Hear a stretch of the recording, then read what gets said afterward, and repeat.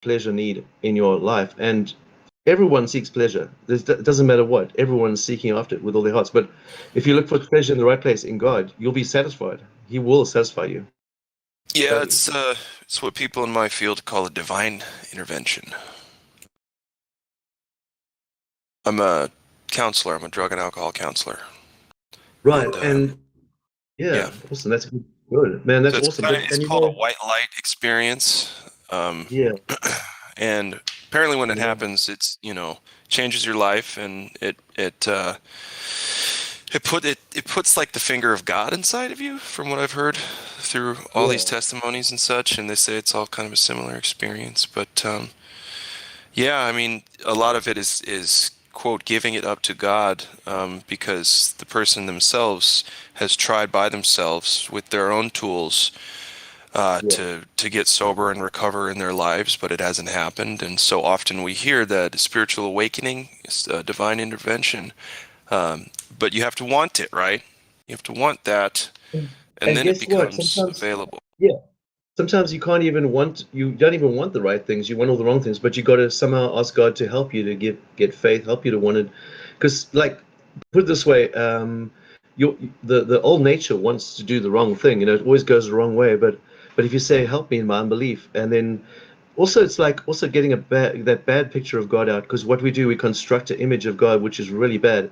It comes from people around us. They talk, they say things, and we get this really bad picture of who God is. And once you got that really bad, if you hang around really people that are really slandering him all day, you're going to get this really tainted picture of who God is, because you're going to see him as this like really terrible person. You're going to see him as like a religious, and even Christians, even church people who claim to be Christians, they often represent a really bad picture of God, and that could really throw you off. And then you don't even want to come to God in the first place.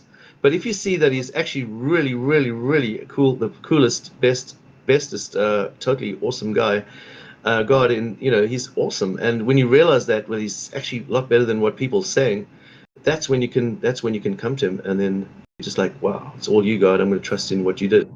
Did you have a white light moment, as it were? Oh yeah, when I was 16, I was actually, well, I was surfing an enormous wave. I got pulled under.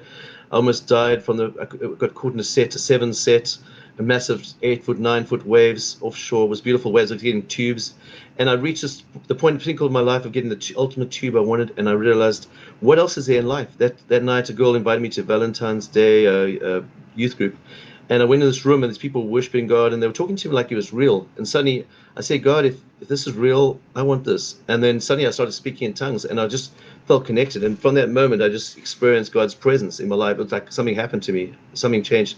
I was basically a new person from that moment. And I'm not saying I've done everything always right since then, but God's always leads you, and he never leaves you, but he's always leading you, and you can yield to him. And if the more you yield to him, the more you enjoy all the good things that he has for you, man. He's got so many good things for you.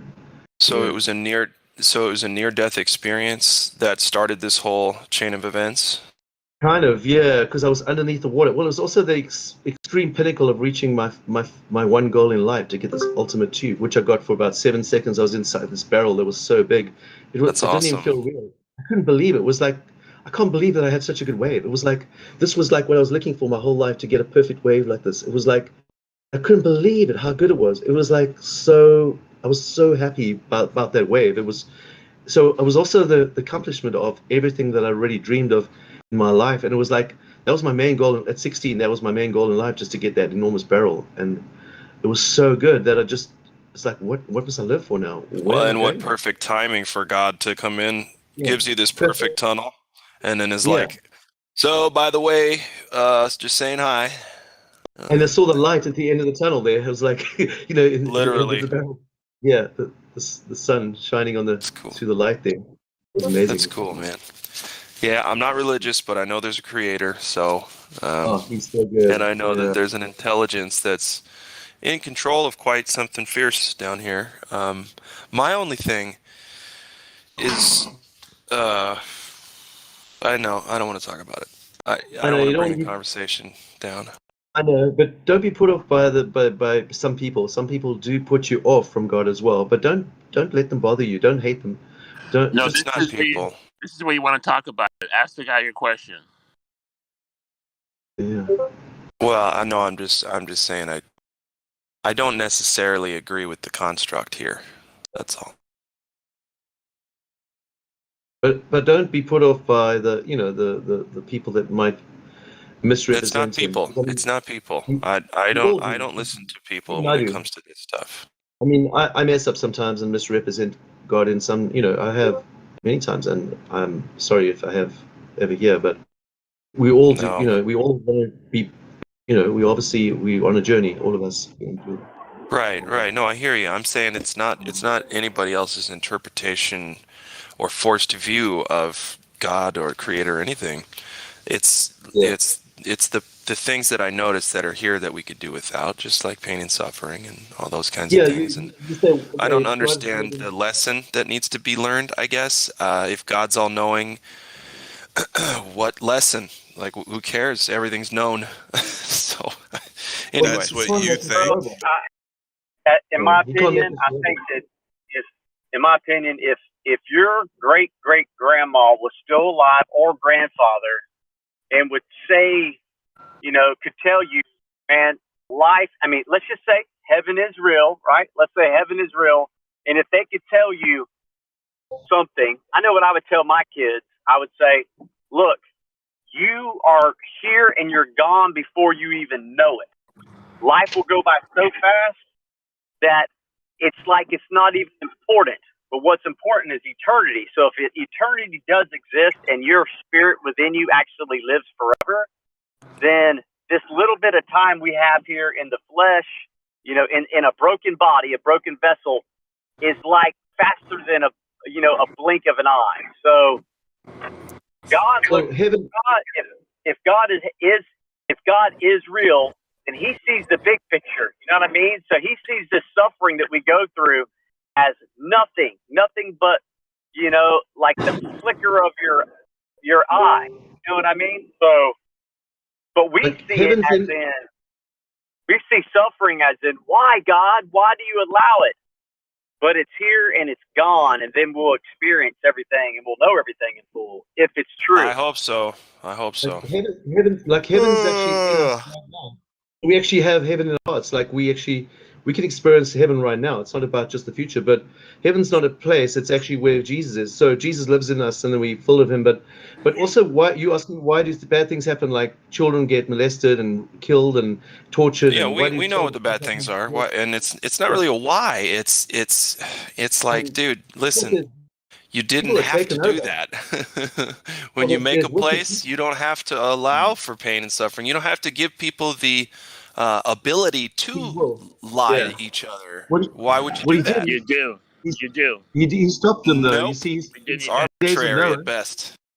1 second later, what the Noah's days of Noah, he stopped them from doing that. He wiped them out, but he didn't do it this time. He's alive. He does allow free will because if he has to make us robots, right, we wouldn't be human. There's no aspect of I don't love mean because we just robots. No, are human. not at all. I But I just mean, think it's a waste of time to feel pain. I really do. This duality machine that this thing created is painful. And to the me, thing so is, far, it's arbitrary. But yeah, I mean, you're right. There's a lot of pain, and you probably had a lot of pain. A lot of bad things happen, right? And God does have compassion for in those things, but He uses all the things that people do and things that happen. He uses everything for those who love Him. So when you love God, it turns around for your good. Actually, in the end, you learn those things, and you can feel that compassion for others. Like you can help other people because you've you been through don't think certain that's a things. choice? You don't think people can choose to do that on their own without any assistance from a creator? Sometimes you don't feel you can't feel compassion sometimes for people and really understand where people are at unless you've been through something. Sometimes those things help you to actually to feel more compassion, and you actually learn I to agree. care more about people. Sometimes you just when you're a child you just rush past people and you just think of yourself, and then as you get older you start have when bad things happen, if you don't become bitter and twisted, then you can use those bad experiences to help other people, like say similar situations that you're in or things that you've gone through, and God uses those things. He turns around, He redeems everything in your life for His good. So it's not that He's this God that just wants to put pain on everyone and He's trying to torture everyone, put everyone in a I don't torture think rack. that. That's some people had that idea though. Definitely, I mean, even in YouTube, there's people like that. Honestly, I Have that think idea. it was a Yeah. decision to keep things interesting. That's what I think was Well, happening. he requires love and lovers, and for the unless you're free, you can't really be a true lover because you're still compelled to do one thing that you have to do. But a real lover wants to do it because they want to do it. Follow your heart. I like it. I like your Mm. attitude. I got some stuff to do, but thank you for talking with me, Chalice and Flat Lives Anytime, Matter. anytime, bro. Uh, Just chat anytime you like, man. Call me oh up yeah, anytime I'm you like. here a lot. You'll see. Yeah, I know you. I know you. You know me. Super duper. Okay, well, I hope Awesome, that's a bro. good thing. Man, That's you're great. leaving. Yeah, I yeah, wanted it's to good. say Yeah, it's good. something. I kind of summed Yeah, it all man. down to why bad things happen. Why it Uh-huh. happens is because Adam and Eve ate the fruit. As soon as they did that, they gave over, control of Yeah. the world to the devil. And the devil runs things right now. That's why bad things Well, happen. why make the devil then? Seems like a I waste get of time. I get your But question. anyway. Why have that anyway in the first place? Well, the thing is, like, you're not going to truly understand God's goodness unless you can see the extent of evilness. Because unless you can see evilness, you can't really appreciate it. There's appreciation in that contrast that you can actually say, "Wow." There's an awe because you can't. If you just see God's love, you might not appreciate it. But when you see that darkness and the light together, and how the light pushes back the darkness, that is something that creates awe in your heart, and you're just going to say, "Wow, God, you're so good." But God wants good things for you and for everyone, and good things will come to you if you yield to Him, if you respond to His love, if you say, "Yes, God, I'm gonna respond to you," and good things will come to you right now. This moment, as you're listening to my words, good things will come to your life. Everything, like your whole life, will be totally good if you just respond. If you just respond in your heart, it's up to you. But God's Okay. like a lover, just calling a response, and He's just like wooing people. He's saying, "Come to my love," and but he's just like a true, but without the weird, creepy stuff. I mean, he's not creepy. Yeah, God is not I got far you. from creepy. Yeah, God's not creepy. I mean, obviously, in the world there's all the creepy stuff, but God's not. There's no creepiness in God. God is totally pure and totally good and totally. There's nothing evil about Him. Nothing at all. It's nothing selfish about Him. It's totally self-giving. So, I hope not. oh, I He's hope not. totally Yep. trustworthy. He's totally self-giving. That is who God is. Self-giving love. I hope That's His. so. I'm sorry. I can't see that's the other thing. I really try hard not to talk about my beliefs on this subject, just because I haven't decided on Yeah, yeah. anything. There's like I said, there's been times when I was literally shown I'm supposed to be here, supposed to remain and stick around, and that's a Sure. deliberate decision that, you know what I mean? I put myself in situations no one should survive, and here I still Sure. am. And that, to me, that's like it's like you call it a sign, I guess, call it a sign, and it Oh yeah. resonates really well with me. And so, and in everything I've experienced, my dad was a Lutheran preacher most of his life, Okay. and he helped run a church. Yeah. So I had the gospel in me for a long time, and it's so I have to say I don't know which things to attribute, which luck I guess to attribute to something looking out for me, but I do trust that there is something looking out for me, and that it may or may not be, the creator of this realm here. Well, I mean, Lutheran, that's pretty heavy because, I mean, there's a lot of things I don't agree with in the Lutheran church, but Me I mean, too. He wanted to be there's a lot of things I Mennonite. agree with. There's a lot of things I agree with and a lot of things I don't agree with, definitely. But yeah, I understand where you're coming from. That's quite a dark picture of God because you're going to have a dark picture of God coming out of the Lutheran church. Very dark one, Yeah, yeah. he didn't start that way. The church actually changed to Lutheran before he left the church. He Right, made a yeah. switch. I don't know why that was. I think it was the bishop wanted to try to attract more people. I don't know. But anyway, Yeah. yes, I have to go. Thank you so much for putting up with Blessings. me. Yeah, Much no love. I worries. love you all. No, Hey, wait. we Let love me say you, something man. to Great. Fat Folk. Good job. Fat Folk. Yeah, Listen, Keep up the great work. I just you want to too, say, Hart. Thank you, Revelation. What's up, Godric? hey, man, I just want to say, thank you for that. You shared that with us, and you got some signs. I think that's important. And like for me, I want to just say that if I don't praise and acknowledge God, then you're not going to get the desired result. That's my experience. You have to put a lot of effort in it. You can't just walk on the sidelines. That's my point for today. God bless you, brother. Yeah. God bless you, man. Well, I say, like, don't even try to do anything. Just let God do it all. Say, God, you do it. Well, hold on. I'm gonna do the next right thing in every situation, but that's because I like to do that now. I didn't when I was younger, and now that I'm an actual adult, just do the next right thing, and everybody knows what that is deep down. So, Oh, yeah. yep. Awesome, bro. Okay. Nice chatting Much with love. you, I'll man. talk to you guys later. Peace out, man. Peace out. All right. Sweet. Having such a nice little chat here. Praise given to the living God, for he is merciful. Oh, thank you, Jesus. Thank you, Father. You're welcome. Jesus and Holy Spirit, we worship you. In Jesus' name. Praise Jesus. Amen. The exact representation of the Father, Jesus. If you could create it any shape, why make it flat, dude? Yes, so beautiful. So listen, the surface is flat. That's all we know. We just know the surface is It flat. could be anything, dude. Why has it got to be flat, though? It's awesome. I love it.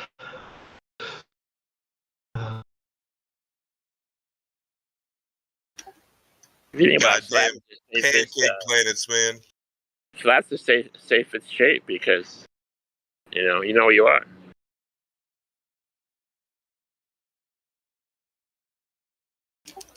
I don't know. For some reason, I get the ill feeling that we're inside of something.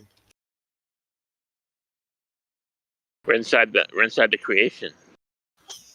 I don't know, dude. I mean, if you just look to the signs, right? The stars in the heavens, like it's pretty clear where we are. We're inside God. We're in the most important place, bro. We're in the spot. We're in the G spot. I mean, technically, it's paradise.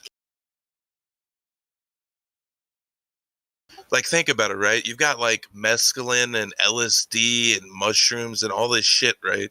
You have like infinite entertainment that's completely ineffable. And like, people are like, oh, dude, I can't wait to die, dude. I'm going to be in heaven. It's going to be great, man. But like, yeah, you go for a walk and like take some fucking psychedelic mushrooms and just like trip out and have a good time. You basically do that like once every 2 weeks. But like, these guys are like, oh, dude, there's nothing to do here. It's boring, man. I just got to work for dirty paper and, man, I got to pay my bills and all this shit, right? Jesus Christ, save them.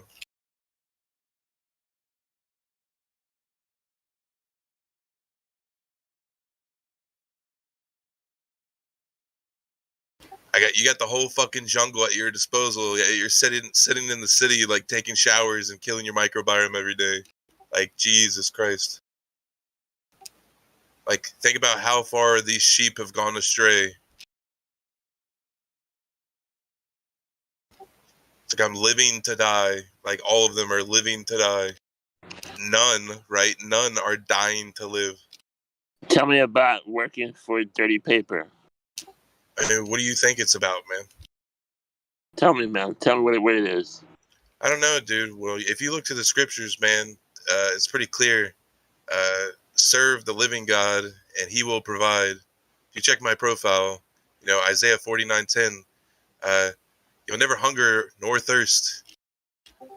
So there's a way, right, that everybody has free food and water. Like, there's some way out there. And, you know, you can look at John 7:38. It's inside of you. So what are you going to drink that's inside of you? Huh? I can't really put my head around it, right? Wait, what's inside of you? You know what's inside of you is your potential and your faith and your choices. Regardless So, of what's inside of you, you're going to have to believe. Like the rapists and murderers in jail, what's inside of them, is that the same that's inside of you, Chalice? 100%. Okay, there's the point, yeah. There it is. Well, you can troll on. I just wanted to point that out, that you're just preaching Satanism, shrooms and shit, just like every other person on the internet trying to jack off his entire life away. It's okay, man. Hopefully you'll find Jesus. You're talking about jacking off your entire life away, bro. You're not in Jesus. You're talking about pleasures and drugs. All right? So Jesus. stop perving publicly. Don't even do it, bro. Take your religious insanity and your Satanism and take it down to the religious server. You're literally just promoting drug use. You'll find Jesus. It's okay. Bro, you're a pervert. Okay? You need to get a life. I don't know why He these made people a good point, you know, because criminals. some He's of us just are perving, working. bro. This guy's a fucking criminal. This is why He flat made a earthers good For eating point. a mushroom? Some For of eating a us are mushroom? working. Some of us are working for dirty paper. We gotta check ourselves every day. Hang Yeah, on. we got Chalice here, who's got a stack of children's books that he wants to hand out with candy. This guy's a fucking sycophant. Dude, look at these people. These people are insane. You got demon-possessed flat earthers in the channel saying Jesus Christ thousands of times. This is the great deception. The fact that people like this just sneak in here and just start perving, and then people allow it. This is the great. Yikes.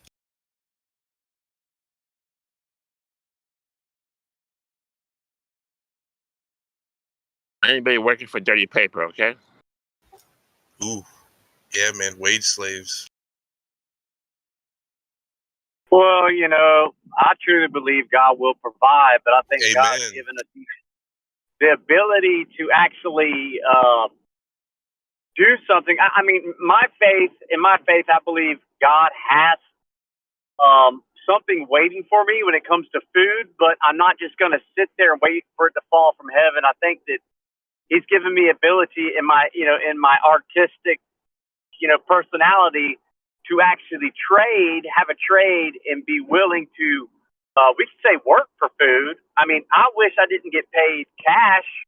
I wish I'd get paid, by fruit, vegetables, and meat for my work without having to go to the grocery store, but that's just not how it is. It's like we have a trade.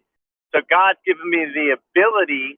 So He's already given me the food through my ability. You know what I mean? So it's already provided everything for me. I just got to be willing to move forward and not just sit there and be lazy and expect God's going to, rain down manna from heaven. I mean, He could if He wanted to, but I think that He's given us all the ability and a special talent to use that, to get the food that He's already provided. It's just waiting for us. You know what I mean? It's waiting for us to move. It's inside of all of us right now, and we just flush it down the toilet.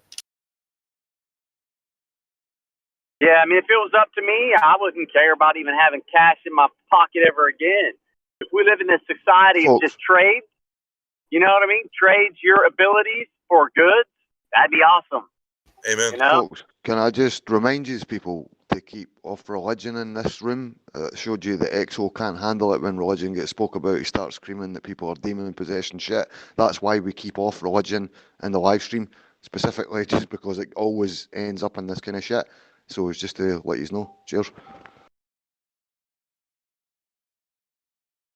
The globe is flat. Cope about it. Change your mind.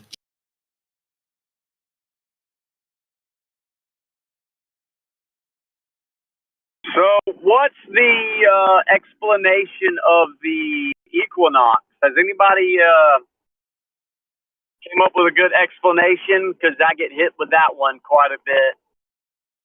Trying to get me to explain the equinox on a flat model of some sort, which I don't have a model, but nor do I have a way to explain it. You know what I mean? Like kind of like the same with the star trails upon the equator. I can't explain it besides saying, trying to use the atmosphere, some type of lens effect, or just using the excuse I don't know how the sky works.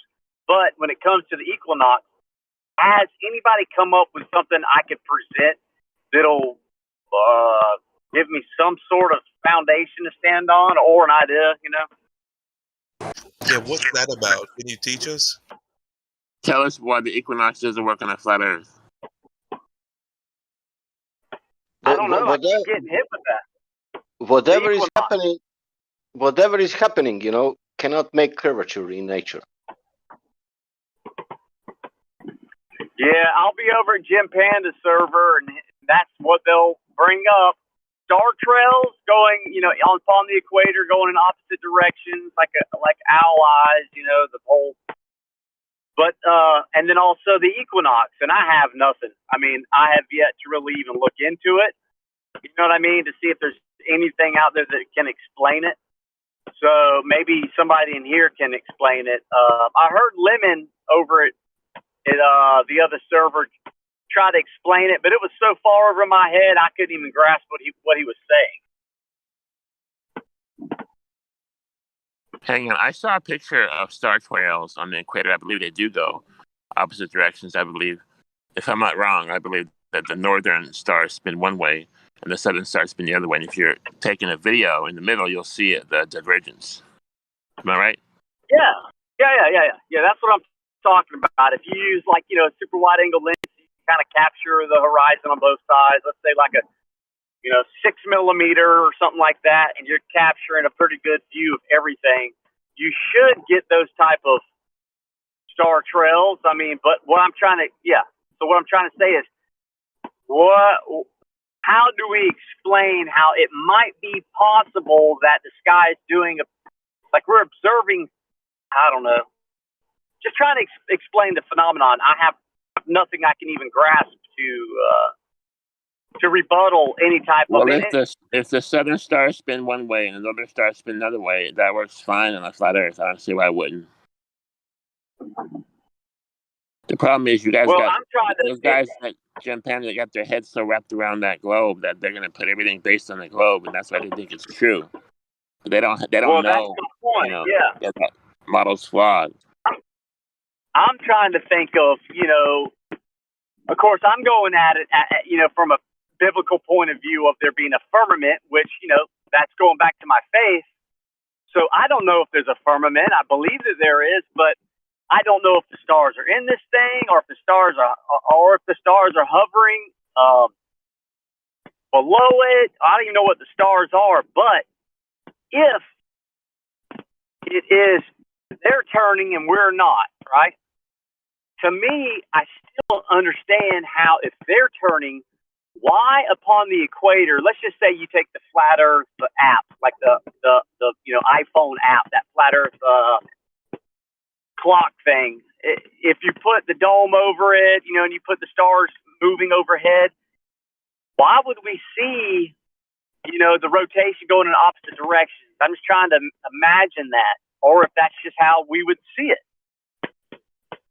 I just need it explained a little better so I can somewhat have something to say. I don't have to have something to say, but I would like to have a little info on why you see it. Let's double check with somebody else, but I think the northern stars go west to east, and the southern stars go the other way. But I can't verify. I've never been to the equator. I can't verify that. I've never been to the southern hemisphere. But I just see pictures. I just see fancy camera angles. Just take the model that is used in these apps, right? Take the model, and Dr. Z, whatever his name, did a good model. I just can't see how you can be on the equator and why you would get two different rotations, counterclockwise, clockwise, and then clockwise. Okay, buddy, I gotta stop you right now. That's bullshit. What part? I heard enough. That's bullshit. There's no opposite rotations in the south. All stars go east to west, no matter where you are on Earth. Just like the sun and moon. Everything comes from the east, goes west. No, I got that. But so there's no opposite rotations in the south. So what are these things they're showing with these super wide angle lens where you get I don't even know what you're talking about. Show us these pictures. I don't even know what you're talking about. You got to bring it here. Show it. Show us these pictures. Are you speaking about that water? No. I'm just talking about the stars. He's talking about opposite rotations. It doesn't happen. Well, it's a heliocentric claim that's not true. No matter where you are on Earth, you observe the star to come from the east and go west. around Polaris. Same happens with the sun. Comes from east, goes west. Same with the moon. Comes from the east, goes west. No matter where you are on Earth.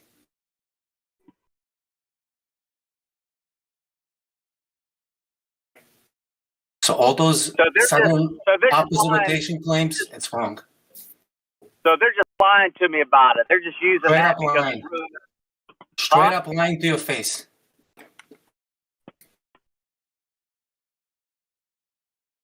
So I just need when I go back over that, I just need to say to them, show me a video. Yep. Show me time lapse video of these star trails. Yep.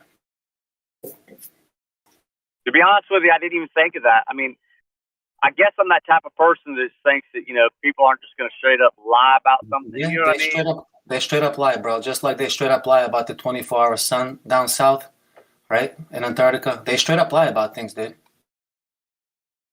There is no 24-hour sun in the south. That is bogus. Nope. Just like the opposite rotations in the south is bogus. It's all a bunch of lies. Bullshit. Well, why are they coming at me with the whole equinox thing? Can you tell me about that? Like, I don't even know where they're, like, Lemon tried to explain it to them, but I don't even know where they're coming from when they talk about the equinox. Like, I don't know. You gotta ask them what they're trying to prove with that and see if that makes any sense what they say. Well, I heard Timo yesterday tell them that's already been explained. Which he didn't go into detail, and they didn't rebuttal it. They didn't say, no, you haven't. He just said it. They were quiet, and the conversation moved on. So to me, that was kind of a submission of, okay, yeah, you did. But they come at me as if it hasn't been settled. You know what I mean? Because I don't know. I don't know anything about that. Yep. That's all I gotta say, bro. Straight up lies. I appreciate that because I'm gonna say something to him about pulling up a video. Yep. And bring him here, man. Like maybe we can talk about it here.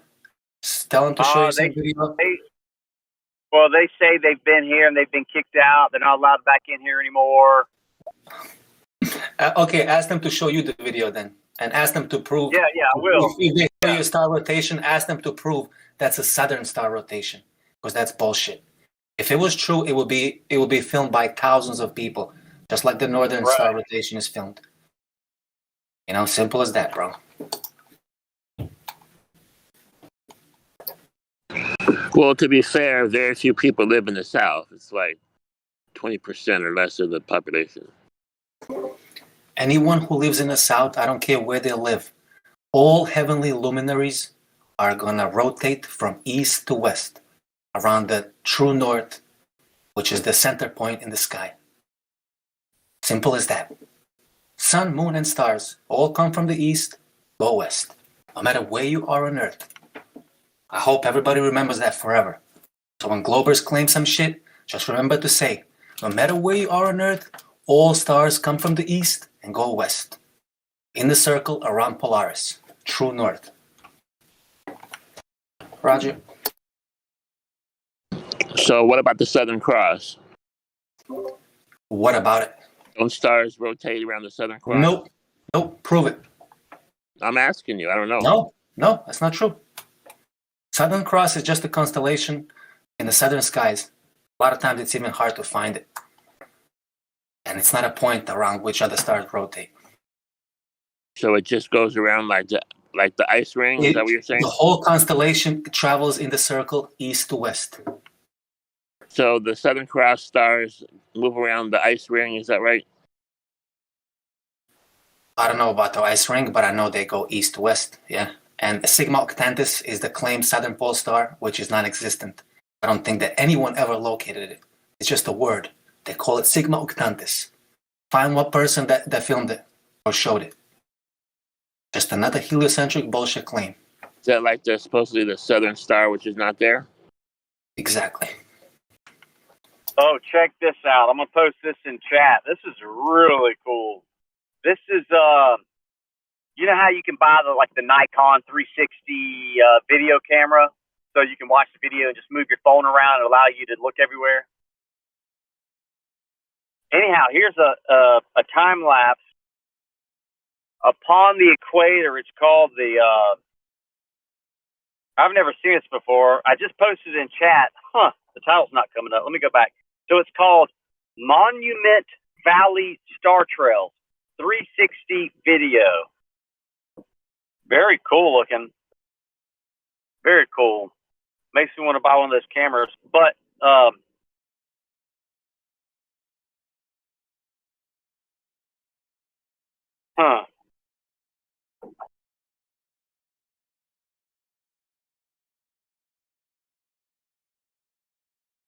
it's really cool. I'd love to have one of those cameras and do some surfing with it.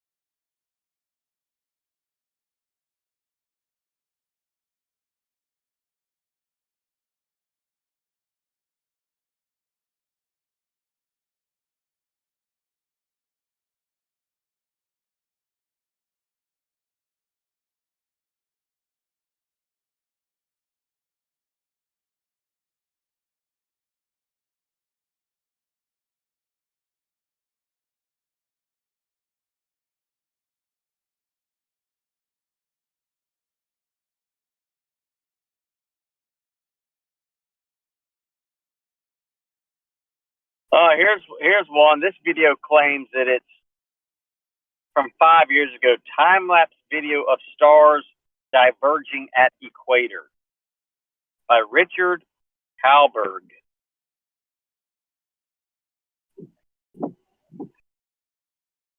That is totally different than opposite rotation. Yes, stars do diverge closer to the equator, but show me opposite rotations. That's what I said is not true. It looks like they're going the opposite directions, but this camera view is very odd. Like diverging is not opposite direction, buddy. East to west is direction. So when the stars diverge, they still go east to west. I want to see opposite rotations. I want to see west to east. That's what's claimed by heliocentric fanatics.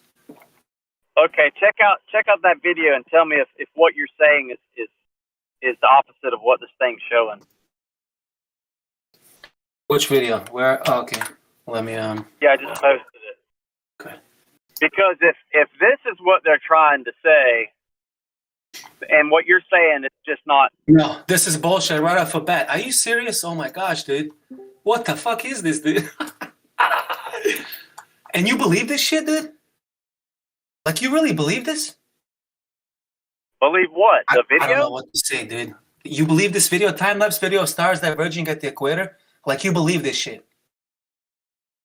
Well, I mean, I don't know who the guy is. I don't know why he's posting it. I'm a photographer. I mean, I know how. Am I watching an 8-second?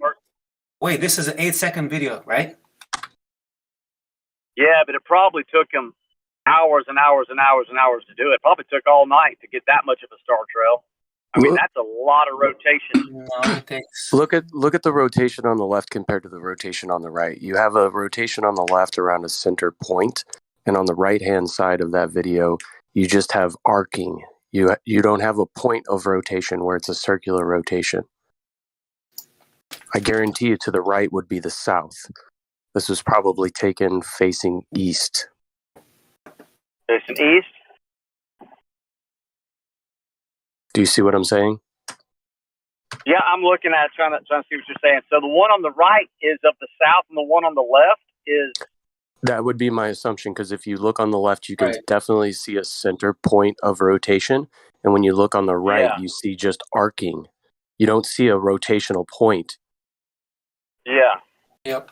And look at the middle too. That looks like the Milky Way. Watch near the end. You see the milky cloud-looking thing up, and then it stops. Like right at the very end, you start to see the Milky Way. And why didn't they let it keep going? All of a sudden, are we going to see the Milky Way split in half and go in opposite directions? Hey, listen, this might be a camera trick, because why is the Earth Why is the Earth misshapen? Why is the Earth misshapen? Shouldn't the Earth be flat? That would be a super, super fisheye lens. I mean, that would be a super duper fisheye lens. To get the North and South Pole that close together, you would have to have... It's some kind of a panoramic view. There's tons of distortion. Notice that the Earth is misshapen. It's shaped like a pyramid in the middle. And look at the stars as they go through the middle section and then come up to the top. They almost do a right angle turn. There's tons of distortion. You would never see this in reality. This is like a manipulation. Exactly. That's my only point. It's fake as can be. Yeah, it's squaring them off too. Definitely causing it to be. And let me guess, this guy is trying to prove the globe with this. Well, yeah. Over on Jim's server, they're always coming at you. They come at you with wanting you to explain the star trails upon the equator going opposite direction, as well as the equinox. So they show you this video and they say, "Explain this," right? Huh? They show you this video and they say, "Explain this." That's their tactics, right? No, they've never shown me this video ever. I just looked up star trails just now. Star trails upon equator, and this popped up in the YouTube feed. So I don't know who it is or who posted it. Yeah, it's bullshit. So what they have is claims with no evidence if they're not providing any specific evidence that they can point at, right? Yeah. Flat Lives Matter. Did you get my DM? Let me check. No, I didn't see anything pop up. Let me check it out. Check it out, bro. I have tons of videos with star trails and stars and time lapse and all kinds of shit. Yes. I want to ask Vlad on these two pictures you have here. Is this a northern hemisphere? Yes, sir. The upper picture is the time lapse, 2.5 hours of time lapse stars around Polaris, and then the lower one is. I'm sorry. Do you do any of this yourself? Yeah. I wouldn't post it. Okay, so you'd be the one to ask. Okay, so in the bottom, is that the moon on the bottom coming across? That's the moon on the bottom, moving together with the stars, no parallax. Yes, and it's facing. This is southeast facing, and you can see how the lower part of the stars are slightly diverging. The angle is a little more straight than the ones that are closer to the middle. Because that's what I was trying to get the diverging star trails, but I have a lot of trees around me, so. Right. So, do you have anything like from Chile or from Africa? I do in Florida. I was in Florida, and I did a star trails in Florida. But do you have something more south that we can compare, like maybe like New Zealand or something more south that we can see what's happening down there? I personally don't. Nope. But I was in Florida, and Florida is right at the equator, and I filmed the stars towards the south, and there's no such thing as opposite rotations. There's no divergence on the equator. East to west. I missed the last thing you said. I'm sorry. Hey, just for the record, Florida is not on the equator. It's actually not really even that close to the equator. I was going to say that. Okay. Yeah. So there's no divergence. So it looks like you're using the P1000, right? You're using the P1000 for this? Yep. You like that camera? I don't. Has so many issues, dude. Has so many issues. And right now I can't even use it anymore because my viewfinder is blurry. So it really sucks, dude. Remote stopped working after like third use. Then it shuts off when it's like super cold outside. Definitely has issues, dude. Definitely has issues. But it's an amazing zoom. For what it is, like if you just use it for amazing photo lens zoom, it's amazing.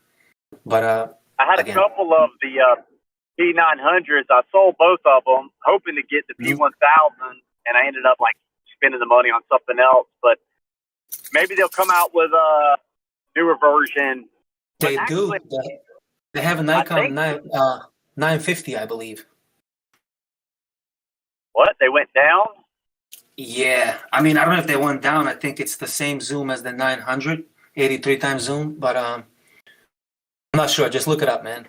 This was like a couple years ago. I swear. Well, I'm a big Nikon fanatic, and now Nikon's shutting down their facilities in Japan. Everybody in the photography business is kind of upset. You know what I mean? All of a sudden, all that, all the Japan glass, it probably end up being China or Taiwan or something like that. Yeah, I think their factory already burnt down one time when they came out with the P900, and that's why it took quite a few years to come out with the P1000. I don't know what's going on now, but I definitely know their factory burnt years ago. I don't know if the Globeheads did that. That was just a joke, obviously. You never know, though. Some people are extremely dedicated to their causes, and it only takes one psycho weirdo to do something like that. Yeah. So. Yeah. And you worried about Skiba? Is he still in the hospital? I know who that is, but I don't know about him. No. Rob Skiba? Yeah, I know who it is, but like, why is he in hospital? Oh, because they were talking about him on Jim's or whatever, guys, Flat Earth and something more, Flat Earth Debate more. They were talking about Rob Skiba's in the hospital on a ventilator, and something about his wife said to pretty much don't contact them anymore because you're causing more stress than it needs to be. I guess a lot of people that are friends with him or fans of him were just bombarding her with stuff, trying to tell her how to make him better or heal him or something like that. And it was just stressing her out. I can't imagine.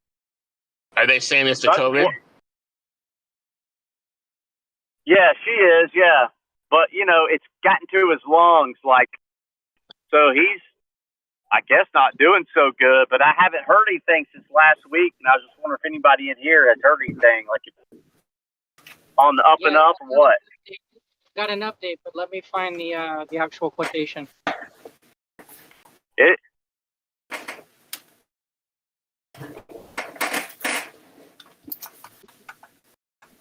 October 3rd. Rob is doing better this morning. We had a bit of a setback Friday morning, but they've got him stabilized and back on track pretty quickly. They say that this is to be expected as they work towards weaning him off the vent.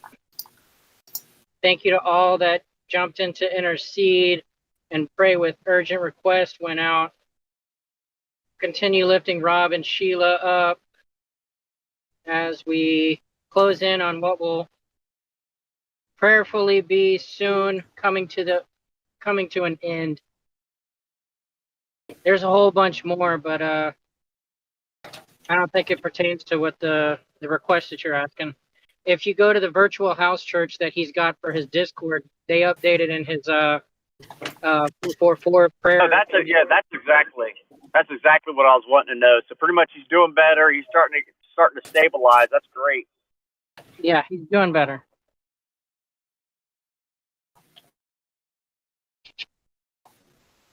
That's awesome. Okay, thank you for letting us know that. I didn't know that.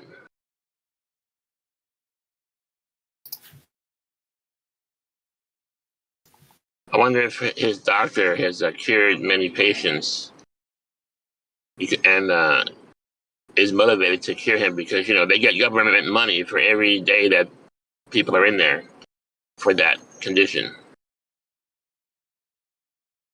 And they lie about people having it so they can get more money from the government.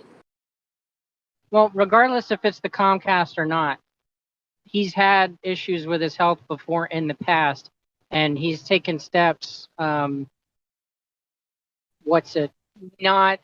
medicinal, pharmaceutical ways of getting better. And he's had poor health in the past and has got it back on track and then gone back before. So I don't know. I think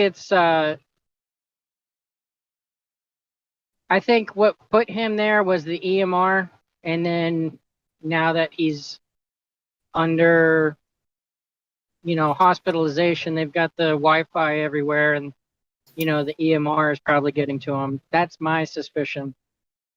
What's the EMR? I'm sorry. What's that? Electromagnetic radiation. Okay.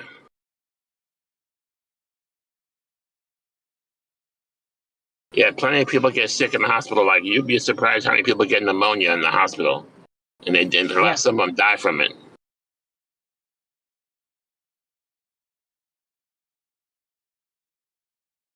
They get all that dirty energy equipment in there in your room, going through you. Yep. Exactly. That's why I don't like being there. But yeah, he's doing better according to the updates, and you know, once you're there, you're kind of host to the medical system, and you don't have much control over what you can and can't do to your body.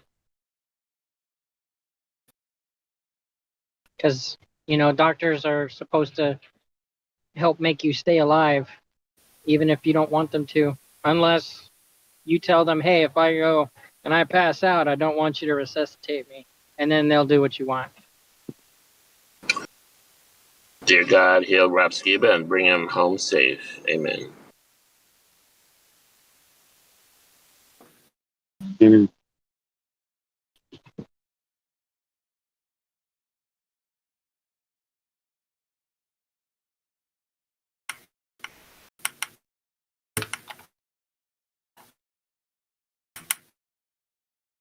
But yeah, for the guy who asked the question, if you go to his channel, they do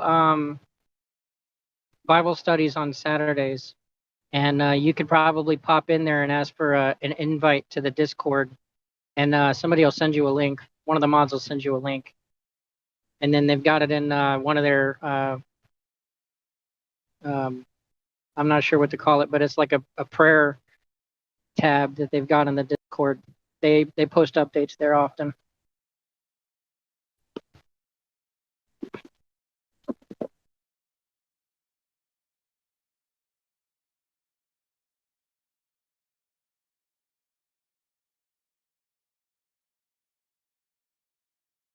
Yeah, man, I appreciate that. Thank you.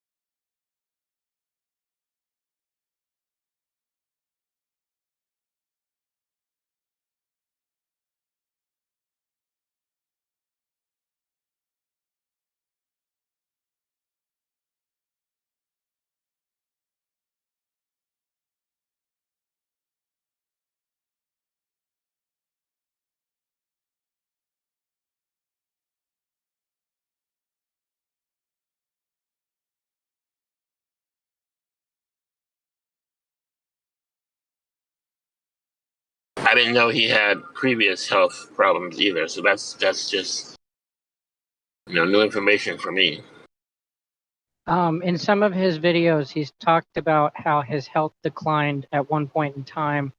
It was basically one of his explaining what was going on at the time he found information. It was like he was explaining his flat Earth transition. I'd want to say you'd want to try and find one of the videos that's talking about how he met the gentleman who analyzed the construction of the temple and how it wasn't a rectangular box, but it was a 6-story dome tent. It was massive, and he was explaining how he was losing focus on researching flat Earth. Like he said that he took down all the information from his website and put up the video of a song that was like, I don't care anymore. And then somebody sent him a message. Anyways, he was saying then that he was either taking care of his dying father-in-law or he just buried his dying father-in-law. I don't remember it clearly enough, but it was in that video that he was explaining how he had poor health, and he included a video of him looking at his cells under a microscope and showing how they're all deformed and everything, and he took steps to take care of it, and then it cleared up. What video exactly? I cannot point that out because I don't remember, and I would just get on his site and start digging and see if any of those videos. Can you link his YouTube for us, please, in the live stream, and I'll check it out. Sure. Now Rob, I think he's like a pastor before Flat Earth, so he's one of the people who, has that big challenge that if he's going to pursue Flat Earth, he already has, a following that's not Flat Earth. So that's really hard because, you stand to alienate yourself and your whole following if you switch up. So that's one of the things that's very difficult for many people is that when they find Flat Earth, are they going to, when they come out, if they have a current following, that you have to also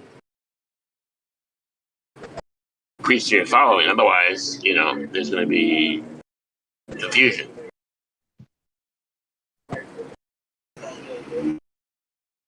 So I know that must be difficult. Well, I remember him in one of his virtual house church episodes. He was saying that he feels like he's said everything that he could say about the Earth being flat and done all of his studies. He couldn't study anymore and put anything else out because he feels like he's already he's already said everything he could say about it, and continuing on about it would be redundant. Yeah, he had a lot going. Is the link to his YouTube. He was trying to do the seed, episodes, whatever it's called. He had a lot. Plus he had the online Bible studies with Dick Garcia. He was juggling a whole lot of stuff, and to try to just focus on the flat Earth, got to be hard. You know what I mean? To do. Plus provide food, for your family. You have a wife who's depending on you to go out and make money. Well, I remember him saying that he was making money off of his what is it? His giant studies. The the Nephilim videos and books and stuff. Yeah. Yeah, the churches would hire, would pay for him to come and speak as well. And he talked about, the huge, just the pushback he got from his community when he started speaking about Earth shape.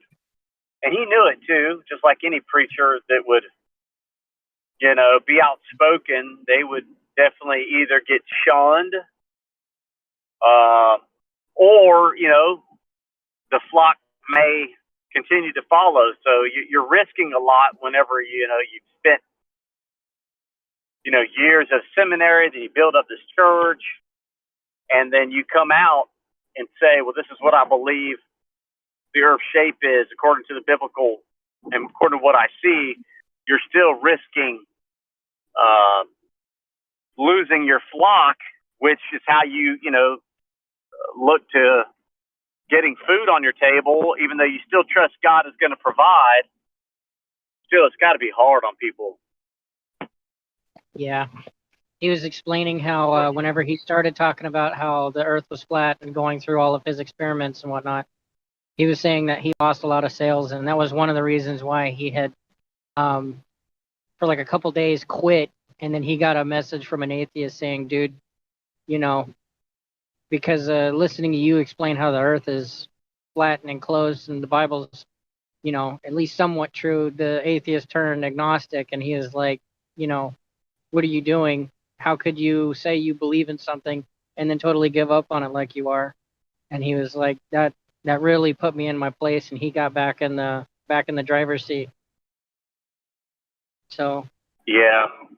Well, and I'm hoping people in this community, is it going to, let's say he gets out of the hospital and he says, look, you know, I think it was whatever they say, COVID-19 or COVID or whatever it's called, according to the test results that I got, and all of a sudden people aren't going to start saying you're some paid shield and just start, you know, saying he's from Satan. You know how this things get so out of control when somebody in this community has a different opinion about something. I just hate when it happens because it ends up making us look like we're complete. I don't know, like we're completely not schizophrenic. You know what I mean? Like we'll turn our back on anybody, anytime if they have a different opinion than ours. yeah, You know what I mean? It's just it really scares me. I just not scares me really. I'm concerned about, just like the way he was outspoken about Earth shape. What if he comes out going, look, you know, according to these tests, I'm positive for COVID, but I was also got pneumonia and I got this and that. I just hate for the community to have all of a sudden people come out and just like completely try to destroy him. I don't know. Just that's what I see happens a lot. It's like, oh, come on, man. It might be wrong, but we don't need to be like completely, I don't know. Yeah, I take these kind of situations and I just chalk it up as Joseph syndrome. You know, you're doing something, you're doing it right, and then you get a curveball, and then now you're just, you know, in the dirt. Yeah, my good friend didn't believe. You know, he's like, look, you know, no vaccine and no COVID, right? So next thing I know, he's in the hospital, calls up and says, you know, he's almost dying, says, you know, this is absolutely real. But he told the hospital, he said, look, do not put me on a ventilator. Do not put me on the ventilator unless I'm dying. And got a phone call, FaceTime. Of course, his son calls me, said, hey, my dad just called me using FaceTime. And he called me to say goodbye. He had the ventilator mask on, and he told the hospital, do not put me on the ventilator unless I'm about to die. So he called to tell everybody goodbye. And dude, he was a strong dude, like muscle. He was a little overweight, but what I thought was very sad was him telling his son, dude, this stuff is absolutely real. Not saying that COVID's real, but whatever they were claiming was COVID, you know, that he had was killing him. And sure enough, like within days, he was dead, and it just rocked Buddy's mom, you know, and my buddy has peace about it, you know what I mean? But it was just heartbreaking to see a good friend just be here, and the next minute he wasn't, you know, just whatever it was, just heartbreaking, you know? And for us to know, how are we going to know? All we can do is, I mean, how do we know it was COVID? You know what I mean? It's like, what, Yeah. I know Who's lying? Flat Lives You know what I Matter. mean? Who's lying? Flat Lives Matter. Can you hear me? Yeah, I can hear you. Go ahead. I'm sorry. Cool. Can you stop using the C word, my friend? We're very aware of what's going on. We're all very heartfelt about your friend, your loss, his family's loss, and everyone's loss. Okay. What's going on in the world, yeah? But we really, really do need to concentrate on the server topic, which is flat Earth. All these other topics that are going on around the subject of flat Earth right now in this live stream are being noticed. We understand that people are concerned. We understand that there's other things going on, but the server topic is flat Earth. All this talk about medical stuff and all that, yeah, everyone cares about Rob and friends. We've all lost. Everyone's lost someone to this nonsense that is going on. We are not medical. We are not qualified. We are not trained. We do not talk about it. It's not the server purpose. I'm sorry if I've offended anyone's feelings, but if we're not very smart, man, you're good. You're good. I didn't think about it. Hang on, mate. Hang on. If we are not very smart from here on, we'll lose this ability. I'm not angry. I'm just concerned that we will lose what we have, the connection to move forward as humanity, for lack of talking openly. It used to be said during the war that loose lips sink ships. Yep. Talk about things, yeah, but text about things elsewhere. Use other voice chats to talk about stuff in here. But please, guys, think positively, think forward, yeah? That's me. I'm out. Cheers. Cheers. Good words.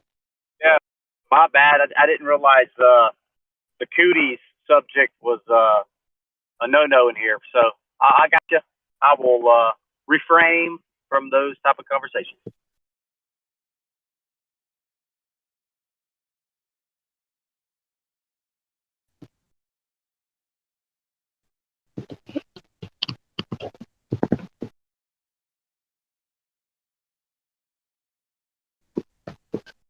Hey, Godric, whenever you asked me for links for Skiba, did you only want the YouTube, or did you want his testing the globe website as well in the chat? Can you put both in there, please? I don't know. I know very little about Skiba. Put both in there, please. All right, on it.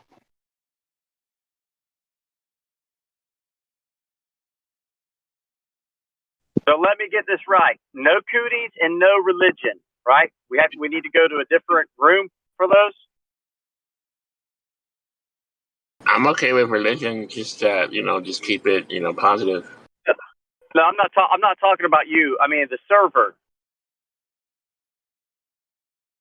No, there's tabs for religion. Like they've got an Islam folder, they've got a Christian folder, and then they've got a Quran study folder and a Bible study folder. Gotcha. So pretty much, we have to stick to the flat Earth debate, right?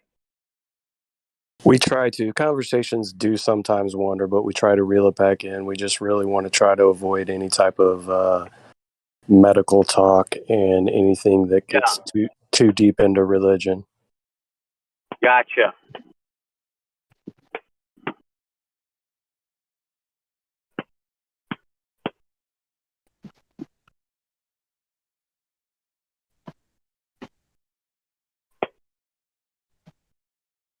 So somebody was mentioning yesterday about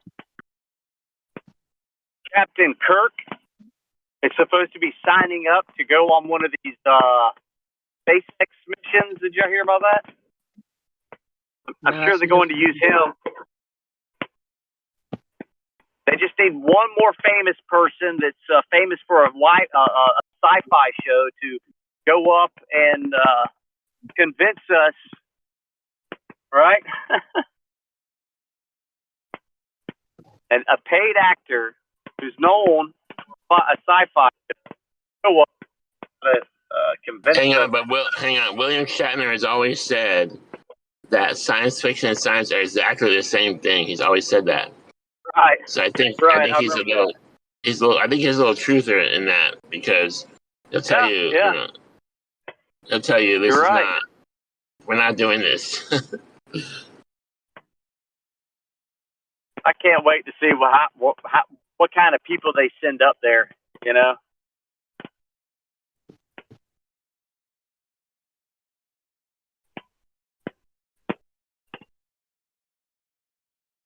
So push come to shove, I'm pretty sure William Shatner will buckle down and do what he's told.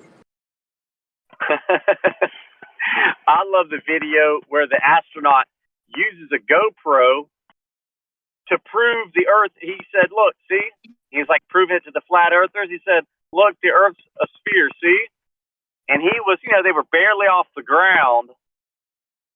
And as he moves the GoPro across his where he's at, he's aiming at himself. You have an actual vertical pole that's going up through the ship that has the same radius. It's bent you can screenshot it, and then when he points the horizon out the window, it becomes the exact radius as the pole. You can actually screenshot both and overlay them and see that it actually has the same exact radius. Yeah, so he got caught. But believe it or not, that'll be enough to fool a lot of regular people that don't know about what's happening. Question. Yeah. I mean, as a photographer, I picked up on that immediately, because the last thing you want to do is take a picture of a house for somebody that's doing it for realty, for homes, and you have you want to get the whole room in the picture, especially a small room, but you definitely don't want the walls, the angles to be all jacked up, and vertical lines be curved, and so everything he showed was proof that he couldn't even, if you use a 40 millimeter lens, you can't hold out a 40 millimeter lens away from you that will show true lines, you know what I mean, and point it at you, and even you barely get yourself in the picture. So I mean, it was just already a failure on his part to try to prove anything with that footage, in my opinion. Did the link post, excuse me? Because I sent a screenshot, because whenever I try to post the link, it says, failed to send message, hold for options.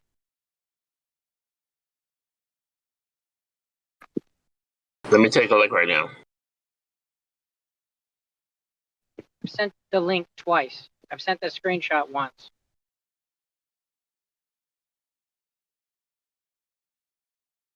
Yeah, link's working.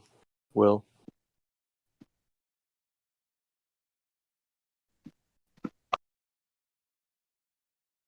Or sorry, Jimmy. Link is working to test. No, his link. There's no link. There's just a picture right now. Right. Okay. Go 2 posts up from that, 3 posts up from that. There's a link to the website.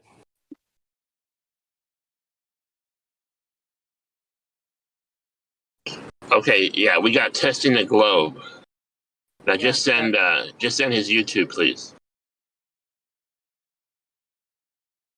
Is YouTube.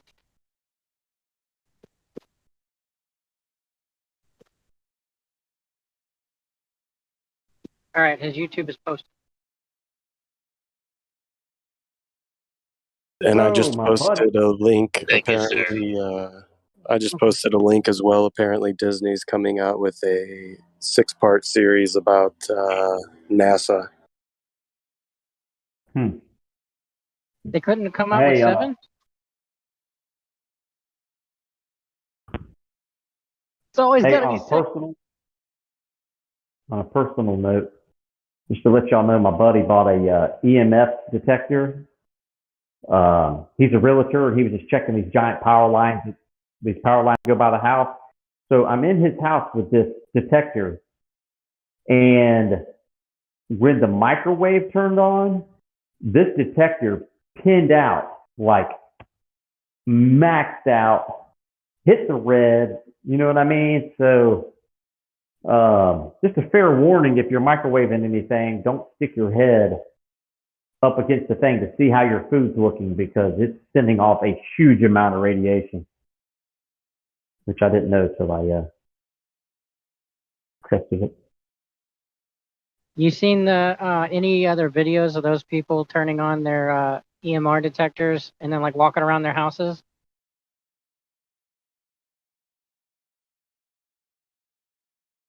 There was a video of a guy. He had his No, I haven't. home office. He turned on the router and then turned on his EMR detector and then walked across the house, and it was still pinging like 300. And when he walked up to the machine, before he crossed the threshold, it was already pinging 1,000 plus. Yeah, yeah. Well, I don't know how many times I've fallen asleep watching YouTube with my phone. I wake up, my phone's like right by my head where I've dropped it. Or, how many times I've gone to look to make sure my macaroni and cheese or something that I'm microwaving isn't, overflowing or something. And I sit there and look at it, thinking that those little holes are little holes in the metal of the door is going to protect me from anything. But man, when I actually held that detector and saw how much it was reading, it was quite eye-opening. Yeah, more often than not in the United States, your microwave is going to be directly above your stove, and lots of times people are microwaving stuff while they're cooking on the stove, and your head's just right there. Yeah, exactly. Yep, that's how mine is. Supposedly, the microwaves are supposed to be regulated to be no more than like 3,000 gigahertz. Well, talking about NASA, I actually listened to one of the astronauts explain the history of microwaves and how it came about.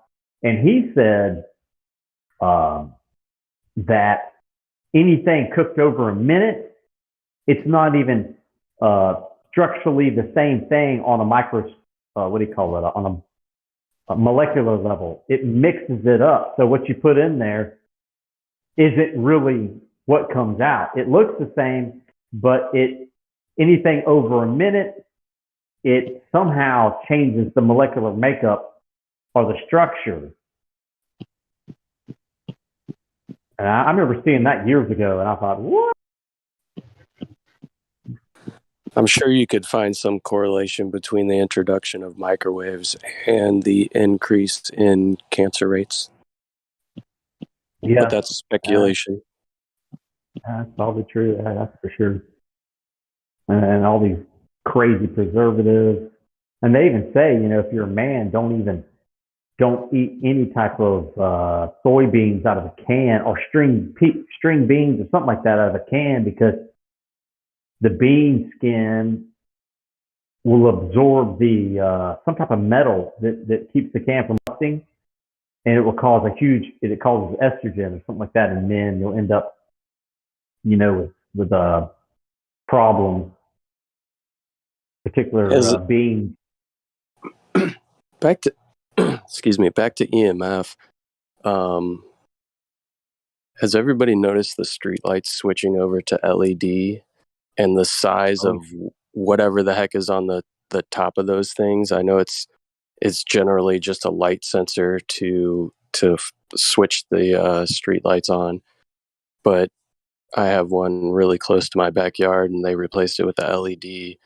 And this thing that's on top of it is twice the size of what was on top of the regular incandescent fixture that was there previously. Has anybody been paying attention to any of this?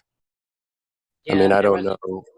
A guy did that's replacing those, or he's up there.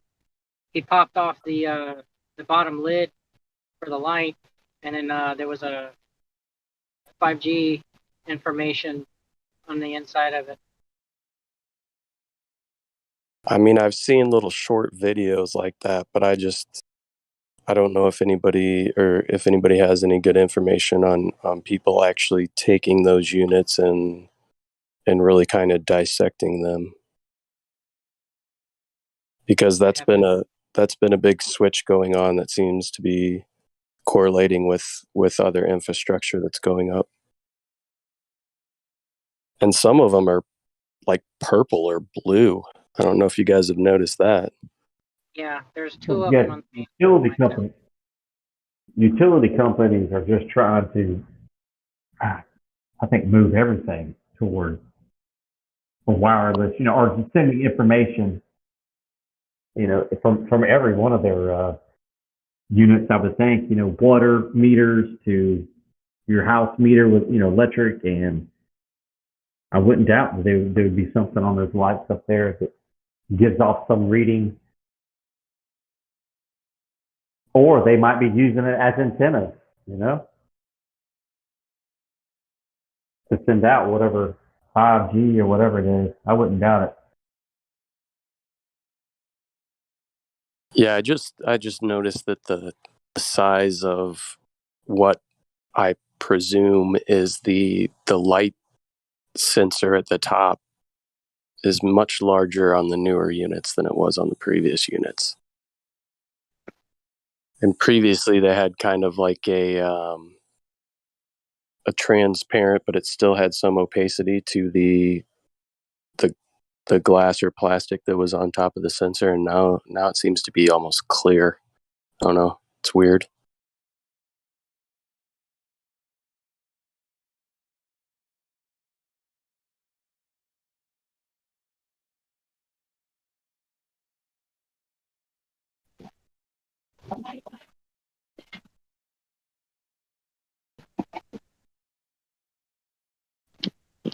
I noticed somebody put Rob Skiva's picture up here for whatever reason, but I heard something about him getting sick or something and having to be in the hospital on a ventilator.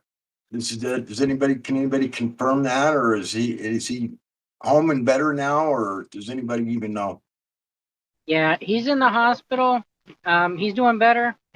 They're expecting him to recover quickly as of the update that came out on the 3rd. Oh, okay, cool. Thank you. You're welcome. Appreciate that. He's had a friend of his that's a nurse taking care of him while his wife's not at the hospital. So when his wife's there, his wife is usually there. When she's not there, they got a friend who's a nurse that's helping take care of him. So he's in good hands. Well, that's good. Hopefully they're using the proper treatment, that they know how to treat that stuff. So hopefully that's what he's getting, even if they're doing it, having to do it behind the knowledge of the actual hospital or whatever, because there are ways to treat that and get rid of it very quickly. So hopefully that's what's going on.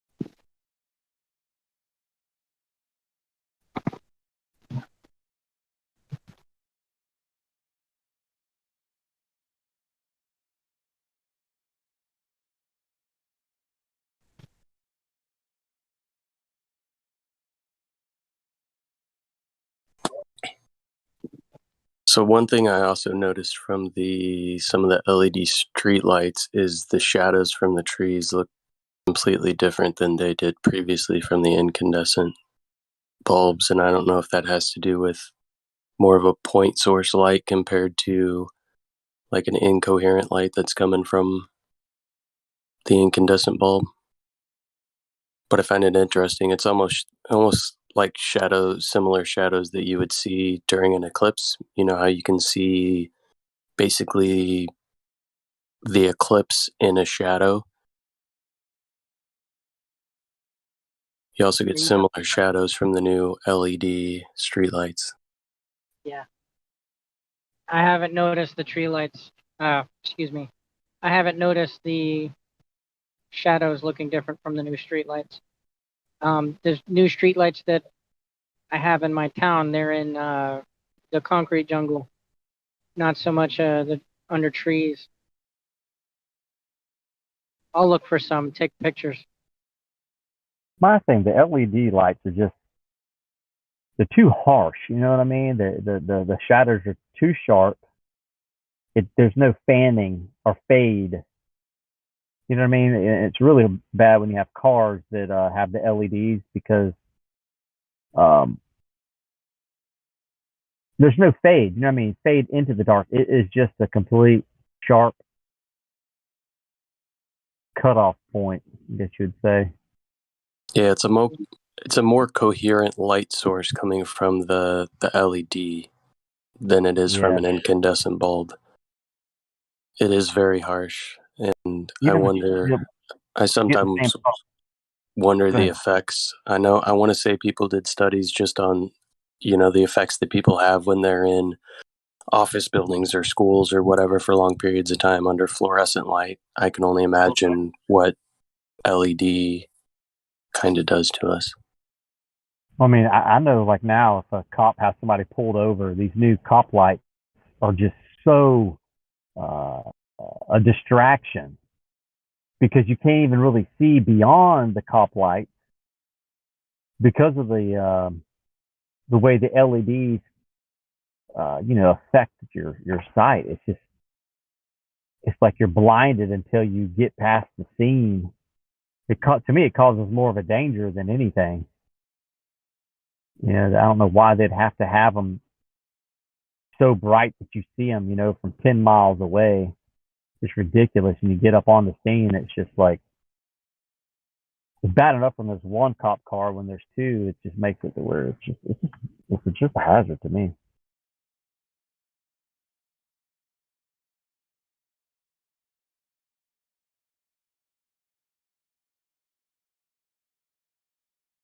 Yeah, I agree. It's overkill when it comes to the amount of them that are on cop cars these days and how harsh or extreme or bright the lights are. I mean, it's like you said, it's a distraction, like big time.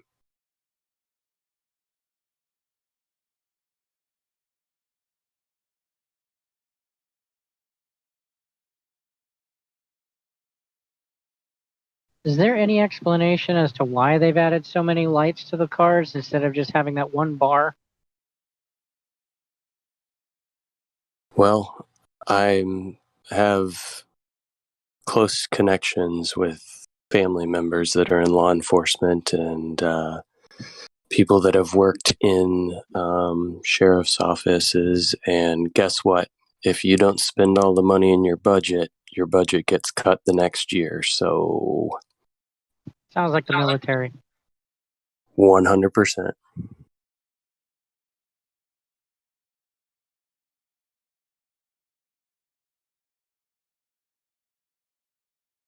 I mean, the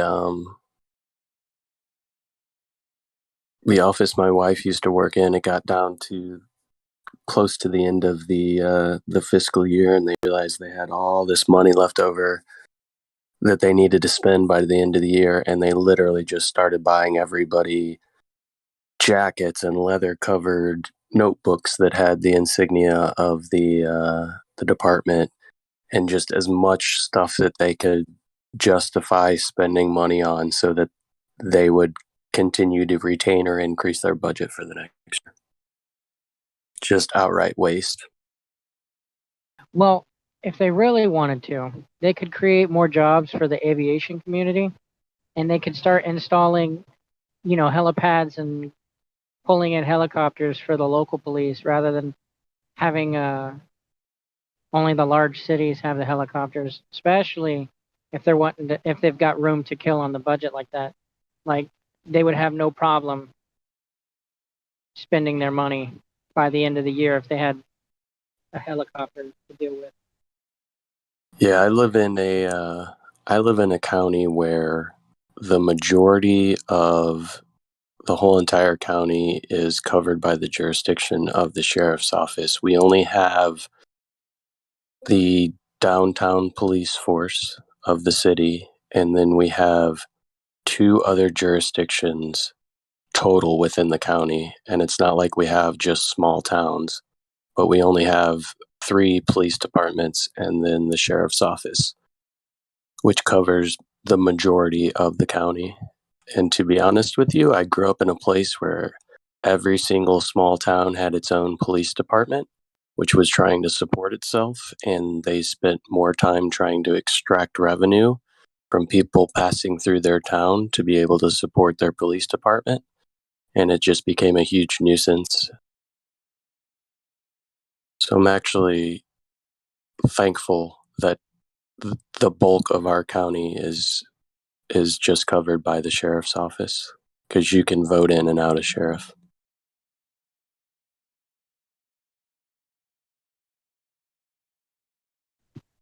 You're in Florida, ain't you? Yes, sir. Hillsborough County. I grew up in Tampa. Henry County.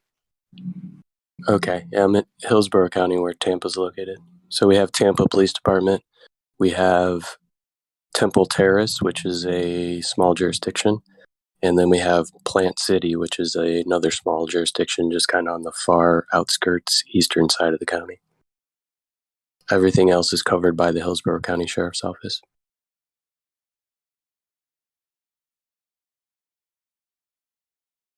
Yeah, and I grew up in LaBelle, and they didn't get a Walmart until after I joined the Army.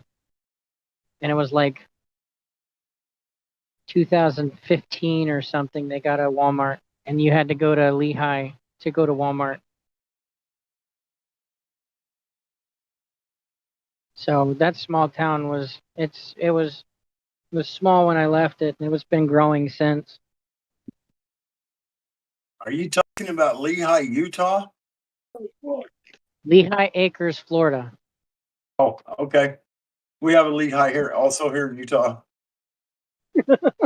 Yeah, interesting. I moved to Georgia, and my wife was wondering why I was going to Ohio, because I was like, I'm going to LaGrange. And she was like, why are you going to Ohio? And I'm like, no, it's in Georgia. And then Hold on. she Can't hear you. started telling me about all the names that are in Georgia that are similar to Ohio. That's interesting. Is it around here? It's right there. What's the name of the restaurant?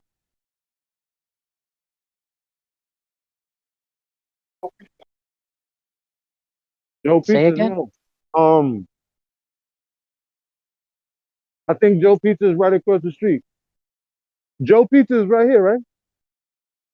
Yeah. I like their cheesy crust. Yo, you'll see it. This is Broadway. Joe Pizza's on that side. It's right here. Yeah, vegetarian, no meat, man. Meat lovers, all of it.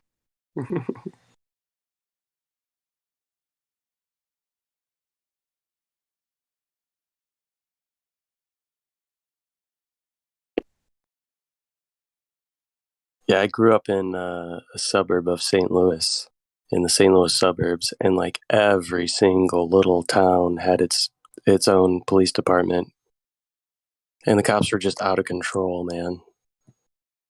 5 miles an hour over the speed limit, you're getting a ticket. Just sitting there waiting, causing more havoc and just extracting so much revenue from the people they're allegedly there to just serve and protect. Like out of control. Yeah, a friend of mine from Minnesota, he was talking about how he was going through the department's training program. And he went out on some rounds with a gentleman, and they were pulling people over and creating reasons on the spot. He was like, I can't do this. I'm not going to be a cop. Oh yeah, back in the day when I was a kid, I would just get pulled over just so they could come up to my vehicle, look around, try to sniff out anything they could to give me a ticket, even if I wasn't violating any traffic laws or anything like that. Be like, oh, why are you driving at 2 o'clock in the morning? What are you doing? Where are you coming from? Blah, blah, blah. And just looking around the car all the time. Cause I used to work out at the gym, you know, what was for me late at night, but I guess really early in the morning. And they see somebody out at that time. They just want to find out what's going on. Have you been drinking? It's like no traffic violations, just trying to find something. It's like you need probable cause first to pull me over, homie. Yeah. I'll probably find a cause. That's what he pulled you over for. 100%. And there were times where I had a friend who was in law enforcement, and there was a couple times I was pulled over and I'd see he'd be the third or fourth guy on the scene, and would probably talk to him and be like, why did you pull him over? Do you have a reason? If not, let him freaking go.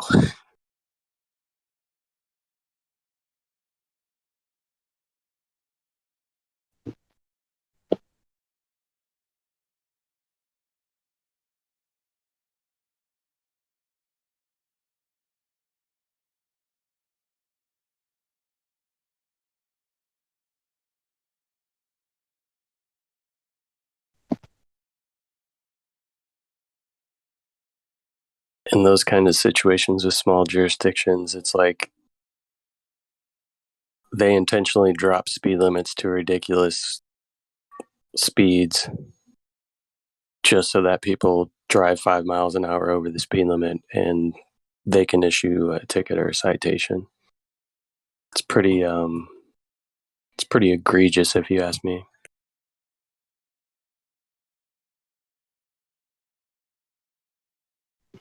Yeah. I remember when I was at Fort Hood, there was a toll road that was 80 miles an hour. And I didn't drive on it because I don't like toll roads, but we came back from deployment and they gave us your welcome home briefings, and don't beat your wife and your kids, you got to acclimate. Then they had a cop come in who was explaining everything, and he was like, there's still people who want to take their black Cadillac and then drive 200 miles an hour down the toll road. Don't do that.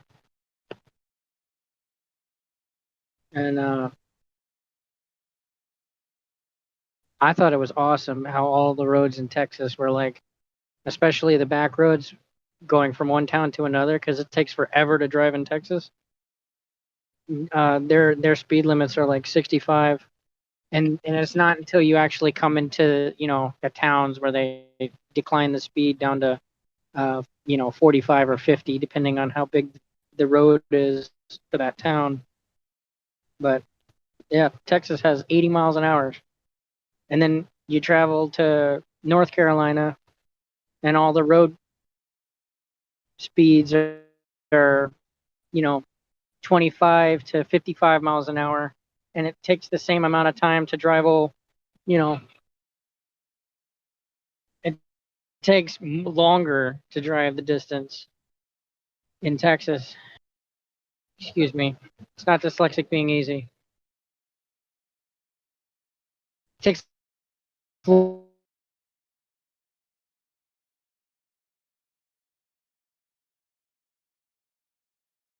You're roboting a bit there, Jimmy, but I think I understand what you're saying. It takes longer to drive a shorter distance in South Carolina because of the speed limits. than it takes to just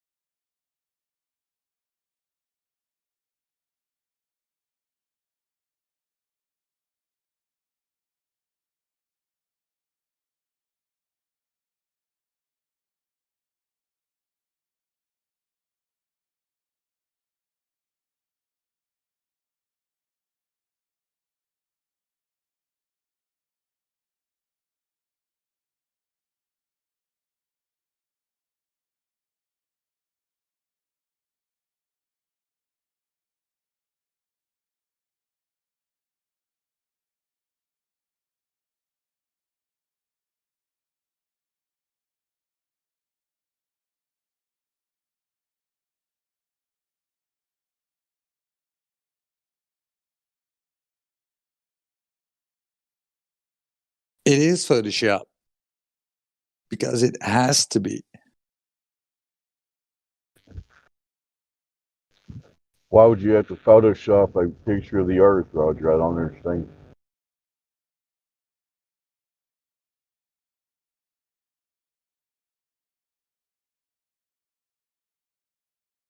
Good question. Just go up there and take a picture, right? You're in space already. Just click, got it, done. End up. Yeah. It is Photoshop because it has to be. It is Photoshop. Is that an intro into Cartoon Ball? Yeah, it is. Okay, It's a good go song. ahead.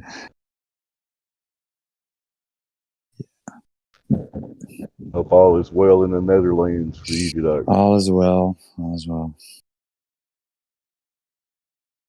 We had a really, Dutch day. Sun in the morning, lots of rain in the afternoon, then sun later on the day. So typical autumn day. A little bit of everything. It's a good day. Yeah. Beautiful and sunny here in the Midwest, Kentucky of USA. Pretty day, not too hot. It's like 71 or 76 Fahrenheit. So not too bad. Currently driving a car. Oh, you're losing your satellites. And there goes my robotics. I'll shut up. 90 degrees and partly sunny in my neck of the woods, the Sunshine State.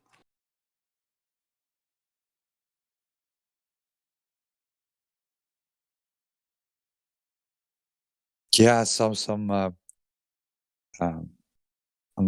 on social media, I saw some posts coming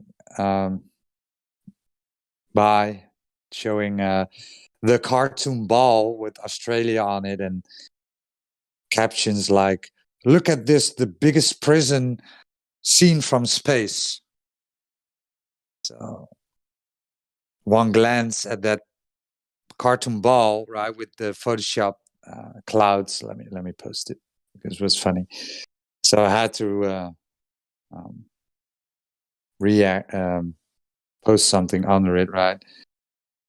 Pointing out clearly the Photoshop clouds.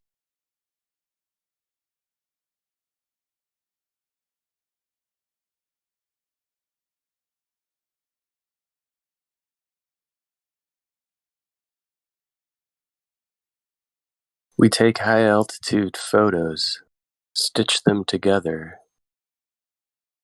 and wrap them around a ball.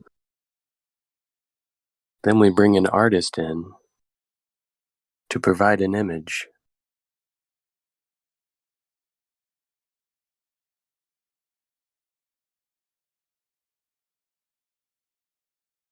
They provide an image to match people's expectations of what they think the globe should look like. Am I still roboting? No. That's what they do. They match your expectations because you know it's a globe, so they want you to see that it's a globe. So there it is. It's a globe. There you go.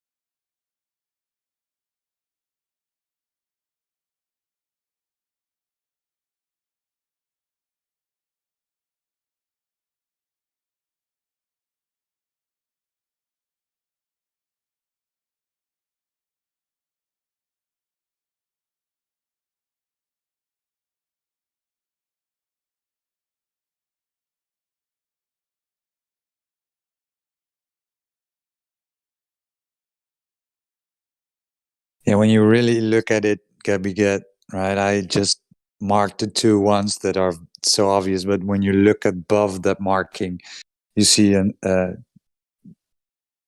just at the edge, right? You see two clouds that are also copy pasted.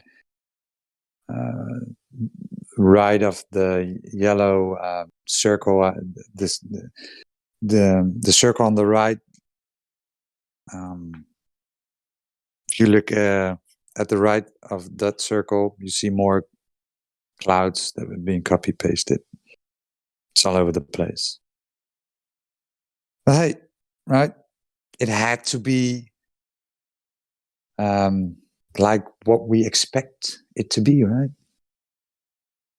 Somebody made it for us. It doesn't even look like what I would expect it to be. It looks like a cartoon, straight up.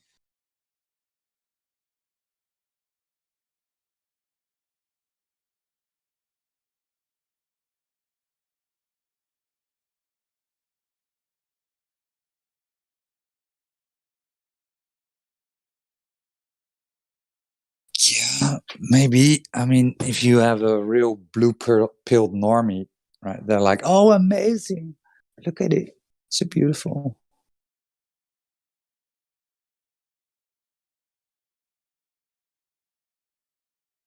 Oh, did anyone catch Austin's stream when he was on the Santa Monica Pier, and he was talking with the one gentleman who was claiming that he was destroying Austin, but all he was doing was literally just sitting there Googling and reading back like the first results that came to him and be like, I'm destroying you with evidence.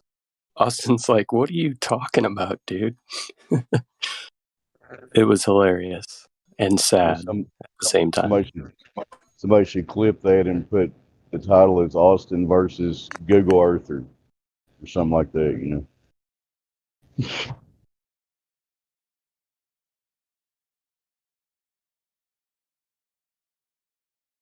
So what was his evidence then? Earth's a ball because He started going into all kinds of stuff, and when Austin was talking about laser experiments, this guy was trying to talk about how gravity bends laser lights, and he's trying to find documentation for it on Google. It was just this whole. You really have to go in and watch it. It's Okay.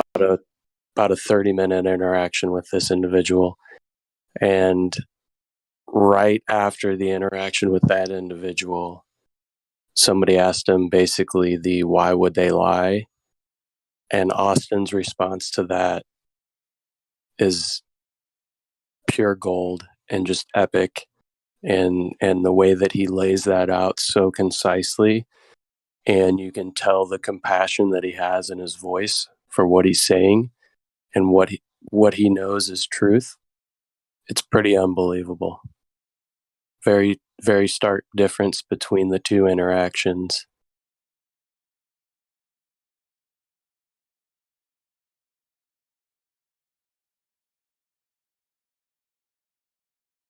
And even the gentleman that was Googling everything, Austin was like, all right, bro, I'll give you $200 if you can answer 3 simple questions about the ball. And the guy goes, okay. So he asked him the first question, and the guy immediately starts Googling. And Austin's like, what are you doing, bro? You can't just Google it. And he's like, well, you said if I can just answer it right. He's like, yeah, but you can't use Google. Well, you never specified that. It's like, come on, dude. Was it the guy with the ponytail? Yeah, a little heavier weight gentleman with maybe a white shirt on and a mask. Oh yeah, ponytail.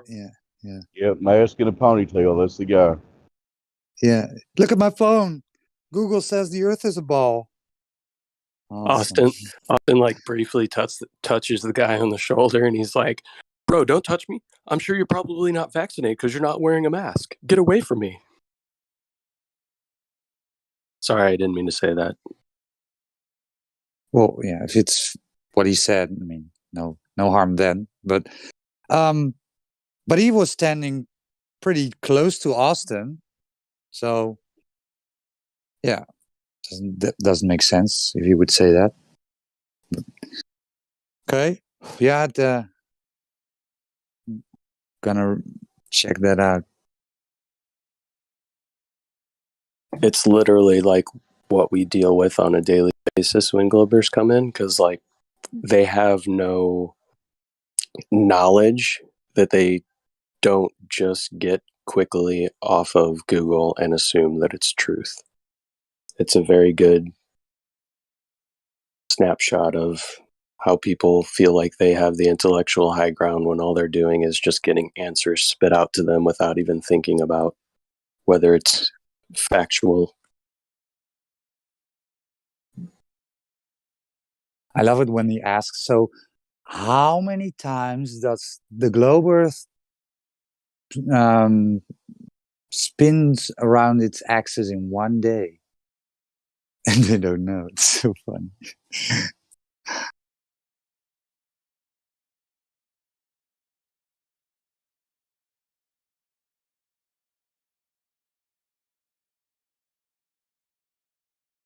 I mean, come on.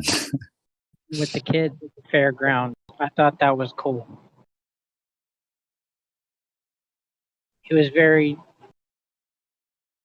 down to earth with them, and then whenever someone came in and was, being facetious with him, he started getting sharp. But whenever he was talking to the kids, it was real cool. I showed my kids about it, and they listened to him for a little bit.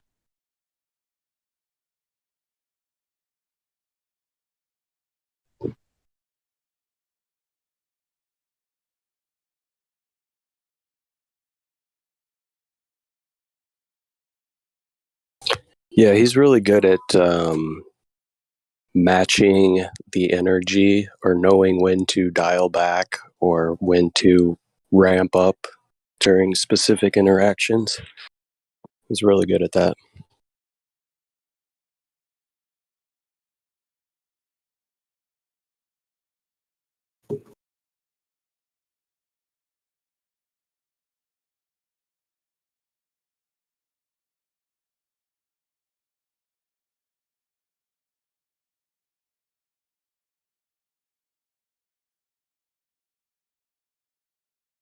So his argument that laser light bends towards the Earth is because black holes?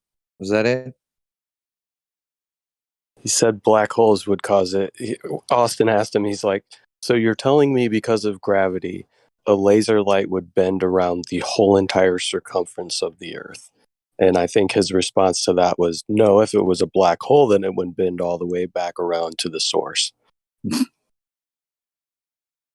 Sure it But does. yeah, right. But the dude was tripping all over himself trying to even explain gravity, so there's always that. Can you imagine telling someone that, yeah, if that was a black hole, you know for a fact that the light would continue around the whole black hole and right back to the source again? I mean, how can a person even possibly think that they can just make shit up? I mean, they've got there's no way that's ever been tested, never been seen. They've never, I mean, and this guy's like spouting it like, this is truth, dude. What is wrong with you? What's it? Come on. The black hole would make the light circle right back around to the source.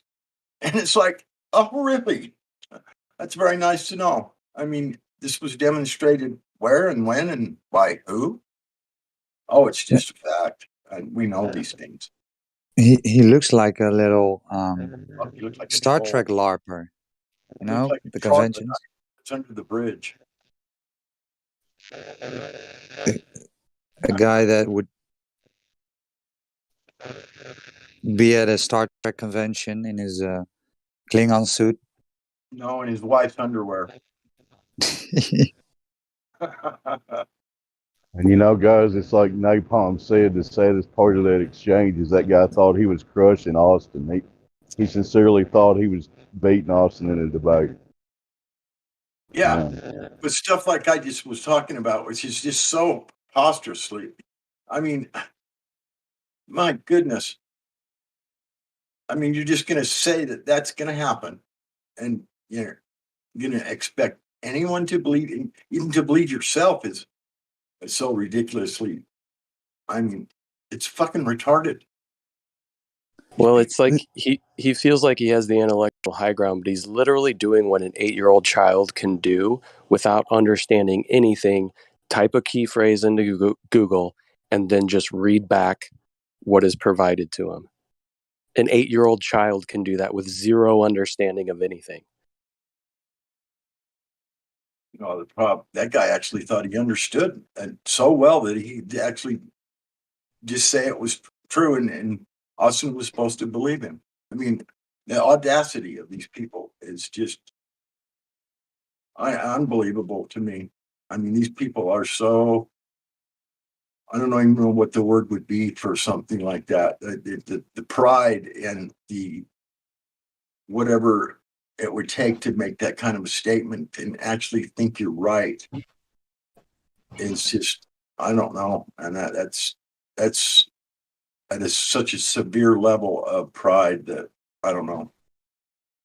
Yeah, you just gotta end every sentence with, "It's science, bro.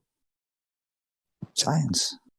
Yeah, Austin asks him when he's talking about, like, he'll give him the $200 if he can answer the 3 questions. And the first question he asks him is, what is the radius of the Earth? And the guy starts pulling it up, like, on Google. And he's basically going to say, boom, I'm right. Look, I'm right. You're not right, bro. You just regurgitated what Google told you. You're not holding any of that information in your head as knowledge. Like, it's like Waterboy.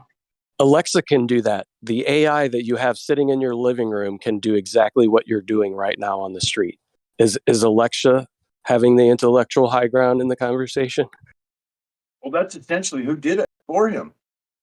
I mean, essentially, in a way, I mean, come on. And he's claiming that that's his, this is me telling you what's up, bro. I'm telling you, this is what's up. And he pulls it right off the, oh my God. His intelligence is literally artificial.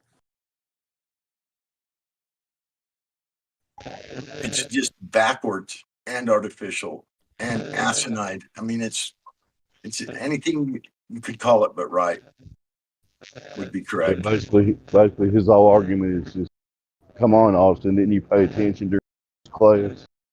Don't you know this?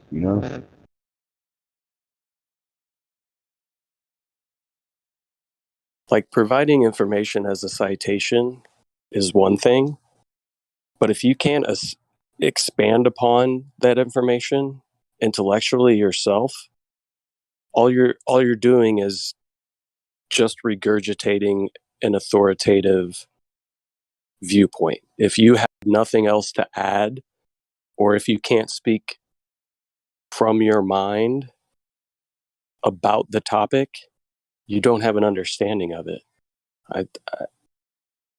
And that's what we're faced with most of the time. It's like we're basically battling against Google and the authoritative, quote unquote, authoritative content that's pushed to the top of the algorithms. It's one big appeal to authority.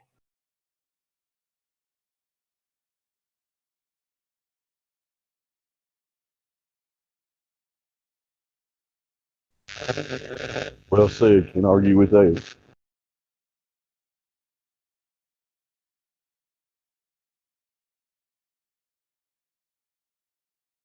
It's science, man. What are you talking about? Yeah, and in that conversation, Austin tried to get him to basically define science or the scientific method. Dude was stumbling all over himself doing that too.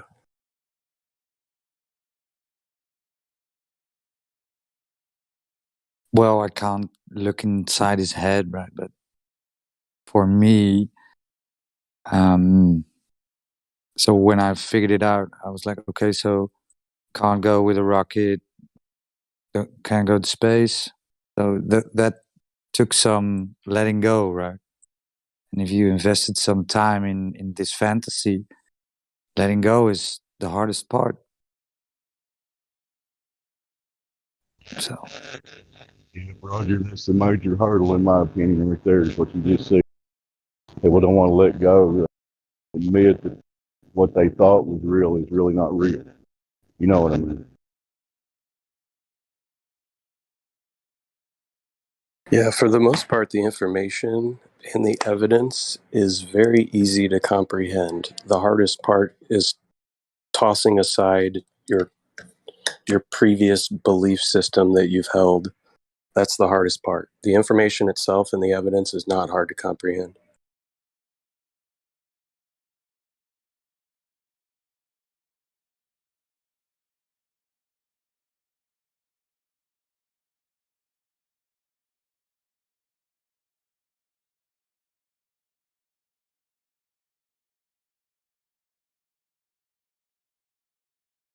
And, you know, I told this story the other day on here, but I live streamed a observation that I was doing to 6 of my friends while I was doing it, taking measurements of how far off of from the water my camera was, live streaming the viewfinder of my camera, showing the object at a known distance away, showing them the Earth curve calculator, how much should be hidden, all of the parts of everything that one would ask for when provided with an observation like that, including current water temperature and air temperature. And at the end of doing this for all of my friends, literally the only thing they could say is, well, I just believe the science.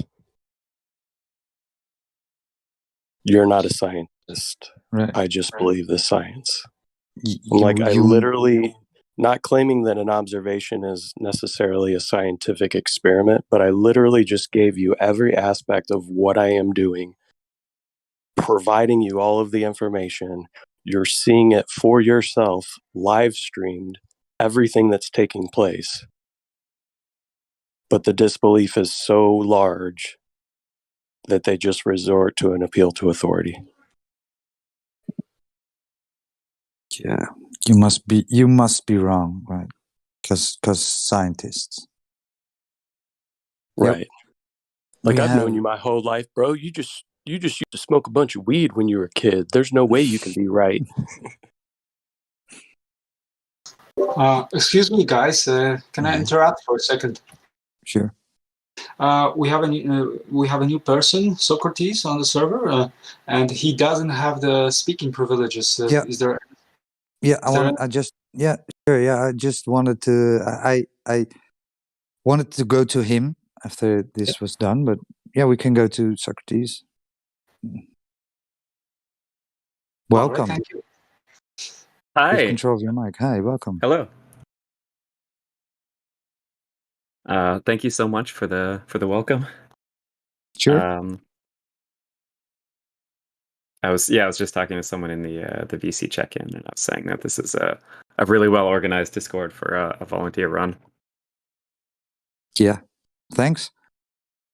Yeah, we're here to educate people about observable reality, so we're all passionate about it.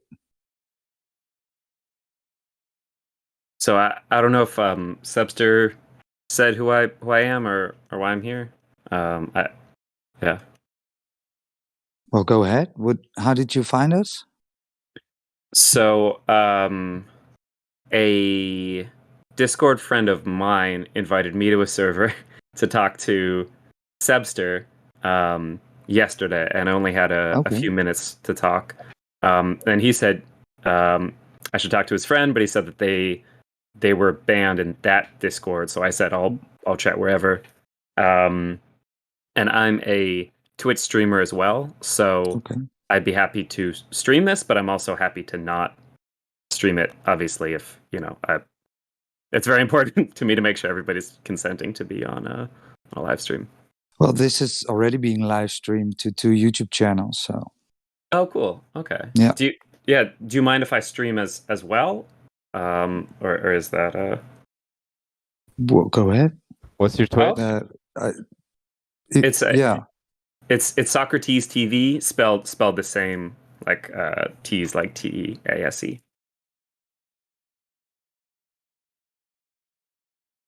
Okay. Why don't you DM somebody that link so we can drop it into the live stream voice text if you don't have the ability to do so yourself? Sure. Yeah. Here, let me.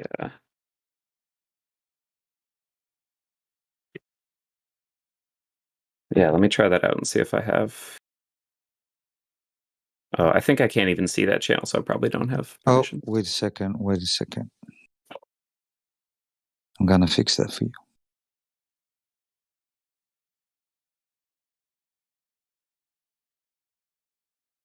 Oh, I see. Oh, I see it. Let's see. Does this work? Yep. Okay, looked like that worked.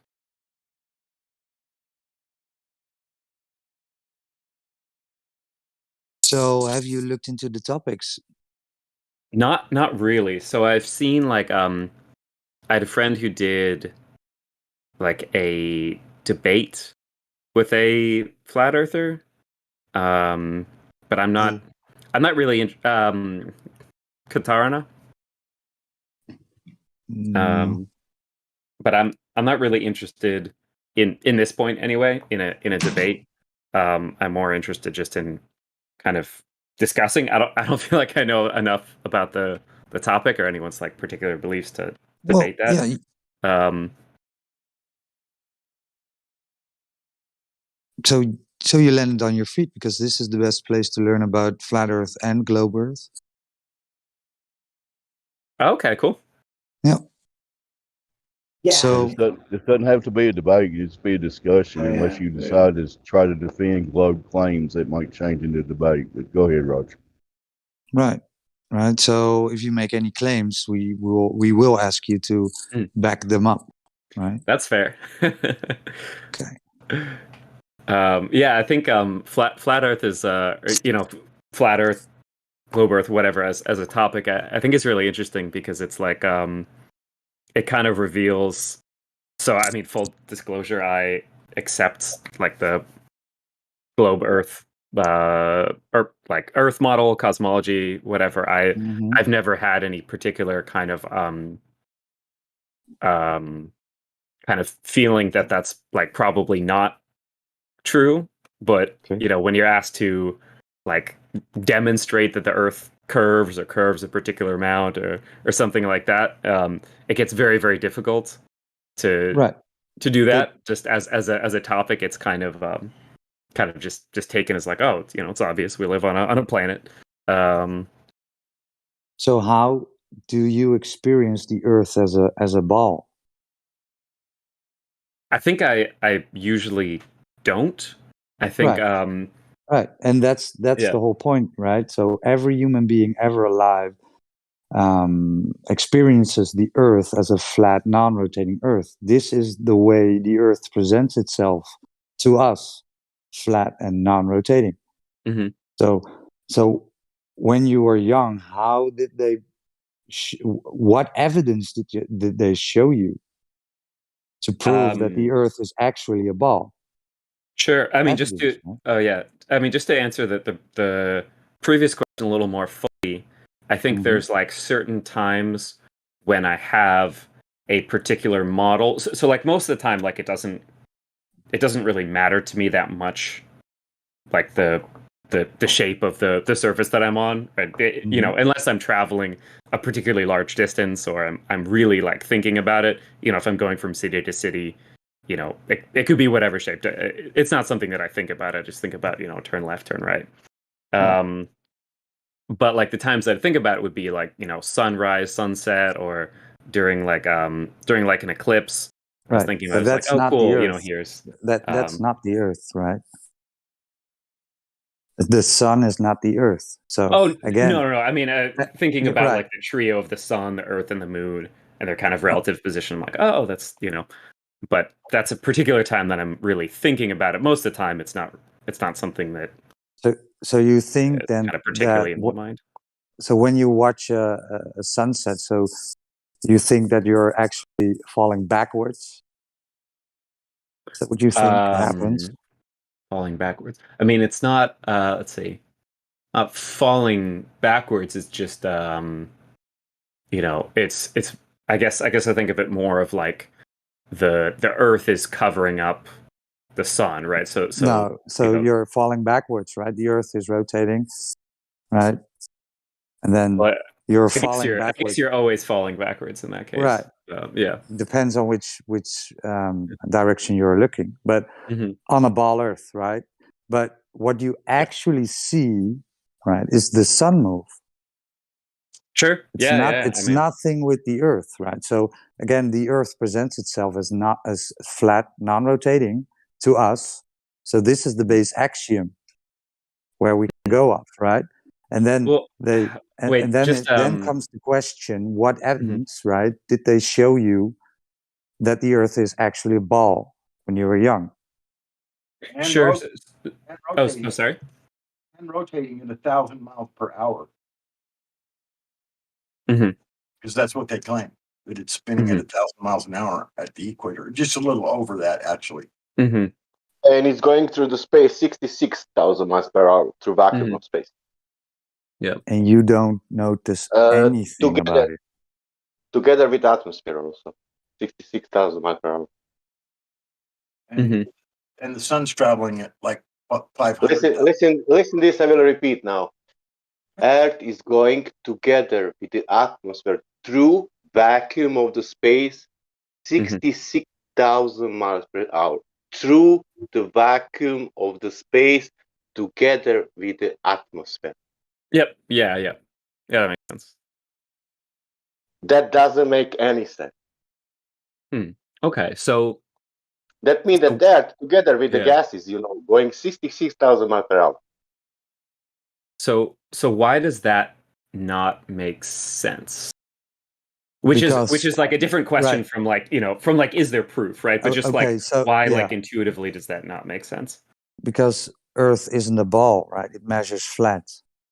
Not only that, it's the second law of thermodynamics. Well, violation. That's it's a violation of natural law. Wait, I'm so sorry. I'm just trying to keep track of everything. The Earth, right? Natural law. So the basics of a ball, right, is that it has to curve away from you at any point. And with a radius of 3959 comes about 8 inches per mile squared, right? It's simple geometry. And if the Earth doesn't curve away, then it is not a ball with the radius of 3959. So when you go out, right, and look at the horizon and you see objects 10 times further, right, where the horizon is 10 times further than it has to be on a ball with the range of 3959, then it cannot be this ball, right? When you shoot lasers over large bodies of water at 24 miles and the laser hits the other side, hits the target, Earth cannot be a ball.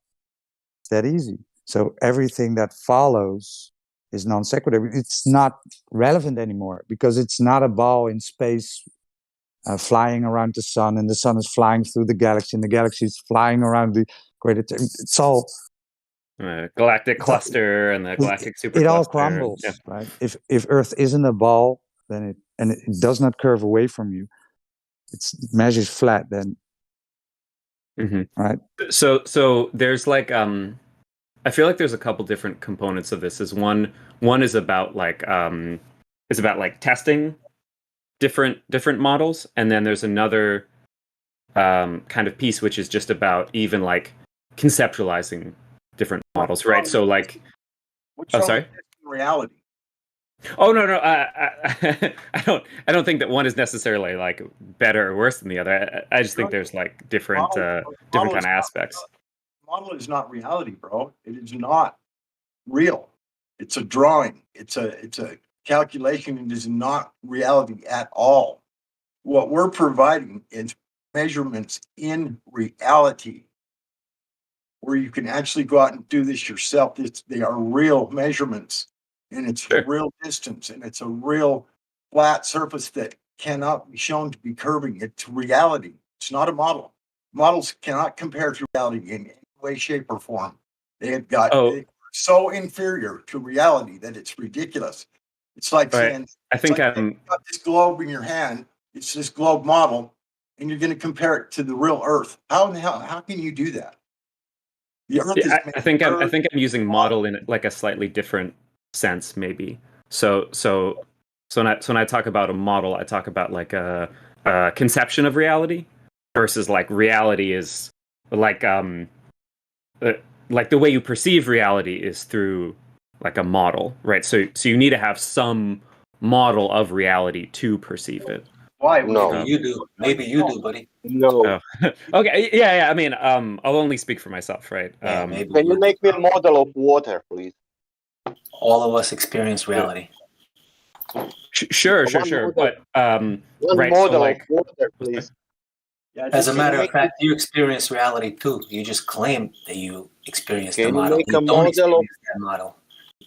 You know you're not water? spinning on the globe. so sorry. Could I just like address things one at a time, just so that I can kind of. Can you make a water model? Yeah. Right. So I have like Okay. different Can you models make a ball? Can you make a ball keeping water on the surface? Sure. So when I say model, I talk about like a conceptual theoretical model, not like a physical, like a sculpture. I'm talking Not about like a mental. not like a reality. You're saying. Um. in no way compares to reality But whatsoever. Yeah. So like, have you heard the phrase, no model is correct, but some models are useful? Yeah, but reality is always correct, always useful. Yeah, that's Sure. Yeah. I don't have any disagreement that reality is like what it is, right? And you. It's real. It's real. Yeah, I mean, I have no disagreement about, reality is what reality is. But if if two different people have different models of reality, like they both say like, oh, I'm seeing reality, and then so the interesting thing is you can see what ways could you test which model is more closely comports with reality, right? And so we ask of anybody to anybody, right? Bring us the globe model, so we can test it. Bring us what do you think makes it a globe Earth, right? And so we can test it, right? So if you think that water conforms to a ball with the radius of 3959, so that water needs to bend away, right? When you're standing on in the beach, that has to happen, or it's not a ball. And when it doesn't happen, it isn't a ball, right? So then you can conceptualize, right, what they did. When you look in history, they indeed conceptualized the heliocentric model. There's none of it testable. Yes, one way you can test it, you can measure the Earth, right? But do you think they've done this, right? And how? Which method? Is that how they designed the model? Was by measurements? I don't know historically how where that stuff came from. Would you mind? So I feel like the models, like the descriptions of the ball Earth are kind of like everywhere, right? Like we all learned this stuff in school. The thing that I feel like is less commonly kind of conceptualized, or certainly for myself personally, the model that I don't have in my head is one of the flat Earth.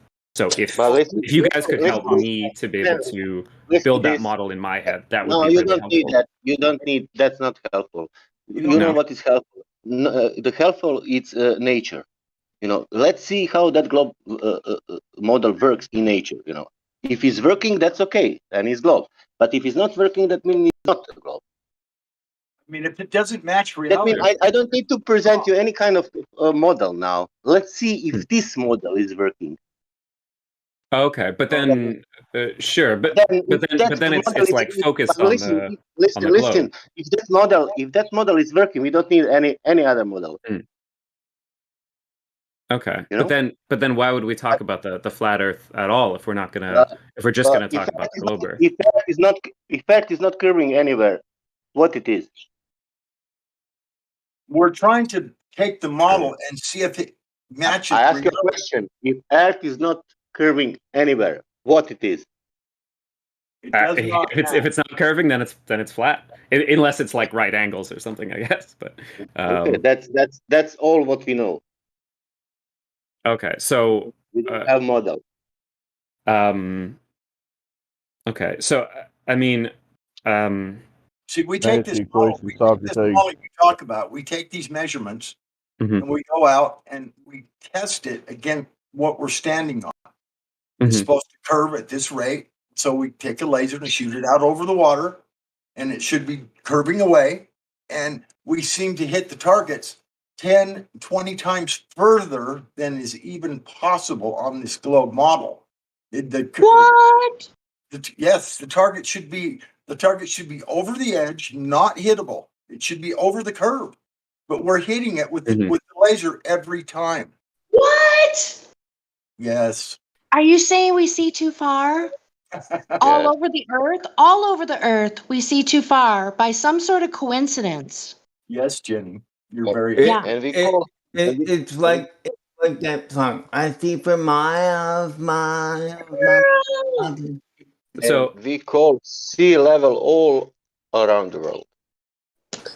So if I could summarize what I'm Okay. taking in, just to see if I'm kind of understanding correctly. So the way that you guys go about, sorry, I mean you guys, I'm not trying to lump everybody in together, but kind of like the analysis of what's going on is like, okay, here's this kind of globe Earth model that's been presented kind of everywhere, right? And you're saying, okay, well, this is the parameters of that model, and I'm testing reality against that, and it doesn't appear to curve in the way that it should. Ergo, I would call it flat, right? So that is that kind of a fair, like step by step. Okay, if water is not curving, that's spiraling, going pyramidically, going like a rectangular, or it's flat.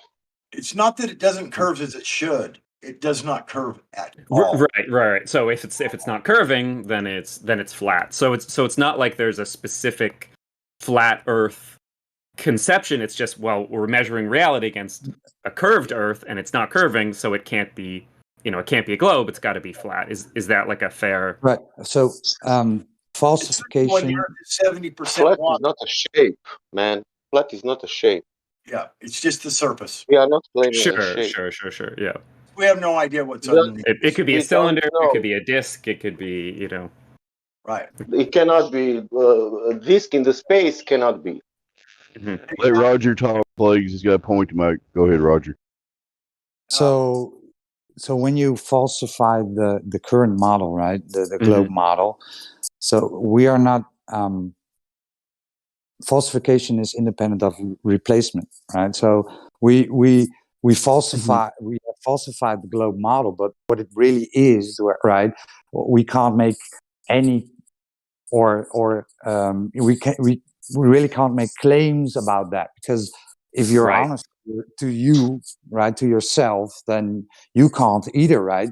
You haven't seen the whole Earth. You don't know what it is, right?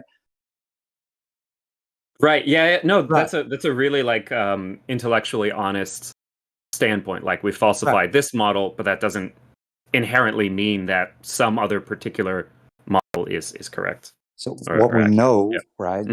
That's what we are all about here. So we can go into speculation and things we can actually know, what we can test, and these measurements we can do for ourselves. You can do it, right? That's the beauty of it. You can do it. You don't need to be dependent of anybody. You can just go to a beach and do it. So yeah, I mean, could you describe a little bit more about that, or is there any kind of good material I could look at on that? Oh yeah, we have a whole because that seems like kind of a cornerstone of a lot of this, like testing, just looking at that, like looking for curvature over some particular distance. I just posted a wiki. Is that in with voice text? With all kinds of observations, right? You can go to observations here. Yeah, and the black swan, right? So this is an observation. Do you see Yeah, I see the list of different like measurements for different different places. At the latest post I just did.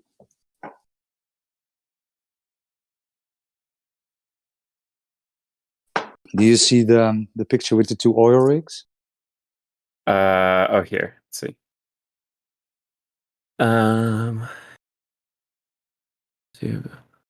Platform habitat 9.41 miles. Platform hill house 6.21. Through height 1 foot. Next.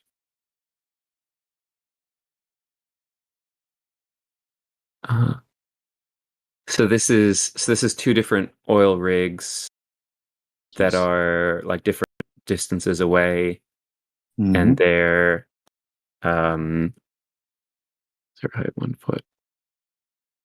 So it's a modest tolerance, right? If P, then Q, not Q, therefore not P. If the Earth is a sphere with a radius of 3959, then every horizon's distance measurements must be no more than 1.225 times the square root of the observer height in feet, Q.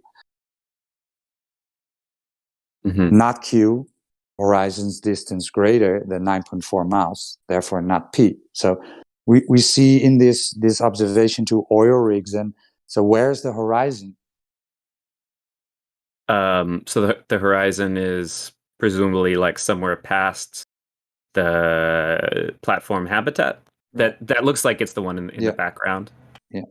So the whole point is, right, if you're at 1 foot and this observation is made from 1 foot, then on a ball with the radius of 3959, that horizon, right, the leading edge of a sphere, the point where boats and buildings should get blocked by, right, that has to be at 1.225 miles. This is the dimension of the ball Earth, right? They gave us that number, the radius, right? So we can calculate where this has to start, this horizon.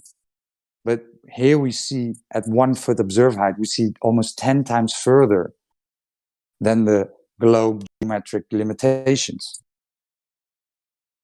This is something you can do. This is something you can do. 3 miles. This is one of those things. Some of that basic geometry. I would have to do this out myself and struggle with this for a while to go on to any feel like I've search got it right. engine. Go on any search I'm engine. seeing like 3 miles. Oh, if you're 6 feet tall and standing. Okay, wait. Here, I need like a calculator for this. Right. So Earth curve calculator. You can Google it or any search engine. Yeah. Let's see. Okay, distance, eyesight level 1 foot. Yeah, distance to horizon 1.225 miles. Obscured, what is this? Calculate manually. Distance to object? Oh, I see. So if I put in like 6.21 obscured object heart. Okay. Wait, so okay, so this is saying, I'm sorry, I apologize, I'm very slow with this. Okay. So there's these platforms, 1 height. So how do you, let's see. So these oil rigs are pretty tall, right? So they're Don't speak about oil rigs, that's not the argument. Yeah, so the whole argument, right, is about the horizon. This is the place where it should be starting to get blocked, right? This is the leading edge of a sphere. When you're on a basketball, right, as an ant, and you have a friend who's also an ant, and he walks away from you, at one point you wouldn't see your friend anymore on that basketball, and that specific point, right, it has to be at 1.225 miles. They claim it's a physical round ball object, right? So it has to be there, but it's never there. You can go out and test it. It's never there. Yeah. Okay. Yeah. I think I think I've like mostly grasped this. Okay. Let's see. So yeah. So the horizon should be much closer than it is based on the observer height, right? That's the. It can only come closer on a ball Earth due to fog or mist or whatever, right? Right. Yeah. So, Yeah. If but there's it just stuff cannot be further. So okay, so I guess yeah. I mean, I would have to. Yeah, I mean, I think what you're saying makes sense. I would have to do this myself because it just says like on this image that the observer height is 1 foot and these particular things are a particular number of miles. But so okay, so just again, I'm so sorry. I'm so slow with this. It's fine.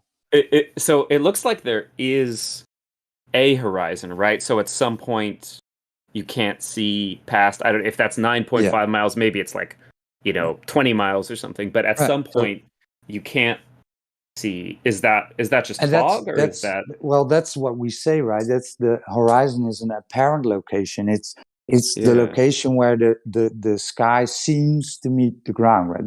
They will never meet, but it seems that's how your Right. vision works. Your vision brings the lower part to the lower part of your eyes, and the higher parts to the middle of your eyesight, right? When you see a row of lampposts, you see that the lampposts are going down to the middle of your Right, exactly. There's view, right? there's like a perspective, but it's not Right. just like a flat perspective. It seems like things toward the horizon start to like disappear. Right. Practically, we are saying that it's optical, that it's apparent, and the globe saying it's geometrical.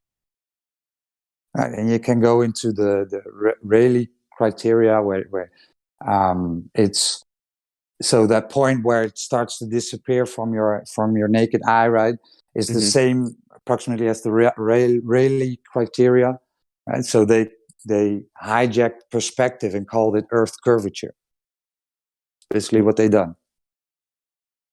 Okay, Rayleigh. Oh, the Rayleigh criterion specifies the minimum separation between two light sources that may be resolved into distinct objects. Right. So it's the capacity to actually resolve. But so okay, so if you, so like if I were looking out here, so say I'm very very short 1 foot person, or I'm like on the ground or whatever. I have some particular like height that I'm looking from, and I look out and I see a horizon. If I use like binoculars or something, then I should be able to see see much further. And if I use like a a nice scope with like like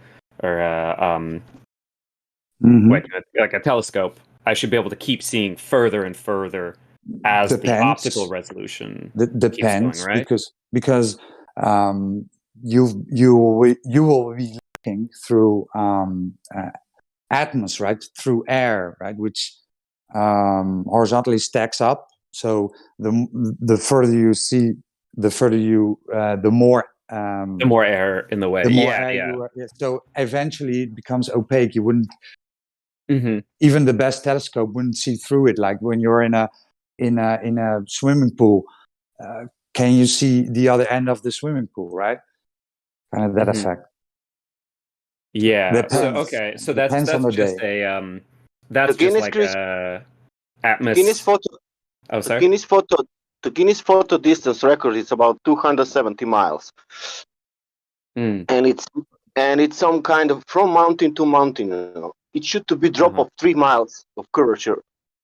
You cannot see that mountain, and that was only Guinness. That was not flat earther making photo. That was the guy making photo for the Guinness book, record. But that mountain should to be 3 miles down the curve. Somebody has the photo, but I don't have. I think I'm just Googling stuff. Shinichi Yamato printed a photograph. Oh no, this is a big photo, not a far photo. No, I have it. Furthest photo. Oh, this is it. 1 second. Farthest photo. Mark Brett Guma from Spain, from Pic de Finestrales, Spain, to Pic de Gaspard, France. Here, let's see. From in the Pyrenees, the Alps. So if I'm not mistaken, in this particular case, was the sun setting? Sun was behind it, right? You also have one. David Wise has it. Where I'm Art. It's me, Earl. Yeah, go ahead. I'm trying to find like the height of the mountain range. Hold on. Bye. Pyrenees, I guess. Yeah, so I posted a picture, not 1 minute over the hour, where the information is added.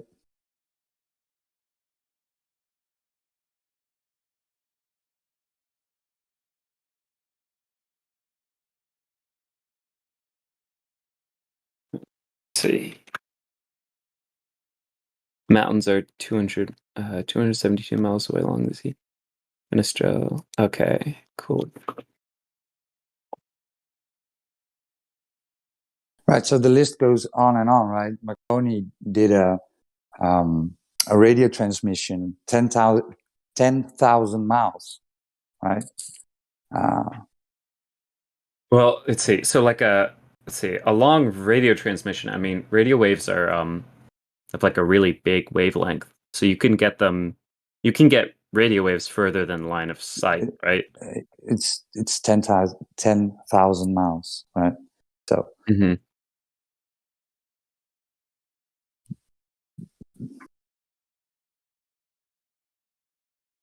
Are you saying 10,000 miles straight line? Radio waves? Yes, sir. Oh, they are not curving.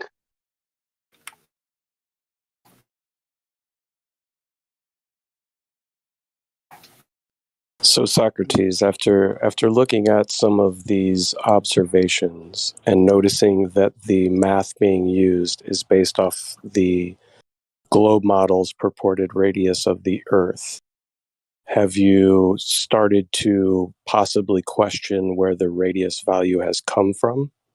And were you ever presented evidence of how the radius value was actually acquired? Do you remember learning anything about that in school? Yeah, very vaguely. So I think like the earliest that I've heard of was like the ancient Greeks, maybe like 400 BCE, something like that, using shoot, it was some Sticks kind and of parallax. shadows. There's conflicting stories of whether it was sticks and shadows or a well and sticks and shadows. So that would be Eratosthenes, right? Oh, nice. He's the guy who invented the sieve of Eratosthenes for finding primes. So That's so a fun when we think about Eratosthenes using the sticks and shadows, were there any assumptions made within that measurement? Are you familiar with the measurement? I honestly don't remember. This is so far out of my strong expertise at all. Right. So if it was around 2,000 years ago that this information was gathered, it should be easily done and proven today, right? Yeah. I mean, it's we should have all the same technology.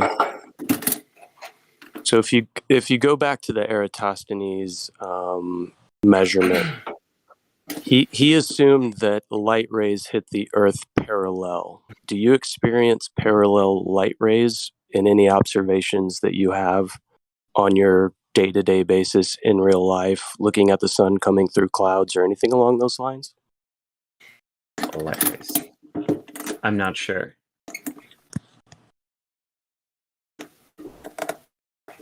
Parallel light rays.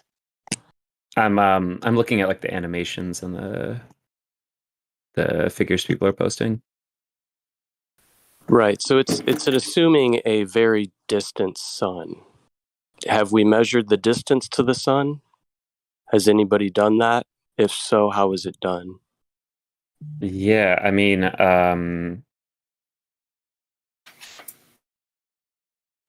I would just be like googling stuff. Right. So these are the questions that kind of arise when you think about the model. Now, most people just take for granted that the model has been constructed based on measurements that have been obtained and verified. So what we have been trying to do is verify these measurements, right? Mm-hmm. And verify these figures. Yeah. No, that's an important thing to do. Right. So when you go to look into some of these basics, right? The basics of the radius value, which is the linchpin of the whole entire model. Everything is based off that radius value. We would want to make sure that that radius value is garnered with no assumptions taken into account, right? Well, we let's want to see. make Wait, sure it's empirical. We want to have empirical evidence of the radius of the Earth. Do you need that for every? So like I was just thinking. So like you can look at like where like the size of the sun at different seasons. I'm trying to think if you need the you only radius for see it. everything. So garnering the size of the sun, if an object in the distance changes in size, how do you know the actual size of that distance if you have no reference at all that can give you any indication as to how far away or how large that object is? Yeah, I mean, I feel bad saying stuff that I'm just reading because this isn't something I've really calculated for myself, or not recently anyway. Right, and so that's kind of what happened to most, if not all of us here in this server, like right? We Venus kind of versus Sun. Yeah, right. So they the assume measurement with Venus. What is the assumption in that equation? We assumed that Venus was the same size as the Earth. Yeah. How did we empirically prove that Venus is the same size as the Earth? Wait, I don't think somebody said it. I don't think it was the same size. We make consensus about roughly. Yeah, it's the same size, roughly. The Yeah. same. Oh, so that was Christian Huygens, right? He assumed that Venus was roughly the same size as Earth, and he parallax. He tracked it through the sky and orbital mechanics.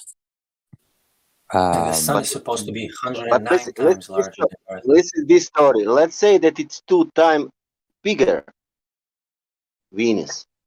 And then let's make a math. And you know what? The math will work again with all these numbers because it's too long distances, because it will work. Doesn't matter if we stand 92 million miles away or 186. In your perception, that is the same. Sure. I mean, it'll depend on your capacity to resolve objects of that size. Yeah, but I'm saying, if I look to the telescope now and I say, no, that was wrong. It's not the same size. It's double because I can see better now because I'm like a Einstein, man. I'm the new guy. You know, I'm bored. You know, and I can make a math. I'm sure. If I use all that values and put double, it will fucking work. You know, and nobody can debunk me because it is working. You know, it's only double size of Venus, nothing else. Yeah, I mean, certainly. Just one question: when they say the sun is 109 times larger than Earth, does that make sense to you? I would have to Google that figure, but yeah, I mean, I don't have any. That's what they say. I don't have like a strong feeling about that one way or another. Like, I'm just asking, does it make sense to you? 109 times larger than Earth. I'm not sure that I quite understand. I don't see like an issue with one object being bigger than another or smaller. Okay, listen this. When they say that you're flying through vacuum at 66,000 miles an hour, but you don't feel any movement, and you're breathing air. Does that make sense? Yeah.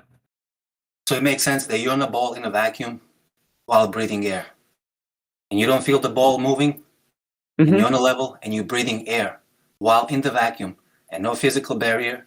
between space and the air you breathe. And that Yeah, makes sense to you? yeah. That makes So sense to you. so it's like if you're in a car, you feel when you're accelerating, Car is a closed system, but buddy. not. How about on top of the car? Huh? How about on top of the car? On top of the car. Car is the closed system, man. You're comparing something close to the open. And still, I always Mm-hmm. feel the movement when I'm in a car. I don't know about you. Yeah. Well, if it's like bumpy, right? Then it's always you feel all everything, engine. But it's like you feel like the acceleration, right? So Not the. you are not the accelerating. Yeah, but Because the you are car, spinning and you're orbiting around the sun. So Make that's the car constant convertible and go. Sorry, make the car convertible and go 4 different speeds and directions. Then try it. right. So what they're trying to say is that in the globe Earth model, you have multiple vectors that the Earth is taking at varying speeds, which would be constant acceleration, which you would feel, right? But regardless of that, let's kind of go back to the observations that were presented to you, right? The pictures that are showing that we see a little bit further than we should, right? So this is some empirical evidence in the real world that we have garnered. So when it comes to the globe model, are there any distances that you can say have been empirically proven, meaning we know the actual distance without any assumptions? I mean, there's some. I don't know in particular, but if you were to take a car and take your odometer or whatever and drive from one place to another, I don't know how feasible it is to try to, I don't know how far you can kind of drive straight. No, I'm not necessarily talking about distances on the surface of the Earth. I'm talking about how the radius of the Earth was determined, right? Do we have any empirical evidence for the claimed distances, right? So the 93 million miles to the sun, parallel light rays, giving us the shadows from the Eratosthenes experiment. So do we have any empirical evidence of the distance to the sun? I mean, I don't know if this is like contentious, but I feel like all of this is empirical. Like all of the measurements are empirical. Right. You feel that way because it's been presented to us and the model quote unquote works. But like somebody was saying earlier, we can double all of the distances and the model will work. We can 10 times all the distances and the model will work mathematically. Okay. Right? Is that something that I could look at? Like I'm a very like visual. I would I would need to see it before I can like conceptualize any of it. Hey, wait. Before you keep going, you gotta stop saying measurement. All this is a calculation, not a measurement. Right. True. Okay. But do we have any empirical evidence for any of the claimed calculations of the globe model? Solid evidence. That calculation being I mean, it's measured. it's some combination, right? It's some things are measured and some things are calculated. Like for example, physical things we are measuring or calculating. I mean, I guess it's got to be both, right? There's some things that we measure, there's some things that we calculate, and absolutely, as Dehe said, some or maybe all of these things may be based on assumptions.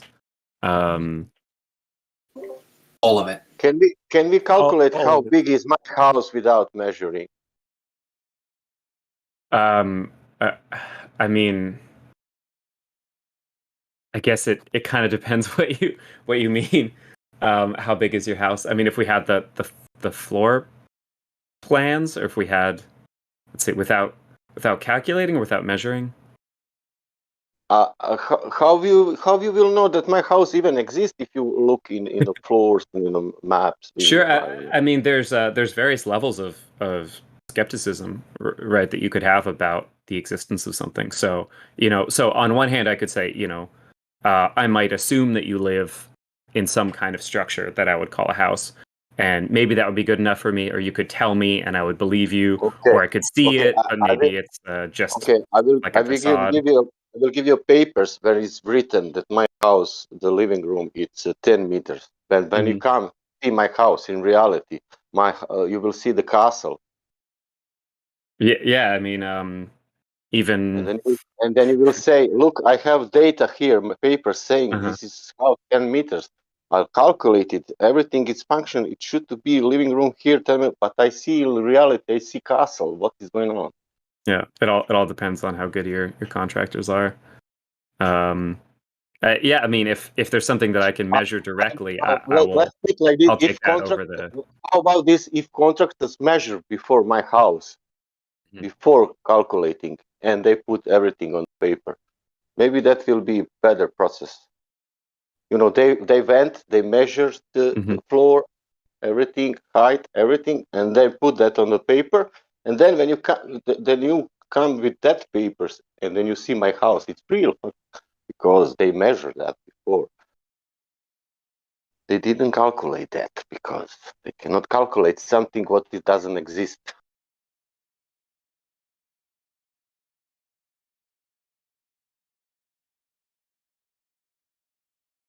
Or they're presuming that could be house, 10 meters. Let's put that is 10 meters house. Sasha's house is 10 meters for sure. Cannot be bigger than 10 meters. Because you understand me? You cannot calculate anything if it's physical.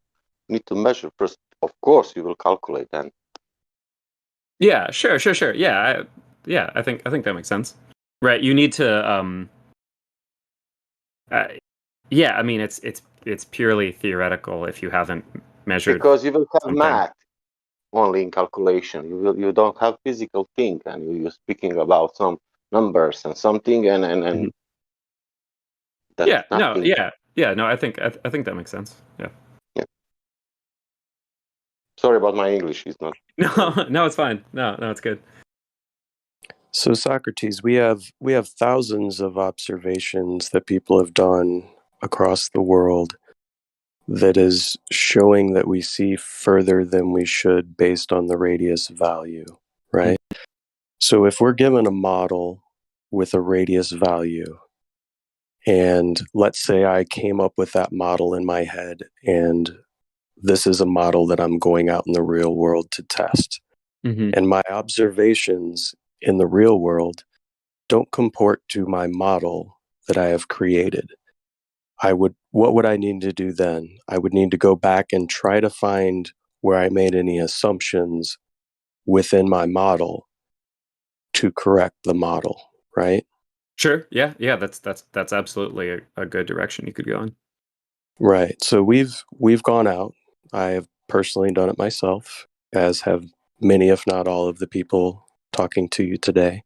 And I have observed that the claimed radius value cannot be correct.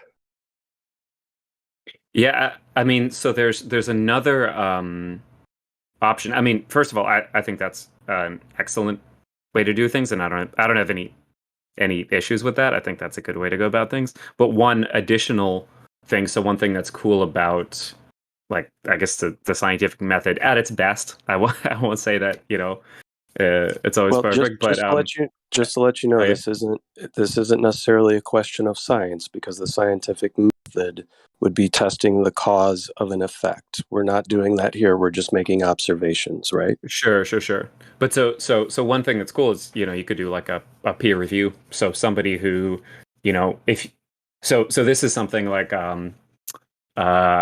this is a while ago. This is like 5 years ago at this point, but there was measurement between two satellites that based on like the timing data, the signal from one satellite to another was measured to be faster than the speed of light. Can I stop you just in a moment? Yeah, Where they sure. are? Where they are? That satellites. Oh, I don't know. But Right, just we can't necessarily empirically prove where those satellites are. Sure, right? sure, sure. So this is second and third hand information. So when you talked about a sure, that's fine. peer But just review process, just to give the example, like this is a situation where there was something that was measured that would be like impossible according to the model, and it was heavily investigated, and they determined that like one or both of the satellites was not accounting for like relativity correctly, or was not doing its timing correctly. And they were like, okay, sure. But I think that's one thing that's cool. If you find measurements that are contrary to a model that's widely agreed upon, it seems like in some cases anyway, some people will be willing to kind of investigate that, and that can be additional resources. Listen, listen this. If I measure something in medium what doesn't exist, what that mean for you? I'm confused. So there were satellites. They calculated that whatever the signal rate between them was faster than the speed of light, but one of them's clock was wrong. Yep. Wow, cool story, dude. So it was a big deal. I mean, why is that? People in physics were pretty. I mean, yeah, but listen, most it became people a assume religious belief, and now you're parroting it here. Like, and what does that mean? It's a fantasy story. It's just it's an approach for, you can get like more people involved, and yeah, but I'm especially asking there's you, people with different models. They might be able to give some interesting perspective. Listen, sorry, if you put that satellites, are they in vacuum of the space? Because this is important. If they are there is important thing. Because they are somewhere what doesn't exist, and that means we need to look to the data of some satellite going around somewhere in the medium what doesn't exist. But that doesn't even matter because the measurement tool was not functioning. Yeah, but I'm saying how you can measure something in the medium what doesn't exist. What were they measuring? Satellites in vacuum of the space. What they are measuring? What you can measure in Narnia? Tell me. Well, they can send signals between each other. In Narnia. And sell signals to fantasy plays, bro. It doesn't exist, man. Do you guys not get what he's telling you? And Socrates, you said earlier that it makes sense to you that you can breathe in the vacuum. Can you explain, please? I mean, I can't breathe in a vacuum, but I could breathe in air. So heliocentric claim is that the air you breathe and the thing that you believe that's above you, the sky, vacuum of space, there's no physical barrier in between. You mind explaining? 10 to the negative 17 door next to pressurized air that you breathe. Vlad, don't say next, Vlad, please, because next is something next to the air. Right, blending. Let's say like this. Now imagine how space is big. That is vacuum of space. And now imagine how Earth is big with the atmosphere in that vacuum. Just visualize ball in the vacuum. And there's no barrier between the air you breathe and the vacuum of space. Right. So my What conception about the dirt? What about the dirt? Why doesn't the dirt just float off into the vacuum? What vacuum, dude? Vacuum is your claim. Do you not get that? You ever been on an airplane? 100 times. How about you? Yeah. You telling me your ears don't pop? Yeah. Or are you just immune to low pressure? Well, what does that have to do with Where are you going vacuum? with that? Go ahead, keep going. No, I asked a question. What does an airplane have to do with vacuum? What I think does an I think I airplane- see the. Yeah, well, you're You talking about don't- vacuum, and now you're asking, have you ever been in an airplane? That's unrelated. Let's stick to the don't vacuum. Yeah. Unrelated? Yes. You don't see it as being somewhere in between space and No, because the there's ground? a pressure. There's simply a pressure differential. That's not a vacuum. Vacuum is a specific low pressure range. Wow. Yes. So I think Wow, I that's think I just see the definition, right? That's That's what just the that's what it definition, is. it's called. So right. you So think you're on a if you go up, and and the air pressure is lower, then there's like a spectrum of air pressure from ground level to vacuum. Is that the connection? So where air pressure becomes vacuum? Yes. Yes. What is the definition for the word pressure? Gas pressure.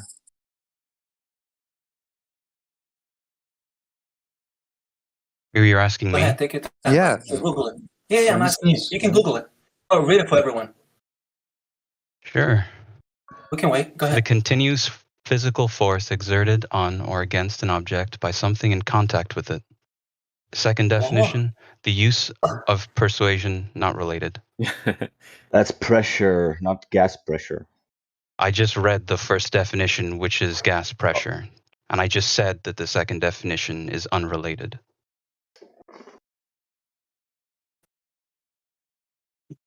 So what Pressure is the force of the gas pressing molecules against that an they object. exert on the wall of its container. To have a pressure, you must have a container. Do you agree with that?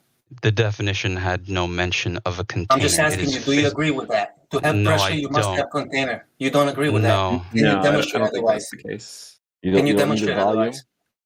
You're giving a definition of pressure, not specifically gas pressure.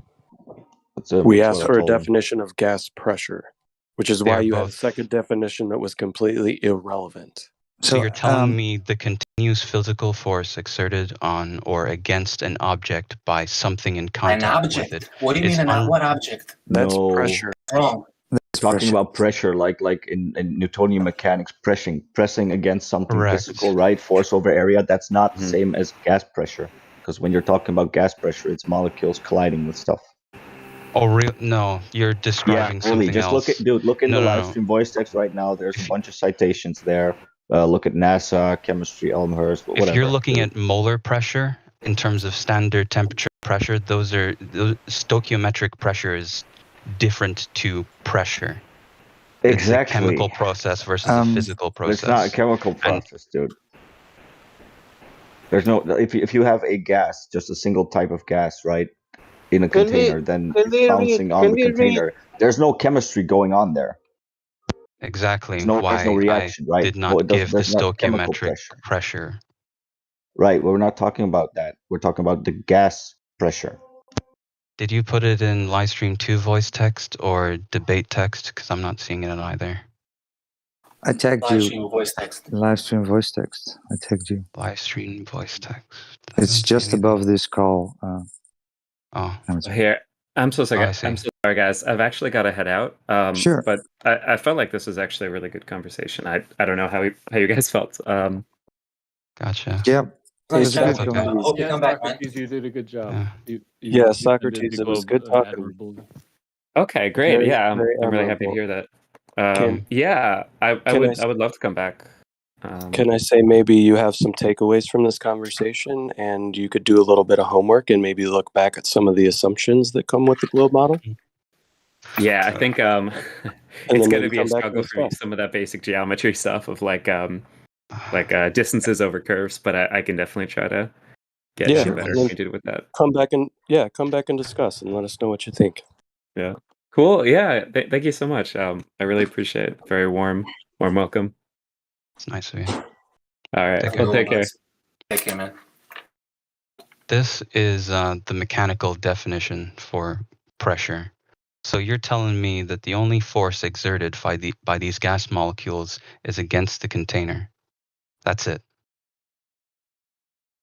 That's it. The molecules don't. That's what the gas. That's what the gas pressure means, right? Because when you're talking about Newtonian like pressure, then you're talking about something solid, pushing another solid. But with the gas pressure, it's just a measure of, say, how fast the molecules are moving, with what force they're hitting whatever object, like a container, or like even if you take a barometer, it's pretty much the same thing because it's measuring how fast the gas particles are hitting the barometer, right? One thing that it's absolutely crucial that you've unsurprisingly left out is that they hit each other. This is where the pressure comes from. You push them down. Not as well. Not as. Hold on. Please that allow me. requires I'd containing let you them. talk. No, because you're gonna miss the point. Because that requires containing them in a volume, right? Why? What do you mean why? Because where else are they gonna? They're gonna go away, right? They're not gonna. They're gonna like bounce off each other and into the available space. And if there's enough available space, then they're gonna bounce less and less and less, etc. Why does right? your thinking require only them to be contained within a container when liquids like the ocean, the particles bounce against each other in water? Technically, the ocean is also in the container. Contained, right? The shoreline, the ocean floor. So it has a lid? No, it doesn't have a lid. It doesn't have There's a lid. air on top of it. That doesn't stop it from going up. Yeah, it does, because it's air, right? You have air and liquid. They're sorted by density. Hold on. How does the air? Wait, yeah, but we're How does and I? No, he why? said. Why are you comparing water to gas now? Stick with gas. Okay, Gas, for anyone right. for anyone who missed why I drew that comparison, it's because both contain molecules and both Right, they're do both not fluids? require. Okay, but Yeah. both more so because the molecules bouncing off each other create the pressure, and That's a logical also fallacy. because both do not.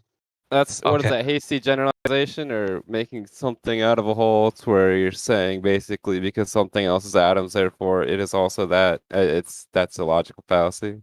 Can't do that. What? Yeah, What fallacy? Which one? I forget the name of it. Which one of the Basically where 50? It's basically where you say you are a banana because part of a banana is also part of you, so therefore you are a banana. I'll have to find the actual. No, that's inference, right? A That's fallacy not. of composition. I forget the name. Yeah, that's not what this is. That's not Fallacy what of this division is. or composition. Yeah. This is no. What are you saying right now? I was explaining the reasons why I drew this parallel. Can you at least let me finish? That's cool. Can you show the gas pressure without container in any kind of method, show, video? You did it, some scientist did it, whoever. Can you do that? Yes. Do you own a barometer? Man, can you show me the gas pressure without container? Whoever Stop you yelling. Really? Okay. Can you show gas pressure without container? Are you taking this seriously at all? Yeah, he's asking for a demonstration of gas pressure without a container, right? So Okay. take any gas, right, and a Okay, barometer. Can I You're do it already normal? in a pressurized system, right? So we need you. It's basically begging the question, right? Right. Because you're now assuming that the air is the kind of open system next to vacuum that you're trying to prove, which makes it possible that. So it's just circular logic. Yeah. Right. So whenever gas is released from its container, it fills the available volume, right? That's just how it works, without exception. Well, You are with telling exception, me. I want to with with the nice thought voice. that With nice the thought voice. I want process to you're ask you using now. is Your one answer law was. I in want to a ask you with a nice question. Your answer was the barometer. It's showing the gas pressure. No, but you didn't even let me finish my answer. So of course you're going Yeah, to but you only said take the barometer, beginning. man. You didn't let me finish. Then you started yelling, and I asked Yeah. you to stop yelling. Then you made a Okay. joke out of that too. Okay, finish. I'm trying to have a civil conversation. Great. Maybe stop over talking everyone. I'm over talking everyone. No. And there's some finish. color commentary. Just try to stick to the point. I am sticking to the point. And when you guys ask me why I drew the Here you parallel, go again. Here you go again. Go. You're talking about the You conversation started instead with of barometer. conversation. Continue barometer now. Continue. I want to listen you till the end. Continue about the barometer. Stop complaining. wow, okay. I was going to say, if you own a barometer, walk up a high incline, or not a high incline, not a mountain, but like a hill, something. But of course, you are assuming that there is some container over the earth. Yes? Are you assuming there is open system when you taking barometer with you going to the mountain? I don't even know what that means. What do you mean did you open what did system? you ask me? See, this is the problem. my Do you God. know in thermodynamics the difference between open and closed systems? I know what that means, but at what point could you possibly have a closed system on the way up the side of a mountain? You're talking about the pressure gradient. Is that what you're talking about? Correct. Right. So you need gas pressure in the first place. You need gas pressure in the first place to get a gradient. How you have gas pressure The problem gradient? is like you're basically now what you're now doing is you're saying, well, there's a pressure gradient, so therefore that will continue on forever and be an infinite vacuum. But that's not really, that doesn't really follow. Just because there's a pressure gradient, okay, yeah, cool, there is, but why wouldn't there be? Not like we have a constant temperature in the system, right? Oh, this is so derivative. On top of the fact that, okay, so the It's not point here being what they're basically claiming. What they're basically claiming, right, is that we have an infinite volume that's available for the gas that we have here on Earth. There's no barrier. There's nothing. There's an infinite volume. That's your universe, space. So then, what's keeping the gas here is like, well, gravity, but there's no downward vector to gas really that we can demonstrate. So hold on, downward. There's no gases don't follow gravity. Well, they're moving in all directions, aren't they? No, there's a slight downward bias. So it's slightly higher pressure Where? at the bottom of a container than the top. Oh, that there's pressure, but that doesn't mean that the air is being pulled down. Anything with mass obeys the laws of gravity. Okay, cool. So where's the gas going down? What's the law of gravity? Einstein doesn't agree with you. Is that the downward acceleration? That's a lie. Because it's the downward acceleration, right? We don't see that with gas. Agree with you. That's a lie. Einstein does not agree with that what you said now. Saying it 3 times doesn't make it true. Can you explain how Einstein somehow does not agree with a fundamental part? Define the mass now in the first place. Come on, let's go. What's mass? It's a measure of the amount of particles in an object. Wrong. Wow. Mass is defined as resistance to acceleration. What? You just took the force equals ma calculation or algorithm and ran it backwards. That's not what I did. That's not what I did. What I just told you is that mass is currently defined as the amount of resistance to acceleration that something has, not the amount of stuff in it. If you want a citation for that, I'll happily give it to you. Okay, so you described mass as resistance to acceleration. Maybe Matthew can tell him. Yeah, that seems like a decent definition. Okay, yes, but it's not my definition. No, it's not my definition. This is like the definition. It might be helpful to not refer to gravity at all and just talk about the weight of the air causing pressure differential. Because the definition of weight is mass multiplied by gravity, so that would be hard to do. It is, but if you want to go anywhere in this conversation, none of them believe in gravity. So if you avoid that, whoa. I thought there was going to be some conversation between like technicalities, but not believing in gravity. We don't believe in fucking anything, man. They have to deny gravity because a flat Earth wouldn't work. So that everybody in the server, I mean, except for me, as Globers, denies that gravity exists. That's not what I expected. Well, the only reason you would need gravity is to keep things together on a spinning ball. So let's be fair. Yeah, because if you have gravity, that debunks the whole. Which gravity you believe? That's not true, Matthew. Which gravity you believe? Not you, Matthew. He. Which gravity you believe? He. There's a lot of he's here. Do you mean me? Yeah. Which gravity you believe? They're asking whether you believe it to be a Newtonian force, like Newton said, or a pseudo force, as in the later Einsteinian conception is. I mean, they both work the same. He doesn't even know the differences, dude. The first you're going to tell me what I know? The first one, it's done. It's not working anymore. It's finished. I'm sorry. I have a heavy dislike.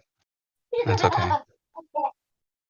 I have a heavy dislike for what the term you just used, pseudo gravity, something like that.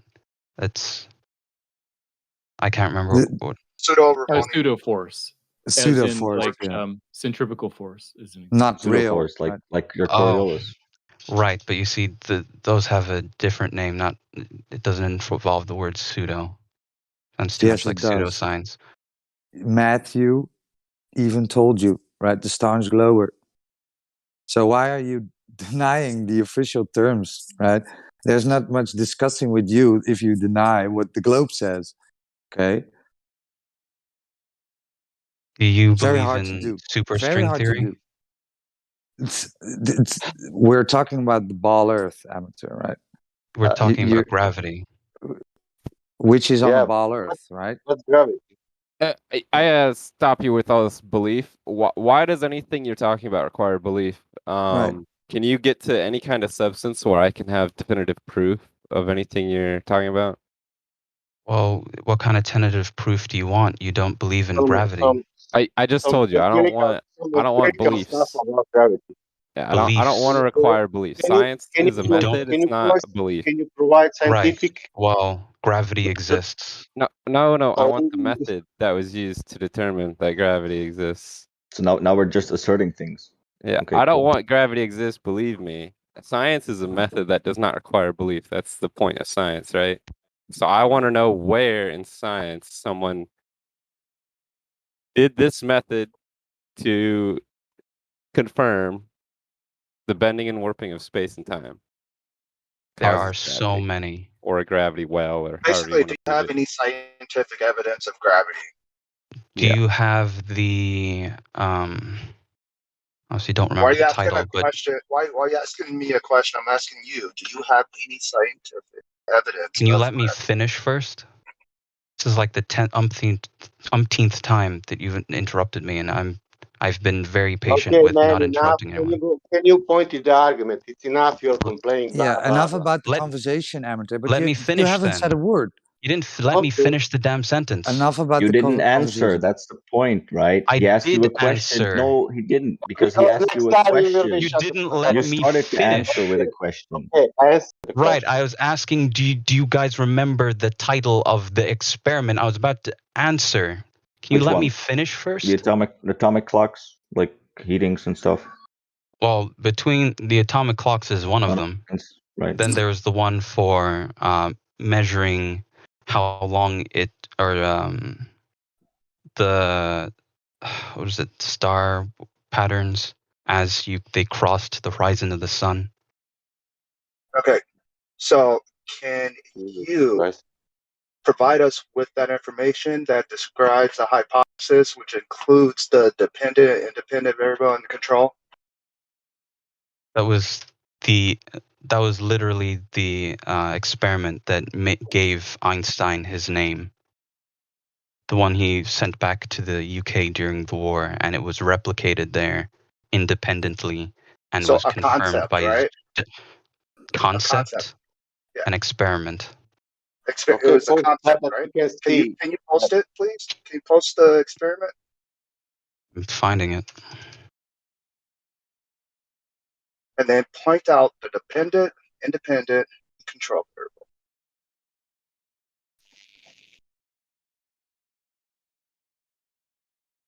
I want to see where they took some bendy spacetime and I go want to and see what they bend it. manipulated. Well, Right. and on top of that, what's wrong with the atomic clock experiment? Well, No, on the top of it, let's we need to post this manipulate what you gravity, said before. right? On the top of this, let's post that what you said now, because you said this is, yeah, it's faster. Let's not speak now about atomic clock, or something, because you spoke now 1 minute ago, and I said I will post it now. Post now. I posted it. It's a YouTube video. The Okay. YouTube video Can you of it. identify the dependent, independent YouTube video. That means that scientists make YouTube video to about the experiment. Most famous scientists made a YouTube video to show other people in the world that gravity exists. Is that true? What? Is that true that the thing what you posted now, it's experiment, but some scientists did, and they posted that on YouTube, and now we can go on YouTube and realize that gravity exists. Is that true? I posted the eclipse.org link and the Berkeley Scientific University. Oh, it won't let me. It thinks it's spam. Oh, 1 second. And I can post it. And that's the Berkeley white paper. If you'd like to read those, that would be great.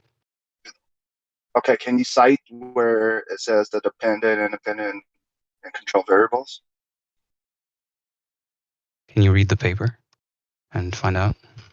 Because I So you're gonna guarantee you're have there. me do your work. You're gonna have me do your work, right? Right, because you're coming here Do with my this work? no, because look, listen, you're coming here with this experiment, right? And then you're saying that it proves something, and then we're trying to ask, okay, what's the independent apparent variables, which is basically asking, how does it work? What's being manipulated? What are you testing? And if you Okay. can't even If you answer want that, and me you're to just give, pointing okay. at, look, well, go read it. That Would means you that you like? don't. Okay, That means fine. that gives us the idea that you don't even really know. So then, why are we arguing about this, Fine. right? So essentially, the experiment is to show the effect of gravity on space-time. Now, Be the more closest specific, like the independent, getting dependent there. variable, what's being manipulated, etc. If you would kindly let me finish. The sun is our closest large gravity well. And now you're just telling stories. What's the independent variable? Just a simple answer. You mean the independent variable? You mean gravity? Well, I mean the independent variable, the one that you're manipulating in the experiment. Amateur wizard, let me explain. Do you even know what an experiment is? On this server, most of the flat earthers here have a very narrow, impoverished definition of science, which says that Narrow and only impoverished, really? We didn't need to I would now. settle for them being less argumentative and cutting me off all the time, and then getting mad when I try and have a civil conversation. You're not answering questions, Amateur. You're not letting me waffling. finish. No, you're waffling around it. We ask you for the variables, and it's no answer. Right? That ticks people off. You made a claim. You can't answer it. Right? You can't back it up. Just throw a paper at us and say, "Go read it. It's it. This is you. You don't know. We heard about the eclipse thingy, right? About how Eddington cherry picked his shit." If I could throw in one question, why not go to this around 19 Stein when they validated his gravity? Want to get the experiment from that paper, please? Thank you. I'm sorry, you broke up a little bit, Dave. Please go to the Einstein paper around 1915 or whatever and get the validated experiment from the paper and show it. Thank you. I sent it in. It's the one from Berkeley. It's in Livestream voice text. Yeah, which you couldn't say anything about it, right? What they done, how they done it, how they validated it, what happened with the 16 photographic plates Eddington didn't want to use because it didn't show results, his results he wanted. It's just about evolution. I see a horse. Evolution No, theory. it's not about evolution. It's about how we can validate that the concept of bending and warping in space-time is something physical or reality, right? Yeah. How can we validate it?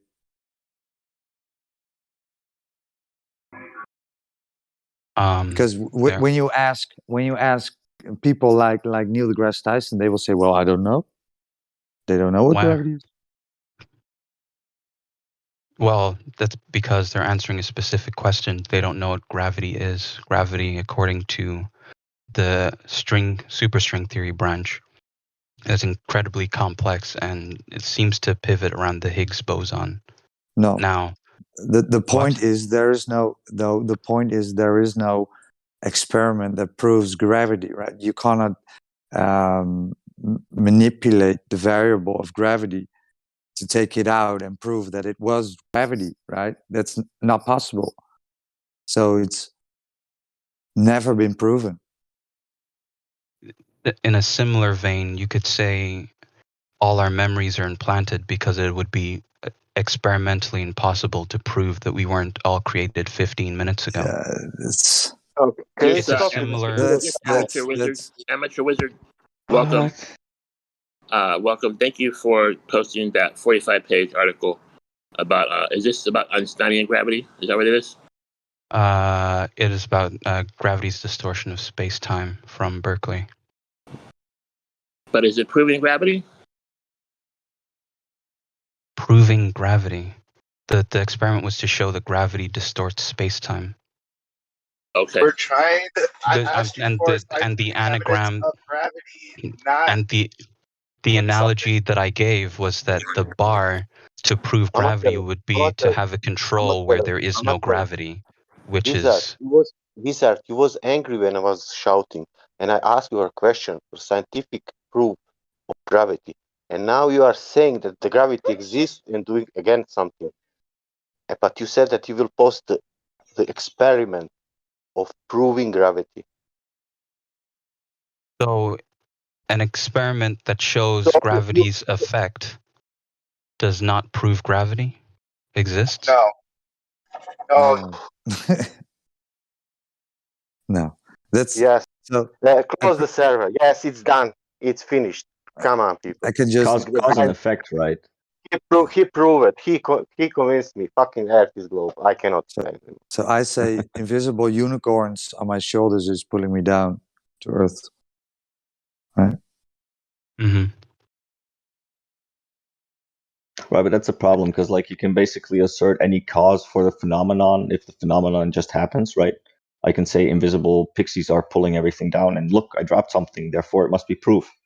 But that's not logical, obviously. But now if I replace pixie with force, there's an invisible force pulling things down. Suddenly it's valid. Like, of course not, right? We can observe the effect, but what we're trying to figure out is the cause of it. And that's also kind of what the experiment is about, right? The hypothesis, independent, dependent variables, cause and effect. We're trying to determine what is causing this effect that we're observing, where some things go down, some things go up. Mm-hmm. That's cool. That's the effect we're observing, but that doesn't tell us what the cause is, right? And you could see that even though like this is totally proportional to the mass of every planet that it affects, that's not enough for you, and that it is not something that happens sometimes and not other times. Hold on. We're talking about things we can test on Earth here, so let's not the other planets and their gravity and the sun's gravitational field. That's I don't believe in basically planets. stories that we can't verify. I don't believe in any planets.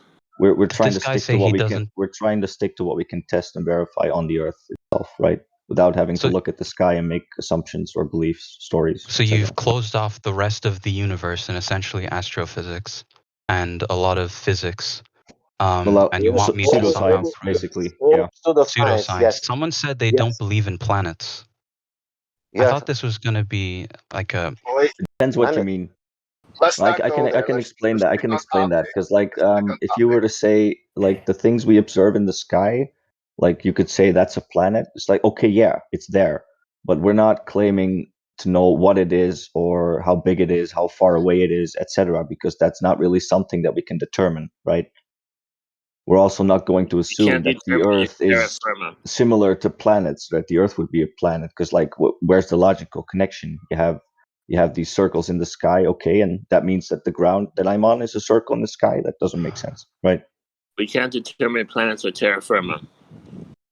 Marta, Right. can you go over that's can it. you go over what pseudoscience is with him really quick? I don't think he knows what that is. Well, I mean, it's basically anything that doesn't follow the scientific method, right? Right. And you don't see that denying things that go with the scientific method. Everything what you said. Yeah. Cool. What are we denying about the scientific method? Which part of the method are we denying? Because if you're talking about gravity, that's not part of the scientific method. That's just one of the scientific theories they've come up with. But the method itself is just testing hypotheses, doing experiments of observations, etc. show us the proof through the scientific method of gravity, right? Well, that's what we've been asking him. Without, with the extreme criteria of not using any other planets or anything in space or any testing to do with astrophysics. That is what science is, bro. Science is a method, right? We can figure out when water boils at sea level, right? By experimentation. That is how we know stuff. Hands-on experiment, not looking and declaring. This is not what I expected from here. This is how science works. I mean, how? That's a mockery of the scientific method. No. If Explain, you take a picture of your palm exactly hand, what the scientific method is. I will tell you the future. It's rigorous. Well, how about you? How about Amateur Wizard? How about this? How about you explain what the scientific method is in your mind? No, we both have the same idea of the scientific method, except somehow a lot of you feel like you can remove. A lot of you feel like you can remove options from it, or remove. No, we're not removing scenarios from it. What option are we removing? You just said you can't use anything in the sky. Because you can't test anything in the sky. You can't test If you touch it, observe it, but you cannot. Did you ever had it in your hand? hand? The problem. So there you go. If you cannot test it, then you can't go through the method. So that's the problem. So it's not like we can observe it. It's there. But can we test it? No, we cannot. So it doesn't go through the scientific method. That's the problem. You never had the twinkle little star in your hand physically. Seriously, you never had it. That's the definition. You have the independent variable is manipulated by the who? The researcher. You have to physically manipulate it to figure out the cause of the effect. That's scientific method. Right, when water boils, right? Physically manipulated. Do you know how many things you cannot physically manipulate? Right, that's pseudoscience. Right, astrophysics is pseudoscience. They just look and declare. Correct.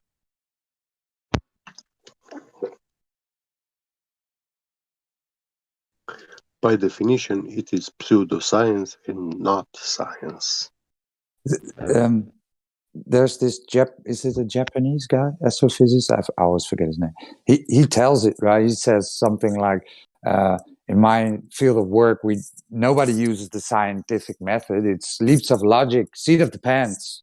That's literally what he says. Michio right. Somebody will post it in the live stream. Our science is off by 120 to the zeros. Right. I think what part of the problem is like what they do is like they have the scientific method and then they attach like all the scientific theories and stuff from the past and everything as if that's all part of it, right? And then you have this like collective body of knowledge that's supposed to be science. But at that point, you're really getting away from what the scientific method is about, right? It's about testing, experimenting, proving things, right? Not let's take all these, things that people have already figured out and carry on with that. And look, now we're doing science, right? It's not really what the point is. Method, I think the problem is scientific method. The scientific method does not work without experiment. I just gave you an experiment and you threw it out because for some reason it needs to be touched. No. That we didn't throw it out. We asked you to identify what the independent variables were in the experiment, and you couldn't even do that. There, and you interrupted me. We've been waiting like twice. 10 minutes. Waiting. What are you saying? All right, go explain. Let me finish this time. Independent variable. No, Let me finish this time, right? Can you complain? Let me finish this time. No. Let's complain. Let him finish. Let him tell us the variables. Why? Because he will complain again 10 minutes. So given the control, just don't interrupt me. Given the independent control is this star systems, essentially the pattern that they lay out in the sky. I'm sorry. Now, I'm sorry. when it comes I to, wanted to give you the floor, when but it I just comes, have to interrupt you now. You said hold on. You said the independent control. What does that mean? Independent variable and said the control variables control. are different. All right, control variable. Yes, carry on. Right. Now, when these star systems are mapped pretty much in all from whatever point, as long as they're not in some way distorted by a gravity well, they're the same, essentially the same or unchanged. Now, You don't see when with they the pass naked eye. around from behind the That's sun, just a story. It's can a you nice shut up and let me story. finish? No, because Promise. you're still not giving us any variables. Now, when Just they let him pass, finish, and then we'll break it down for him. now when they pass around behind the sun, now the light between us and it clearly has to go very close to the gravity well of the sun. Now, those patterns distort in the exact predicted way you would expect from a gravity well. It distorts into it, and it distorts on the way out on the other side. What a coincidence. Essentially, the time that it takes seems shortened because it's pulled around marginally. So what are the independent and dependent variables again? Because you're basically just telling the story of like they're looking at the sky and you're saying they're looking at the sky and these star maps and like the sun's gravity well and stuff. You're looking at that and then it's distorting. You're like, okay, cool, but all this is observation based. We're missing the experiment part, the independent dependent variables. What are they? You've been talking for 2 minutes. We still don't have them. You want to get some builders out there to roll the sun away? We can try it again. No, I Okay, want so to you know don't what the sounds like. independent and dependent variables are in this experiment you cited. And you're telling a story about how they did the observation and the thing. Like, okay, cool, but what are the variables? Do you know the distance between us? Between you and me?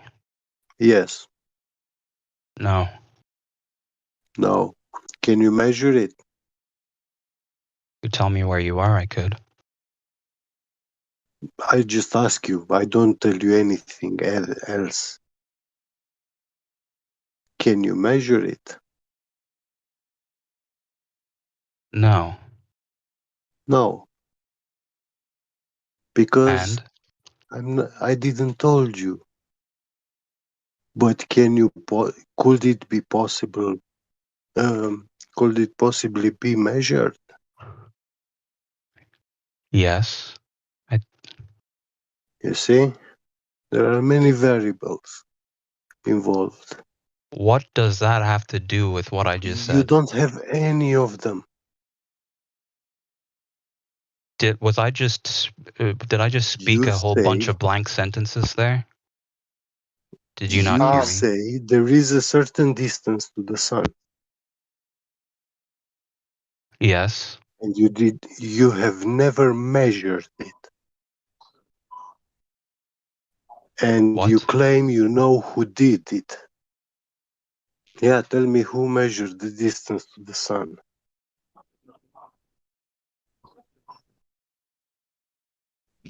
Wow. And by which method? Yeah, how? You've never heard of Cassini? Okay, tell us, how did he do it?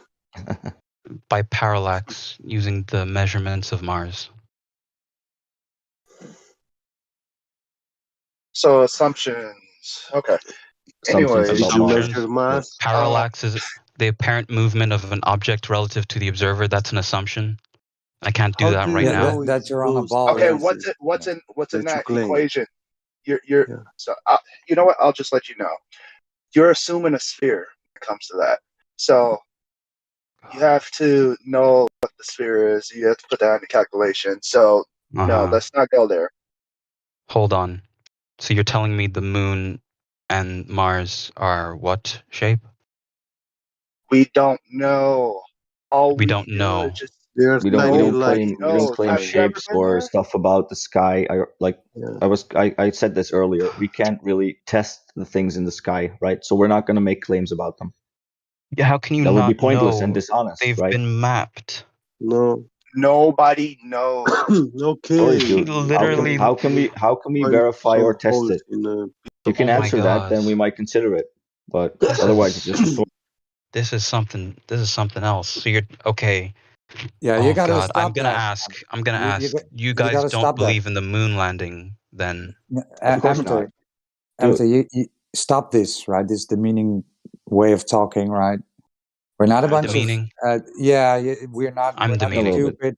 Yeah, you Every didn't single even know one what of you have been so nice to me right now. You think I came in here and I started with being demeaning? So, Or you think you all make got kind many, of ganged up you on make me many and positive started claims. crapping on me from the beginning? Again, he Feelings, started dude. complaining. I told you that he will start fucking complaining 10 minutes ago.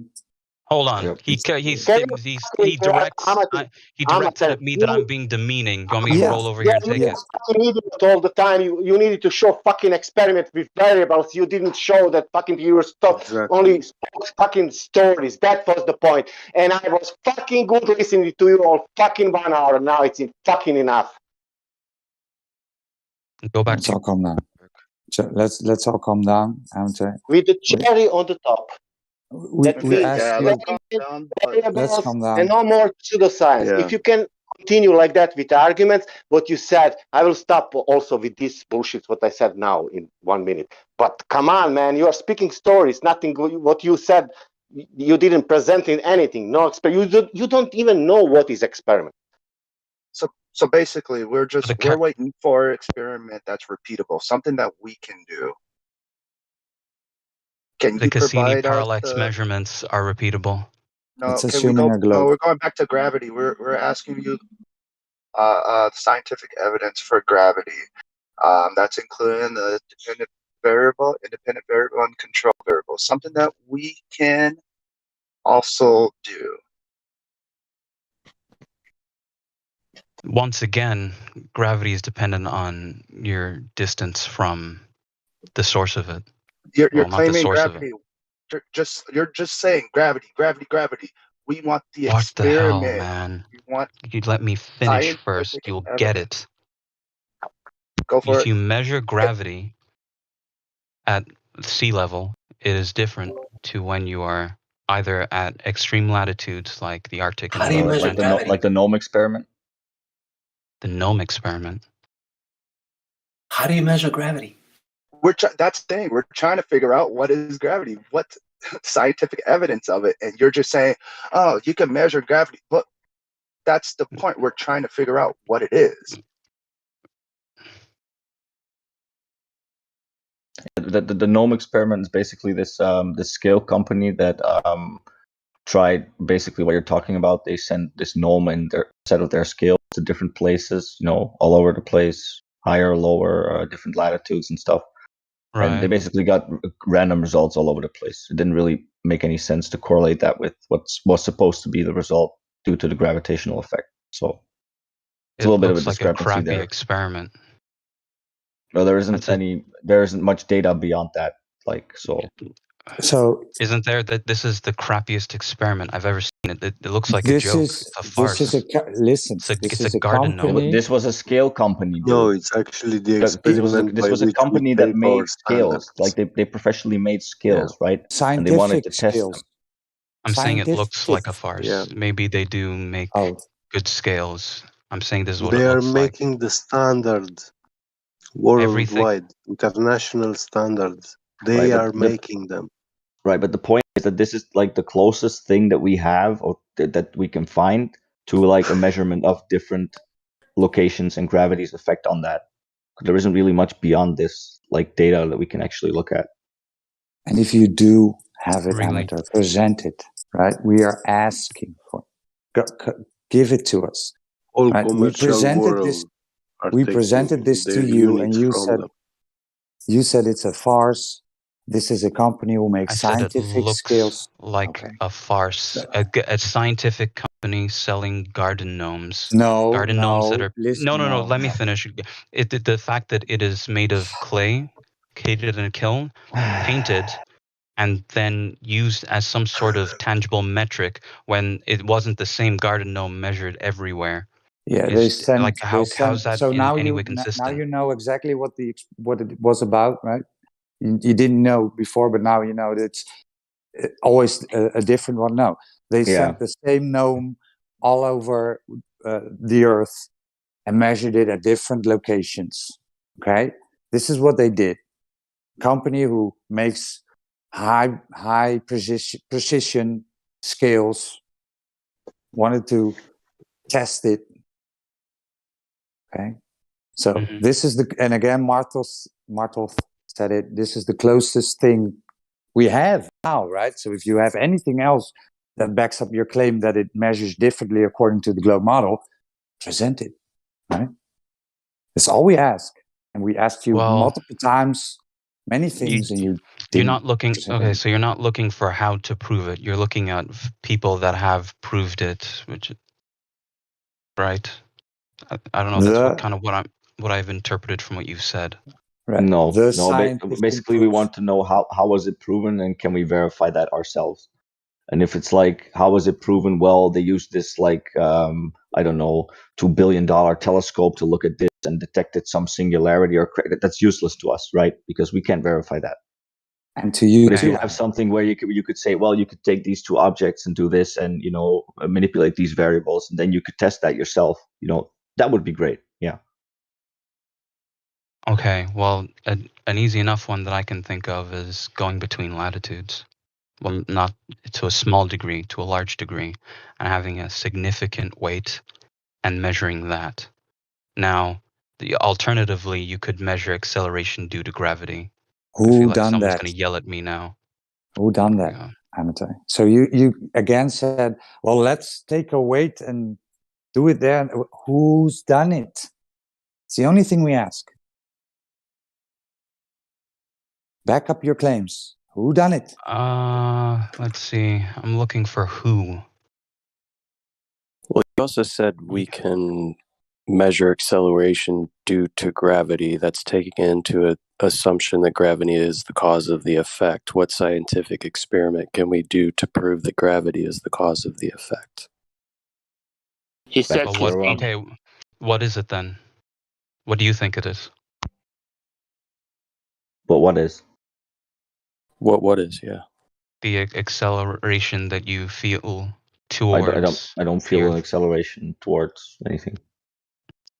So you, like top of flight of stairs, you don't go down? Poor boy, you never been on a merry-go-round. Hold on. No, listen. Hold on. Just really. I don't really understand that statement. Really. I'll explain really quickly. Yeah, when you spin on a acceleration would be a merry-go-round, change. Listen, acceleration would be a change in velocity, right? Yes. So if I am sitting still, I'm not changing velocity. So how am I accelerating? Wow. You see the problem with that? You don't go. Oh my God. If I'm not moving, am I accelerating? When you of course not, because there's no velocity. Do you feel pressure on your feet? Sure. So what? Yes. Pressure is caused It doesn't by mean force. I'm accelerating that downward. Force is caused by acceleration. Oh, you really? see how that works? No. No, very not. No, it's just circular reasoning. It's circular. It's a direct line. Pressure, which you just said. I think we agreed there with pressure being a cause of force. No, because like this is the problem. Because like what's supposed to be gravity? So what you need is a downward vector that occurs always, but it doesn't. Right? Well, there we agree. That about gas pressure, man. We didn't agree. Are you crazy?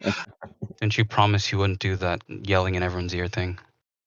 Yeah, but that's why we didn't agree on that. We agreed on the definition of pressure eventually, if I remember correctly. Yeah, gas pressure is. So We what is the definition of gas pressure then, Amateur? Give us the definition of gas pressure. I'll find it for you. Because we posted a few. Well, because this is getting like a theme now, because we're basically asking things, and then you're Googling it and telling us. Like that's not what we can do that ourselves, right? If that's like all you're why are here you to do, asking then. them? The number of accidents. Because we've Googled and we can't find the answer. We already Googled. You know, we've already been looking for answers to all of these questions for years. The number of accidents with the wall, gas What wall? pressure, right? So The my wall of the apologies. container, of course. Yeah, but let's stay on one topic because he just dances around. We were at you proving gravity, right? That's where we were. If I'm not mistaken. Yeah, but that was in itself too. Let's be more rude. How? I'm trying to be straight to the line. This was to do with air more pressure. You would have to manipulate gravity. now. You Listen, would have it's to the pressure of manipulate. gas. It's the force the gas exerts of the walls of the container. Chemistry. The molecules are in constant random motion and frequently collide with each other and with the walls of the container. See, that's what I was looking for.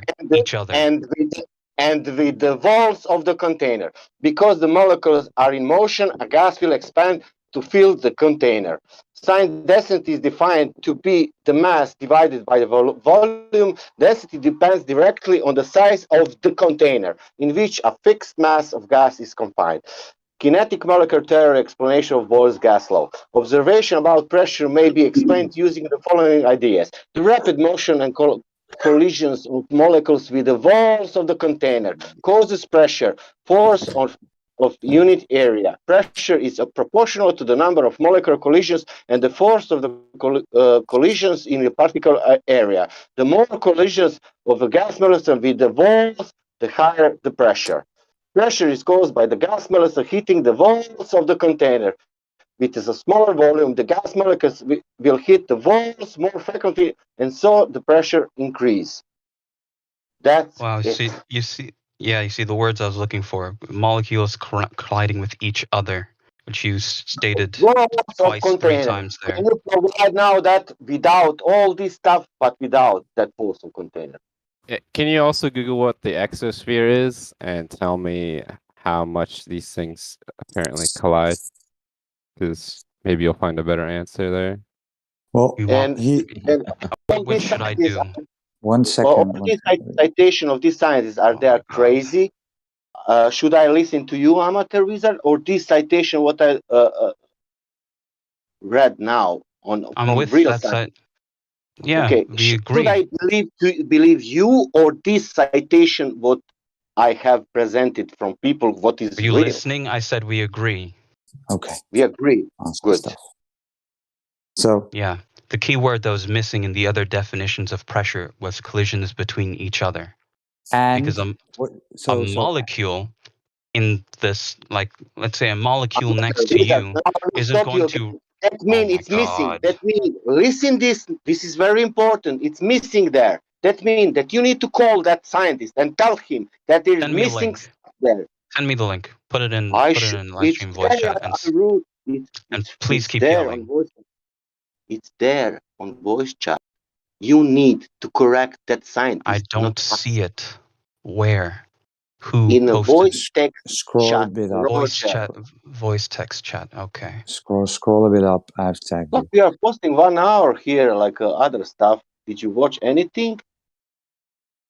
You can make it a lot easier for him too, because he's trying to say you don't need a container because the molecules collide.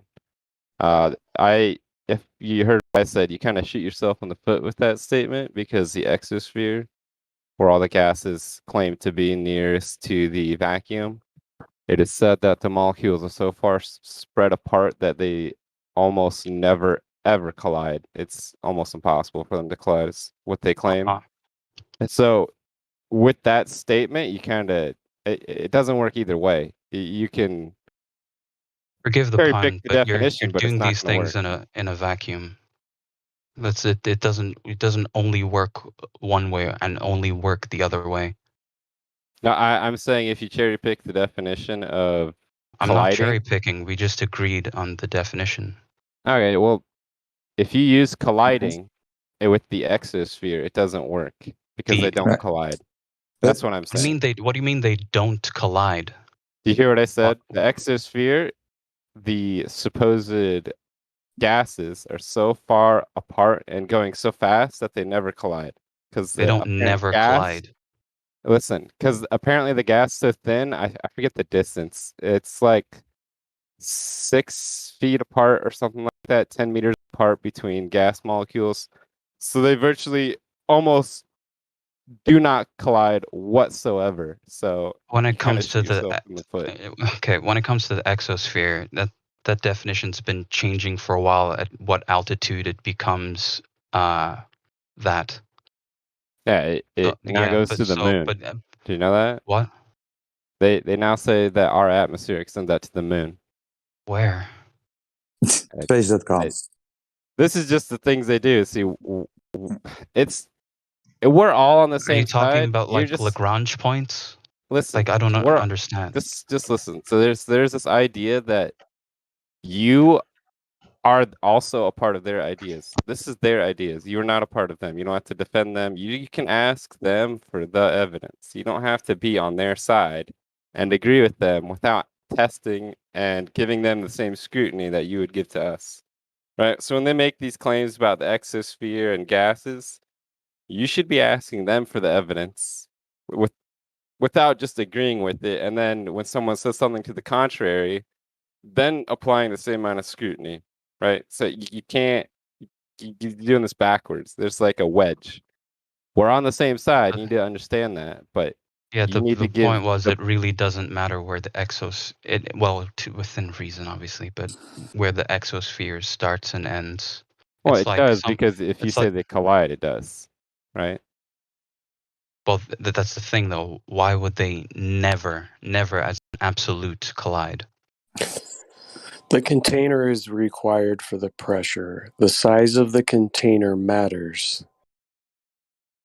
If I put the same amount of air in a bicycle tire as I put in a semi-truck tire, would I have more pressure in the bike tire than I would in the semi-truck tire? The answer is yes, because the size of the container has changed relative to the mass of the gas that was input into it. Right. It's also basically that like example every makes sense. It's basically also like right? every gas law that they have, like Gay-Lussac, Boyle, whatever. They all need a volume to work, right? It's a relationship between the pressure and the volume, or a relationship between the temperature and the volume, etc. Right? That's kind of the whole problem with the space thing, is that they're claiming an infinite volume when they're saying that there's an outer space infinite vacuum, no barriers. So what Like do you see at night what's the when you look volume in up? that case, right? Well, what do you see at night when you look up then? There's so many things that it's hard to keep track of what. Yeah, sure. I see a bunch of lights in the sky, circles or dots of light. Okay, cool. But that doesn't tell me that, there's an infinite vacuum, right? And Or if there's a look, container, it's a gas ball. It's a gas ball in a vacuum. Right? And if I can there's a see it, right? container, what's the likelihood that it's Did you catch that? Cut out a little No, bit. Transparent. Cut out. Transparent. Yes. It is, right? Because we can see it that way. Oh, really? So, do you know how many substances known to man are transparent? I don't know what is containing the gas out there, but I do know that the necessary antecedent for gas pressure, right, is containment. So that you'll is assume. Yeah, I get what you're saying. You'll assume you will disregard whatever you want to and need to, but you'll assume a container and you'll assume that it's transparent and does not cause distortion. Could is cause even. distortion. I mean, what I haven't tested this. I cannot go there, so I haven't tested this. But Yet somehow there is a container. Because every gas law, right, natural law, states that gas pressure needs containment or it will fill the available volume. That is what gas does when it's under pressure. Right, because always. But this is by definition for the experiment of, testing the pressure. You must be the one that changes the variable. Correct? Yes, and we've done this And you over and must over change one on Earth. variable. Right, on Earth Right. we've Do that, done right? that, So right? tell me. You can easily do that. That other guy already told you, right? Get a different size tire and pump the same amount of air in it. What's the variable that you change? The size of the tire, the volume, right? Or you can change. And what's the requirement for you both? can get the same, or you can get the same tire and pump a different amount of air in it. Now your dependent variable is the air, right? We're saying the same thing, but what's the requirement for both? What do you mean? What's the requirement for both? In order to be able to change the pressure within a vessel, you need a vessel first. Yeah, exactly. The experiment in itself is to show how the volume of air changes with the pressure. That's Right, the but experiment that's within exactly itself. the point. It's Because not whenever to prove that. It's not to prove pressure on a global scale. It is to prove that pressure affects volume. Those are different things, nuanced but different. So what's the available volume on the globe Earth then? I don't know. You're gonna have to find out, but it's pretty damn big if we're all fitting in it. No, I'm talking about like the available volume for the gas, not for humans, right? So you have this ball of rock and water. There's gas around it, and then it's surrounded by a vacuum. So what's the volume? Volume of what? The volume of The the volume air that or the the gas volume of the has to vacuum? expand into. Oh God. You see, this is now because you don't believe in gravity. Like, No, it has nothing to do what? with gravity. You know, we Has nothing to do with gravity. Yeah, where does gravity come in? Gas expanding into a vacuum or high pressure moving to low pressure has absolutely nothing to do with gravity. Really? Yeah, What keeps really. it here? You could get a high pressure at the top and a low pressure at the bottom, and it'll go from top to bottom, right? And you can do it the reverse, and it'll go up, right? It'll flow in the same direction, high to low, just like temperature, right? Goes from hot to cold, not the other way around. Never does that. You can never see gas going from low pressure to a high pressure, right? Unless there's a force acting upon it. Okay, so See how where it do all we fits observe in? that? But you already conceded, right? Gravity would be strongest at the surface of the Earth compared to if you go up further away from the center of it, right? So Bingo. we're on the surface of the Earth here, where the strongest gravity that we can experiment with is, and basically we need containers to experiment with the gas. The gas moves in all directions, right? We have air going sideways, going up. Where's the down vector? What? So you're What do telling you mean, me? what? Okay, Go so outside. Go outside. Where's the down vector on the air, dude? Have you ever I used haven't seen compressed it. gases? Okay, listen. If you're going to grab air, the air that's around you, and release it in the same air, the air that is the same density and has the same molar mass, what do you expect is going to happen? It's going to fit right in like a glove. Now you take another gas that is denser. You do believe in denser gases, right? Yeah, dude. There's no need to but explain I don't basic know anymore. there's I don't literally know no though. need to That explain was an basic honest question. density because we I get wasn't that. But the explaining it. I problem was is asking if you also right. Yeah, sure. We So get that. you agree that when you release a denser gas into a room at the same standard temperature and pressure, where does it go? Sure, it'll go down. And if you release a less dense gas, well, where does it go? It goes up. It goes up. So there's not a Okay, universal down okay. vector then, right? Oh my God. What's the difference between a denser gas and a lighter gas? And less dense gas. The density. Right. That's the AKA problem. what? You can change the density, or you can change AKA the medium that it's in, and you can change whether it goes up or down. No, the right? density. Okay, let's reel it in a little bit here. The density, by definition, is mass per unit volume. Sure, and? Right. The volume is the same. The mass is increased on the denser gas. Yeah, sure, and? Right. And gravity, which for some reason you have chosen to disbelieve. Here's the part, like we know that there's a down effect on things that are denser, right? I don't care what you call it. You could call it, that's like not you in said, contention, unicorns. But like the cause for that. Yeah, but exactly, because now we're talking about unicorns or invisible Call it forces invisible that we can't unicorns. test. Cool. We all agree that there's a down vector for masses. No. No. What am I not understanding? No, because look, there's you can have a mass that also goes upwards, right? It depends because it's relative density. You have the density. Listen. This is the No, dude. Listen. Hold on. You have the density of an object, right? Say you have let's get a tennis ball, right? You have a tennis. No, it's a bad example because there's air in it. Let's get an apple, right? You take an apple, right? Take an apple in the air, it'll go down, right? Mm-hmm. Okay. Now take an apple underwater, it's gonna go up. Mm-hmm. Okay, that's the phenomenon that we can, observe and test and manipulate. Why? Why? I don't know. I don't need to explain why it happens. Because the medium it is in is denser than it. Just like you said with water and Right, air. exactly. But that doesn't tell when us I brought that up there's the a down analogy vector. that for some reason you didn't understand. No, or but that didn't see the correlation. That doesn't mean that there's a down vector. Like, this is the point. We're talking about a phenomenon that is multi-directional, right? Things are going down and things are going up. So you could say, like, well, the denser things, they're being pulled to the ground because, look, well, it's going down. But by the same logic, you could easily say that, well, look, the less dense things, they're actually pulled to the sky, right? Because they're going up. And now that's proven. Well, no, of course not, because you can't just make assertions. That's the what point. fallacy is that? That's the The point where you can't make assumptions. Does a pressurized container of helium weigh more when it was full or when it's empty? That's ad hominem, I think. How is that an ad hominem? That's no, a simple not what question. you said. Not what you said. The other one that I said. No, it's not. The other bro. one. Well, how was that ad hominem? Ad hominem is a personal attack on someone. Oh, my bad. Getting off in the weeds. Yeah. So You're is thinking gravity non sequitur. upward pull now too? Does gravity my go? bad. Causal fallacy. It's.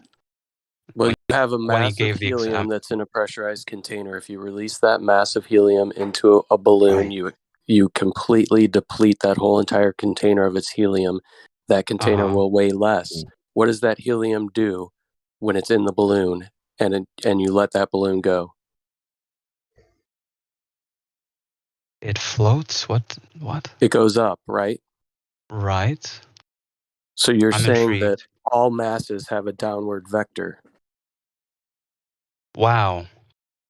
That for some reason you guys can't seem to. Please let me finish. It's barely the start of a sentence. For some reason you can't seem to understand that all these laws work at the same time. It needs to be one or the other. Right, so but where it is is a gravity taken causal into fallacy, account like in you the said. standard Because, like, model of when I tried to say that, can I just quickly, like, when I tried to say that the less dense things was going up, because you said that was a causal fallacy. It's the exact same thing when you're asserting that gravity is making stuff go down, right? No. How is that not a causal fallacy then? The causal fallacy. It's the same thing. You're asserting a cause for the phenomenon, right? The causal fallacy. Okay, so the moon has no atmosphere. Okay, well, I can't even use that. Why are we talking You've about the basically moon? annexed every. Why are we talking about the moon? Talking about the Earth. Hold on. So you want me to give an example of a situation where buoyancy is, ruled out, and the only way to rule out buoyancy is to essentially do it in a vacuum. Which is not really ruling out buoyancy, right? Because you can't create a perfect vacuum. There will always be a small amount of air, so you still have a medium. You're just decreasing the density of the medium, which to near just zero. demonstrates that denser things go To down. near We already zero, know that. But it's still not just telling us a cause. It's just observing the effect. The effect is denser things go down, less dense things go up. We don't know why it happens. Nobody does. You said your globe science piece, they you don't claim said to know. things pretty reasonably up until that. How can you how does bringing something to the vacuums that we have that we can create here are 5 zeros and 1% of our current atmosphere? Yet somehow So hold on, is that a medium or is that not a medium? It's a vacuum. Yeah, but there's 0.0001 air in it, right? So is that not a medium then? 0.0000001. However many zeros you want to put in there, it's not zero, right? There's still air in it. So in space, right? As long as there's one particle in the universe, I don't know if you it wouldn't be a perfect vacuum. That's why they say that there is no such thing as a perfect vacuum. As long as there's more than one particle in space, by your criteria, it is not a vacuum. It's a medium. Not a perfect vacuum. No, that's the problem. Because I said this right at the beginning. Well, I'm vacuum, going to tell you right now. Look, hold there's on. no Vacuum such thing as a. Why are you always talking to me? Vacuum is a specific range of low pressure, right? So if you get below a certain pressure, it's a vacuum. Vacuum does not mean there is no matter. It doesn't mean zero, right? That's not even what we can demonstrate. And it's actually really funny that you guys want to always bring up vacuum chambers because, like, why are you bringing need it to a chamber that, then? to even You simulate brought a it to vacuum. that. Why is that? Yeah, you brought it up, kiddo. No, he brought it up when he said that it wouldn't That's be what a I'm saying. medium He as long just brought it up. Yeah. He did. For sure. Yeah.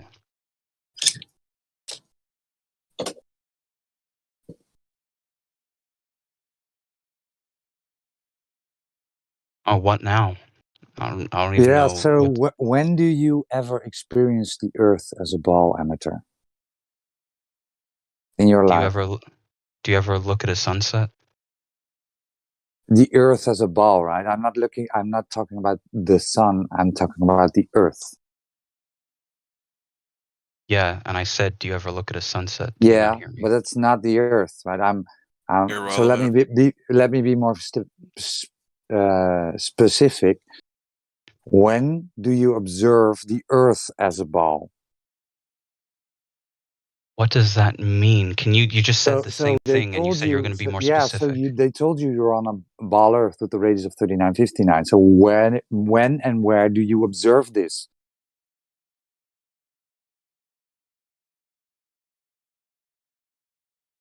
Never, right? So the Earth presents itself as flat and non-rotating to everybody ever alive, amateur. Have you ever seen your? This is the part. This is the part where they have to point at the sky and they say, "Look, I see a globe." What? Have you ever seen your intestines? Have you ever measured them? Yes. Your own intestines. I can go for an X-ray. My own fucking guts, bro. What does this have to do with anything? Yeah. So does this have to do anything? You don't see how that the fact that you've never measured something yourself or seen something yourself does not. Well, that's mean what I'm it is saying. Not true. Well, we untrue. can see other people's intestines. That's how I we agree know with that. intestines Sorry, exist. I thought you were Glover. Really? Amateur. So how did? Sorry. So how do you know intestines exist? Other people, right? You cut them open. They got intestines. I woke up during a colonoscopy How we know and I brains saw it on the exist? screen. Cut open someone's head. There's a brain inside. And how do you know planets? What planets look like? What they look like? I look up in the sky. I see them. Oh, and what are we living We on see a now? little dot of light. What are we living on? I don't know. Does the Earth look like a planet? Is the ground in the sky? Does the Earth look like a planet? Is there any similarities that you've ever observed? Well, I asked you. No. The answer is no. Definitive no. I can't think of a single property of a planet that I see, even with a telescope, in any feature of Earth. Think harder. I'm thinking real hard. Any feature of Earth that I've ever seen. Like what? one, amateur. Give an example. Present one, amateur. No, because if I give one, then I'm catering to my definition. Oh God. Trees, water, a bunch of stuff. People, bikes, Nikes. Go a little broader. I've never seen the Earth as a ball. A rock surface. So you can discern rocks on planets. You can resolve rocks with a telescope on planets. So you're telling me? Why don't you tell us? A rock surface. You're telling me that. So you can tell the surface of a planet's a rock. You're telling me you don't see the winds of the eye of Jupiter? I see winds. No, Jupiter's not even resolvable. What? Resolvable, like with a telescope. With your telescope? telescope? Too far away. With any telescope. With any telescope. No telescope can resolve a planet or a star. Oh. My 6-inch not me that says Dobsonian it. This is NASA that says it. That's why they want to build something called an ergoscope. Bufu had something to say. My 6-inch Dobsonian telescope is able to pick up the color bands on Jupiter, but that doesn't mean that that's what it is. You can see all kinds of stuff in the sky. You want to talk about the ground, please? The specific question was, have you ever experienced the Earth as a ball? And the answer is no, and you don't know anybody that has. No one you've ever met has. Concept in your mind. How am I supposed to experience it as a ball? What do I play a game with it? Exactly. That's not our problem. That's your problem. It's like, Yeah, I don't believe it's a ball. The Earth presents itself as flat and non-rotating, amateur. The only time you've seen the Earth as a ball is on your screen, right? TV, telephone, computer.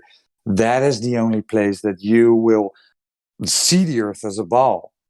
The rest of your life, you will experience the Earth as a flat, non-rotating Earth. So you talked about measurements, right? So you talked about measuring my intestines. Wait a second. You talked about measuring my intestines. So surely we can measure the surface of Earth, right? To measure if there is curvature. Yes. Okay. So who done that? Everyone and their grandma. I don't know what you want me to Google it. This is one of those questions that you said if you want me to find you answers. So you want me to Google it for you? Is that what that is? Yeah, Google it. Tell us what you get. Tell it. Direct measurement of surface curvature. Do that. You know, the tools for that was rhetorical, right? Or do you actually want me to do it? Do it. Can you measure Earth curvature? Is it possible? We've done this before. You know, we've been here a while, and a lot of people have said, I can just Google it, and they go off on Google, and they never come back. Because no one's ever done it. Probably because people you have guys tried. are way more argumentative. Can you do it now? Can you do it now? Google it, please. Yeah, or DuckDuckGo it. Can you some kind of search engine? Wait, people Here, let me help you out with what you should search for, my friend. Search for when, who, where, and how was the curvature measured, even just once. Okay, when, who, where, and how. Thank you. It should have hundreds of thousands of examples over the last 2,000 years, right? There should be at least one example if the world were a globe, my friend, if not millions. Does that make sense to you? The thing is, like you and me, we could go outside, we could literally measure it. We could. It's not then that why hasn't anybody done that yet? Why hasn't anyone done it? Which instrument will we use? use? They have. Who has? And when with what instrument? Laser. And literally all you need is a laser and you laugh, but it's... Because we've done this. We've done this already. And there is no curvature. There isn't. What laser did you use? No, there isn't. Well, what laser did you use? Okay. It was a $50,000 laser that was donated. And the distance is 25 miles. The goal prediction is that the laser is 440 feet above the ground at 25 miles away. What was measured was 4 feet above the ground at 25 miles away. Ooh. What someone want to post a link or I'll post it. Just like you asked. Got it. I got it. I'm going to tag you. Raj has it. A lot of people tagging me. Which voice chat? Which chat? Livestream voice chat? Livestream voice text. text. Yeah, I see It's it now. the third time you asked. Third time. But go ahead. Third time I ask what? I'm gonna give you the actual data link to the actual measurement results, like spec sheet of everything they use. Cool. Thank you. So that's a PDF there. By the way, FE doesn't mean flat Earth; it means field engineers. So these guys are professionals, and they didn't find any curvature. So yeah. And these aren't the only laser tests. There's more. I'll post those too.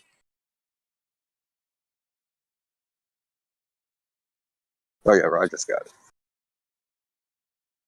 Stick to the wiki page. What's going on, guys? How y'all doing? Not a lot. What up? Yo. Just chilling like a villain. Not Heard a criminal, no. Yeah. Fanboys, man. Fanboys. It kills me when people say, oh yeah, the curve been measured. Hell yeah. We did it. We did it. You did it? Well, we did it. Like, you know how you have a favorite basketball team? Like, yeah, we won. Like, you didn't actually win. It's just a fanboy. Globe fanboy. Yeah, so 24 miles laser test, amateur wizard. 24 miles. No curvature. None. This is over water, right? Basic physics of water. It seeks its level when it wanna seek its level, right? When it's in rest, it's flat and level. If it's in your glass, in your bathtub, in your pool, in a small lake, big lake, sea, or ocean, right? You have never observed curvy, bendy water, right? It's always flat and level. And when we measure over water, it's also flat and level. So when they claim 71% of the Earth is covered in water, right? And all of the water is flat and level, cannot be a ball.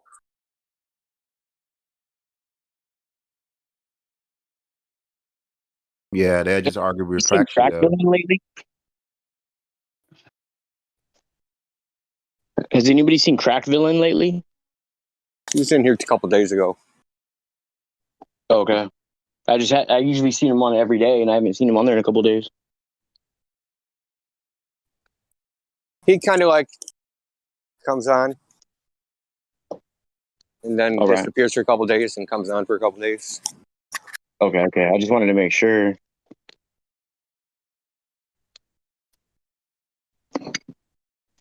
Has Amateur Wizard Googled the Earth curvature yet? I'm just thrown for a loop. You see all the information that the Earth is round, and the Earth is curved. What Just ask you you for one piece of information. What do you say? Just give me one. Just give me one. The one that we can verify. Okay, I'm curious then, if the Earth is perfectly flat, right? Why do we have tides? What happens there? Yo, Wizard. It's a flat body of water that's not moving. Where do the tides come from? Before we go there, just admit that you believe that Earth is a globe. It's a belief, not there's no actual evidence. Just admit that, bro. And so do you what? think What? You heard me. You heard me, You bro. think- It's a belief. You believe it. No, I'm telling you, you believe. I've been listening, bro. I've been listening. We covered Your that name's he flat has power. a belief. You When he said you don't believe experience it, it's a the belief. globe Earth. All right, that's cool. That's all I want to know. Yeah, go ahead, India. Oh, what I was going to say, that the observed tides don't match the globe idea of tides, right? How? So something called tidal nodes, anthropomorphic points, or not anthropomorphic, anthropic points, right? So they're huge parts of the ocean which experience no tides at all. Probably about 30% of the ocean. Zero tides. And then, if the moon is causing the tides, right? High tides should follow the moon when it's on your local meridian, right? When the moon is directly overhead, the water should be pulled toward the moon. But you can take England, for example. Get pulled up, right? Well, you can take England, for example, and look at their tide charts. And high tide varies just on that small little island by 12 hours. You have high tide in one place and it's low tide in somewhere else, and it's on the same island. Right, using a couple of times happens in 24 hours. In the actual tidal Yeah, but theory, what is that it's a caused it then? hydraulic action. Nobody knows. It's a what hydraulic causes it. action. No one knows what Yeah, causes the official, No one knows. No one knows what causes How tides. could you prove? Okay, how can you prove the cause of tides with an experiment? How much seawater do you no? Like, Okay. think about how much seawater. How does science? Listen, we have to go to basics. Obviously, how does science prove things? How do you prove cause and effect in science? Experimentation. You experiment, right? Do an experiment. So what experiment can we do to determine the tides? Does light determine stronger gravity or something? I don't understand this shit. Where the moon being full is going to cause more gravitational pull than the moon at any other form. It has nothing to do with the moon being full. Yeah, you don't know what the fuck you're talking about, wizard. That's the problem. Correlation It has is not nothing causation. to do with it being full. Sorry, What are you talking about? Yeah, you're right. It has nothing to do with the moon. You don't know. So let India finish it, okay? Being full. I didn't All I stutter. was saying is nobody knows the cause of the tides at best you have a correlation, but there's a weak correlation because there's instances where there's no tides on huge swaths of the ocean. So that'd be a weak correlation. So, whatever measured story, okay.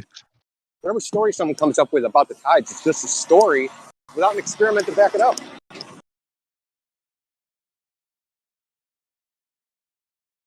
See, that's how science works. You actually don't debate science, man. The experiment ends the debate. You're not supposed to, but here we are. Yeah, because you don't have any science. But the Earth is flat and in a container, and space doesn't exist. Because a transparent the container. determination of a shape is not science any more than like measuring, a tabletop or the dimensions of a house is science. It's not science.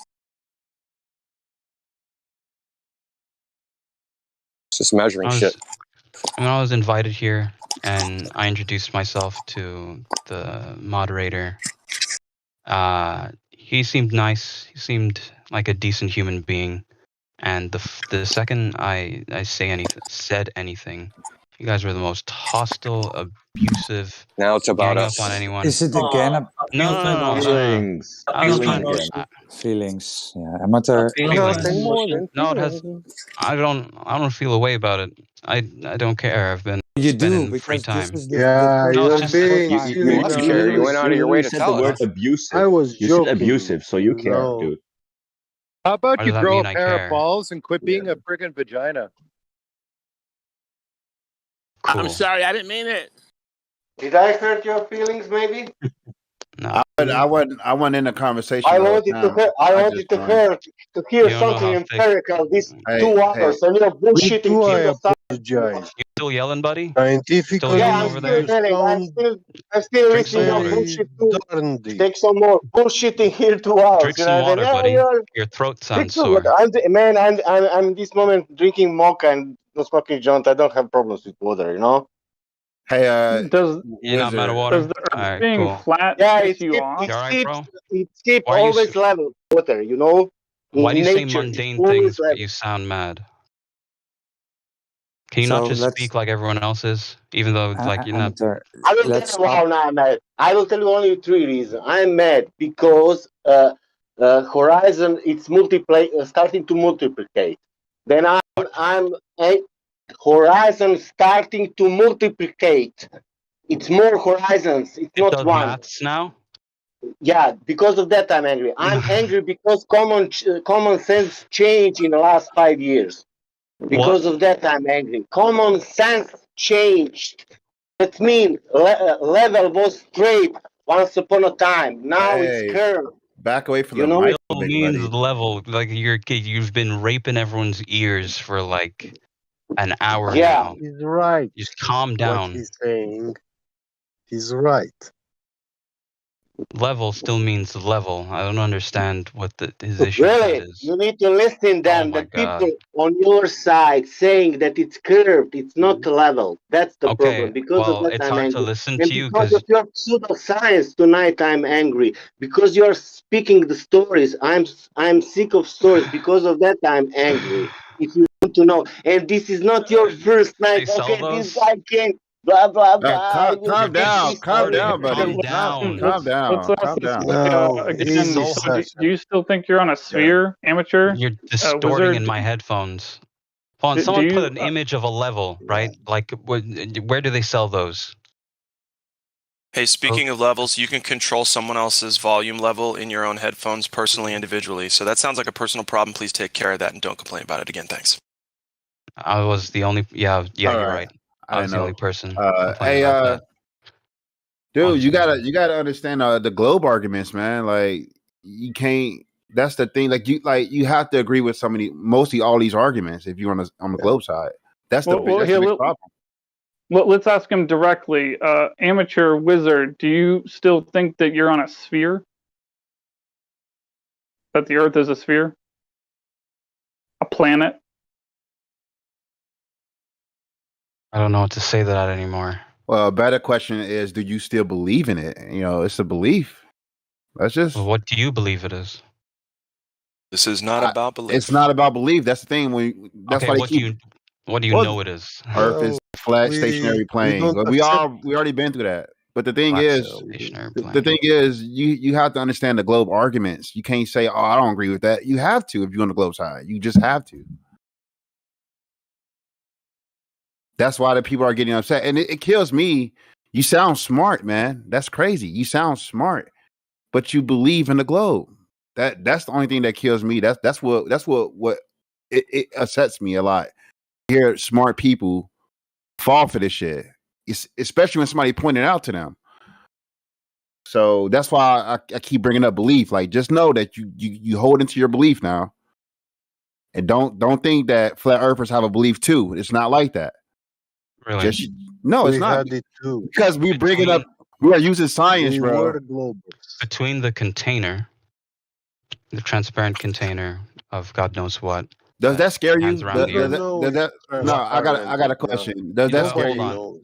The one so where exactly does the container stop? And if it's a container and it's a pressurized vessel, then the pressure should be even everywhere. Up. It's not true. Up. The answer to your question is unverified. So let's be very clear about this. So we cannot travel freely over the lands of the Earth. You know, we can't go certain places. So, like, take for instance, according to Antarctic Treaty, we're not allowed to travel freely over Antarctica. We're not allowed to go very far south.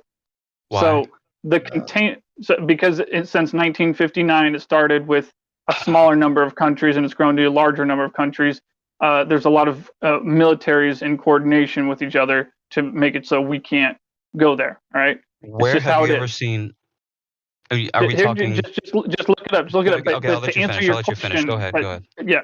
But to answer your question about the container that gives us gas pressure, the dimensions of it are simply unverified, and what it's made out of is unverified. But we know it exists because you can't have it without. You cannot have gas pressure, air pressure, and measure without a container.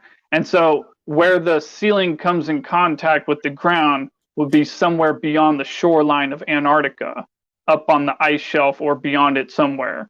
You know, there's either more land and more water out there, and then the walls of the container come in contact with the ground, or you just go a little further out and come contact with where the ceiling comes in contact with the wall, with the ground. You know. Yeah, very hostile place, man. It's cold out there.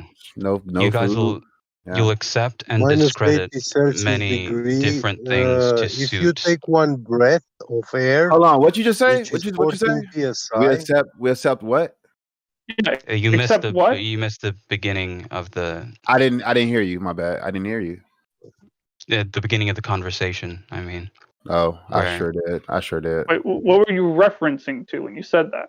I was referencing that we almost came into agreement on well with most things, but at the tail end we total disagreement when it came to gases and denser gases and less dense gases and why they interacted the way they did, and how you can literally pour argon into a cup and it'll just sit there at standard room temperature. Okay. So you're referring to the gradient. Now, listen very carefully here. You can't have a gradient without gas pressure coming first. You first have gas pressure, and then you have the gas pressure gradient that comes afterwards. So you're talking about the gradient. We're talking about gas pressure. And argon does not fill up the container, dude. Does that make sense to you, bro? Like, y'all gotta walk this dude through it. Like, does that make sense what he just said? Are you thinking about it? I want to ask one what part important doesn't make question sense? to this guy now. What you say? Guys, It don't make sense? Guys, sorry, I want to ask him an important question now, because he said about argon gas. When you put it in I a gave a container, quick it will example. stay there, correct? Yeah, when you put it in a container, it stays there. Yeah? Because it's heavy gas. It's always a Well, surprise where it's that's going what to go. you said, correct? It's a denser gas. Denser. Yeah, and it stays in a container, yeah? Yeah, we established Like that, yes. water. Like water does, yeah? You just jump from a point to a point, bro. Now, when I spin a bucket of water above my head and the water is not falling, Because of the centrifugal force, correct? Centripetal, okay. Centripetal, yeah. Now, if I spin that container of yours with the gas, what will happen? Are you saying Will that it we are leak out or will it centripetally? stay in the container? It will stay in the container. Bullshit. It will vent out. What? It will vent out of the container. The argon was just an example. You're telling me if you put something It is a gas, it dense is gas. not a liquid, and this is a mistake you all globers make. So he's saying if you take the beaker full of argon and you spin around in a circle with it sideways, it will go out. Wait, and wait. that's what the Earth Sideways is or allegedly doing. No, Yeah, he's okay, so saying you've been no, told that you're on a wait. sphere He and the was sphere is saying spinning, right? The he was angle of, saying we need to that get this the clear. The gas angle will of the stay beaker in is the beaker important. when you spin the beaker. Yeah, The that would container. represent the equator, Oh my pointing God, directly man. outwards. The angle of the beaker is It is important. What are recorded. you You can saying? rewind Are you back and saying listen to the yourself. beak? Are you saying the beaker is pointed with the open side out or in? It doesn't even matter. This is nonsense because, like I said, you need to demonstrate gas pressure without a container first. Yeah, that's what we're looking for evidence of that. Thank you for getting back on And point. when And he still, oh when my God. this open system is moving, the gas cannot stay attracted to it. It will vent out immediately. Because of what? Because of motion. Because of motion. Yes. Motion in an electric field and magnetic field. Particles. Gases with no charge are going to be Yeah, attracted to an gases electromagnetic field. are moving through an electrostatic field, electric and magnetic field. Don't we Gases have with these fields? Don't you have yes, a electric and voltage potential according to altitude and gas pressure gradient? I'm having a hard So when time they are understanding you. moving, when a particle of gas is moving, is conforming to all these fields and forces. I just wanted you to There is no answer that perpetual question. constant motion out of nowhere, perpetuum mobile. I feel like we got to keep it at like a 7-year-old level. Hey man, with pop cans, what happens when you open the pop can? Right? What happens? Just don't switch the topic. Like I hear it all the time. I hear, yeah, like he asked you a question. Which comes first, the container or the gradient? And then fucking get like straight up ask a different question. Like what the fuck? Like Hank, no just one of y'all go in circles, and the audience got to listen to it. I'm on YouTube like 90% of the day, bro, and I hear it all the time. Like damn, like y'all was doing so good, and then somebody just, oh, I got another question. Well, wait a second. Let him answer that. He was thinking about it. Let the man think. Let him think, and let him answer the question. Don't ask another question. Yeah, it's true. We got to stop jumping all over these guys, myself included. I'm sorry. I know all y'all got truth. I know all y'all got truth. Y'all want to get out, and I know that. I know y'all got ammunition for days. I know that, bro. But let them dig their own grave. Let them answer the question. Give them time. Have a little bit of patience. You gotta have that. I'm just saying. I used to debate for years, bro. Like, swear to God, on the PS4 in the parties, I used to debate all the time, and I had to have patience, man. I had to. All right, you still not answering my question. I'm not gonna move. The conversation, the debate can be over so quick. Just want to say that. Thank you. I agree. Yeah, I would have said it too. Sorry. Silence is a killer. That. Silence kills him slowly. Yeah. Who, me? No, anything you're stuck on or you can't answer the question. So which comes first? Gas pressure? What? The gradient or the container? Which one? Like you still haven't answered that. You was thinking about it, and then you was thrown off. The question is stupid. Forgive me, but it's all right. Okay. At least you gave me an answer. All right, it's stupid. All right, whatever. Why? Well, if it's a good answer, good question, you should be able to answer it. Which came first? It was put to you, my friend. It was put to you. Yes, but okay, I've told you that that's my answer. It's not a helpful answer, but I'd like to know what you think. It's not. It's not. Because I wish honestly you don't know. explain why it's stupid. Like honestly, explain. Well, maybe a different Why analogy do you say will help. It's a question phrased to fit the bias that there's a container around the Earth. Hold on. Maybe a different. That's the primary reason why it's because like it's specifically about the antecedent, right? So it's like if you want a different analogy, it doesn't have to be about containers, right? It's like if you were to say, what comes first? Do you need water first before you can have cold or hot water? Of course you do, right? You can't have cold water or hot water without first having water. So in the same way, you can't have a high pressure or low pressure or a gradient without first having the gas pressure, right? Yeah. Or another one would be, you cannot have a steak dinner without having a cow first. So if I present to you a steak dinner, you can look down at the steak dinner, you can eat the steak dinner, you can smell the steak dinner and look at it, and you can know for sure that a cow existed for that to exist afterwards. Good the job. cow came first, and then the steak dinner. Yes, what we're sir. saying is the container came first, and then the gas pressure. How did that container form? That's just it. You don't need to know. You see, when I serve you the steak dinner, hold on. When I serve you the steak dinner, you don't know what the cow looked like. It could have been a white cow, could have been a brown cow, or a brown and white cow. But the point is, you don't know what the cow looked like. But you don't need to know. Listen, you don't need to know what the cow looked like in order to know that there was a cow, because you had a steak dinner in front of you, and you know that there was a cow.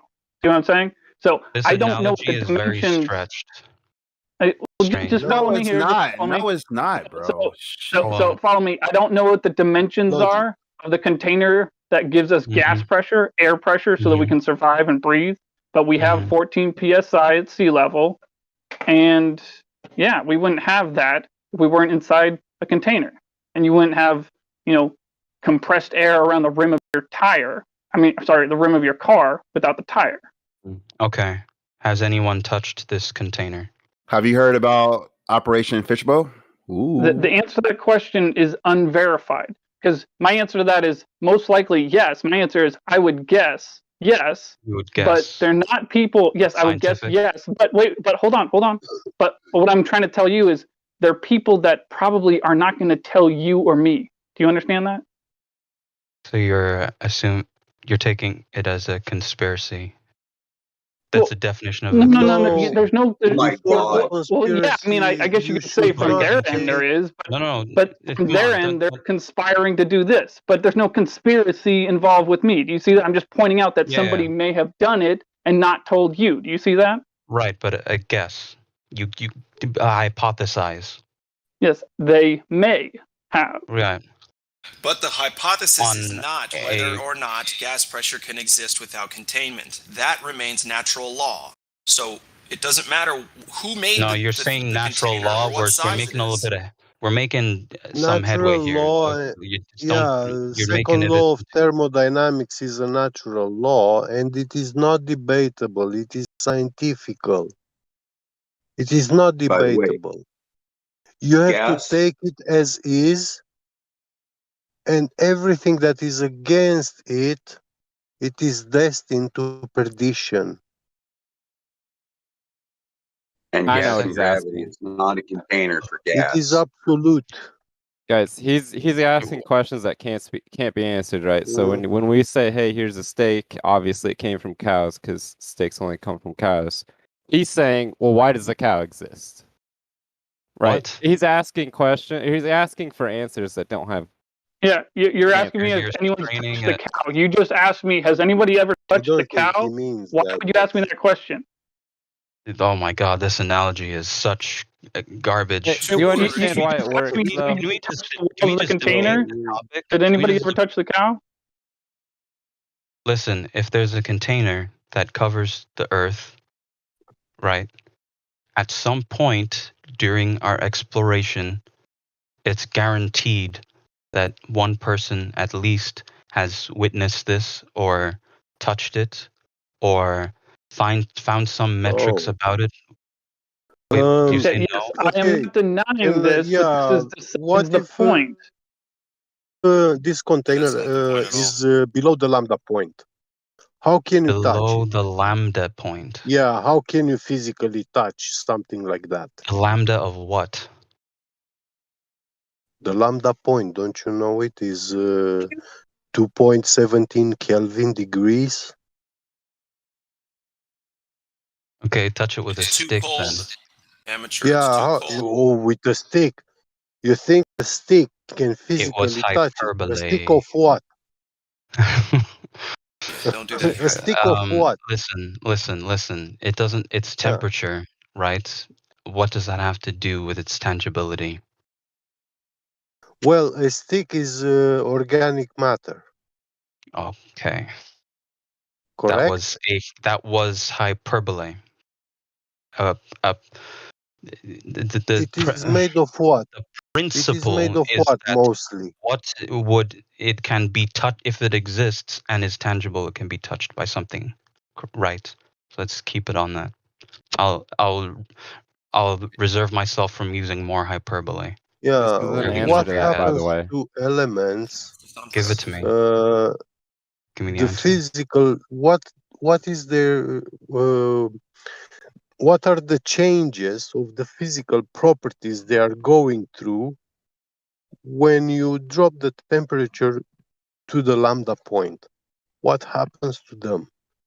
He doesn't care about the lambda point. You're not gonna have a stick in your hand anymore. Wait, he wants to know why nobody's seen it, nobody's touched it, smelt it, taken pictures of it, blah blah blah. Water, no. decomposes I'm itself. interested. Yeah, Don't assume for me. the oxygen atom and hydrogen are separating themselves. Hey, Amateur, are you even looking at the live chat? Celsius. Yes, I am. The oxygen will turn into liquid oxygen. 50 degrees above the 50 degrees Kelvin, pretty much like something like that. It turns into ice. It's not water anymore. It's a different element. Yeah, it turns into a liquid. Yeah. Not into ice. So your stick now is a liquid. I think now. I know. But there's no you don't solid oxygen. get to this place because at minus 80 degrees Celsius you need special machinery, breathing machine, to provide you half of the atmospheric pressure and double the oxygen concentration to be able to breathe and survive at such low temperatures. Okay, that was a good explanation, right? But where is this? This is Antarctica. Antarctica. And you want us to go there? Yeah. Antarctica. Yeah, in that place there are no ants. He needs a further explanation of what the Antarctic Treaty is. So basically, you can't go there. You can't bring any equipment. You can't even piss without collecting it. You can't do anything. You can't even wipe your own butt, right? So they made all these rules, and they made it almost impossible for you and I to travel there, right? So that should be a red flag already. So whatever you're claiming to say or to do of what we should do or how we should do it or how we should take pictures or smell it, touch it, feel it, we can't actually do any of that because we have this only insane in Antarctica. list. Well, listen, this isn't my rules. I didn't make the Antarctic Treaty. They set out these rules. They did all these crazy, stupid things to keep you and I from having any reasonable means of traveling there and doing anything at all. So is that curious to you at all? Does that set off Listen. red flag at all? Okay. Just reeling it back in a little bit. So, given that it's flat, well, hold regardless on. of shape, Before you do that, I want an answer to my question. Is it a red flag to you at all that they put this Antarctic treaty out there with the most ridiculous set of rules, basically making it possible for you and I to ever travel there, ever? Yeah. Did you know Other that than the a tour guide. majority of species in the Antarctic are Okay. endangered? Now, I just want a yes or no question. Is it alarming to you or a red flag? Why would it be a red flag? Like just say no. Just say no. Just say no. What the fuck? Just say no. It's a yes just say or no no question. Yes. It's a yes or no question. Just say no. I believe in protecting animals, so nobody should ever go there. It's a simple, easy question. I'm not fighting you on it. So no, then no. Yeah, all right, move on. No, it's no. Obviously, no. Now, reeling it back in a little bit, why is it only Antarctica? Why is this lambda point only in Antarctica? I'm confused. It's not confirmed that it's there. The only confirmation we have is minus 80 degrees Celsius. And that is speculation. Because you were talking about a dome, like a physical barrier that you can go and touch and test, see what it doesn't is. matter. And I gave a scientific speculation. If it can hold in air, it is physical to at least a degree. Yeah, it can be superfluid liquid helium, a perpetual fountain of superfluid liquid helium. It has a frictionless flow in two opposite directions in the same time. It is extremely cold. It is an extremely cold shield. Yeah, it's like the surface of the ocean. It is solid, liquid. It's physical, tangible. Solid. So it can contain gas pressure. And the pressure of superfluid liquid helium is 14 psi, almost 14 psi, just like the air that we breathe.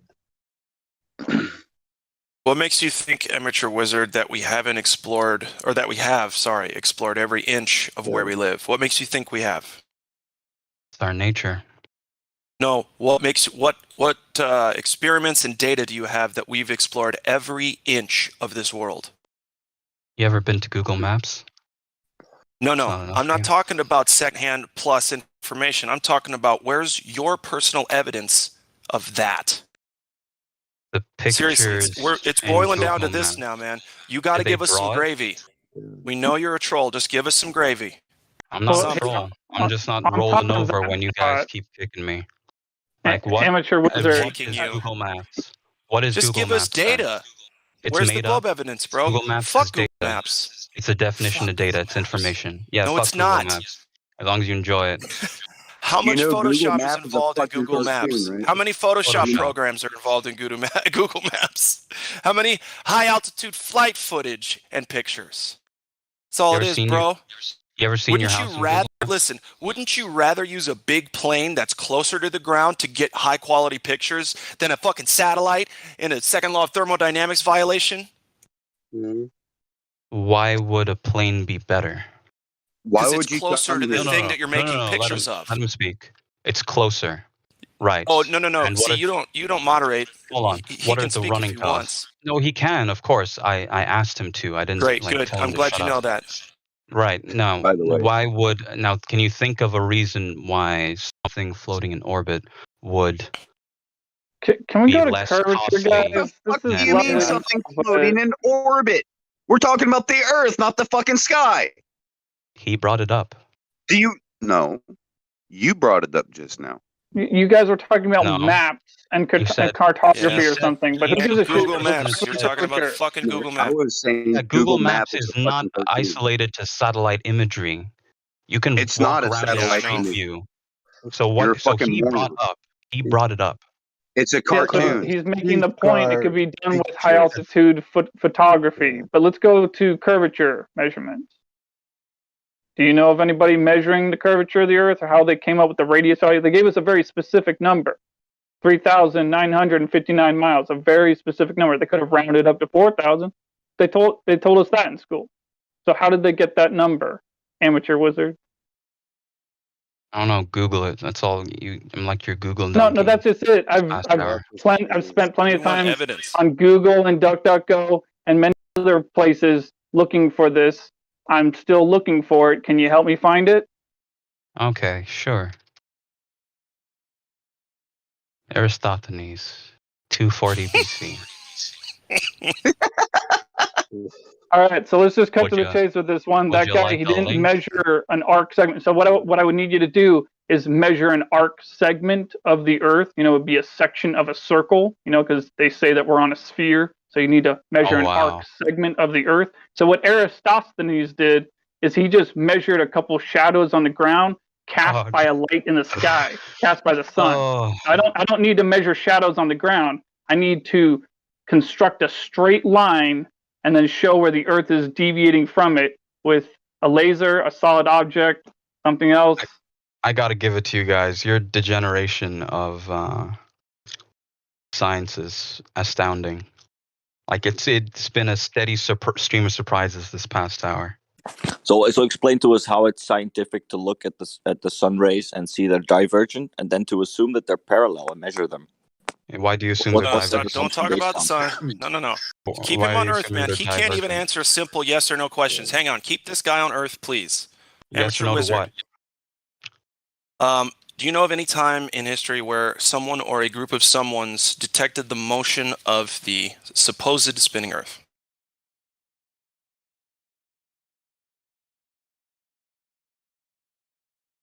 You're assuming. Okay. Oh my God, this is so. Yeah, it's a yes or no question. Yes or no questions. Yep. What is a gas? Yes or no? There are no. You haven't answered the question yet, sir. The question's still on your side of the table. I don't have to answer anything, so answer the question. It could be a yes or no question, but then if it was a yes, then it'd be followed by, someone's name, where and when they did it, the method of how they did it, prove that the Earth is rotating. So tread carefully. Right, we need evidence, so tread carefully. Ask your laughable question again, please. I don't have any of those. Oh, really? Then what was Do you know of any time in the past of when anyone has ever proven that the Earth is rotating once a day and the sun is relatively stationary? Axial rotation, proven axial rotation of the Earth. Who, when, where, how, go? You see, you've removed the entire sky, every reference point for. So you don't have an answer? Just tell us you don't have an answer, and it's a belief. I do. Okay, find it. Where's the answer? Please, let's go. So you're telling me everything rotates around us? No, I'm not telling you anything. I'm asking you, when was the rotation detected, please? When did the sun come up for you? I'm asking again. Why can't you answer it? The Earth. You can either say, you can say, I don't know, or you can provide evidence. Those are your two options. Why do you try to keep making it weird? You don't have to do that. Making it weird. Are you an adult? Can you have an adult conversation? You sound like a child right now. I'm just getting fed up with you. People just like you. Dude, I'm getting sick and tired of this motherfucker, dude. You want me to bend over? Take your bullshit? No, what we want you to do is to think for yourself, to find shit out for yourself, and not just go by what you find on the first result of Google, right? Yep. Right. Pretty much. Pretty much. But with the asterisks that I cannot use information around me that disagrees with you, i.e., the sun, the planets, the rest of space, everything outside the Earth is not the sky. Yeah, I feel you on that one. But the thing is, we're telling you that the information that you have is fucked up. It's fake. It's not good information. On what? On everything.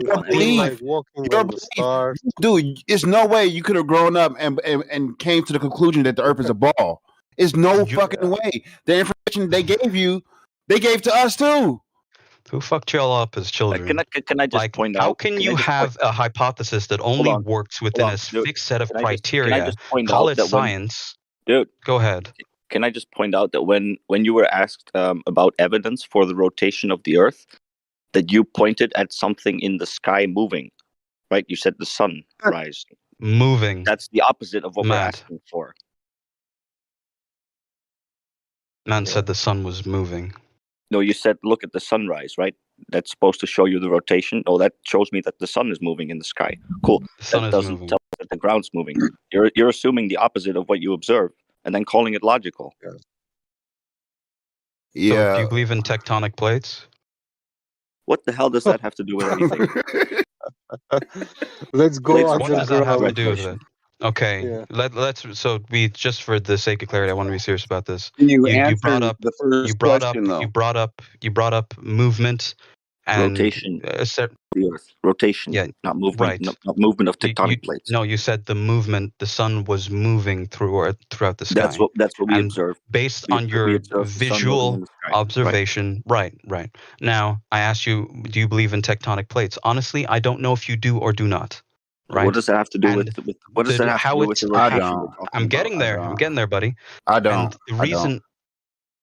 Can you let me finish? Yeah. And cool. Yeah, finish your No? non sequitur. Cool.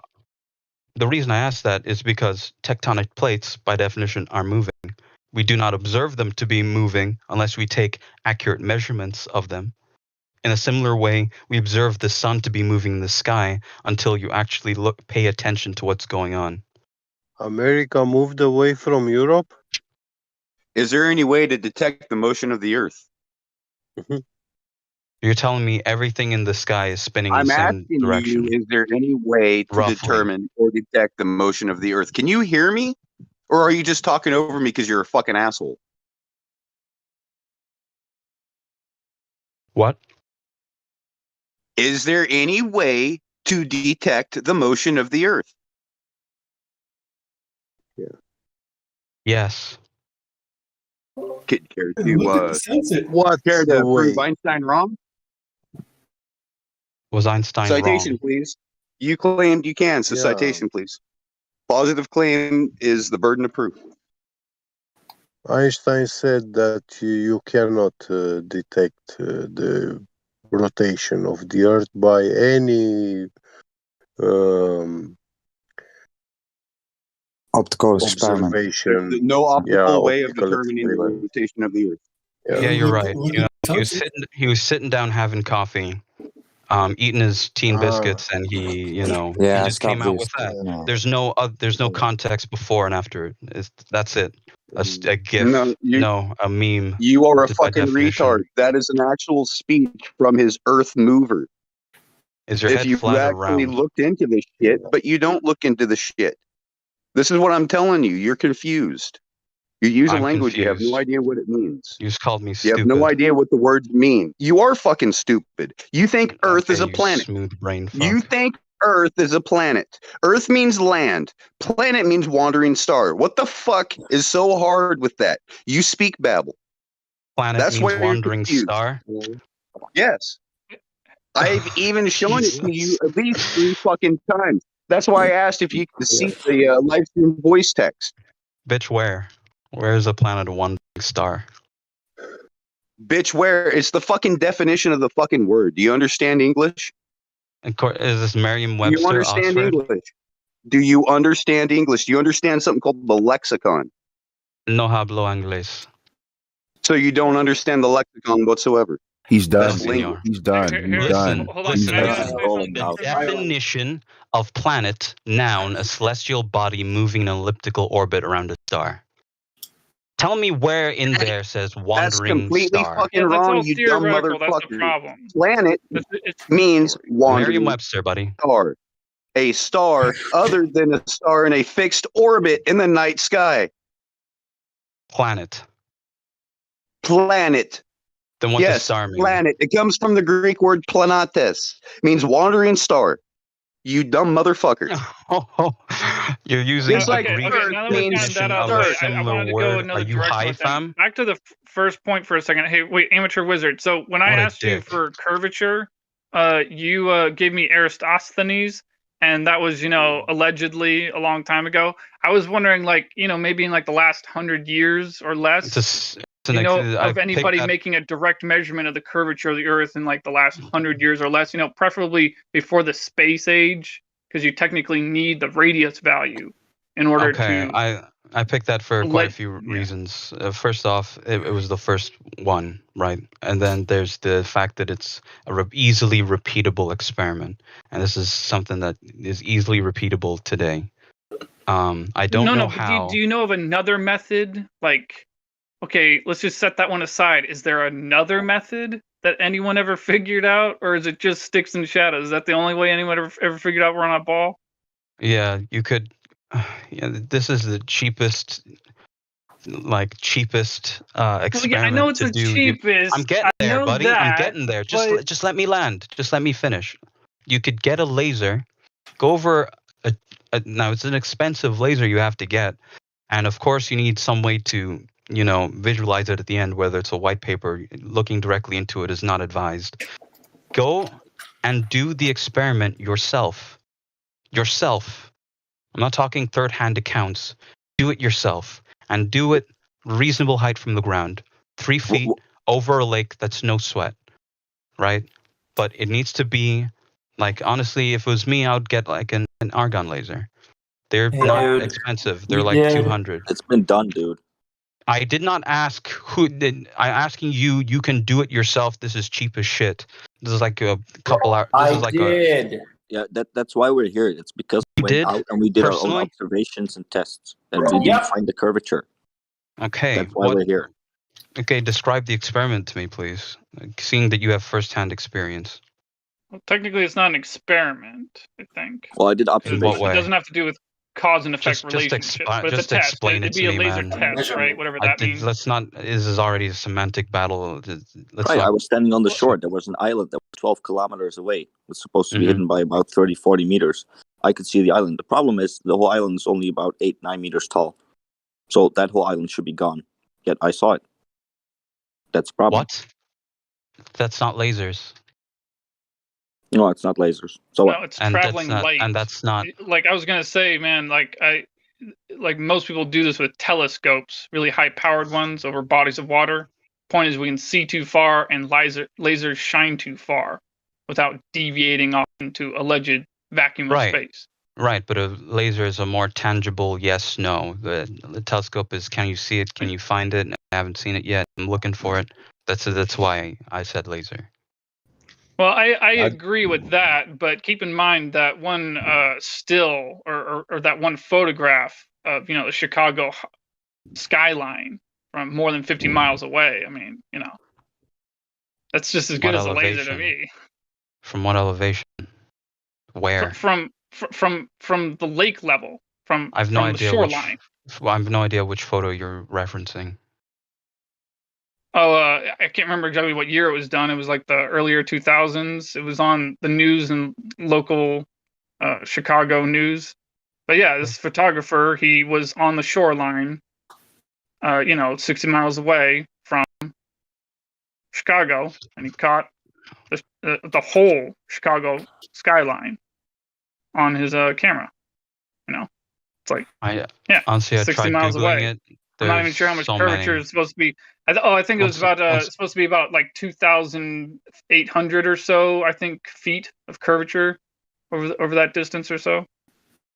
What? Something like that. No, wait, maybe I'm wrong. No. No, it'd be less than that. It was I think the geometry might go over 1,600.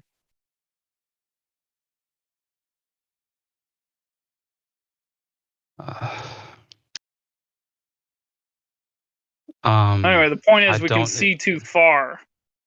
I asked you guys, have you gone to essentially the horizon? Not the horizon. What is that? Like 40 miles? It's like a rainbow, and you can't actually go to it. No, when you're standing versus. It would depend on your observer height, right? Yes. Yes. So 1 when foot you're above the standing water on level, it should be 1.2 miles. 6 foot, it would be about 3 miles. There's numbers, math that you can find on Google. That'll tell you where the horizon's supposed to be. So go outside and test if that's reality.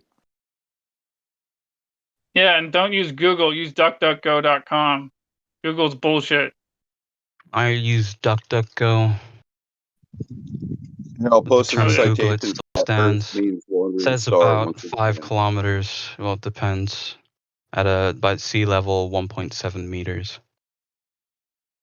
Yeah, because they're like basically assuming average human height, right? So about 6 foot. You'd see about 3 miles. The horizon should be at 3 miles. So if you're like making an observation, right, and then you see an object and the horizon's behind it, and you know that the object is say 10 miles away, that would be a problem, right? If you can see something like an island or a skyline or a boat that's 10 to 20 miles away, and the horizon should be at 3 miles, that's also a problem, right? So this is basically what we're doing, like going outside trying to find this curvature that's supposed to be there.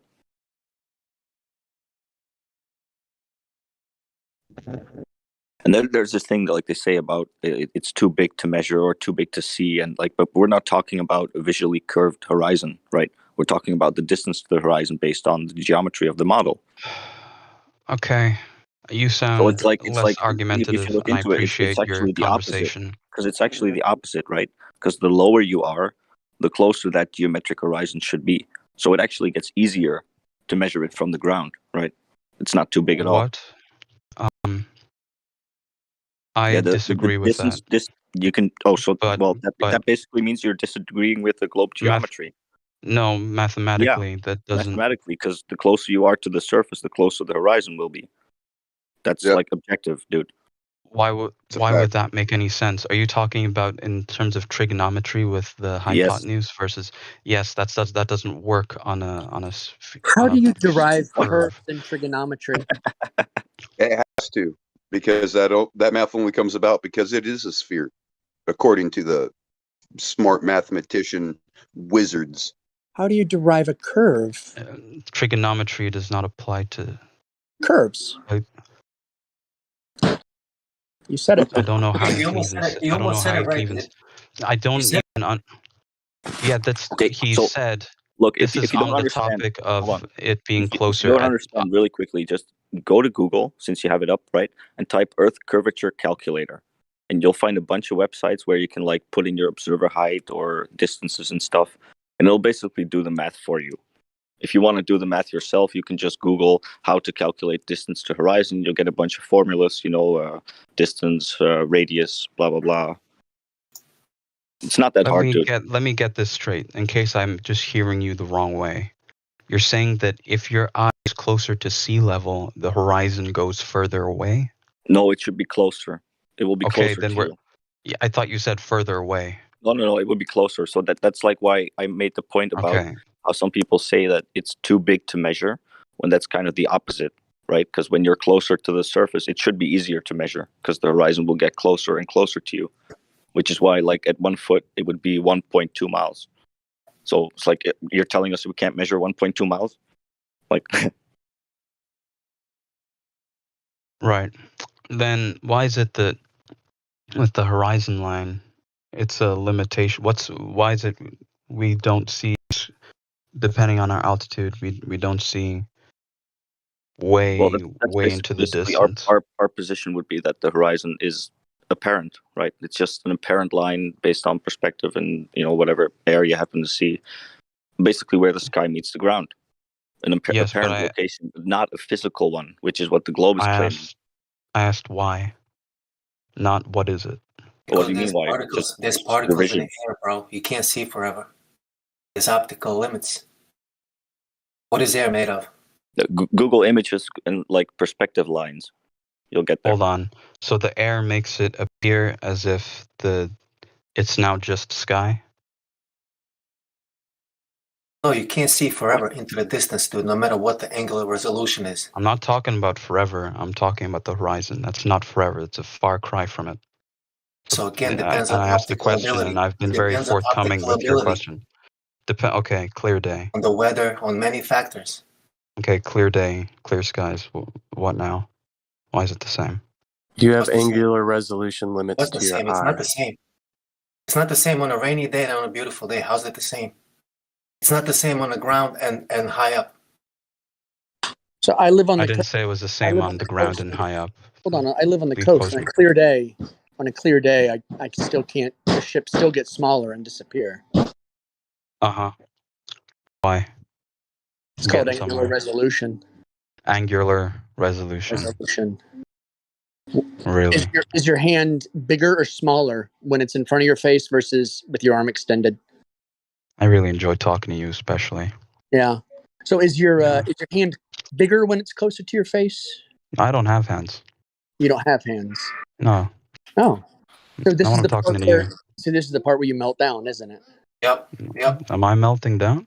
I said I enjoy talking to you. If you're denying that things get smaller due to angular resolution and they get smaller because of geometry, then you're a mongoloid. A mongoloid. It's a big word for a mongoloid. The meltdown was like half an hour ago.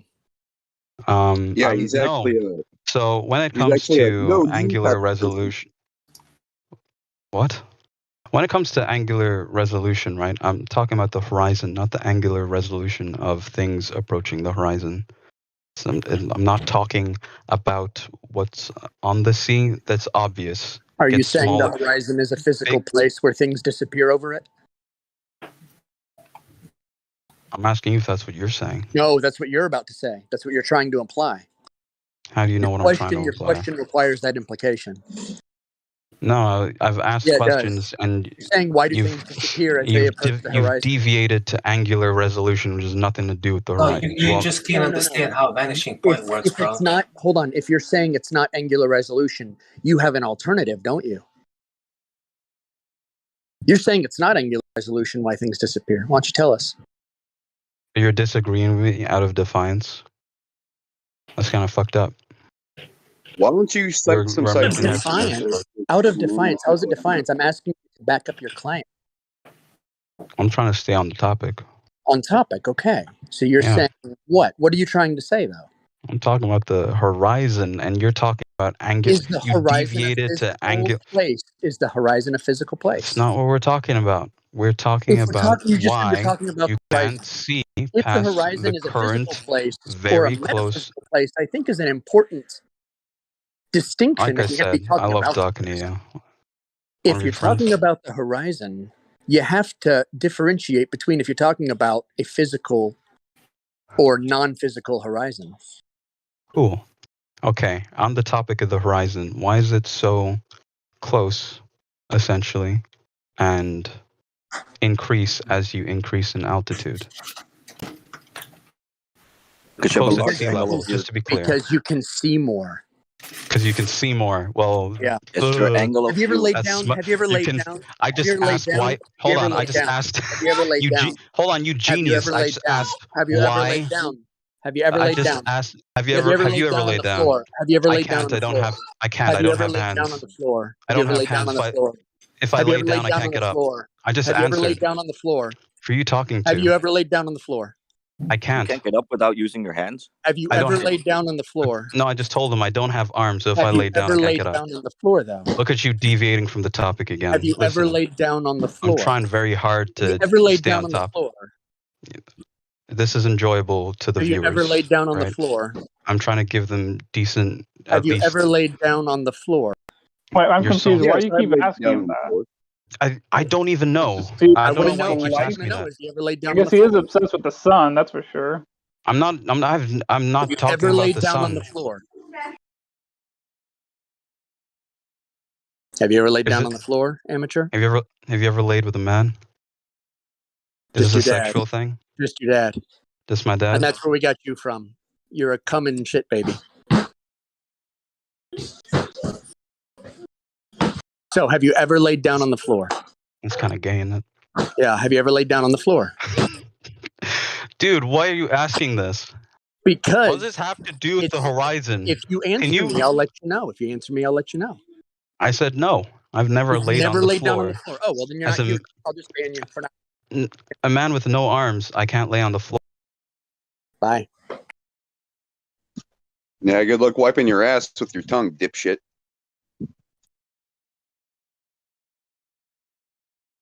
I wonder how he gets out of bed with no arms if he can't lay on the floor. Wonder how he uses a Discord with no arms. That guy had a really big problem with the questions without answers. If you gave him something that couldn't be answered, he did not like it at all. He wouldn't be able to accept it one bit. He came in with this cocky attitude, like they all do, right? That's just basically, well, I don't have answers, and what do you mean experiment, and what do you mean independent variable, and just spiraled from there.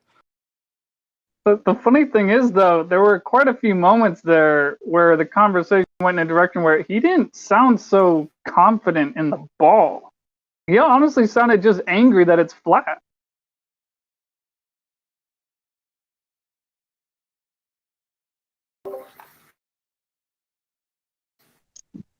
I remember when he joined, he said he doesn't know anything.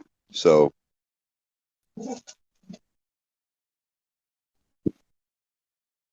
Yeah, that's the backfire effect, logical cognitive bias.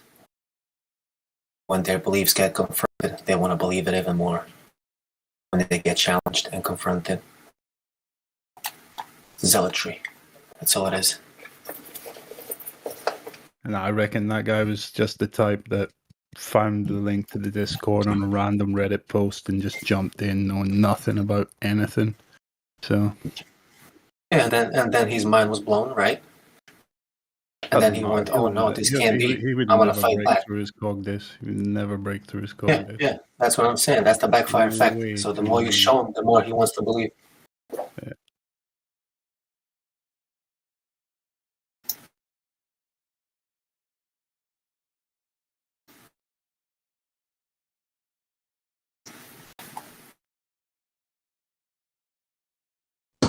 So y'all just needed someone who was equally puerile, but who understood the subject. That's what I'm here for.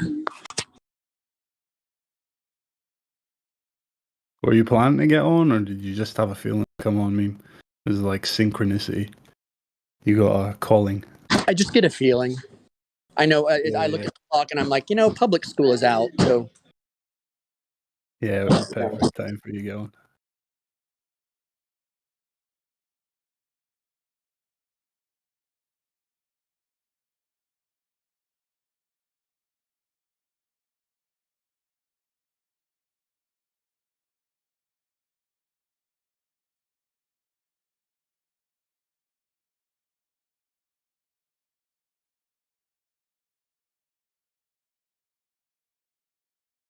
you got to think too, it must be some kind of special cognitive disorder where people think that it only curves away from your eye wherever you're looking, that it doesn't curve in all directions if it's a curved spheroid, right?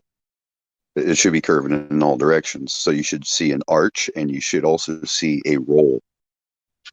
But you don't. They want to say, oh, the horizon, because the sun sets. No, the sun doesn't even set according to the heliocentric model. So what are you talking about? Well, why does the sun go down? It doesn't go down. It goes away from you. They don't. So what causes that? Your favorite word, refraction.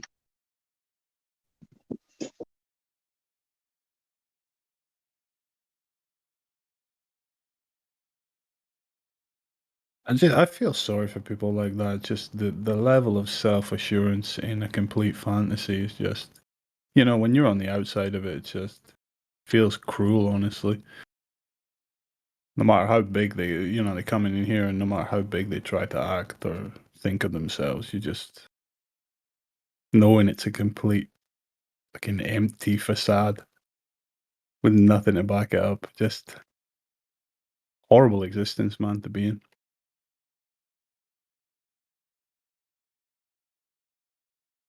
I heard it explained recently really well that people identify too much with their beliefs instead of thinking themselves as a human, which both are bad. You are not a sack of meat or your beliefs, but people put those two in front of who they identify as. They don't think that they're an entity outside of their body or their beliefs, so they identify with these beliefs, and if you go against their beliefs because that is who they are, you are this enemy and they have to play this game like they just kind of show every single time they come in here.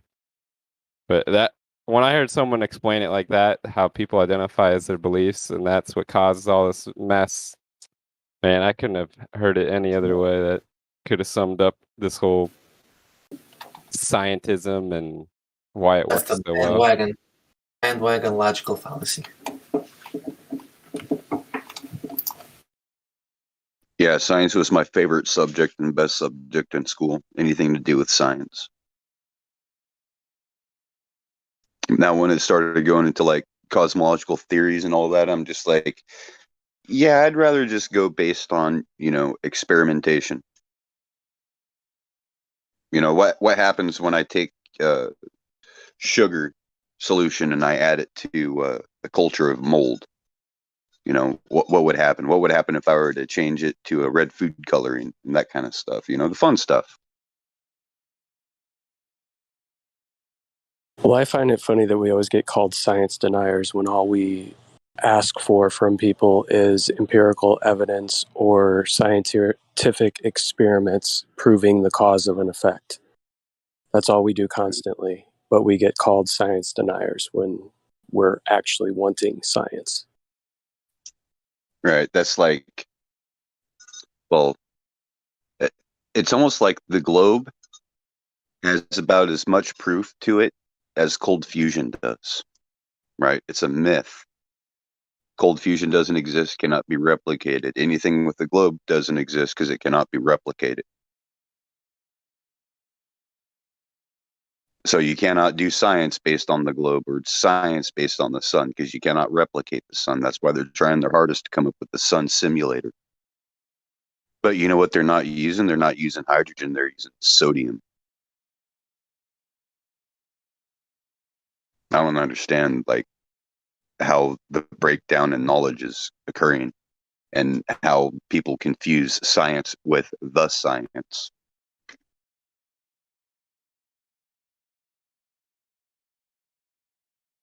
Because I've heard that a lot. A lot of people say, I believe in the science and I trust the science. What is the science? Well, most of them have a belief system based on assumptions, and they insert their assumptions as if they're facts. Just like the gentleman previously, when pushed on, he was saying, well, we know the acceleration due to the gravitational force. It's like, whoa, whoa, whoa, back it up. Let's prove that this gravitational force is the cause of the effect that we see. And he couldn't provide any experimentation proving that. It's just a baseless assertion based on an assumption. And they move forward and build this whole house off of these assumptions that are the foundation of their belief system. And it sounds like sandy soil to me.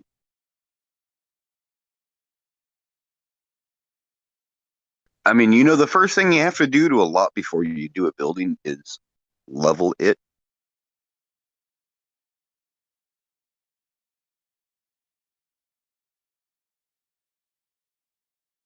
Well, I always say that Globers like to build houses from the roof down. Based on the parallax of the stars. They never want to go first principles. Sorry, Napalm.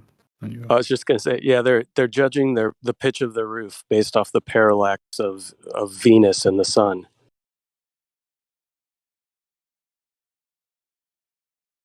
Yeah, it's like, let's see. I want to learn more about where I live and where my feet are. Oh, look at that in the sky. Isn't that neat? Isn't that mysterious? What does that tell me about, where my feet are? Nothing, because your feet are not up there in the stars. Your feet are right here on terra firma. Yeah, it's fucking deranged, honestly. Well, when they go to the stars, I usually try to push them for how do they have any empirical evidence for the claimed distances, right? And they can't provide any of that. So they can't go to the stars to prove anything if they have no empirical evidence for size of distance of any of these objects. So that kind of cuts their argument off at the feet.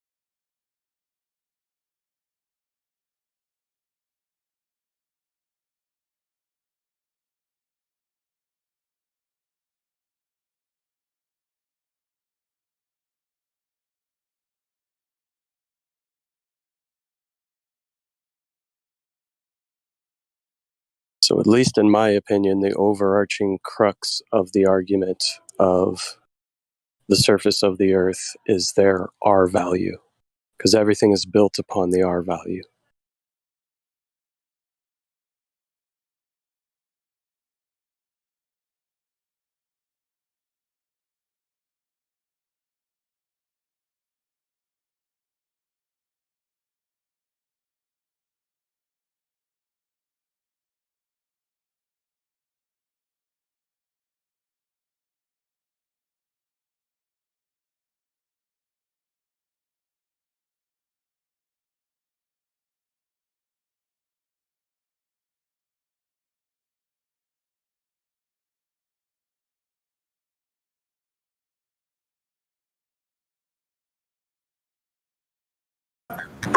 How'd you get an R? Baby, baby, how'd you get an R? Where'd the R come from?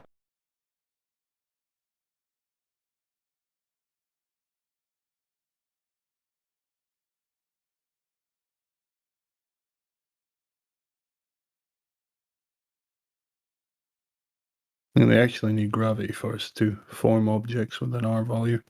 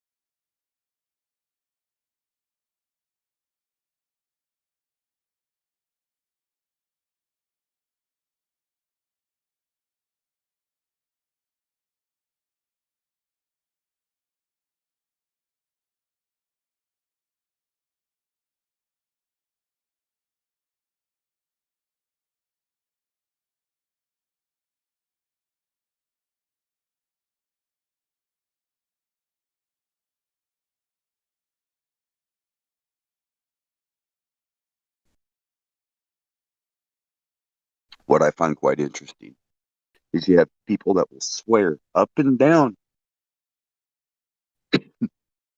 that gravity and air, or gravity and gas, is a container for gas. Huh?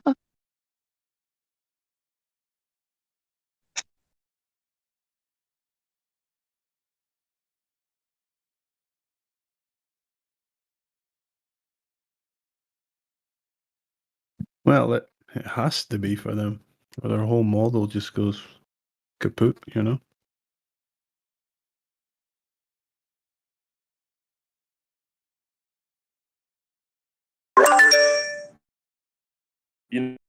I'd like our next batch of Globers to have researched the topic before they come in. That'd be refreshing and productive.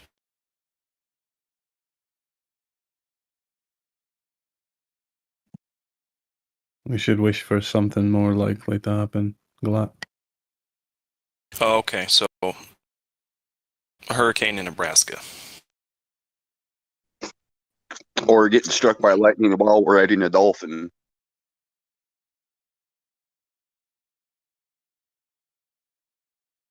Anything as long as it has nothing to do with reality. But Goliath, the problem is anybody that's honestly researched it isn't a Glober. So correct. All I gotta do is be honest with yourself first. See, that's the problem. Everybody has this problem. They can't love other people right because they don't love themselves. They can't be honest with other people because they can't first be honest with themselves. It's a very simple thing to understand. It's not complicated. Can't give what you don't have. You can't give what you don't have. Correct, sir. So coming here with empty intentions, really, if not malicious. Silly. Oh, it is absolutely malicious. Let's just talk about the earth, guys. I don't care what kind of person you are, but try not to let it overwhelm the conversation. I guess that's all I would say about it. I mean, I'd like you to be a good person. Everybody should be a good person. You know what I mean.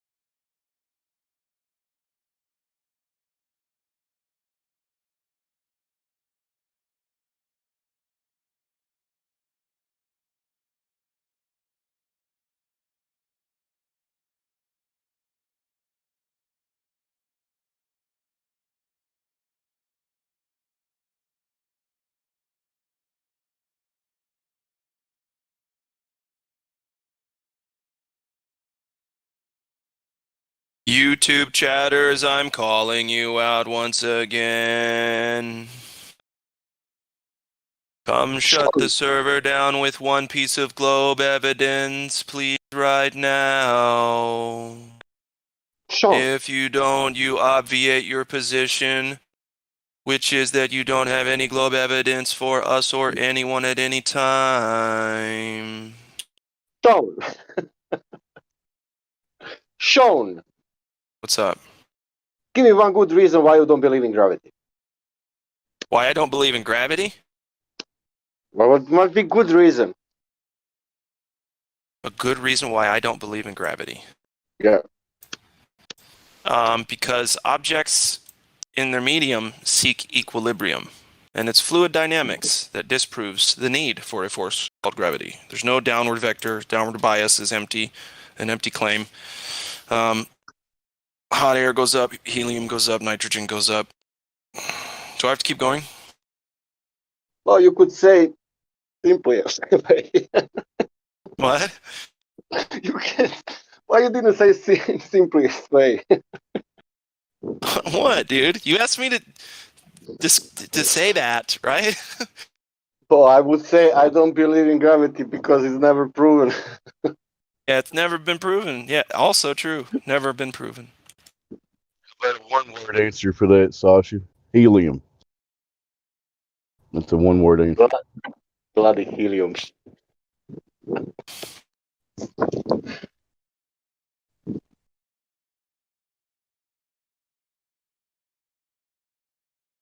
Isn't that density?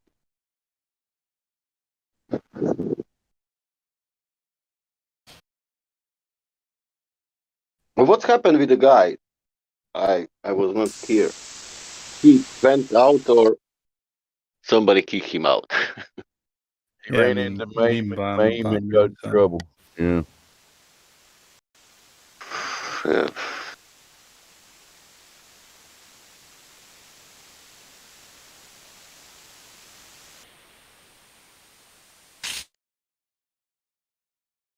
I was kind of on the fence about that last guy. At some points, he seemed to be almost sincere, but then a lot of the time, he seemed like he was trolling. So I don't know.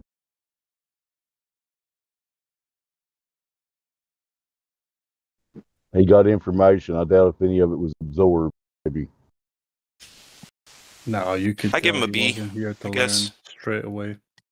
Yeah, he wasn't the best actor. C+ or a B, depending on the part of the conversation.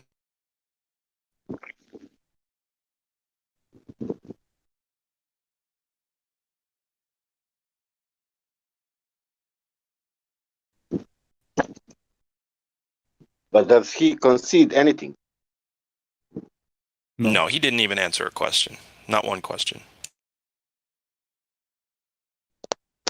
Not even surprised. Like, look at this. I didn't see that. This is strange. No, he's just a contrarian for the sake of it to come and muddy the waters. We've seen it 1,000 times. Like an anti-flat earther. Correct. He's got his globe story and he's sticking to it. I wouldn't say he was an anti-flat earther. Yeah, it was more. I think he's bullshit. Yeah, he is a bored as fuck young person, and that's what young people nowadays do for fun. They come into groups they perceive as weak to, prop themselves up. Essentially, it's like having the ugly friend type thing. Yeah, shit. It sucks being the ugly friend. Every flat earther I've ever seen is absolutely drop dead gorgeous and handsome. So I don't know what you're talking about, partner. I don't know if I'm kidding. Like the only person who has noticed this. I'm sure you guys have noticed this, but I've seen like a recent trend of globe earthers like straight up denying the scientific method, like saying that you don't need the scientific method, or you only need to follow certain parts of it for something to be, a proven fact. Yeah, they have to. Doesn't Quantum have an empty clip of, I forget who, some prominent anti-flat earther saying, "Oh, the scientific method does not exist"? Yeah, man. If they addressed it at all, they'd have to concede. So they just ignore it. They act like it doesn't exist. What else would you do in their shoes, right? Completely red-handed, caught wrong as fuck. Under the bus. You should have heard what I heard. I was in GEMS. They said there's different methods depending on what you're doing. And I said, so if there's different methods and we're all doing the same experiment, we could come up with different results. So how does that prove anything? And I said that and they exploded. They didn't want to answer that at all. Yeah, within why to use scientific method when you can predict empirically? Yeah, within the past month, I've come across 3 or 4 people, and like as we get into kind of like the scientific method whole thing, or like an experiment, they will get real defensive about it. I'm just like, okay, well, how does this follow the scientific method? Take me through the steps, and they'll just like flat out, deny that it needs to follow the scientific method, or they'll say what the other guy said, like there's different forms of the scientific method. There's like, what's the word? Like Guy, 44. Like to be simple, if you say science, that's scientific method, and it's finished. You cannot speak anything else. The people using word science in the wrong way.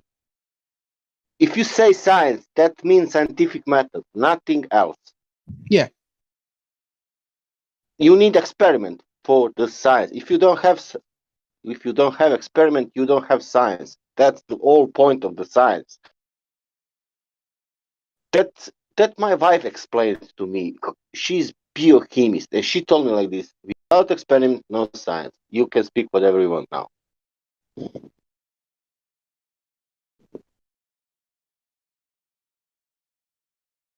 And science is scientific method.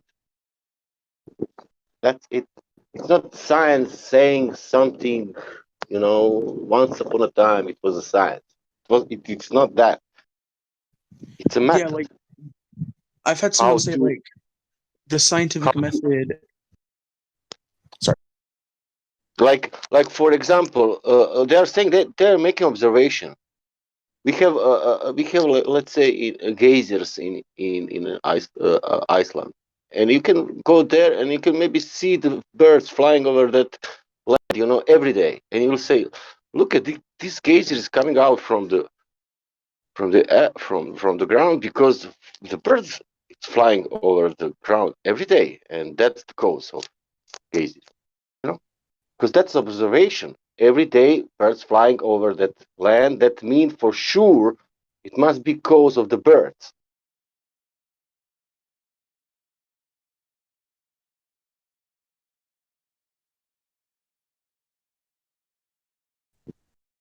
That's all astrophysics in one word.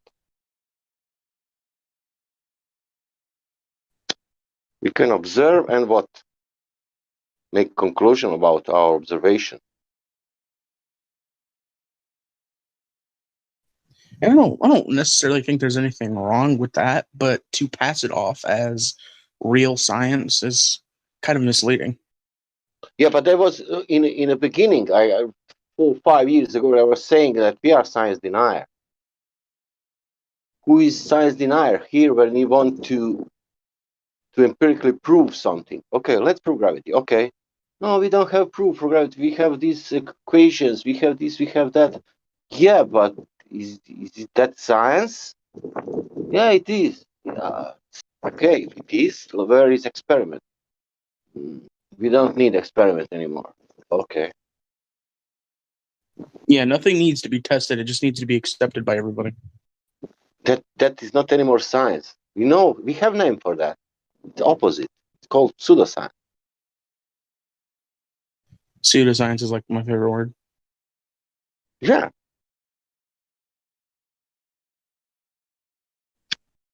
Like how we can prove that water is boiling 100 degrees? How we can prove that? We cannot prove that. We can imagine that first, and and if you imagine good, maybe it will go with ice. If you put ice, it will boil.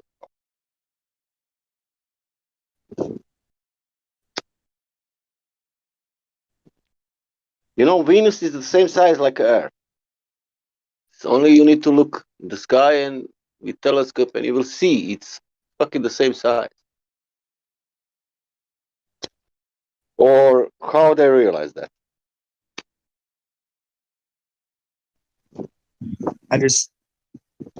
I've had someone say that like the scientific method doesn't always have to show cause and effect. It can be philosophical. Like I did it like I'm just like, what? Man. No. That's dangerous thinking. Very dangerous thinking. But that's pure what's going on now. pseudoscience. That's just pseudoscience.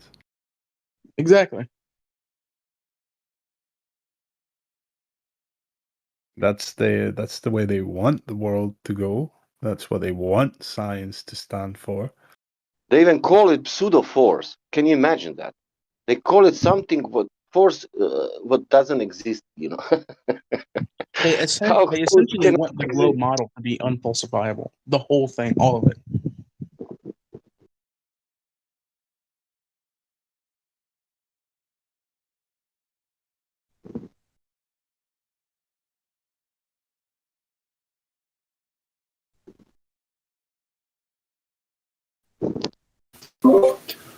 A couple of new people in the live stream.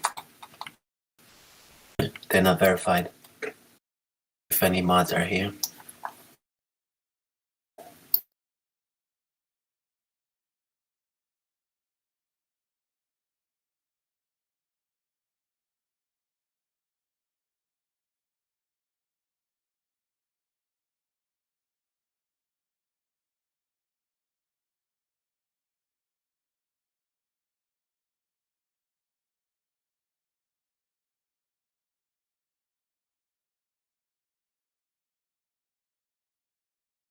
I think something that's missing from the flat Earth community is like a therapeutic aspect to it, because we do forget how much of a shock to an average person's psychological state this is, if it does get through to them, that is, and we don't really have anything in place to address that,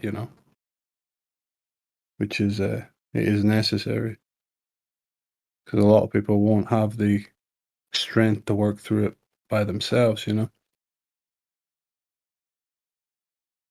Sometimes I feel that's what holds people back. Maybe they, they have researched into all the flat Earth arguments and they understand them completely, but they stay on the globe because they can't make the psychological shift. It's the implications are too heavy for them.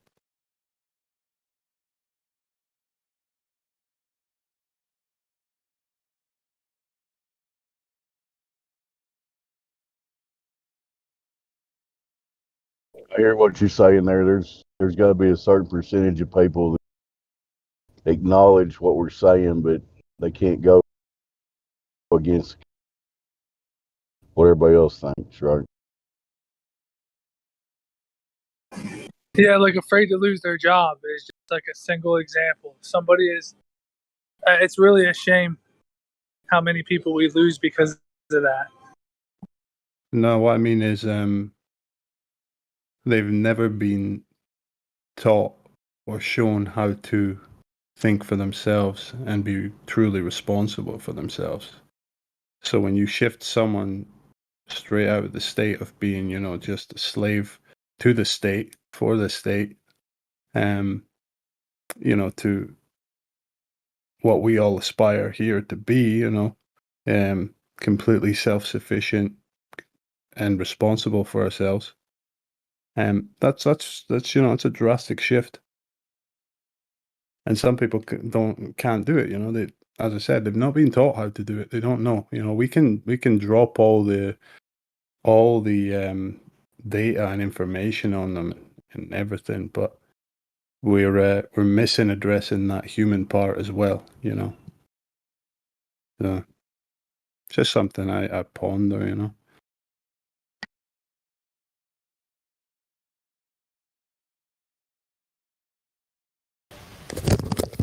I couldn't agree more, partner. Couldn't agree more. Yeah, you'll get it, Glad. You're I forget what's your profession, but you work with people. So. I'm a substance abuse counselor. Yeah, so that's what I mean. It's like I'm like everybody needs to come to this truth. Of course, it's like people can't live in fantasy. It's not the way it's supposed to be. But you got to meet them where they're at, man. You Yeah. got to kind of, I don't know, bring some candy with the information. I know it sounds a little silly, but prop them up, make them feel like they're actually accomplishing something. Let them know they're accomplishing by learning about all these things. It's a Get curious about the world again, right? You've been lied to. Hold on, now go figure it out, right? Hold on. I guess the question is, if you burn down someone's house, do you have a responsibility to help rebuild it? Yes. Yes. So that's what I mean. And we're all too quick to burn. The people that are willing and do want to learn, we're all too quick to burn down their houses. But then we just send them off to deal with the fallout by themselves. Hopefully they stick around and they they stay in communities like this, which can be supportive. But many people maybe don't, So I just think about that stuff, and that's where I'm coming at with it. Absolutely. I like that. I think we actually give them matches and they have to burn their own house down. And then you can give them shoulder to cry on. I feel that, but we don't burn nobody's house down. They come here, they don't have information, they have to deal with facts. How they deal with it, that's their job, man. It's a good idea to give them a shoulder to cry on, but we're not burning nobody's houses down. Yeah, it's not like we're burning it down. We're just telling them their house isn't real that they thought they were living in. Right? I think if it as soon as they come here, they lit the match, they threw it on the rug, and then sometimes we fan the flames. But I like it though. We are only burning that magic world, nothing else. That globe spinning in a vacuum. We are burning only that. That's the point. Because it's burning.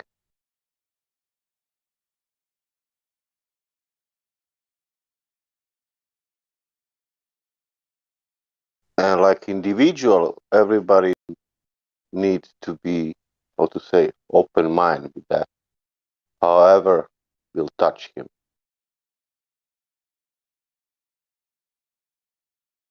I don't know if I said that. It's just something I think about because I've said it here before that I was never really asleep in my life. Yeah, I was at a point where I knew less, and there was still a lot of things to learn, but I was always searching. I started looking, 9/11 was my wake up trigger, I guess, and that happened for me when I was 14. So I only had 14 years of being, kind of on autopilot in life. But I don't know what it's like. I've never had any experience of being asleep during your adult phase of life.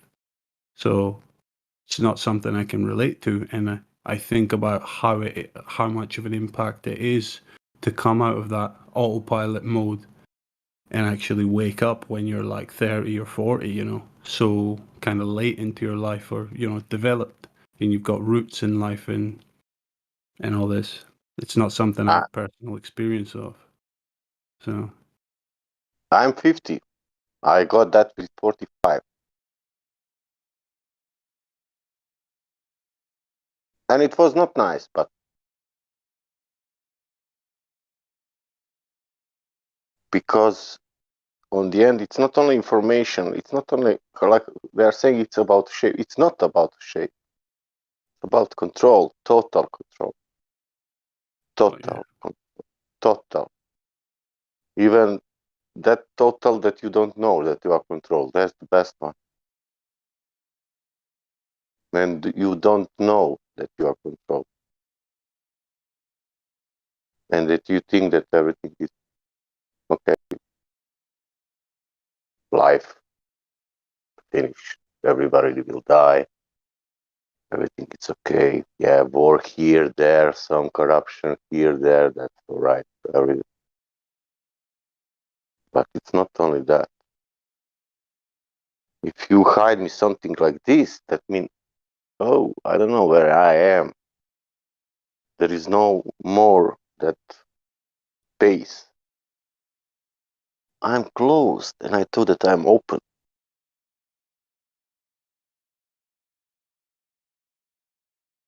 When you realize then you are closed in closed system, that's somehow it's getting better, because I am not religious, but somehow, what is going on?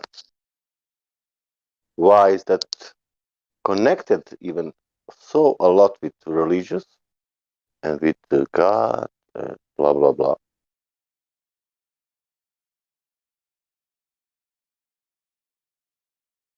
Yeah, I do think that when people are ready to accept transition in life, they'll accept it. Like that guy that was just in here that got banned. He's not going to wake up to fire tomorrow.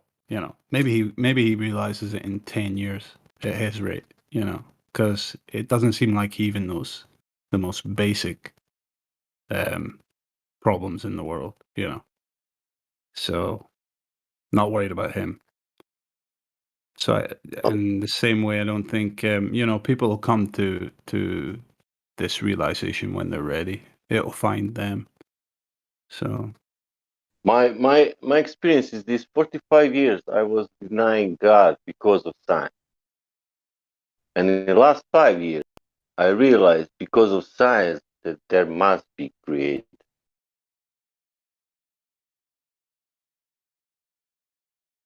Did you hear me? 45 years I was thinking because of science and everything. I was negating God and like, nah. And then in the last these 5 years, because all these things that I learned and heard from people and everything, and and not from people, from the science, from the on. When I look into the science, I realized, oh my God, there is a creator because of science.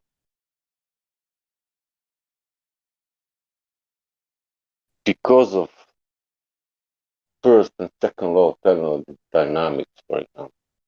Like an ignorant guy, I will make conclusion that it's possible only to have creators, that you cannot have that naturally. You probably just weren't ready. You were,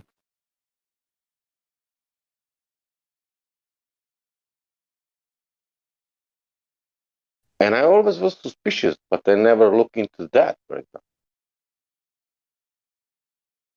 And I was like, okay, let's see these retards, what they have, this cult, what they have to say. And this cult has a lot to say. And it is not a cult.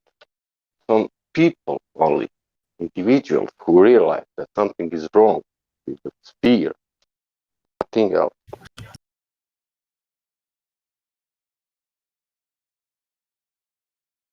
And then it started story about these 5 years. I don't know how many explanations to protect this globe. So stupid explanations for everything, but not clear, because Earth is a globe, Go Google it, you see. It's so easy to prove this globe. But no, you need so many debates. You need to do it because you cannot, you cannot see that curvature from the ground. You cannot measure that curvature. You cannot do whatever you do, you cannot do that, and you can only explain.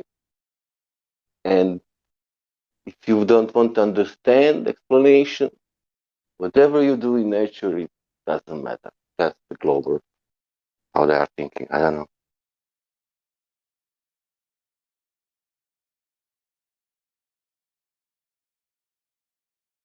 And that's the point where I cannot understand the human being. That point, like, okay, we have nature and we have people saying these things. Okay, let's go in nature. Nature saying something else. This is because of I will not don't want even to say that word. Why we see horizon. Blah blah blah. Nobody can give some good. Why horizon extending 10 times? Because we have phenomena and because blah blah, and they made that experiment and that it's happening every time and everywhere. But no, we don't have that. We only see too far. That's it.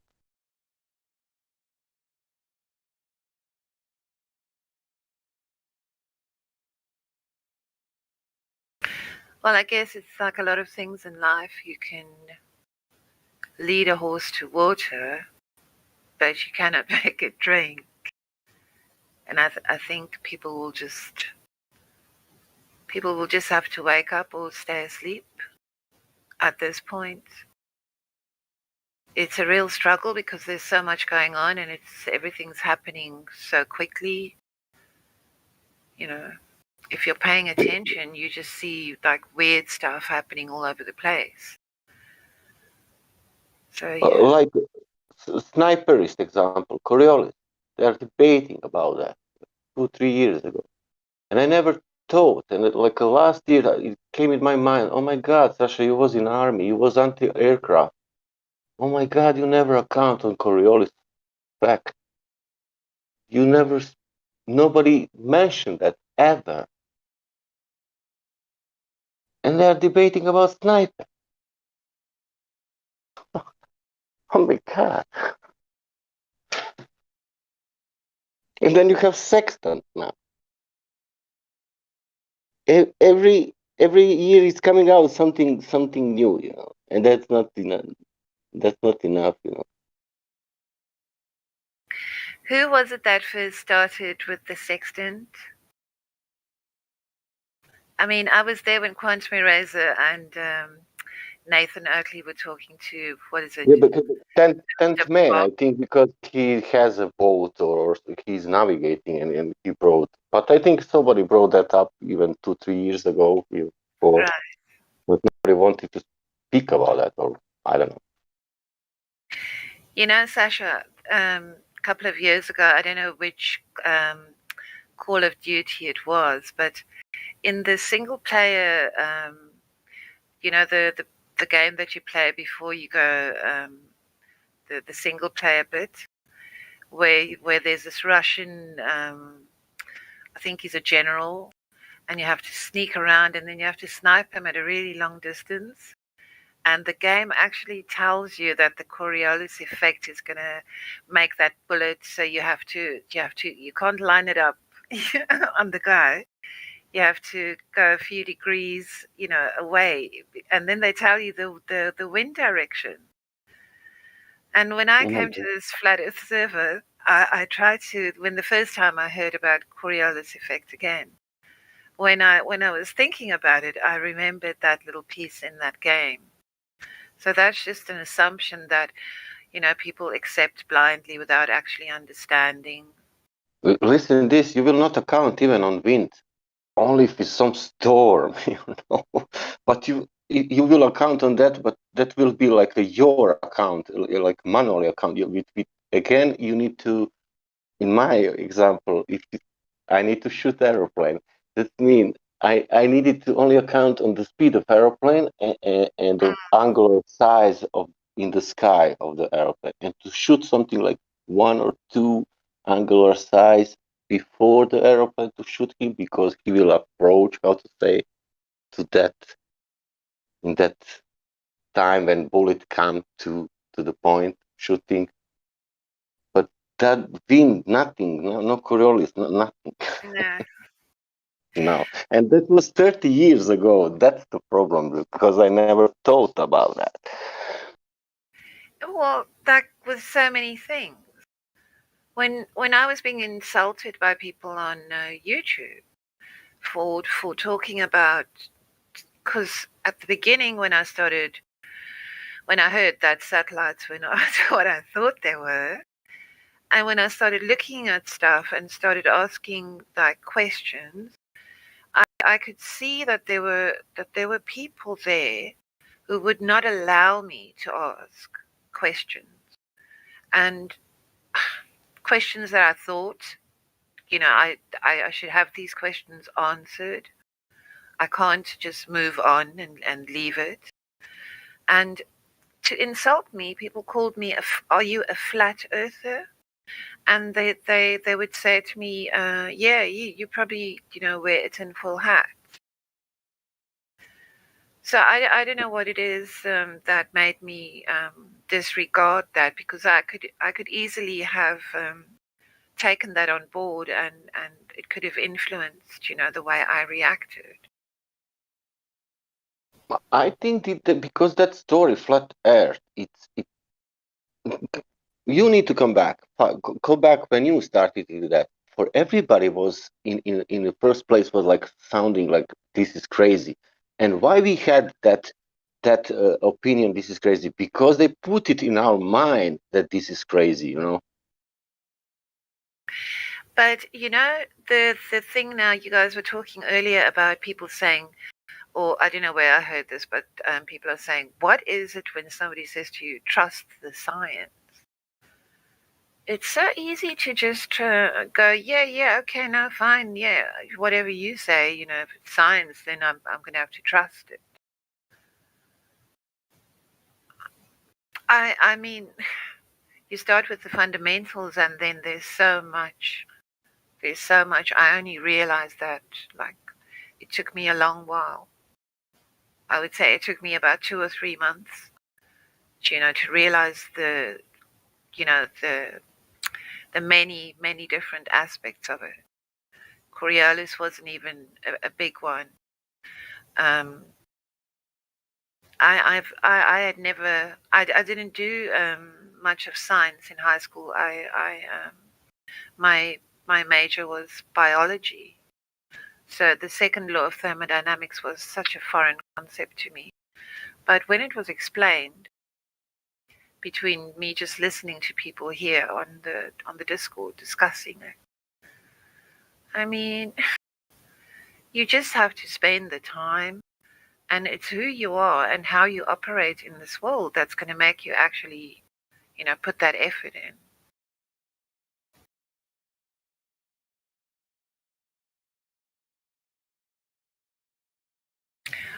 People are conditioned to think that they are, things are not within their grasp. Leave it up to the experts.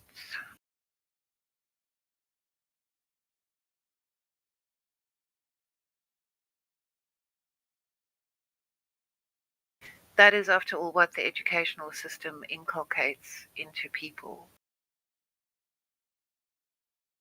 You know, the authority figures. You must listen to them. Yeah, I know. I studied social education for 2 or 3 years, and we did some project different from mainstream education with kids and teenagers. We were training them, not teaching them. Right. We were finding out their needs and their qualities, and from that we start. Never sitting in front of them, always in a circle and blah blah blah. And it's so many things, are different from. For example, I can give you an example. If you want to learn about some basic, you can teach them basic things, but then when you find out your class or your group kids, you need to find out what their needs, and to find out what one kid maybe is good at math, one kid is good at something. You will not push the kid, I don't know, to draw or something if he don't want to draw.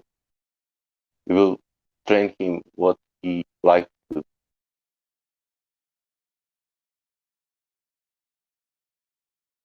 But that was, yeah, that was good. That was after the school. That was not like a social education in the school, let's say. Yeah, I think it's disgusting how they take small children from their mothers and stick them in a cube and make them sit there for hours. They are just conditioning them. They don't teach them to be critical thinkers. They don't teach them problem-solving skills. They don't challenge them that way. I think the whole education system is rotten. It's basically useless. Yeah, you can say, yeah.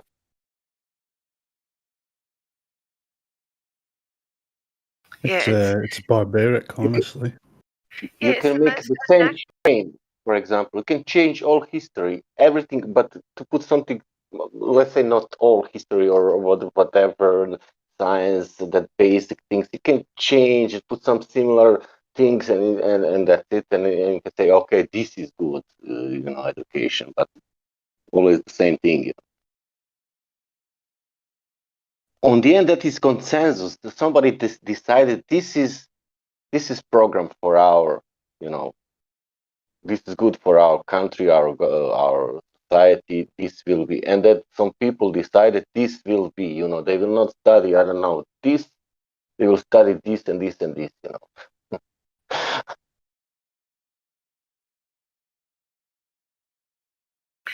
Yeah, the educational system is just churning out clones, basically.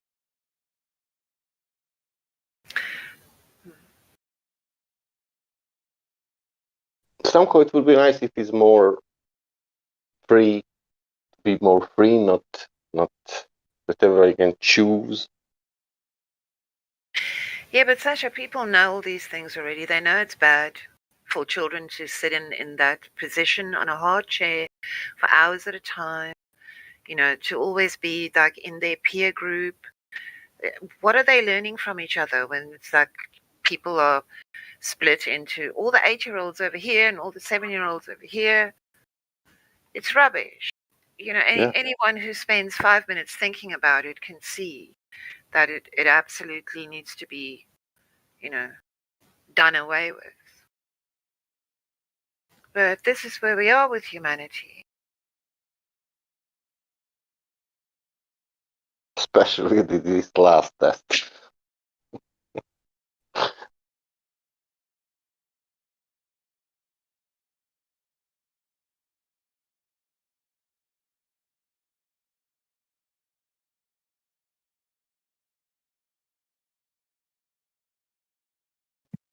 Yeah, that really conditions children to only desire to relate with their own age group, So they never seek out older people that would generally have more wisdom to bestow, or just more life experience in general. Have you seen the black guy who goes to the schools with his boombox No, I haven't. No. and plays his song to the children as they come up the school gates? No, I haven't. What's he playing? It's a song that he recorded himself, and the refrain is "Don't take the Maxine. Oh, yeah. Don't take it, children." And the children respond so well. They're drawn to this man. They stand there, they chant with him, and then the teachers run over and they try and get the kids to leave. Wow, I'm surprised he's not been arrested for that. Yeah, but he's quite a big, energetic guy, and the way he moves and everything. So it's appealing to the children. You know, it's not appealing to adults. But yes, they are drawn to this guy, and they're fascinated, and they chant what they hear. So That's really great. We need more people doing stuff like that.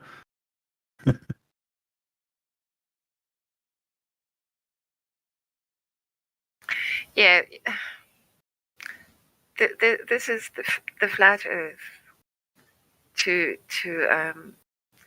break down this wall of lies that that we behind this wall, and so we break this wall and we get over to the other side, and we can attest it's measurably flat, it's stationary. It's a psychological battle. You have to actually have a game plan.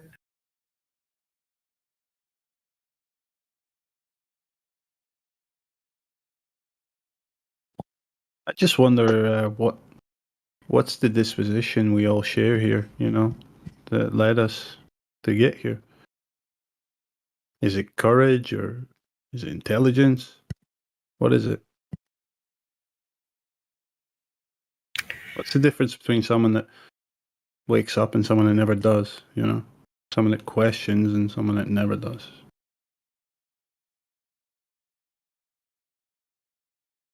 It's funny, but I was having that same conversation today with somebody, because we're both baffled about what our mindset at this time, and how we are discovering new things, important things, and we couldn't come to a conclusion. It's very interesting to me.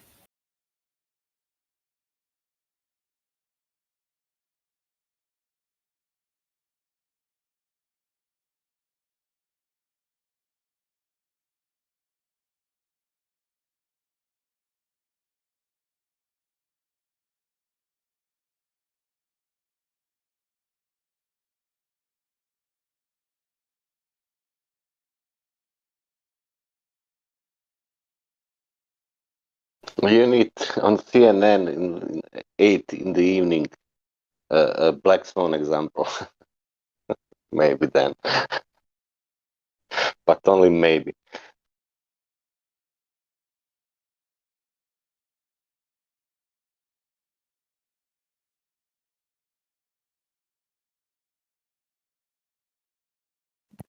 And they would just turn it into a political argument. Yeah, mirage.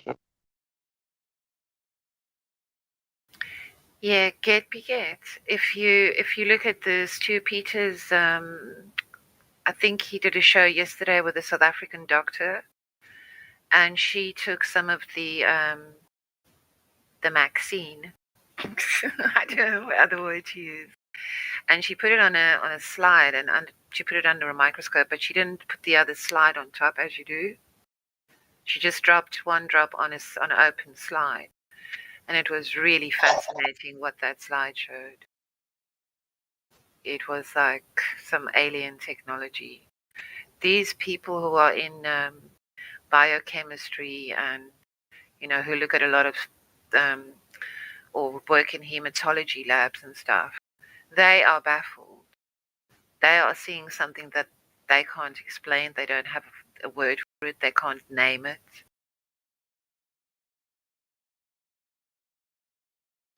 So we live in interesting times, and I guess a lot of sheep are just going to be left behind. Such is life.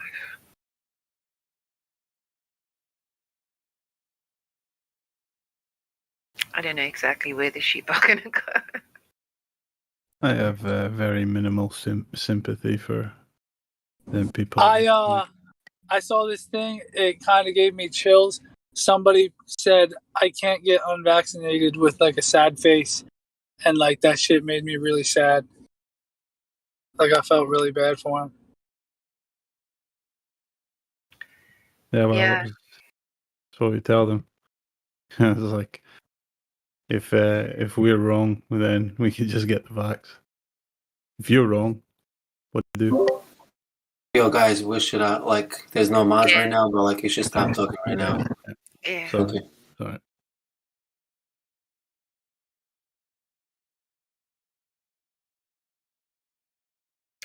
I think maybe I was just always obstropolous, and maybe I was just always a little bit different, and maybe I have a problem with authority. Who knows? But I do function in society. I do hold a job down. I do obey the.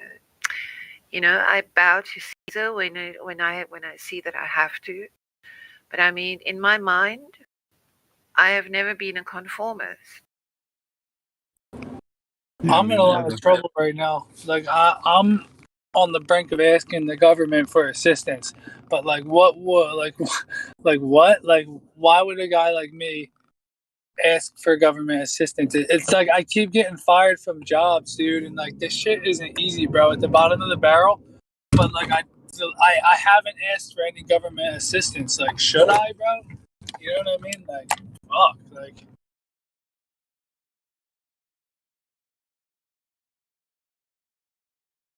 I don't know. Kind of depends on your own principles. Well, my wife is working for government. Government assistance, like I think it's bad. I think you're just putting your own self in debt, like your body, like they own you at that point. Do you honestly think if the I don't know who pays out the STEMI checks, is it the IRS?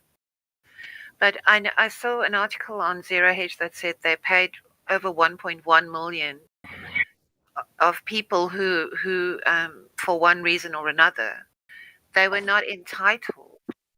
So the checks were going out so fast, nobody was keeping track of are these bona fide, people. I think some of those people were even dead or had like left the country and stuff like this.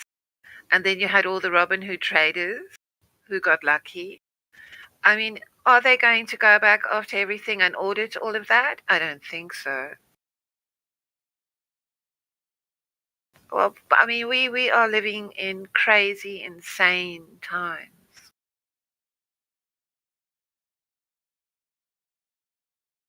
With all the money that is just materializing from nowhere, there's backed by nothing. It is absolutely insane. Like I said, I think it's backed by your own compliance. Like I think when as soon as you accepted that stimulus, you pretty much bought your chip or something. Like you paid for it with yourself. Like you are the materialized money that just came out of nowhere. It's like they bought you. And we don't even know it yet. Like something's going on. Like you said, it's crazy times, but Earth is still flat. Like and as long as we're being lied to about that, it's always going to be a mystery. And like, well, they discovered that in China in 2019. Guess what they were manufacturing at a breakneck speed before any of the, the Black Death came along. They were making test kits. And we know that the patents were already there and they were already registered a long time ago for these products. And I happen to know that the derivatives market was crashing in 2019. And that was the thing that was always going to happen since 2008. People like Max Kaiser never stopped talking about it. It's just around the corner, people. Buy gold. Prepare. So what is happening now has got everything to do with finance, with the world financial system, you know. But there are people who, if you explain it from that angle, they can't even understand it. They don't want to believe it. They don't want to hear it.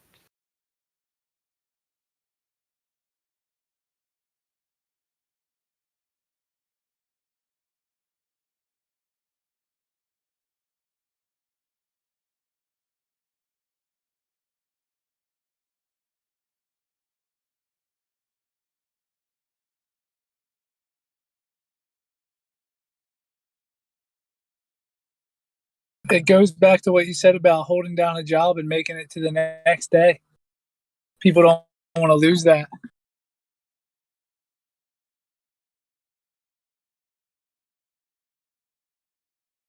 So it's like there's no kickback. Nobody wants to talk about it. Everything just goes uncared about because they just want to make it to the next day. So it's like you talk to these people, fuck.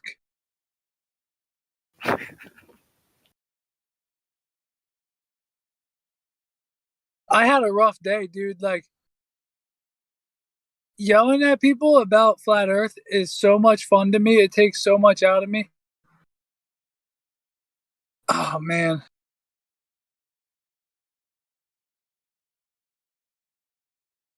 Well, I had a conversation with a friend today, and I said to him, if you told me 2 years ago that I would be talking about these things to you, about flat earth, and I was talking around, what is knowable. And I mean, he is now a flat earther, basically. And I was saying to him, because he still, he was talking about aliens, and we were talking about everything. And then I have to keep on reminding him that space thing with the planets and all that, the vacuum of space, you have to completely reorganize. It's your whole your construct. It's your whole belief system, and that is what it is. It's a system, it's beliefs.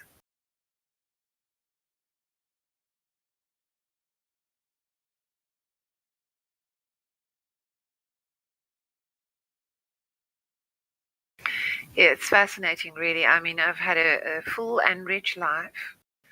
I have not had a quiet life. I've lived in different parts of the world. I've traveled a lot. But these past few months, when I started looking at exactly, discovering how little I knew about the globe Earth model, and when I started discovering that I had all these holes in my knowledge, and it didn't even take me long. I didn't even have to look that close, and I started uncovering, all these faults. For me, a person with no scientific background, to be able to, come to the truth. For me, it is the absolute truth. I don't care what anybody says. I cannot unsee what I have seen. For me, it's a very personal thing. I will never relinquish it.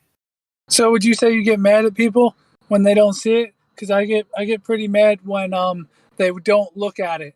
Like, I don't get mad if they look at it and don't see it. Like, if they're trying to learn, that's cool. But when they flat out deny it, I lose friends and shit. Like, when they deny it, it takes a toll on me. because you won't even look at it, dude. You're borderline scared. Like, that's fucking pathetic. That's disrespectful. Yeah, I'm the same way, Kimzo. I gotta be around people that have not even the slightest bit of interest. I'm not saying, oh, believe me after the first few sentences or things I tell you, but I'm just saying, engage me on it, Yeah, you're sitting down and watching this fucking video, dude. Like, I'm giving you $20 to watch this video, or else, like, you're gonna bring me down with you, dude. You're a problem. Like, I'm sorry. It's just such a low vibration from these people. I don't want it near me anymore. It makes me sad, dude. What's the alternative with these people? It's like, okay, you don't want to speak about. For them, dude. Like, sorry, man, and you go. well, that's the alternative. You just shed a tear and you fucking, I had to say goodbye to these people. That's the alternative.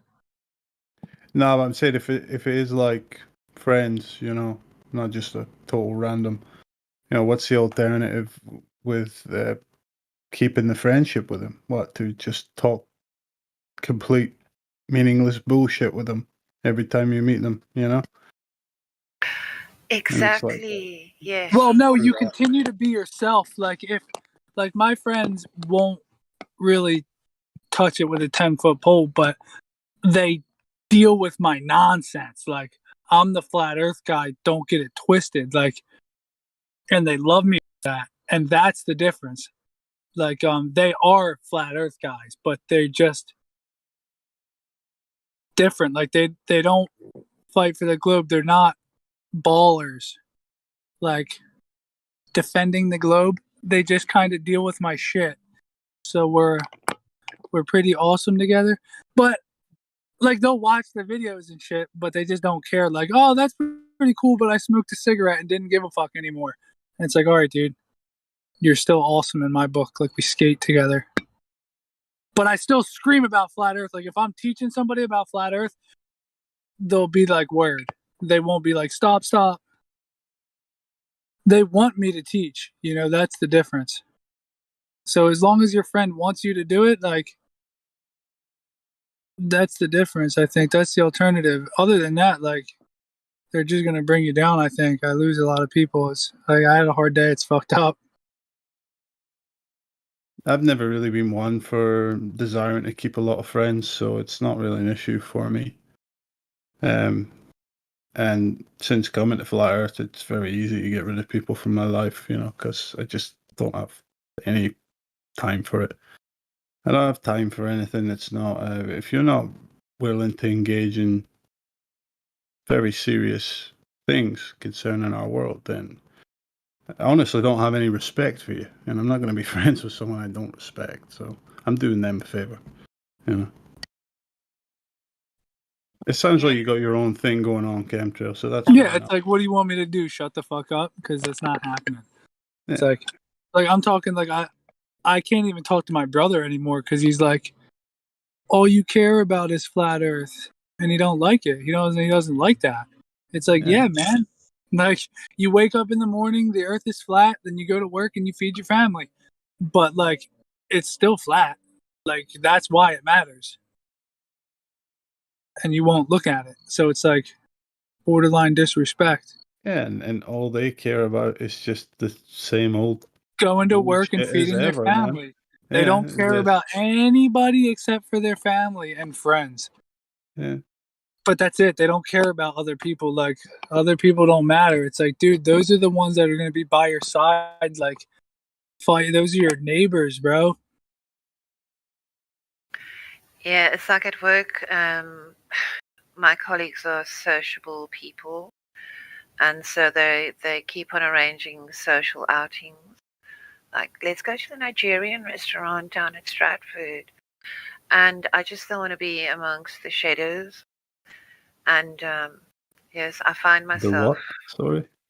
The people that are shedding. Oh, shadows. Okay. And I do. I sometimes I think. thought you said shitters. And that too. And I just think, if I had to give up my time, like, for a whole evening to be amongst people who are so unreceptive, unresponsive, and yes, I think spiritually dead is the word, then Yeah, exactly. yes, it is traumatizing to me. You know, when I come back and I go to my room and I take my high heels off and I go, you know, why did you do that?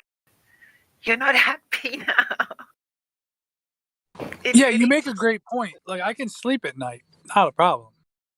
Like, as long as you can go home and lay your head at night and fucking you know that you didn't do anything really wrong. Like, holy shit, man, I don't know what ails these people to cheat and steal and lie and all that.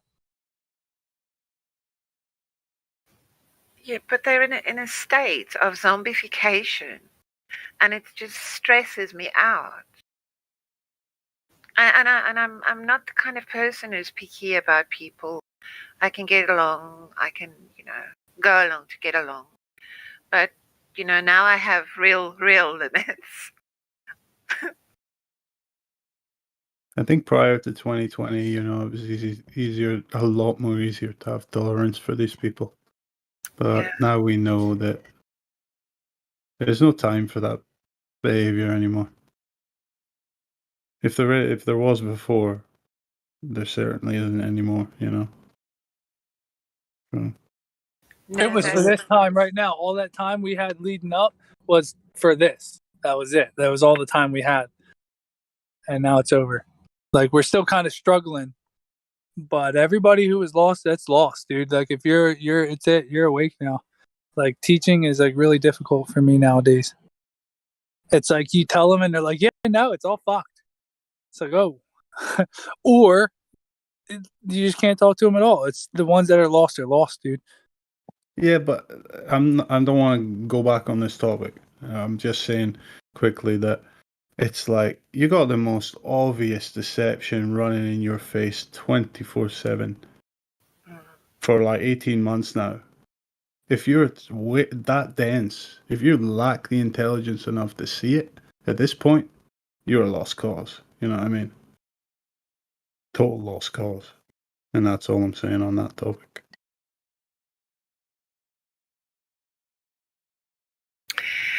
Yes, but it's you know, flat Earth is sort of a parallel idea to that. Yeah, but there's more than just flat Earth stuff. There's gonna be so much mind blowing stuff.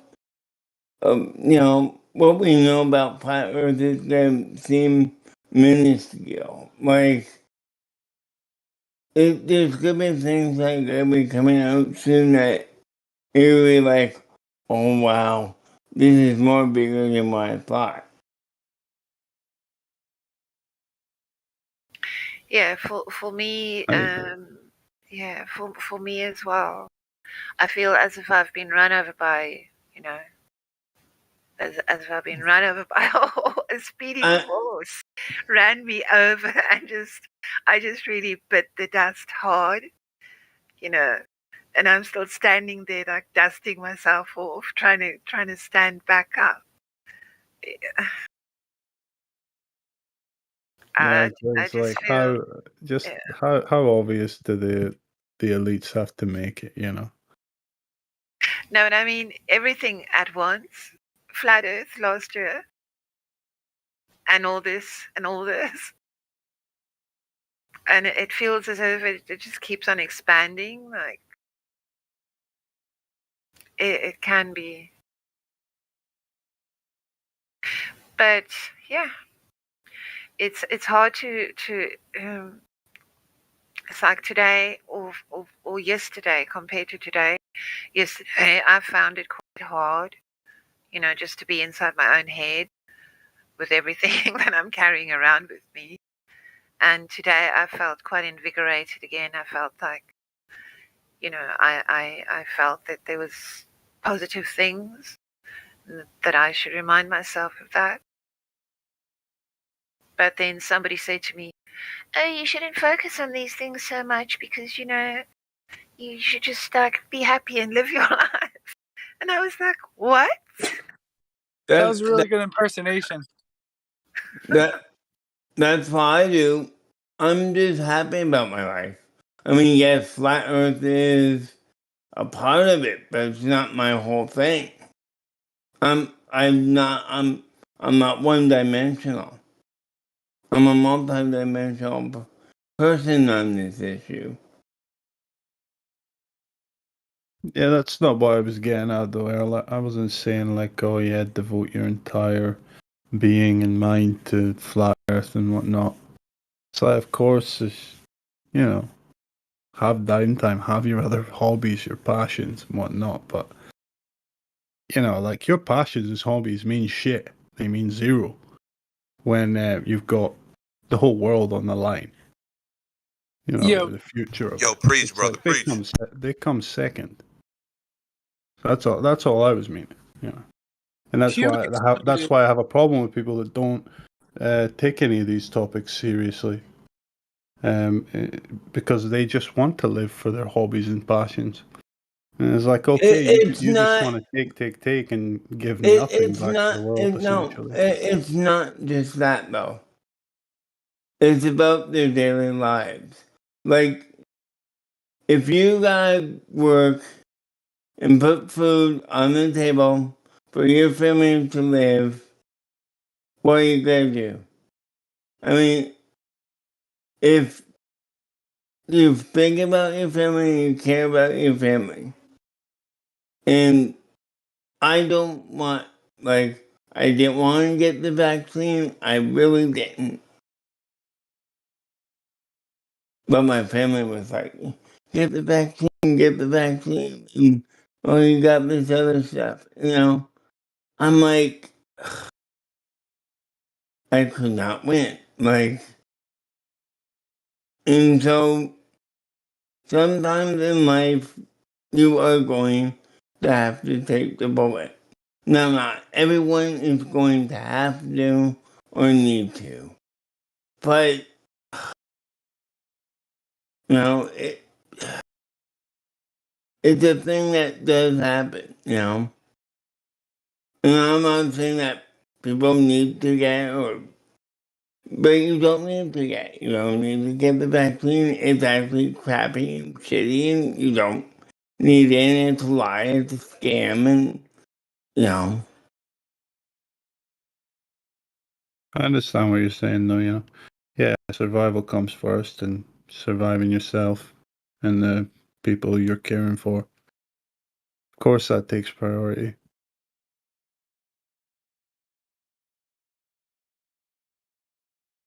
It's really good to hear you, Earl, by the way. I think about you all the time. As soon as I jump on the server, it's like I have like this vision of like a specific group of people.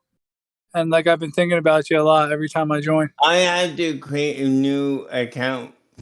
So I lost all my other freaking channels and shit. So yeah. It's like great.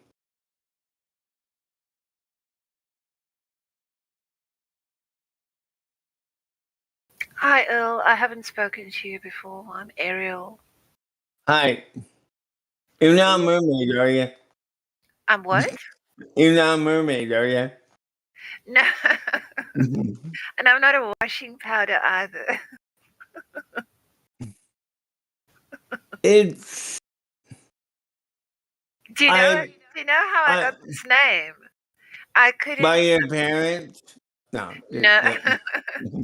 But this particular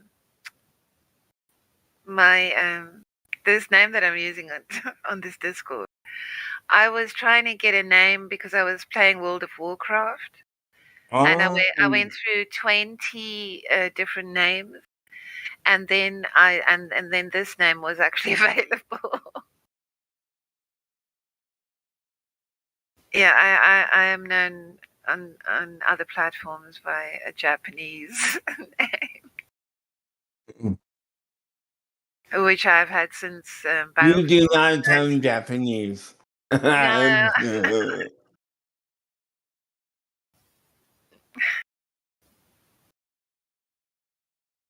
Yeah, my Japanese name is a bit. So Ariel, my Japanese name is a bit stupid, but I've used it for about 15 years, I think, in gaming on Steam and in Origin and everywhere. Oh man.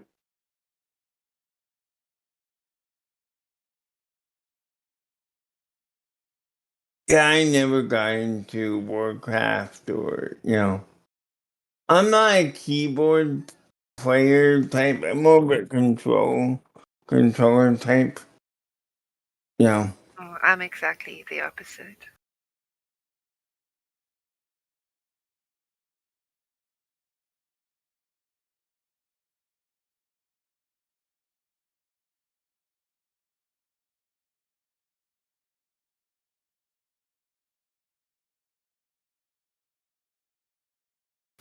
I really, really like the when Witsit and Kai were talking to each other. I thought that was really cool, and the questions, the whole format, and everything. I really like that. I listened to the whole thing. Oh yeah, you should see when Witsit really gets going. It's like, oh no, a tornado just ruined the town. Yeah, but the kind of questions that he asked, that was quite new. I thought I haven't seen anybody else like take that approach. That was really good.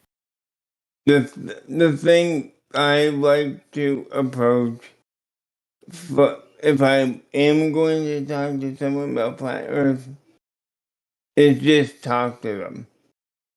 No getting up in their face about it. No, just talking to people. That's what people want. People don't want people bashing over the head. People get sick and tired at church.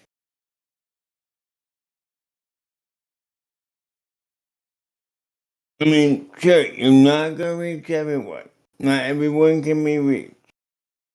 But at least you try and get as much as people that you can to understand that there's something different. Like, I learned something over my time of being gone. Is that anti-gravity is actually something naturally that does happen in nature. Trees use anti-gravity to get the sap up to get the sap throughout itself. And there's a bug that uses anti-gravity.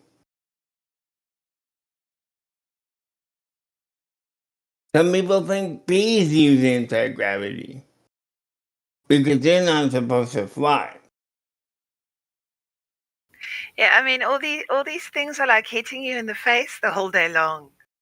You just have to stop and pay attention. And the guy that found this out, he's like a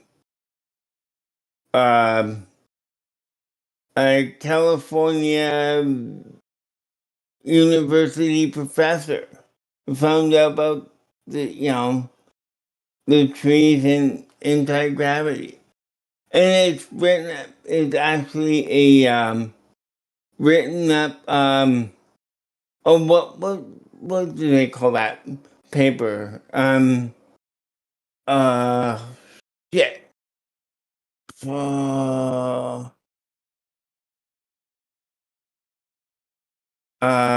Yeah, I gotta find it and show you guys. Forget the guy's name too. I found it on the video, and it's like,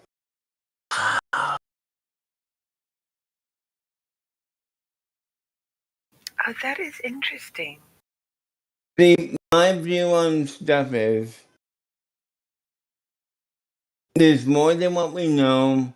And if we just sit there and go, well, that can't be possible. That's not possible. I'm like, we know nothing. Like, we're created by a creator. The creator knows heck a lot more than what we do. So, don't be surprised if we see something, coming from the sky or, other beings or whatever. We don't know. Oh, are you talking about osmosis, Earl?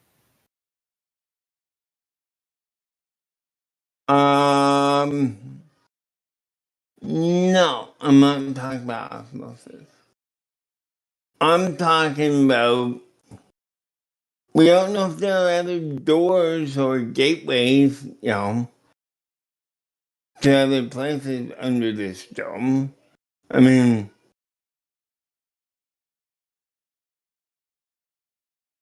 heck, there could be other domes. I don't know. I just live here.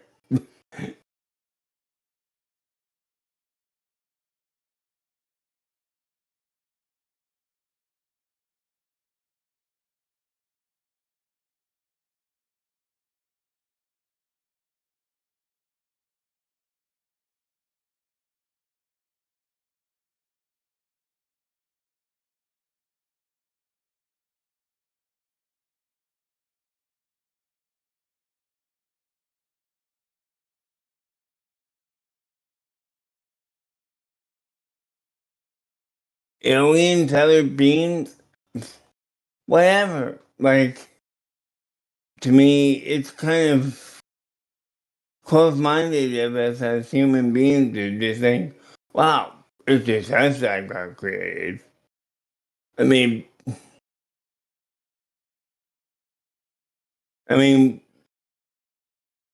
would it be sad if Beethoven just wrote one song and that's it? Think about it.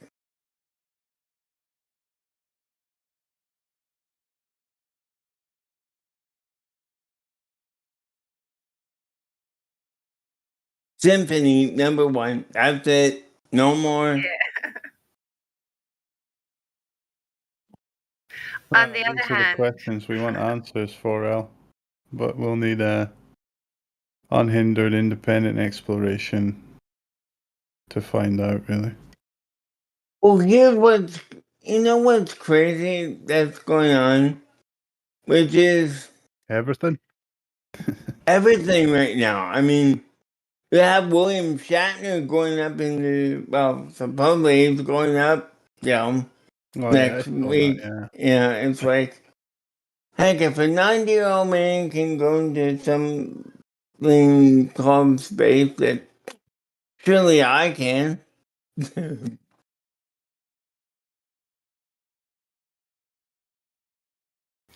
yeah, but you know what? Our surroundings are saturated with bull earth lies.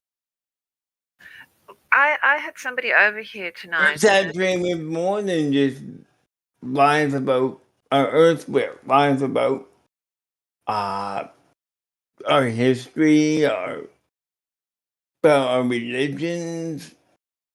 It's more than just flat Earth. It's a bigger bowl. A bigger bowl, Yeah.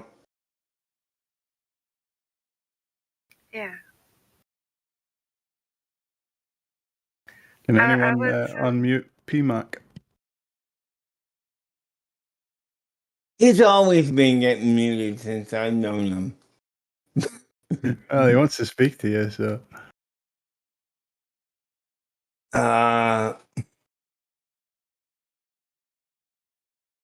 Who muted him? Someone super muted PMAC? Oh, okay. Hey, PMAC. Was he hot, Mike? Probably. Hey. Hey. Test. Yep. Earl, it's great to see you again, man. Yep. You've been away for a little while. Yep. And it did you good. It did me good for a while. Just to chill out, get away. I had to get away from here for a while. It was getting a little hairy at some point. I'm like, yeah, I gotta get out of here. But then I kept forgetting to reinstall Discord, so it was like. Sometimes you just have to step away for a little while, take stock. It does you good.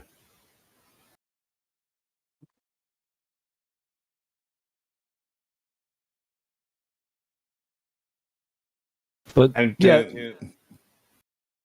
had to create a new account because I was having trouble logging into my account. So, yeah, that's a pain in the ass.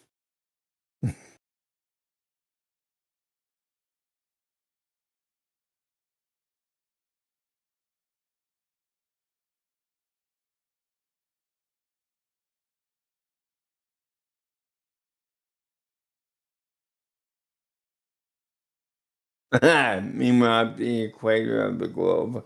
I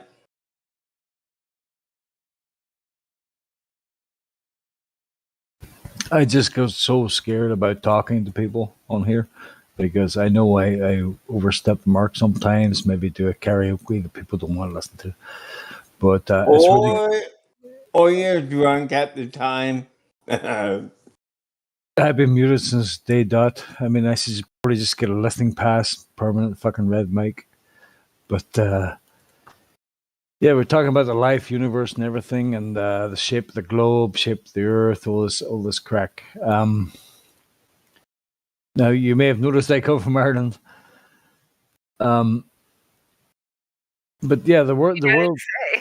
You don't say, yeah. But Ariel, can I just say this? Your voice is fucking fantastic. Anyway, so yeah,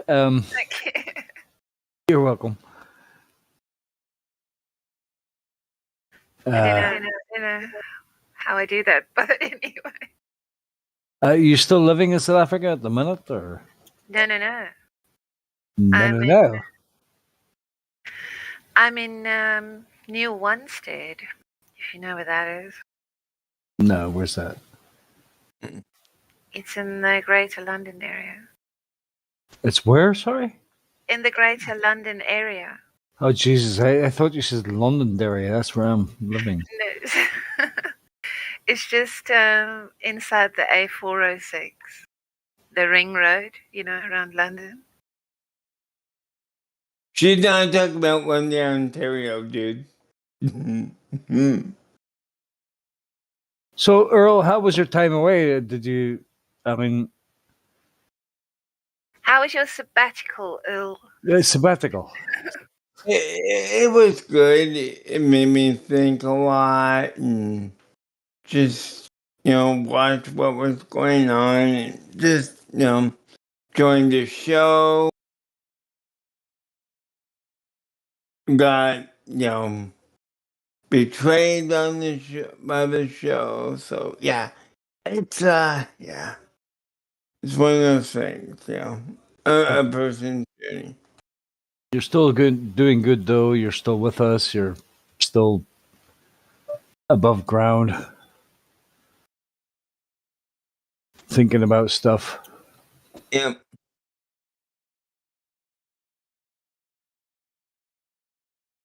We just can't get away from this flat Earth stuff, can we?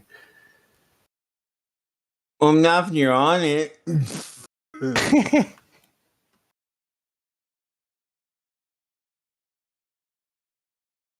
Well, this is what I was going to say before. I was sitting talking to a friend about something completely unrelated, and my television was on because we were just watching whatever was coming up next. And there was a space rocket, and it was taking off, and it was in a parabolic trajectory. And he turned and looked that way. So we both looked at this. And I said to him, look, where do you think it's going? Look, it's going in a big arc. I mean, I can't let things like that go. I have to point at it and go, look what's going on there. It's got more curvature than the flat Earth, than the fucking ball Earth. Yeah, I can't not be me and not. I can't suppress this. Yeah, you mentioned that before. It was the makeup of your character, where you sort of realize that things are bullshit, and whether to get along in society or whatever. But if functioning flat earther in society, you can't not deny your senses or what you can see. it's easy enough for you to just. Yeah. So anyway, I'll be back.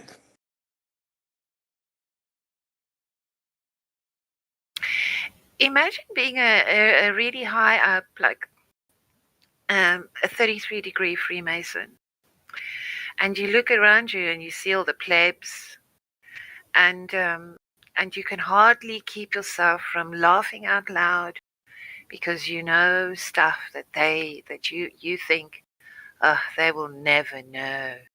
You know, and look at them, they're just useless eaters. So, but to know about flat Earth and to look at people and to think, you know, you people really need to know this. This is important. This will change your life. You know, I'm not inclined to go and to walk around and laugh at people and think, wow, I know so much better than all of you. Such a weird thing. Completely bizarre. Yeah, it's such a weird world. How bizarre. Well, I have this I've got this feeling that there are people. I mean, look at the speeches that Kissinger made in like 1972 to the Bilderberg, in the Bilderberg group. Those things were those things are retrievable, where they are plotting against humanity, and this waking up to flat Earth it gives you a perspective on what is going on. We are not the only people who know.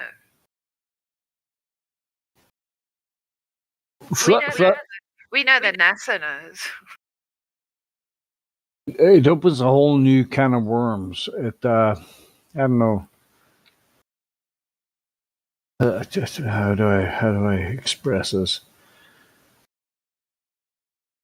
If you, for instance, know that it's easily improvable and measurably flat, and that what you've been told to is a lie, then it opens a whole lot of kind of worms about. Listen, religion is probably true, but yeah, it's just kind of. And I'm like the most not foiled tin earther person you would ever meet. Well, I never stopped to ask myself that question. But when I was being ridiculed for asking questions that I didn't know where it was going to lead at the time, and people ridiculed me by calling me a flat earther, I was completely nonplussed. I'd never encountered this. Yeah. So what is that an insult? Is that a bad reflection on me, or is it I just thought these people that use that phrase, like, they were crazy. Whoever thought, It didn't phase you. You were just asking questions, and simply by asking a simple question of, what do you think you're on? Is that believable? And here's a couple of instances where this cannot actually be true, and people lose their shit over that. It's like you can see them losing an automatic response to all you're doing is just questioning this, your world view. But if your frame of reference is like, if that is nowhere near like your Overton windows, like way over there, and people are talking about things that you have no knowledge, insight, you've never encountered it. It's quite difficult to then. I mean, how did I can't tell you what my exact. So it's okay if you think I was Sherlock Holmes and I was picking up clues everywhere. I can't even remember now what the clues were and what was driving me. But it was just so bizarre. And at the end of it, you do look around you and you say, okay, so who else knows about this? And the conclusions that I've come to is that it is just totally bizarre. So then I started thinking, well, why would they be perpetrating this particular thing? Why this? Why is what's so important about this? I mean, if you're going to talk about things like the Globers do, oh, you're delusional, the Earth is a ball. Yeah, and you stipulate a couple of facts that prove that they're actually delusional. Yeah, but if you had to sit around, if you and I were both evil, dark overlord types, and we had to concoct like a grand deception. Why this? Yeah. And who came up with that? It is so freaking bizarre. Yeah. Well, yeah, that's what led me to other avenues of thinking about the system we're in.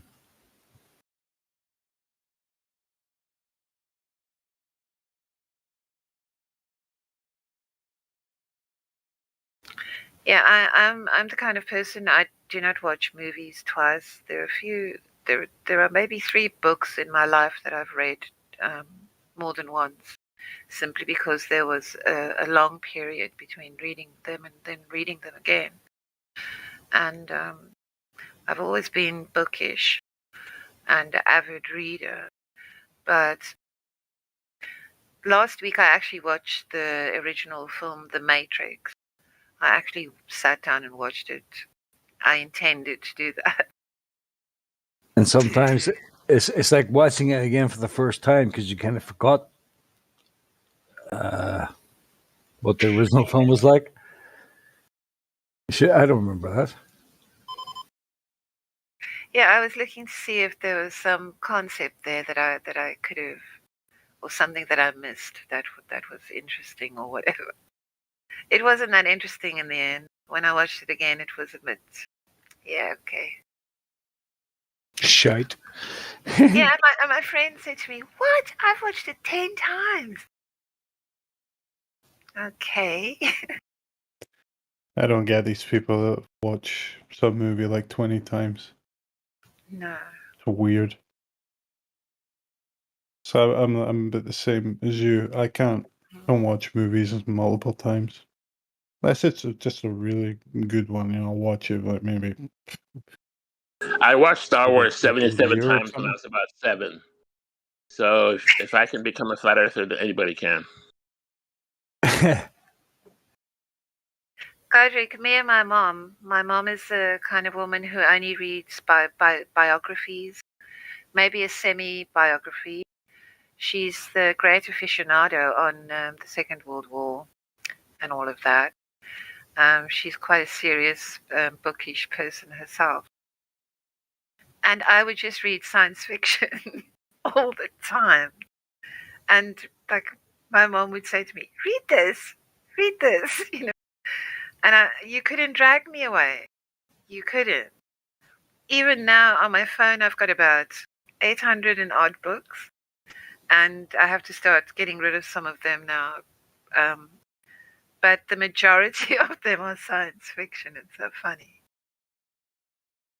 Well, that's the thing. Most baller trolls don't realize that we were the biggest science fiction freaks of all time. Yep. I played EVE Online, the MMO, for like 6 years. EVE Online, bro. Yep, me too. You too, yeah. So there you go. Another book that I did reread was George Orwell's 1984, which was a set book for me when I was in high school. It's such a short read now that I read it as an adult. It took me, I think, like 2 days in between working and reading, and I'm awful when I get into a book. I work in a place with long corridors. So if I have to walk from one place to the other, I'm usually reading while I walk. You bookwormy. Yeah. So I suppose the comparison I'm trying to make is the gap between reality and science fiction. Yeah. Okay. So it's I don't really see the difference between this world and science fiction or science makeup. It seems all the same to me. So, you know, when you understand flat Earth and shit like that, there, whatever, you know, whatever you believe in certain degrees and gods and all kinds of things. What is the point I'm trying to make? It's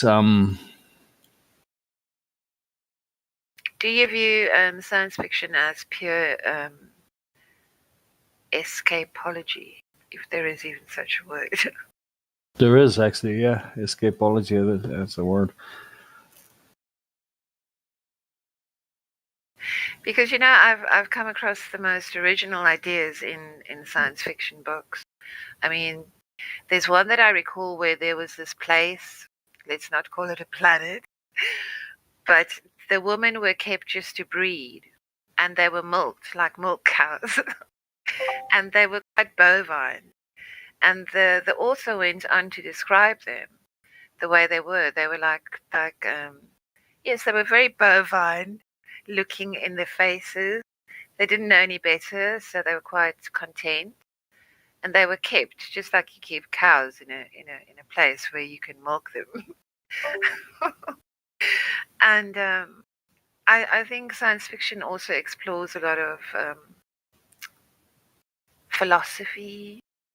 Social issues. Yeah. Hello? Hello? Hello? Hi. Hello. Hey.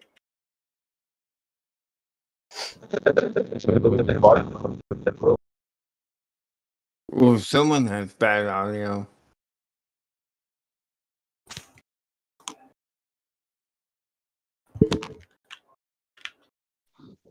Do you spin your web around a globe or on the flat Earth, Spider-Man? How about both? Okay, then. Somebody else go. So I suppose the point I was trying to make earlier, right, is this, right? If the world is a fugazi, if everything's a fucking fake, okay, there's no such thing as fucking spinning balls, vacuums, all that kind of shit. So everything's a fugazi. How do you determine what is real?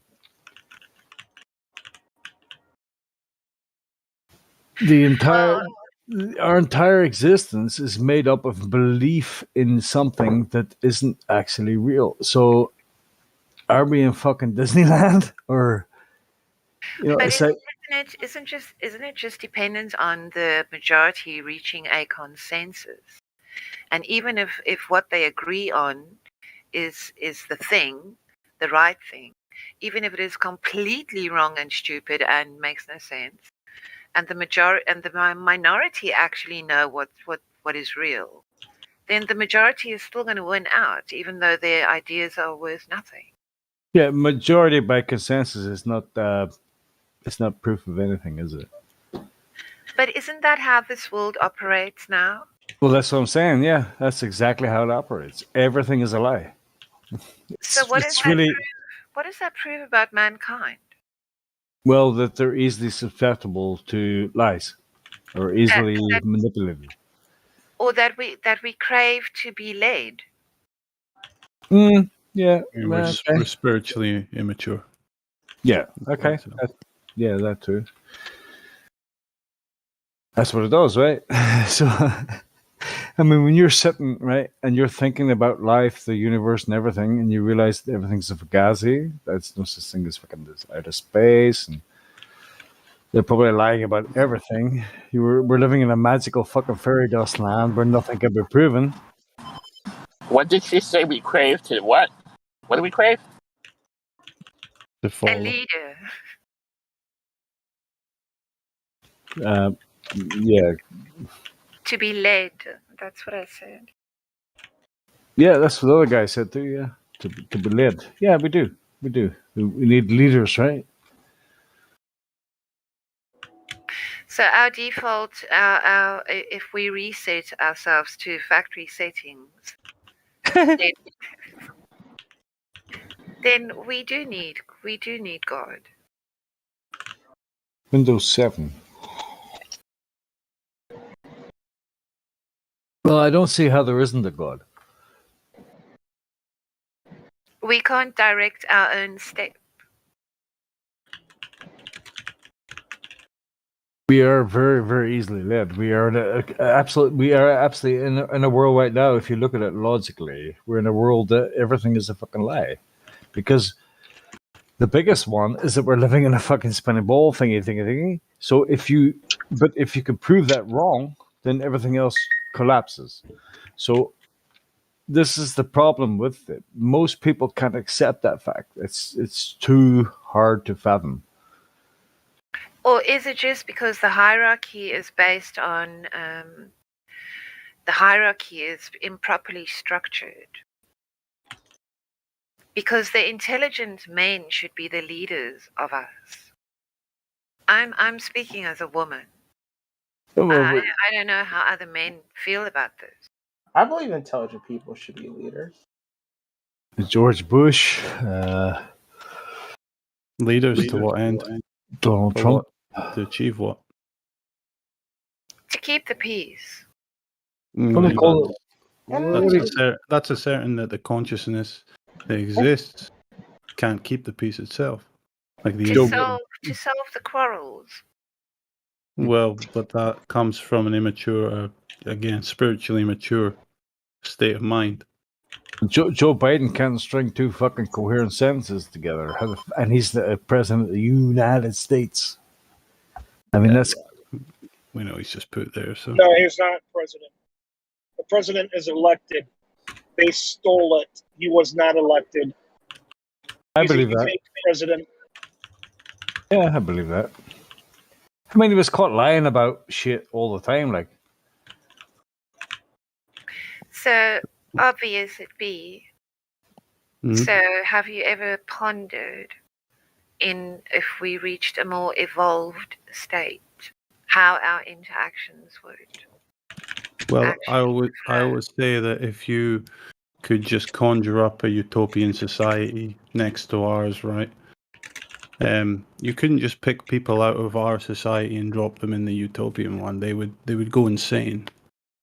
They would hate it. They would despise the goodness of it, you know. And that's what I mean. That you have quarrels because that's how people are conditioned, you know. That's how people react. That's the first thing they go to, is to get in people's faces instead of look for the solution between yourself and the other. So, yeah, I've pondered this stuff a lot. But won't abundance and immortality be the way of solving that? Isn't mankind's biggest problem that he has to confront his immortality on a daily basis? So It's an individual thing. Couldn't life be something completely different? Couldn't immortality and your death be like something not really important? Immortality will make you go insane. Yeah. If you think about it. Imagine dying everyone around you except you. Immortality would only be cool if everyone else was immortal. Otherwise, you'll see your own children die, your own grandchildren, and so on. I mean, isn't it insane to be born into a world where the government actually charges you for dying? Death taxes? Like they actually charge you for dying? Thank you. You're not allowed to die. You're dead now. You owe us this money. Hey, I'm dead. How dare you to die? How dare you? Hey, you still owe me $10 for 4 years ago. You can't die yet. So they're just. Can I ask you a question? Okay. No, sorry to interrupt, guys. No, I'm done. Go ahead, bro. Yeah, Ariel, can I ask you this? What do you think the state of humanity would look like if, in the same manner that when you wake up in the morning and you immediately disregard your dreams as just being, you know, a dream, being fanciful, you know, unreal, however we want to define it. What do you think would happen if everybody in the world approached their life in the same manner and realized the kind of, not that there's no seriousness to it, but that ultimately, it's just a kind of game, it's just an experience. You mean how insignificant it could be? No, not that way. I don't like using that word, but it's the only way I can put it, is to say that there is no seriousness to it, Does that mean that there's no consequences for your actions? Final consequences? I'm not sure. I don't know how to answer these questions, but I just recognize how we can disregard our actions and whatever experience we live in our dream worlds, in our dreams, but we can't see real life the same way for some reason. When it would seem most likely that's what's going on. I don't know.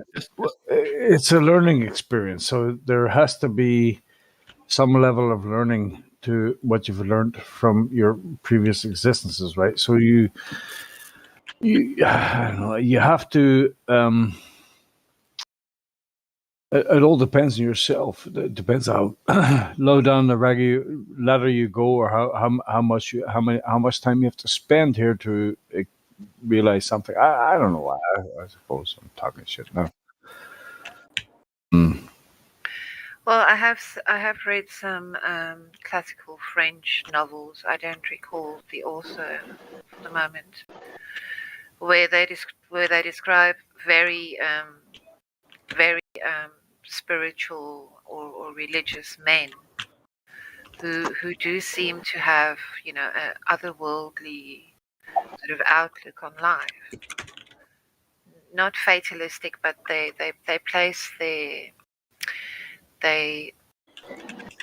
hope is somewhere in the future, for a future and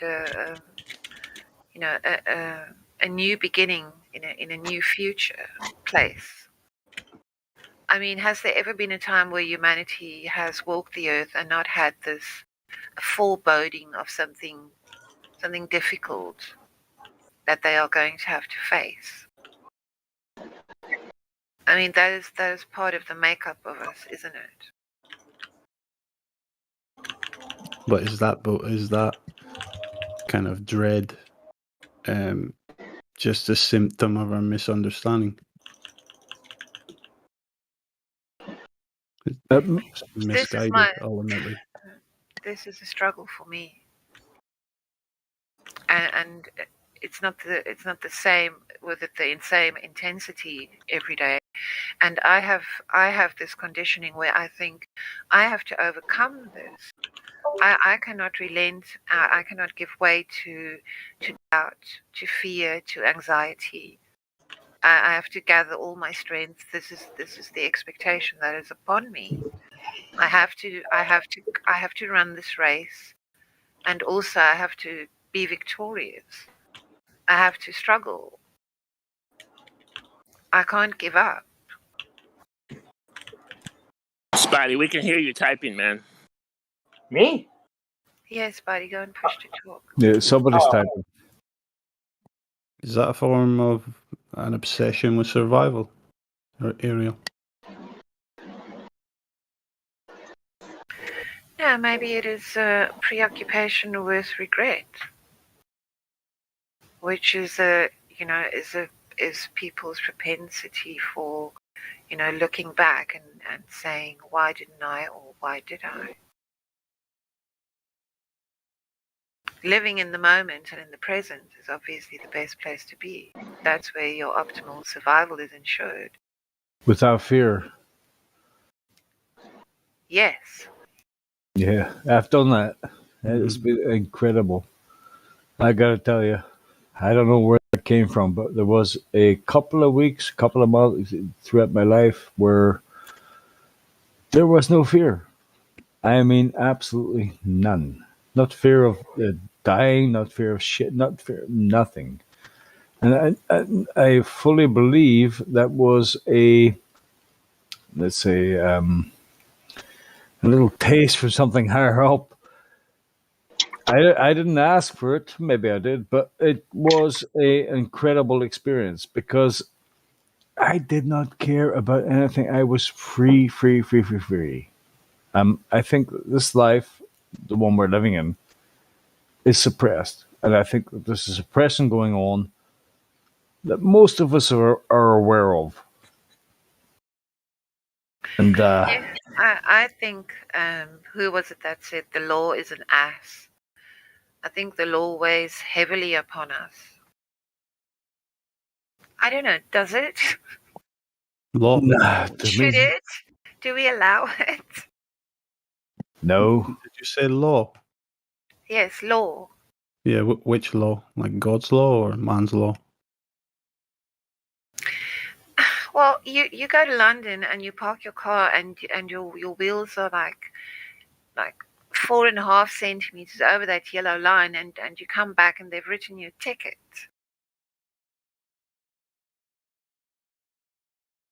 No, I mean God's law is not a yoke. It's man's law. It's the contractual corporate law. It's mankind.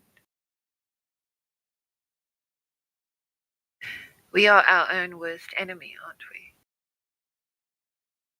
Well, you have to admit it's a strange world we're living in. Everything is paid. Debt, taxes. Just have to pay for everything. Pay. It's just strange. Yeah, but that's been created on purpose, I believe. So this is what we're trying to figure out.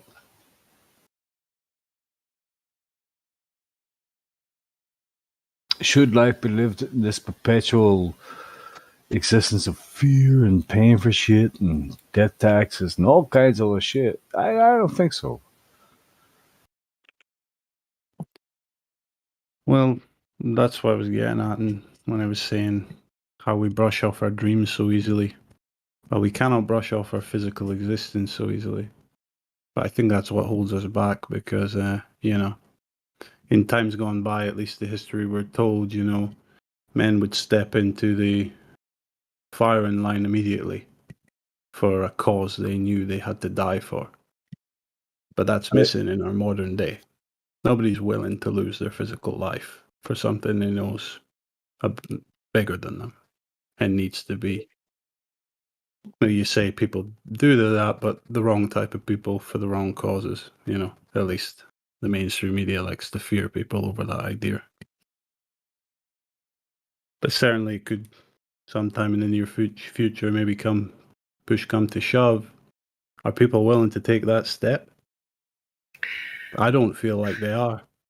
And I feel that that's how they're going to eventually enslave humanity completely. Because like that warrior spirit's the only way I'd describe it really is totally being extinguished from humanity. So I don't know. I was talking to my friend earlier tonight, and we were talking about worst case scenarios, and it was quite sobering because we both suddenly paid like real attention to what we were saying, and it was quite difficult. And then we had to snap out of it because we had other things to do, but it was very real. And I think it was necessary. I do think the world is at war. Well, most certainly is. I think it's a never-ending war. If one side lights up, the other gains control, whether that's good or evil. It's a constant battle, so. But obviously they've managed to pacify the good side by making them believe there is no spiritual war going on with the heliocentric nonsense. What reward is there in sitting on a big steel throne, rubbing your hands, looking at starving, desperate, wailing, gnashing people? Some people find that attractive. Some people find that attractive for a reason. God knows. What is the wellspring for that? Just low vibrational people. Why must that exist? Even. Well, it's a learning curve. We have to understand the balance between negative and the positive. You can use it as an evil reference point to see how holy the light will be. Yeah, exactly. That's what I think. I personally think it's the only way things can be. I mean, what are we? But a collective consciousness trying to work things out. Perfect, infinite creations. Yeah.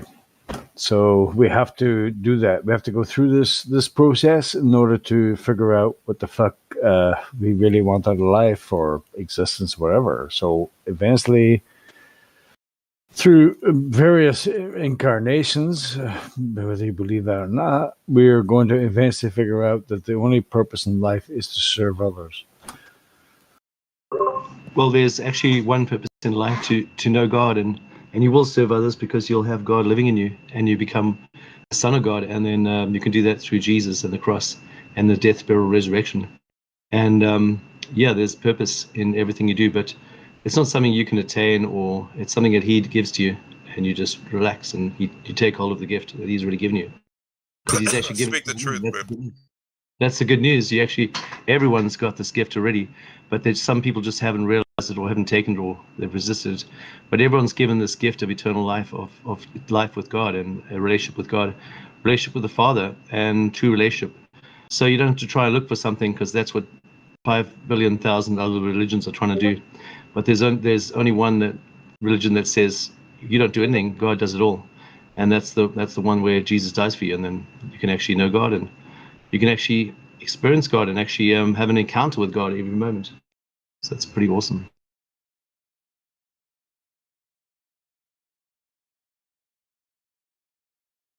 So in the here and now, you have quite an awesome responsibility.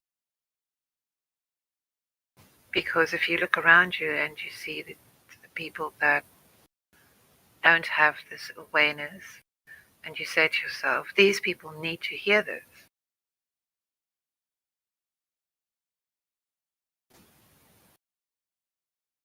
Yeah, he's very much aware of your intentions. He's very much aware of the kind of person you are. You just got to figure that out. And it's not so much about who you are, but you actually die to yourself at the cross, and then you become a new creation, and you become the same as Jesus. You get Jesus' heart, Jesus' love, Jesus' relationship with the Father, Jesus' holiness. Nothing is yours anymore. You actually get God living through you. You become a vessel of God. Jesus Christ, this guy, man. Yeah, you see the ultimate, the straight, the people just react to Jesus this and Jesus that because we're so fucking conditioned to reject that because it's a satanic word. But yeah. No, but you must listen to what this man is saying to you without hearing his actual words, or without evaluating what he's saying. You must just hear his faith and let that inspire you. I do.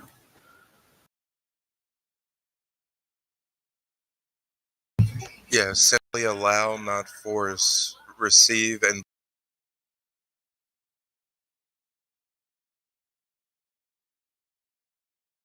Well, it's pretty simple.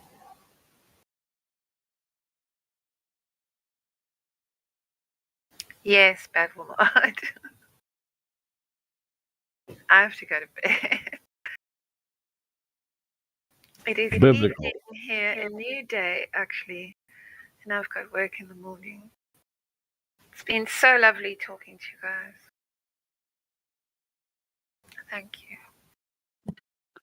Good night, Ariel. Good night. good night. Bye.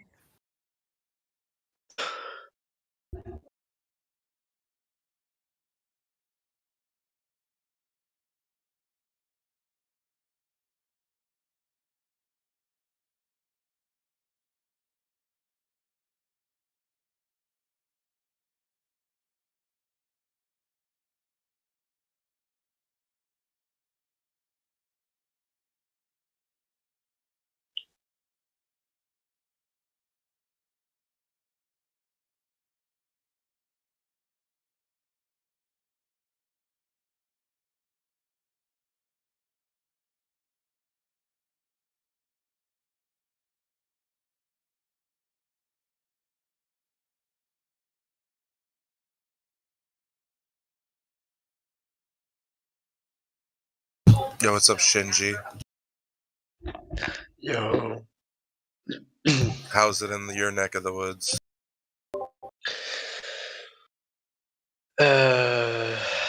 What woods? I said, how's it in your neck of the woods? I don't know what that exactly means. How are things where you're at? Oh yeah. Well, things. Yeah, fine. Like the regulations are getting softened up. If you know what I mean with regulations, but COVID-19. generally good. Don't say it. Critical thinkers only. You got control of your mic if you want to add to the combo. Yeah, But you're not doing well, much Battle in Mod. general. Yeah, I hope everyone's doing fine. Like,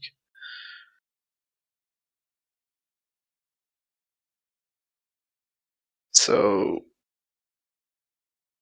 I woke up this morning. I feel good. that's good. Yeah, it's wonderful, man. I woke It's a new dawn, a new day. It's a new life. Batamod, I have a question. For me. Is weed legal in your state? Yes. Is what? Weed. Is weed legal in your state? God, I hope Oh, so. yeah. Yes, it's decriminalized in my state. Oh, It's that's legal good. Because for recreational use. seems like America is opening up. Because I've heard there are states that, yeah, take it very harsh on the use of weed. But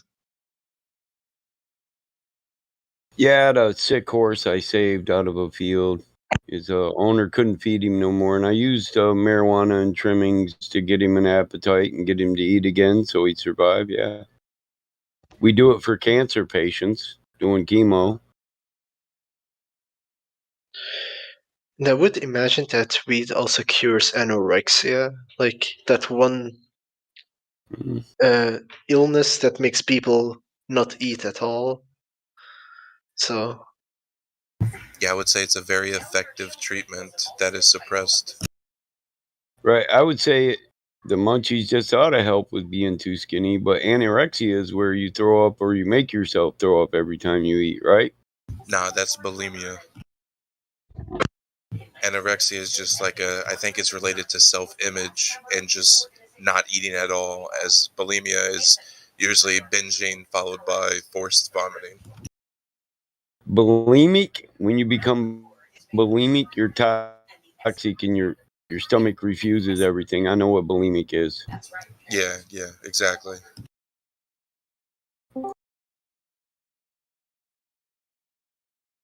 Your body's turning septic. I mean, is that related to acidity or something other than that? I think it's blood toxicity. Could be a stomach infection too. Karen Carpenter. Yeah, because I experienced that as a child. I felt very acidic and just didn't feel well every day. But all of that changed. You discovered the flat earth. Well, when you find out the globe is a lie, you start seeking the truth. Everything changes. Oh. It's like, what else are they lying about? What's the real truth, right? I mean, when we think Everything. about it, isn't my truth the same as your truth? So there's only one truth. So what is it? No. Truth is relative to each person. My truth isn't your truth. You haven't lived the life I lived. You think so? You don't see from my perspective or my point of view. I guarantee we won't. If truth was all encompassing everybody, then we'd all believe the same things, but we don't. Not yet. But I do agree with both statements. There is Yet, objective truth and subjective. I don't think ones. we'll ever. Yeah, I don't think we ever will. You can put yet on a sentence, but it doesn't make anything true. We'll see. We're all a product of our environment. We're grown different. We are our experiences, and we see things through different perspectives, and we always will. Unless we all walk the exact same footsteps, suffer the same damage, celebrate the same successes. As long as there's diversity, it'll never be uniform. That universal truth crap, that's annoying. It's just not possible. Yeah, but the You don't definition think of there's truth, any- right? Okay. Definition of truth is truth. So, Don't you think there's any universal truths? Like some things you can't be, I don't know, disputed, An disproven? intelligent designer, but that's Well, just my it's- view. Certain things. Not Truth a is lot, that maybe. that which is considered true in accordance with fact or reality, and we all live different realities, so we all have a different truth. no. No, I love him. you don't. You No, I don't. I don't believe that for a second. This truth is truth. what's true for you might not be true for me. I might disagree with it. You can argue against that. Certain things, but there are definitely at least a handful of things that can't be argued. As you see it, there are certain truths that can't be argued with, and that's as you see it. And I would say all things are only as we understand them at our current understanding, and will no longer be true in one day as knowledge grows. So your truths that are 100% concrete right now, they won't be in the future, because the only constant in the world or in life is change. All things will change. It's no different than boiling water. If you change atmospheric pressure, water boils at a different temperature. So it's only true now. Okay. But it's pretty consistent. I mean, truth Just is like truth. The only thing that is the only that constant in life is change.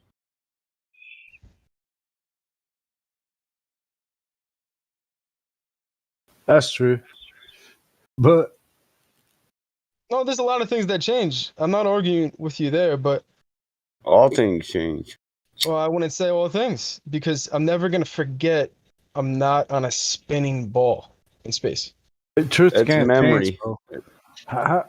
Michael. All right. How does truth change? Truth can't change, bro. I just gave you an example of it. Sorry. Okay.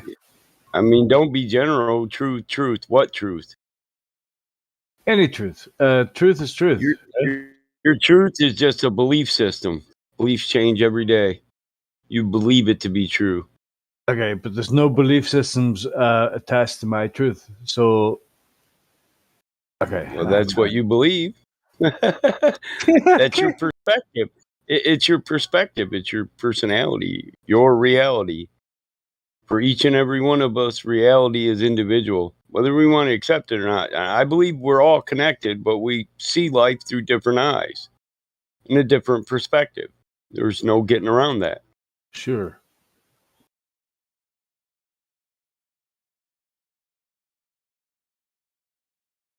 Well, that's another fucking avenue I didn't think about. What the hell, bro?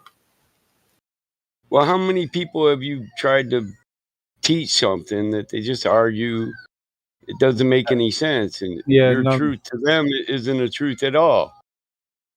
Yeah, I would never try to teach anybody my truth. My common sense might not be sense to other people. That's why sense isn't common. I don't know why they call it common sense. There's no such thing. You know what I mean? The only thing common is ignorance and change. Ignorance is a choice. People choose to be ignorant and remain ignorant. They do. They do. What's up, crack villain? What's up, crack? A chicken's ass when it's eaten. What's up? Chicken's ass when it's eating. Who knows That's what right. it's eating? Might be eating anything that I put on the floor that I'm feeding. Who said I'm feeding? Who said I'm fiending? Maybe just because you saw my name before, that's what I was reading. I ain't greeting. I'm about policing. Policing the words that come out of your mouth before I'm beefing. Because I understand the way this rap battle thing going. I understand that what we're showing, woeing, knowing, we just describing the surface of this earth. Topographical plane is non-rotational, it's dirt. It's dirt. From Adam and Eve to rib to Adam to sleeve. I say, who look at my sleeve? No one look at my sleeve. Don't look at my sleeve. You know what I see when man hold up a sleeve. Pull up a sleeve. You know what's a sleeve. You know God what damn. it is. Michigana gonna give. Michigana gonna give. Michigana gonna give. Don't Freestyling, go on we that wildin'. Michigander. There's some freestyling there, bro. That was all freestyle, but yeah. Yeah, nice, man. No, watch I said me pull that. watch me pull a rabbit out of my sleeve. I ain't gotta wonder That's where what I was- you been. I have to make you believe. I haven't even been over at the rap set. I've actually been talking to my wife. Oh, he's just got a buzz. Hey, Battlemod. Actually, I'm glad you're here. Hey, I have a question for you. Something happened, and I thought I would just be right up front with everybody on this, but particularly somebody, admin. So me and my friend Enoch's another flat earther. He's a silver on here. Everybody knows Enoch. So since I met with Master Chief. So since I met with Enoch, we're starting a band, right? And we've played on here together before. Now, we've each used separate accounts and played on here. And also, Enoch and I have played for the live stream from my home studio. So your account? sometimes both of us would be speaking through my mic. Now, Indio got mad and he took away my gold. And I'm not going to make a big deal, but he gave it back. So, I'm okay, but I don't think he knew the situation because Enoch and I are going to do our own shows and things like this. That's what we've played for the Precious Metal several times. Yeah. Listen, Sonny. Mhm. I already hipped Indio to what's up. Cool. Oh, okay. It's all good Yeah, that you yeah, you're fine, bro. I know. I like Enoch, and I know. Like I told him, he didn't just let some dumb person on his account. It was Enoch, and he said, "Who?" I was like, "Master Chief, dude. He's kind of hanging out with him. They're doing a music thing." Mhm. So Sonny was sitting right there when Enoch was yelling. Yeah. Listen, It's in my studio. It's in my studio. It's not a personal thing. Listen, Sonny, let me say something. It's not a personal thing. What it is I know. let's say it wasn't Enoch, right? Remember, it's Gold Plus, so it could be like someone who doesn't like Flat Earth, and then they could just go ahead and just start banning people and shit. Do you know what I mean? So, but you know what I mean? He gave it back, so that means he knows what's up. Like, I wouldn't worry about it, bro. Yeah, no, I didn't think I would need to, but I appreciate everybody backing me up, and there's others, and I love Indio, and I love all of you, and I really I was here that day. Yeah, okay, cool. So no big deal. I can let it go. It's more. I'm not. It's a security thing. It's a security thing. Like, I totally get. He would do the same to me in a heartbeat if, for some reason, some randomer, what he thought was a randomer on my account as moderator, he'd just be like, "Boom, moderator, Gold Plus gone." Straight away because someone could do damage from my account Exactly. Yeah, mine too. So I think that's all clear. Well, I appreciate that. All good then. I told Enoch I would talk to people good. because he was really upset though. Oh man, he got super upset, man. And so I just told him today that I would do exactly what I just did: is talk to people, either send him a DM, or now since you guys were here. I'll DM him.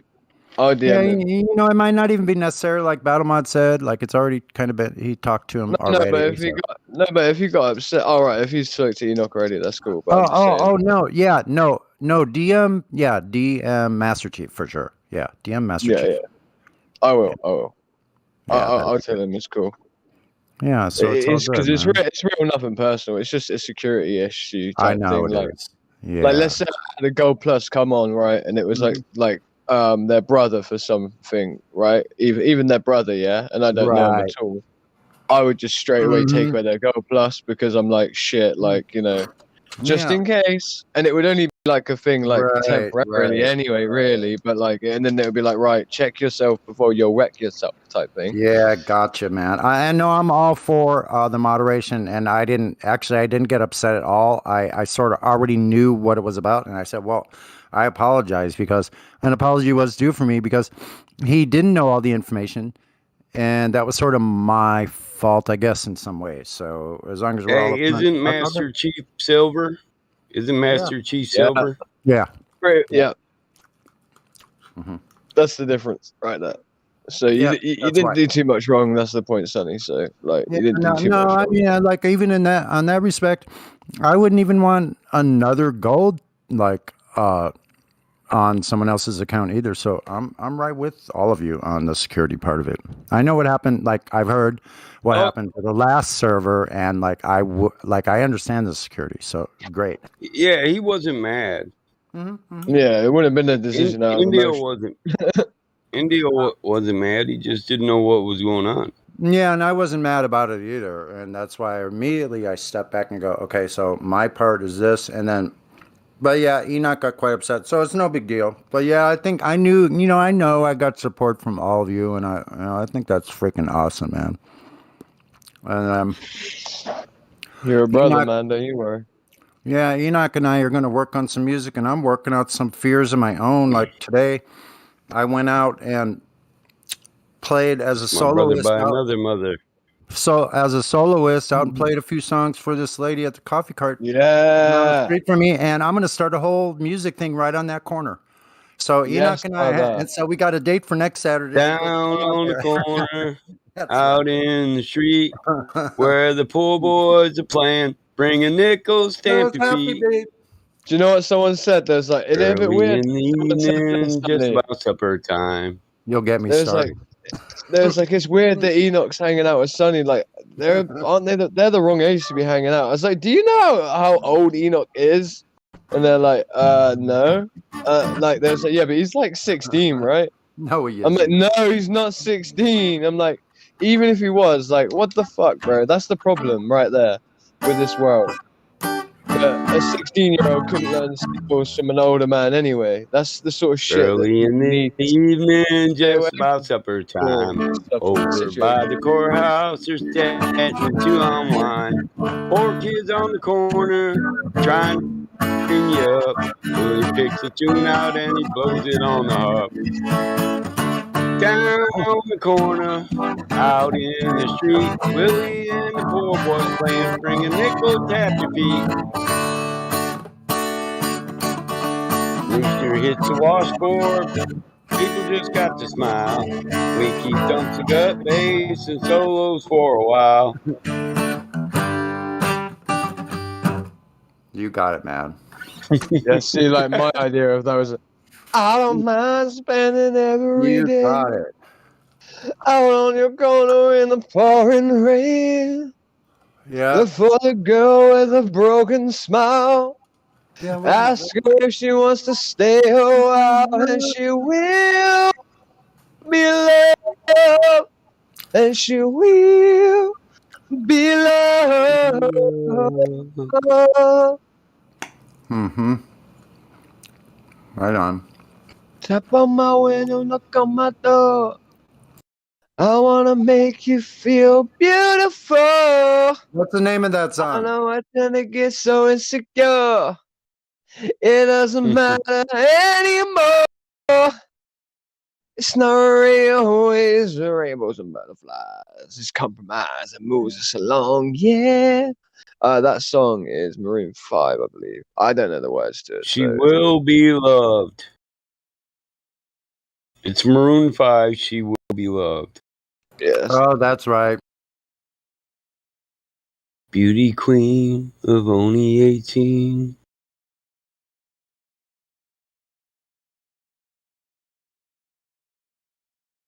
I know what song it is. I jam that shit.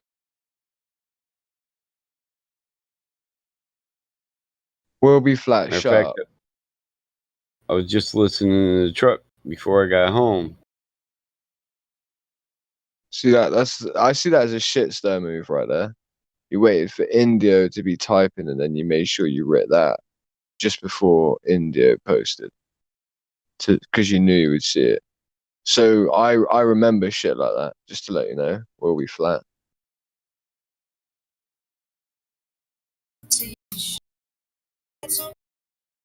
Just saying. Do you see that, Batman? She always belonged to someone else.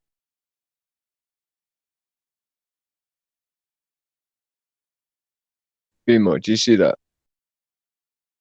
Oh no, maybe What? not. Maybe I'm wrong. Maybe I'm wrong. Maybe I'm wrong because there's quite a few minutes between it. But I don't know the matter. Comment above India's. Maybe I was wrong. Will be flat. I didn't look at the times on it. It looked like to me you posted it just before Thingy was about to post something, like perfectly timed so that Thingy would see it, as if to make a bigger deal out of something than what it was. But it's cool. It probably wasn't. You're probably just being genuine, saying, "Yeah, he muted some dumbass." I get it. Sorry. Hey again, I jumped. Battle Mod. What's up? What's up, man? Just bored right now. With your dog Kilo, or you just got a Kilo? I said, are you with your dog Kilo, or have you just got a Kilo? I don't know, honestly. Was that the first time anyone's ever said that to you? No. My dog's name is Kilo. Oh, what? My dog Yeah. is a pit bull. My dog is a pit bull. Why don't you two Staffordshire. go and have? Why don't you two go and have sex somewhere? For fuck's sake! Now I know. Why don't you go fuck yourself? Now I know. Proper cunt. Now I Ought to crack. slap you in the fucking teeth. Crack. Just Wait a stand a second. little closer. Okay. Wait a second, Mike. Crack. I know. I just learned the entire song now, so you could do it. Wait there, one sec, before you start. Oh, he can't do it. He's gonna fuck this shit up, man. Don't let him do it. Please. Oh, sorry. Batman, I was accused of sticking up for you too much. Oh, recently, okay. Listen, Me too, man. See, I told them, they said you were eating shit sandwiches, and I said, no, I don't like bread. So They told me I I've had just to- gotta quit sticking up for your ass, man. You love bread. That's what they I said. know, right? Exactly. So like that's what I'm saying, bro. So like, yeah, I've had to like start, just taking it without the bread, bro. There was a couple get off his jocks, he'll eat a loaf of fucking bread, that motherfucker toasts his shit sandwiches, all that shit, I got that dead dad syndrome. Don't worry, man. It's cool. What's that got to do with bread? My dad was good at making bread. I wanted to tell you one thing about Enoch. We went out and we had a great time, but that dude can freaking dance. I'm telling you, the girls are freaking lining up to watch Enoch freaking dance. No, That guy's- you would not freaking believe it. And he sings too, can. man. Dude, Like, listen, so do you want to know what I know? Do you want to know what? Listen, ask Enoch my explanation of how his illness feels to him, and he'll tell you, yeah, that he was like, bro, I wish I could be able to say that to like every doctor I've ever been to, right? Because I told him how his illness felt to him and explained it to him, right? And the reason I can do that is because of like the type of illness that I've got, right? Yeah. So like I understand innately like how he feels. It's just that I'm able to orate it a little bit differently because of spending so much time around you guys. Like for real, no joke. Like the way that energy transfer is, the way that things store energy, and the way that things release my dog it. real quick. Hold up. And so yeah, like I can imagine how good at dancing he is. Basically, is what I'm trying to say, Sonny. I can Because relate. I can relate too. Mhm. well, yeah, because like like the artistic energy that comes from me, right? Be it in like my drawing, or be it in my like digital art, or like even in my crappy singing these days, because my back's broken and like I shout all the time, so my voice is always strained. But like, like any artistic energy that comes in me is like it comes from like a place of a thorn in my side of like complete. I'm in agony all day, every day. If you wouldn't know that. Yeah, I get it, man. I'm 63 years old. I know what chronic pain feels like. I imagine, brother. I Right. imagine. I don't know if I can sing this whole song because it's 1:30 in the morning in my head. I'll try. I'll try. You can Because do it it. is. Do you know the I can do lyrics? it, but I do know the lyrics, fortunately, Crack, yeah. Crack knows lyrics. Can you pull the lyrics up so you can Beauty sing? queen of I only know 18. I know. She had some trouble with herself.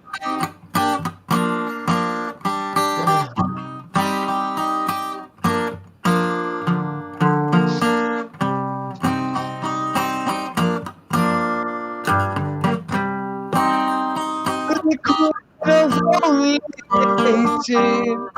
She had trouble with herself. Sonny, you're way louder. You're way too loud for me to do it. Too You need to loud? back off. Yeah, you need to back off the mic like Okay, I'll back off. loads. I was And thinking like, your microphone was cutting out. yeah, no, he's way too How's close. that? So How's that now? loads better, I think.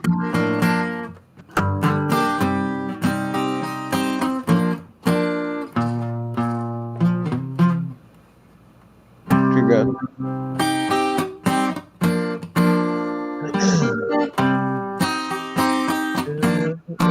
That's in his key too. Yeah, that's better. Right.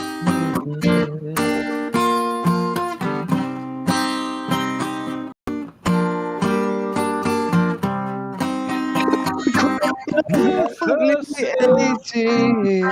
She had some trouble with herself. He was always there to help her. She always belonged to someone else. I drove for miles and miles and miles at your door.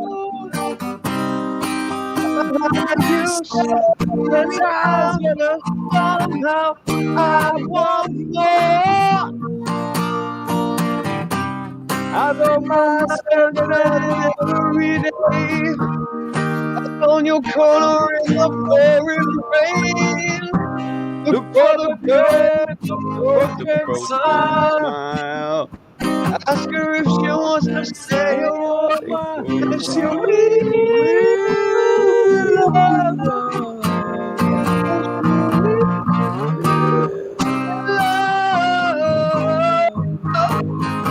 Carry on, mate. Missed out that stuff. 1:30, yeah. Tap on my window, knock on my door. Tap on my window, knock on my door. I want to make I want to make you feel no, tell me you're so insecure.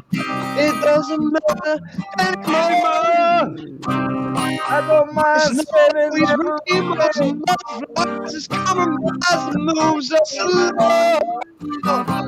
Yeah, the heart is full of my doors, always open. You come anytime you want. I don't mind spending every day out in the corner in the pouring rain. Like a broken smile. Ask her if she wants to stay out. And she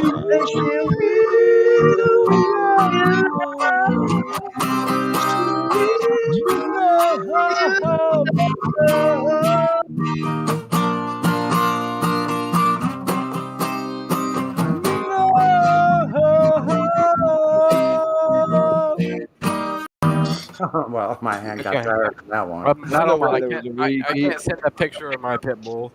I'll just send it in I was DMs. always just in it. I don't I know why know there was where a you repeat of my hide, voice, alone but in your it really car. put me off. Good job. Who's that doesn't Who have had the that? Wait, there. Who had that two mic open so that Except like for, I could hear here? myself? No, I'll just give you link perms, bro, and you can post it. All right. who said Because flat like Earth it was But made it solid? sound so terrible. that Oh, way there we go. everybody can see your dog. He's like young. He's like a year old, I think. Yeah, Can, there we Oh, he go. can no looks one like hear my ass, or am I just like fucking being ignored? no. We can hear you, but we were already talking. So he No, I looks know, but it Brendo. was to do with the last thing. That was all. Red nose Brendel Mick. Looks like my buddy. His name is Buddy. Yeah. Well, my buddy's name is Bandit. Here, I'll show you a picture of Bandit. It's PMAC. That's Bandit's why. Hello. Yeah, PMAC. Your mic was Band- open the whole time when we were doing that, bro. Oh, Like sorry. next time. Yeah, so it Oh, repeated he's back. all right. So the He live was stream, it sounded terrible. no, he was singing. He was singing, man. That's because your mic keeps cutting out. That's why you don't order Xfinity when you're in the country, like me. Okay. Really? Every My time I like, Xfinity in the country is better than the fucking satellite shit I had. I'm sorry about that. satellite is bad.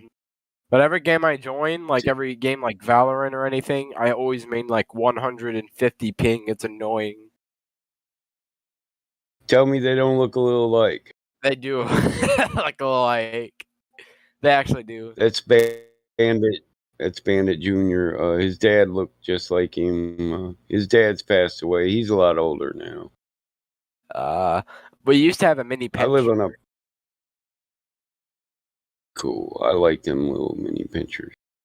We didn't. I That live on a dog would like farm, so Yeah, our, my mic that was cut dog out. would like sprint 30 miles an hour to cars on the road. Just to bite your balls. Bandit is supposed to be my daughter's dog, but she's the leader of the pack. They all just fucking follow her. I'll tell him, no, you got to stay here with Dad, and that motherfucker will look at me and wander away with my daughter. I'm like, you little prick. That's my daughter in the water. Everything she owns, I taught her. So, Everything she owns. I got tired of saying goodbye to dogs, so I started breeding them. That way, at least I have a piece of them. Oh, I have their blood. That's Big Bandit and Little Bandit. It's a big size comparison. There. That's why they get their name. You must know that song. Wait, is he posted the picture Yeah, of the dog? Junior Sorry. was just a puppy there. Oh, dude, sorry. I didn't. For some reason, I can't see the pictures of the dogs. They have to be like downloaded files. Why? It was actually the camera. The date was wrong. That was actually 2009. What? Batman, can you help me out on my settings? I got a better version now. When display images, videos, and locales. When posted chat. When uploaded directly to Discord. Larger images than 10 megabyte. Well, I've got that turned. Appearance. Auto compressive. When this is on, images sent will be compressed. Get Nitro to send a crystal clear image. Done that. Show website preview info. Are you in appearance? No. You should go in appearance and you can up the zoom level. You can change the scaling for the chat. Yeah, I'm saying if you go into your user settings and go to appearance, you can move the scaling for the chat up to 16px and then the zoom level up to $1.25, and you'll see shit better. No, it's not that I'm not seeing stuff, bro. It's that I'm not seeing the pictures. They're not for as file. And that's let me see. I think that's an appearance. Are you to display right. images? Take it like. So the images you guys are posting on the live stream showing up is right. Okay, but for me they're showing up as files. And I don't know why. Somewhere in your there's a Damn it. There's a bunch of fucking Images. settings in here somewhere that says open files automatically. It's in one of your user settings. Enable reduce. Automatically play GIFs. Okay, accessibility. Automatically play GIFs when Discord is focused. Play animated emojis. Stickers always animate. Insurance. That's in accessibility. Still not.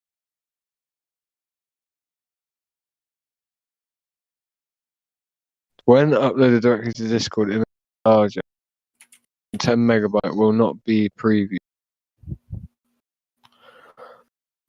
I should turn that. Still not. I'm probably gonna have to go, guys. Right, I can see it. It's good. I can see him now. I gotta go, guys. I'm sorry. All right. Is that Sonny and Cher, Sonny? Hello. I hear you. No, but I do have a headband. Oh shit! I'm still. I actually have a freaking headband. No, listen. I figured the song out more accurately because it has more like it's in a C. It's in a difficult chord in C minor, right? So it has. So I figured out how to play it with the capo. So listen. Oh God. Yeah. That's better.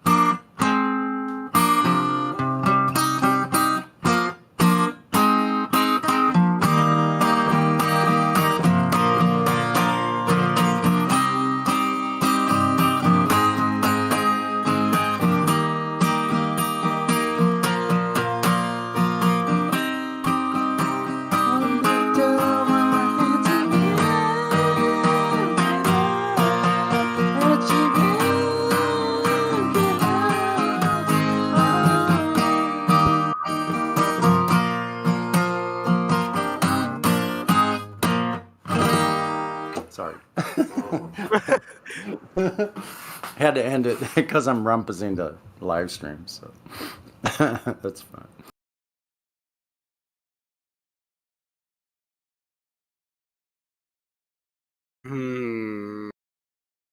It went quiet all of a sudden, bro. She's gone. Great times on no here. sunshine when she's gone. Oh, that's a good one. You know, sunshine, this is gone. Okay, This everybody's is gonna have to always go. gone too long. Anytime she Anytime goes she away. goes away. I know. Wonder this time where she's gone. I know. Wonder if she's gone to stay. I know why. Ain't no sunshine when she's gone. When she's gone. Anytime she goes away.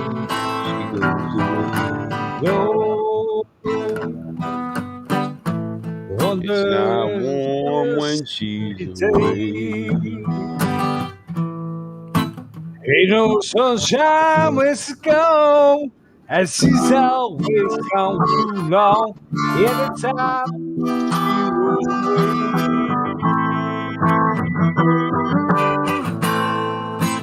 she goes away. I know. She goes. Can't leave nothing alone. Ain't no sunshine when she's gone. Oh, ain't no sunshine. No.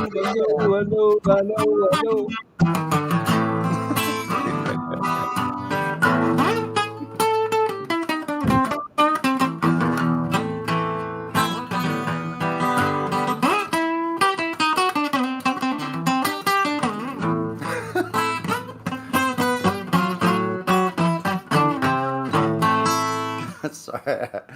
Yeah, improvise. That's what I do, man. Like that?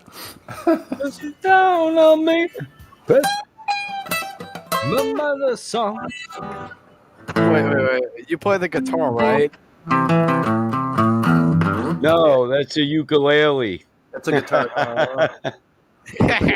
All right, play "Never Gonna Give You Up." Play that. Play Never what? gonna give. Never gonna What give you wanna Rick roll the motherfucking lobby? We're Hold no on, wait a minute. strangers to love. Never gonna what? You know the rules, and so do I. Never A gonna full give you up? commitment's what I'm thinking of. Let me look it up. Hold You on. wouldn't get it from any other guy. I just wanna tell you I'm feeling. Gotta make you understand. He wants to Rick roll the motherfucking lobby, yo. Never gonna get you up. Never gonna put you down. Never gonna run around and desert you. Yo, BattleBot, this is gonna make a monstrous clip, by the way. What? This is gonna make a monstrous clip for the YouTube channel. Oh. Never gonna make you cry. Never What's gonna up, say everybody? goodbye. Never gonna Hey, tell a lie and hurt you. Hey, does anybody notice that music kind of got a lot better? Like certain music got a lot better post-COVID. Yeah, guess what? Unfortunately, my guitar malfunctions when I try to play that particular artist. It won't do it. Yeah. Dude, how about Ball and Chain by Social? Okay, yeah, I'm on an acoustic guitar. You have to stay Flash in the. in the If I'm sky. playing the acoustic, you have to stay in the acoustic guitar genre, please. So acoustic guitar songs or closely related, possible rock without too much heavy distortion. I can do those, but it has to be rock. Acoustic guitar right now. So yeah. So Fair enough. Fair enough. So that kind of genre. So like, here's an idea. Just.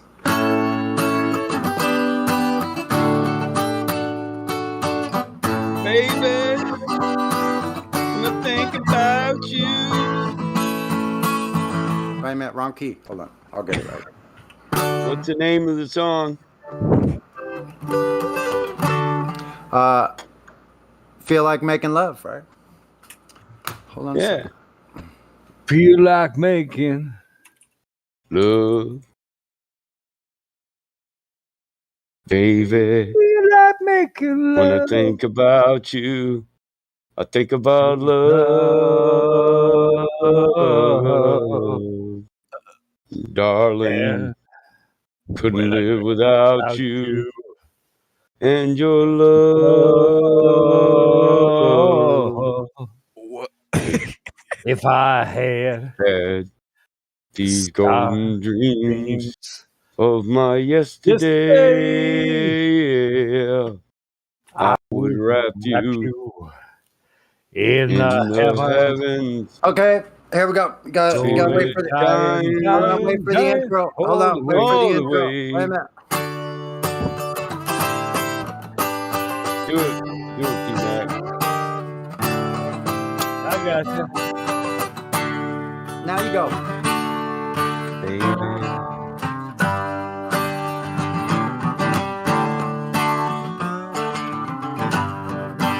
Go for it. Darling, when I think about you, think about love. Darling, couldn't live without you. I live without love. And if I had these golden moments of my yesterday, I would wrap you in the heavens. Feel it dying. all the way. I feel like making love. Feel like making love. Feel like making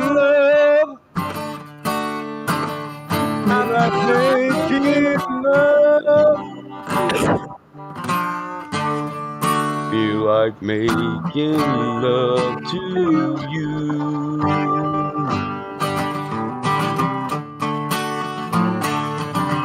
Baby, if I think about you, I think about love.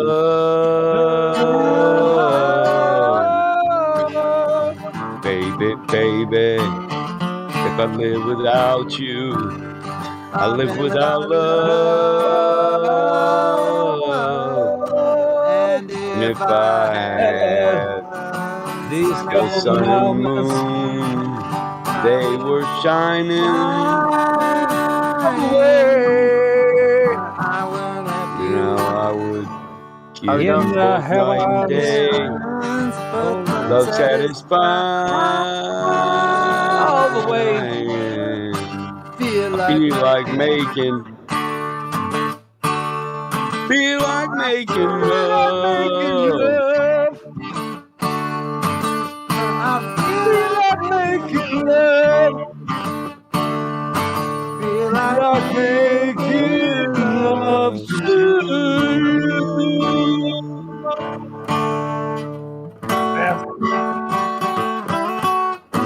And if I had the sun and moon, they were shining all the way. You know I would give you both night and day, love satisfying all the way. I feel like making love. Feel like making love.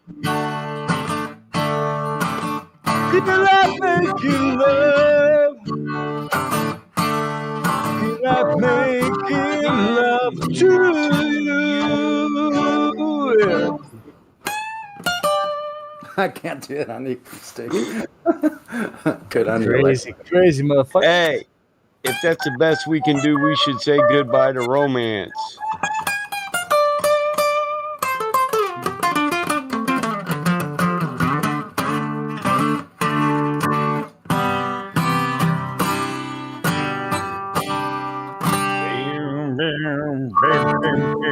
That was beautiful. Thank you. I should make a band with Sony. Thank you. No, honestly, I was coming up with my own lyrics, trying to harmonize with you guys. It's great. No, that's cool, man. Did it sound good, yeah? Yeah. Sounded good to me.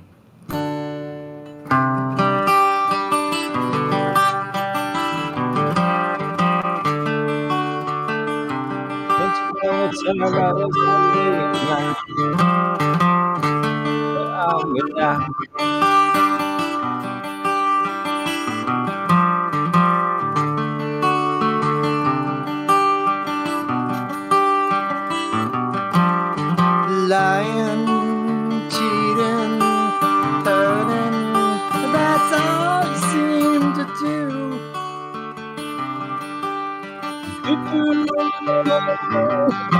You're messing around with every guy in town, putting me down for thinking of someone new.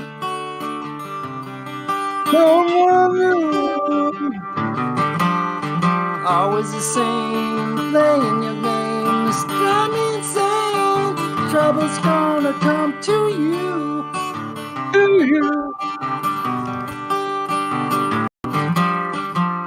One of these days, and it won't be long. You look for me, but baby, I'll be gone.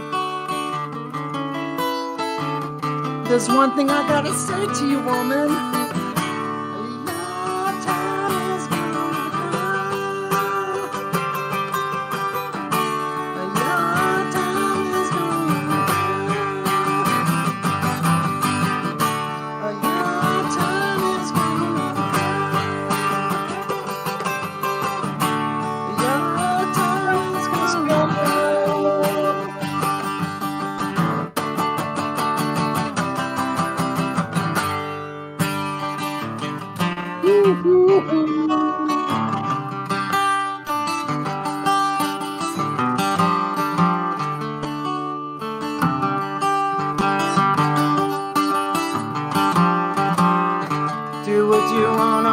wick to burn, it's fading away.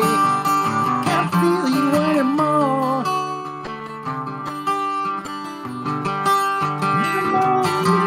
I don't care what you say, cause I'm gonna wait to say, gonna make you pay for this great big hole in my heart.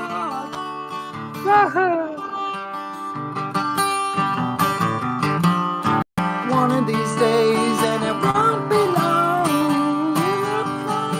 Baby, I'll be gone. It's at last about say you, your time is gonna come.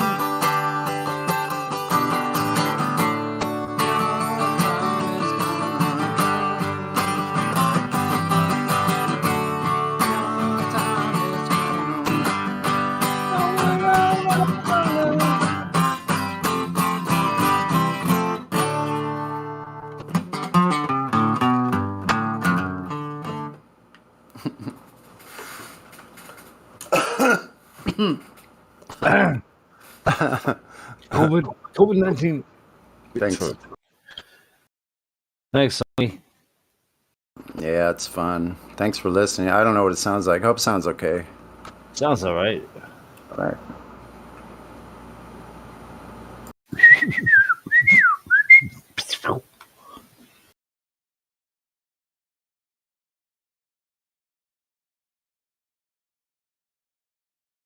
So it's karaoke night 24/7. Yeah, because I took it over because I couldn't do the late night ones, and you guys all fizzled out. So I'm like, screw that. We'll just take over a night. That's quiet. Not gonna let you guys get away with sniveling out of the karaoke, man. I had a lot of fun, bro.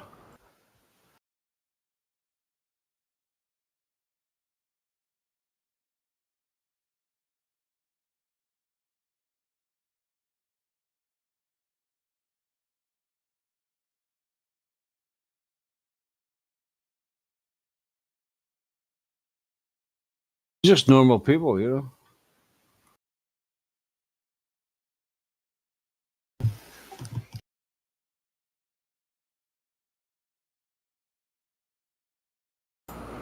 Just normal people that want to get down and rock. Get down, bro. Yeah. Devil sign. Yeah. Thunder. I'm just...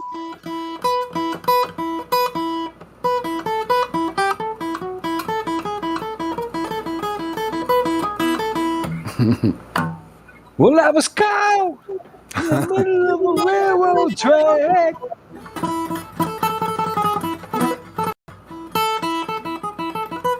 And I knew there was no turning back.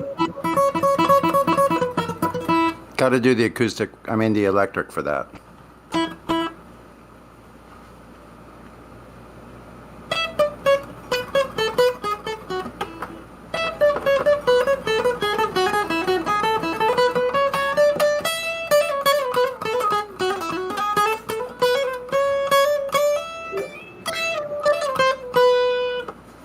No, I'm raised.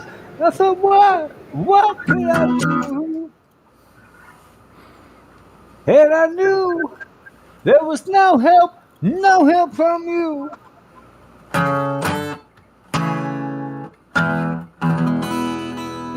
You in my heart, the thunder of guns tore me apart. You've been thunderstruck. Not too many acoustic AC/DC songs. Hey, do you know Old Man, Neil Young? I do.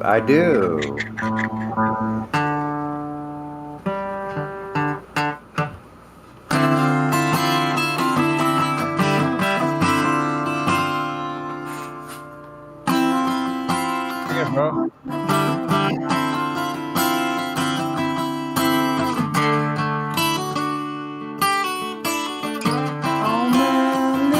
myself, I'm a lot like you were. Oh man, look at myself, I'm a lot like you were.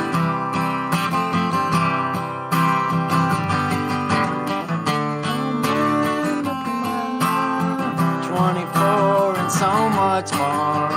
Live alone in a paradise that makes me think of you. I'm such a cause. Give me things that won't get lost. Like a coin that won't get tossed, rolling home to you.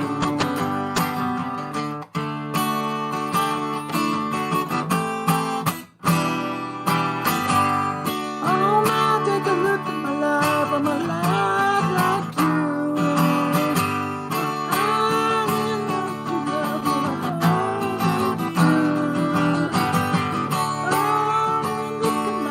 And you can tell that's true.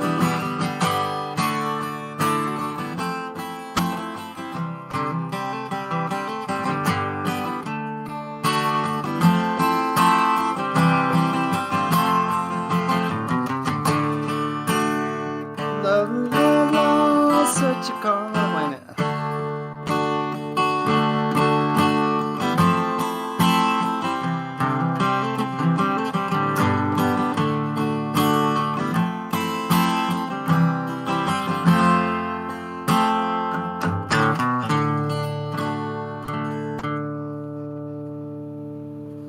Yeah. No, there's more words to it, but I forgot, so I didn't want to embarrass myself any more than I already have. That was all. Love Thank lost, such a cost. Give me things that won't get lost, like a coin that won't get tossed, rolling home to you.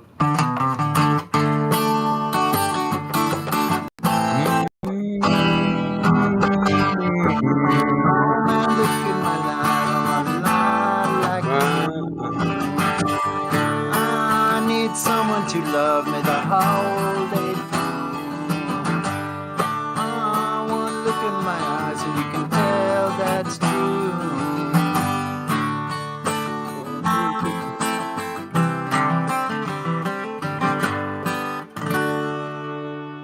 The reprise. Okay. Such a cost. Give me things that don't get lost. Yep.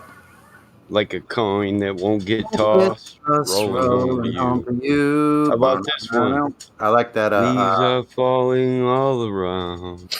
It's time I was on my way. Okay, I was playing that earlier. Yeah. Okay. So yeah. Thanks to you, I'm much obliged. Let me tune up. Was such a pleasant stay. If I Now leave it's here time for tomorrow, me to go. The autumn moon lights my way. For now I smell the rain, and with it pain, and it's headed my way. Okay, wait for it, Balmont. You got the words up in front of you there? Or you don't need them? Probably don't need them.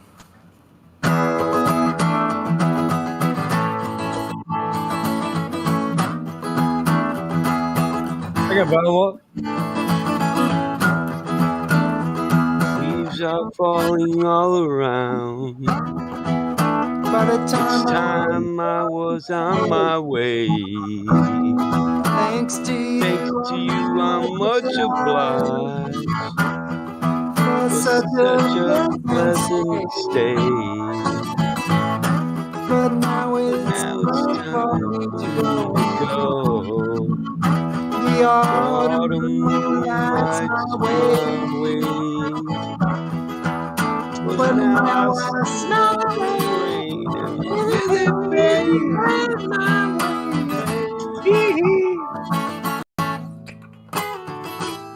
Wait a minute. Sorry, I'm trying to. Sometimes I grow so tired, but I know I've got one thing to do. Ramble on. Now's the time is now to sing my song. around the world, Gotta find my girl on my way. in this way till the day. Ramble on. Gonna find a find the queen of all my dreams. No time to spend in room. Time is going to be gone. And I'll help me drink 1,000 times. time to belong.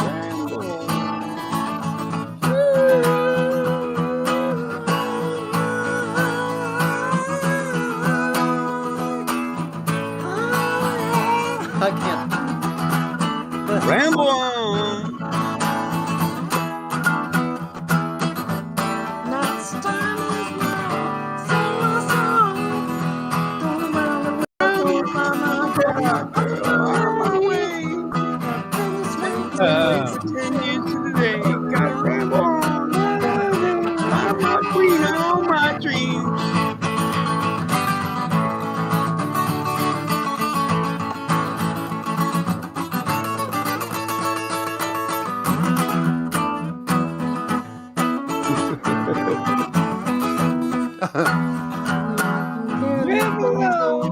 Oh, wait a minute. I ain't telling no lie.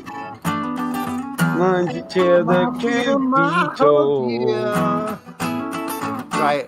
How years ago in days of old when magic was real. To the darkest depths of Mordor. I met a girl so fair. God was the evil one. Crept up and slipped away with her. Yeah. Oh, sometimes Ain't nothing I can do, no. I guess I'm gonna keep on rambling. Ramble on.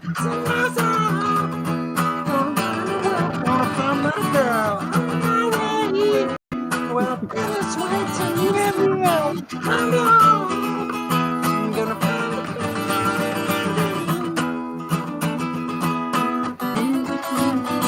my baby.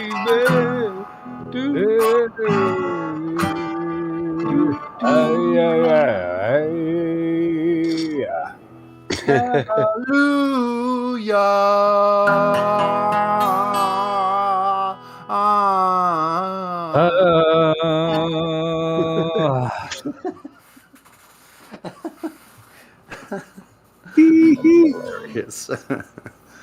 That's the funnest shit ever, man. Wow. It's been fun. I have to admit that. Oh boy. Seagull, you must have no phone. That's a good one.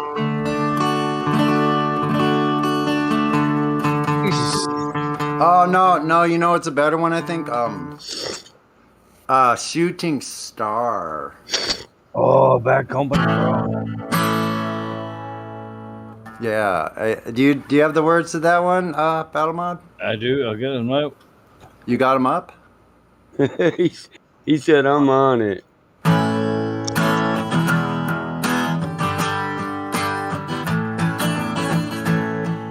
Johnny was a schoolboy. When I've heard, yeah. When he heard his first Beatles song. Love Me Do, I think it was. And before it didn't take too long, got himself a guitar to play every night. Now he's in a rock and roll outfit, and everything's alright. Don't you know? Don't you know? Don't you know? Then it goes back. Johnny told his mama, "Hey mama, I'm going away. I'm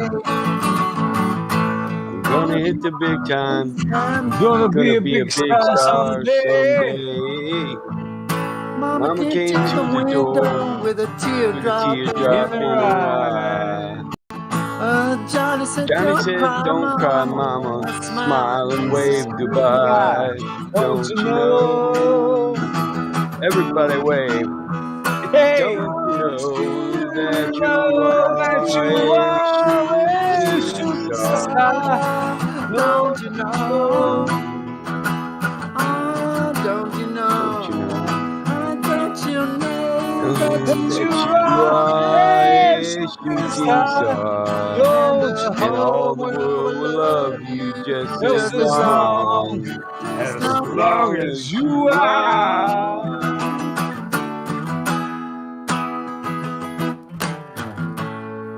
Johnny made a record, went straight up to number one. Suddenly everyone loved to hear him sing the song. Watching the world go by, surprising it goes so fast. Johnny looked around him and said, "Hey, I made the big time at last." Don't you know?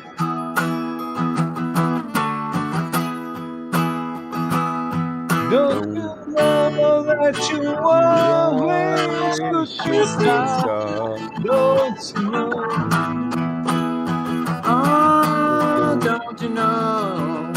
Oh, don't you know That you always shooting star? Don't you know? All the world will love you just as long As long as you are. Hey, yeah.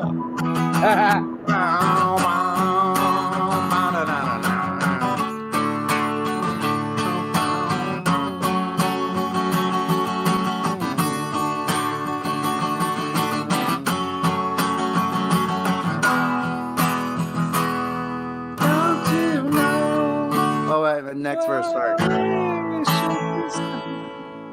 You got the last verse?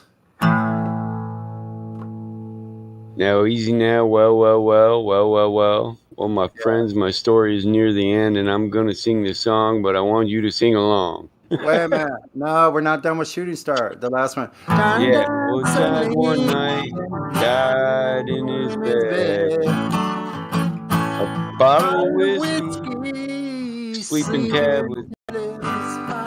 His head.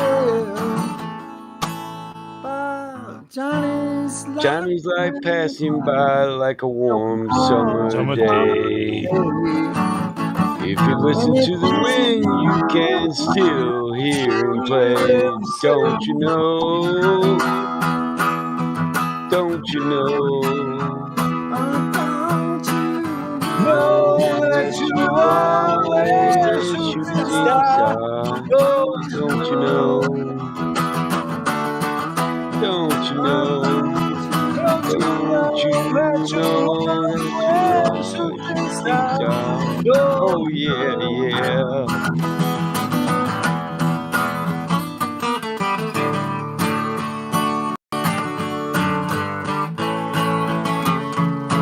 Don't you know? Don't you know that you are a shooting star? Don't you know?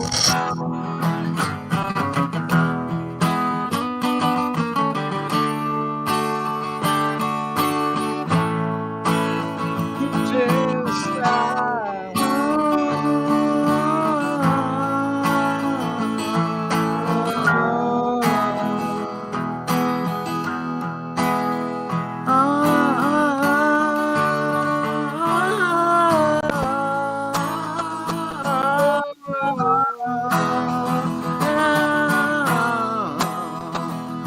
God damn.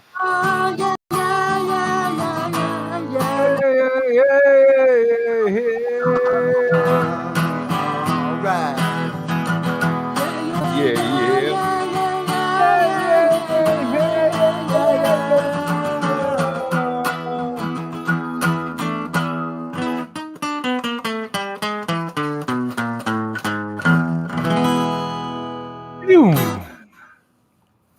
Great tune, man. God damn. Yeah. Good stuff, Maynard. Somebody's glitching trying to get in there. They're trying to get in there. They're going to be dying to get in here. when they find out the globe is not there. Is that real? They've always lived on a flat Earth. Yo. That fucking real. Go figure it. Yeah. Go figure that.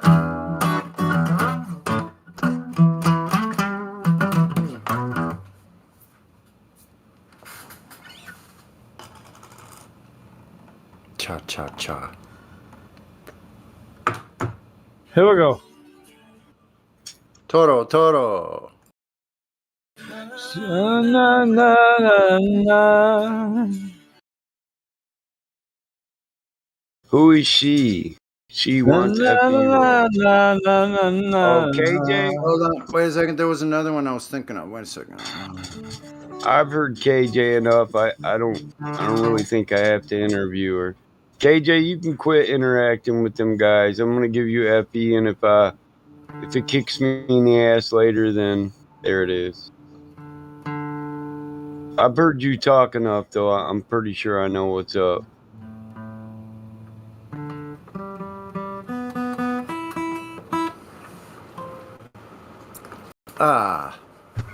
Let's see. I had something else in mind. What?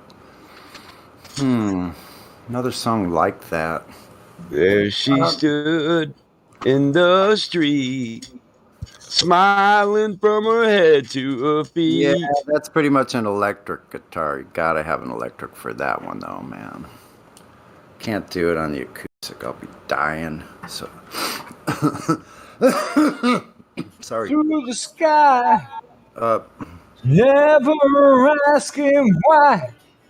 Now you fly all around. Oh, that's right. P-Mac's gonna sing Seagull. Okay, P-Mac, you're on next. So. I paid attention, not you.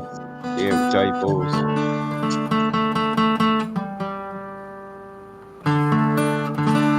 Wait.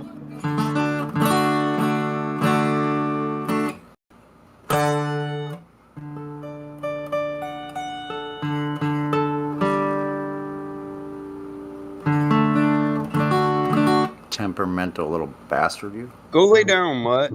It's my last fucking donut. You're not getting it. Not you guys. The wait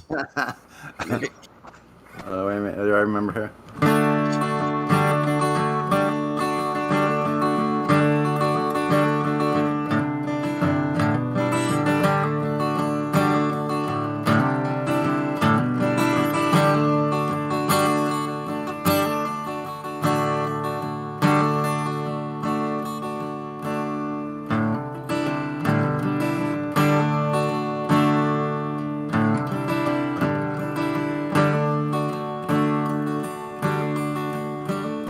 Seagull, you fly across the horizon into the misty morning sun. Nobody knows where you are going. And nobody knows where you are going. Now you fly. Now, yeah, right. And you fly away tomorrow.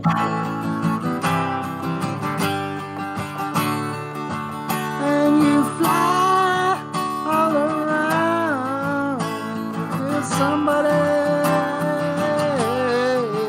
shoot you down.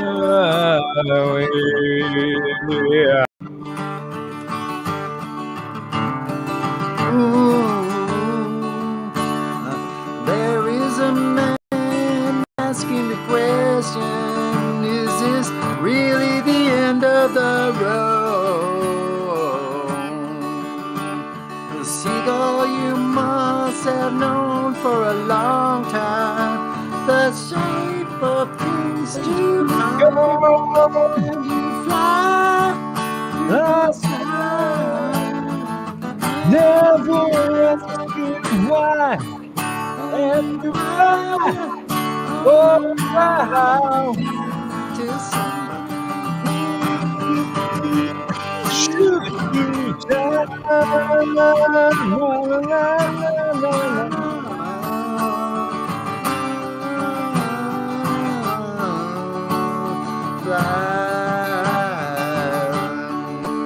And you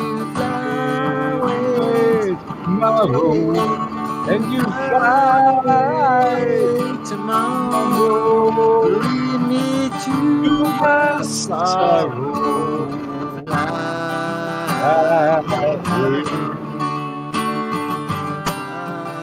You got it. You got it, bro.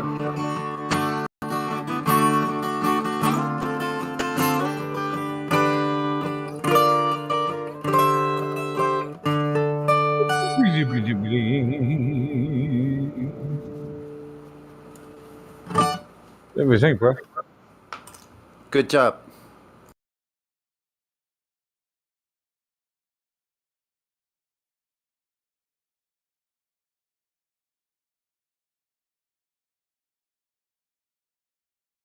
I want to hear Flurs do Space Cowboy. Do the Joker. Some people call me the Space Cowboy. Okay. Yeah. Some call me the Gangster of Love.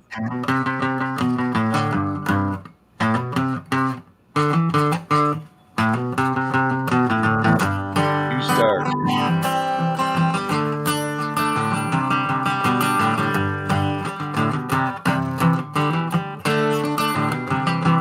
Oh, so good, bro.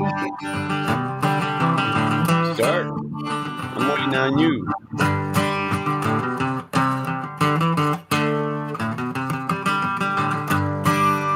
Some people call me the Space Cowboy.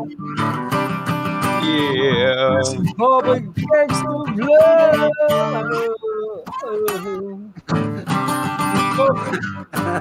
Some people call me Maurice. Cause I speak of the composites of love. People talk about me, baby. Say I'm doing Say you I'm doing you wrong, doing you wrong. Right here, right Well, here, don't right you here, worry, right here. baby. Don't worry. I'm I'm right here, right at here, right home. here, right here at home.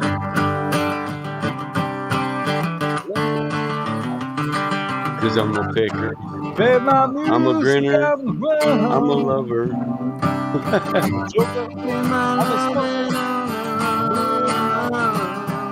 I'm a smoker. I'm a joker. I'm a midnight joker. I sure don't wanna know.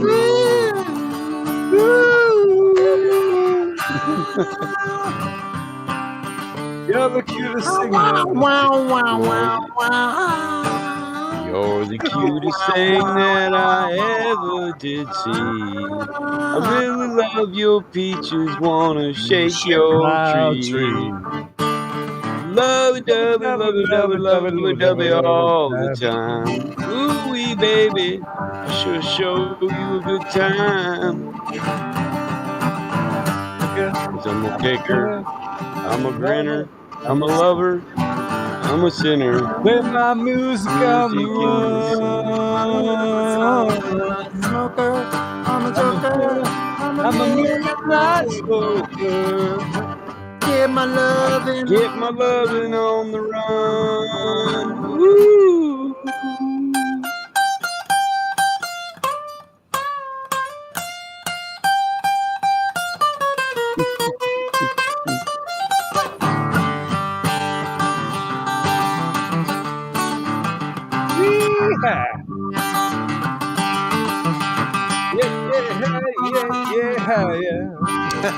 People keep talking about me, baby. Say I'm doing you wrong. Don't you worry, mama. I'm right here, right here, right here, right here at home. You're the cutest thing I ever did see. Really love your peaches, wanna shake your tree. Love it, love it, love it, love it, love it all the time. Come on, baby, now I'll show you a good time. I'm a grinner. I'm a midnight smoker. Play my music, I'm wrong. smoker, I'm a I'm a joker, smoker. I'm I'm a midnight smoker. smoker. I get my loving On on. the run.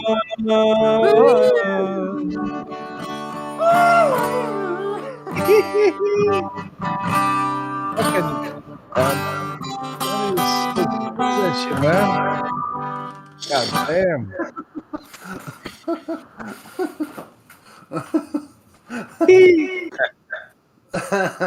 God damn, Sonny, you are good, man. That's fun, man. Wow. There we Thanks. go. Appreciate it. Are we having fun now? Oh boy. My fingers hurt, but I have a freaking big old smile on my face, tell you that much. Yeah, same.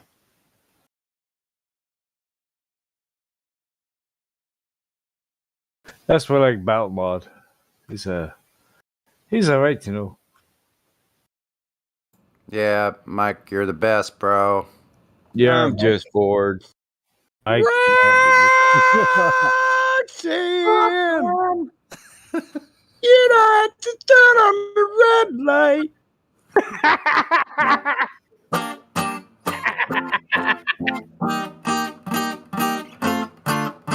Roxanne! You don't have to turn on the red light. Turn on the red light. You missed the beginning, bro. I did. I messed it up. No, you Roxanne. You should have left Roxanne! You don't have to put on the red light. Those days are over. You don't have to sell your body to the night. Roxanne! You don't have to wear that dress tonight. Walk the streets for money. You don't care if it's wrong or if it's right. Roxanne! You don't have to put on the red light. Roxanne! Roxanne! Roxanne!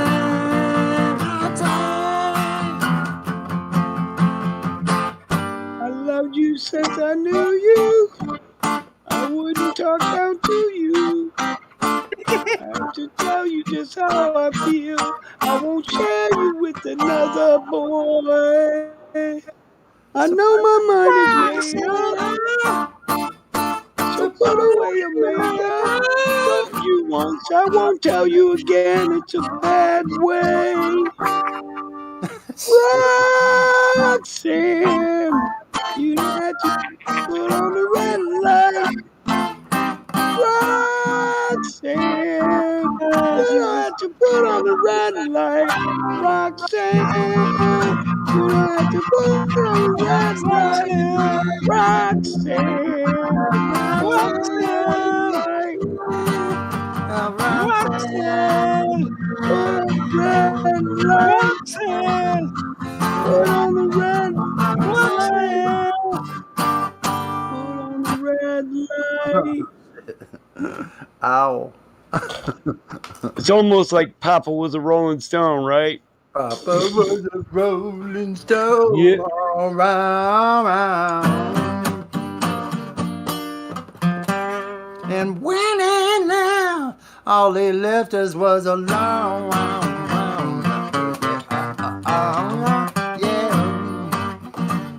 It was the 3rd of September. Right. How's that? That day I always remember. Yes, I will. Cause that was the day that my daddy died. Sorry about that. I don't know that whole song. Papa was a Rolling Stone. It's probably got a part of the melody I could pick up that would be identifiable. Yeah, that's what it is. So if I find the hook and I can throw it in, then you go, oh yeah, now I remember.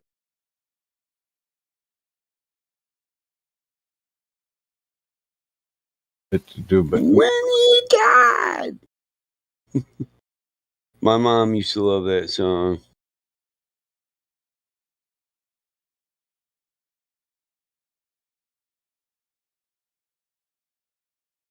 I have to say, this has been a very, very fucking interesting evening. I've loved every minute of it. So let's just go back to Freud. That's good. Wish you were here.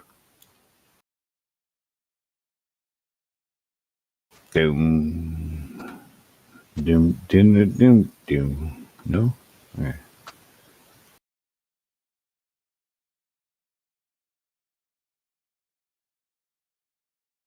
I'm surprised Sonny ain't did the chain yet. Listen to Oh, the it's waiting wind for blow. Watch the sunrise. Running in the shadows. Damn your love, damn your lies. Wait a minute, I got it. I got it. Running in the shadow. And if you don't love me now, you'll never love me again. I can still hear you saying you will never break the chain. I need the electric for that, actually. Ba-dum, ba-dum, bum. Hey, hey, hey, yeah. For what, the chain? Yeah, Papa was a Running in rolling the shadow.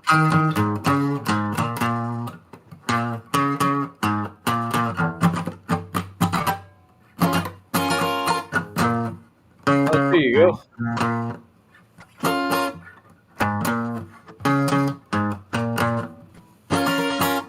Anyway, something like that. Running in the shadow. Okay.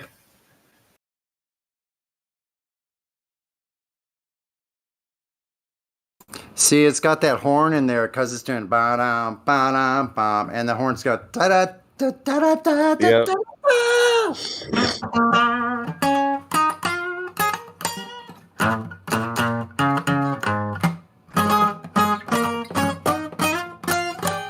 Can't do it on the acoustic. Ah.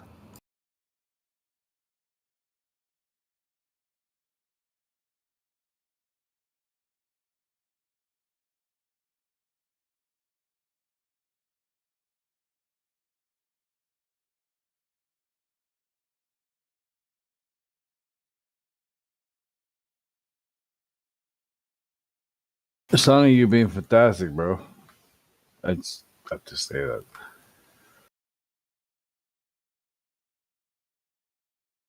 No one knows what it's like to be the bad man. Oh, wait a minute. No, Papa's got a, oh, wait a minute. Papa's got a brand new bag.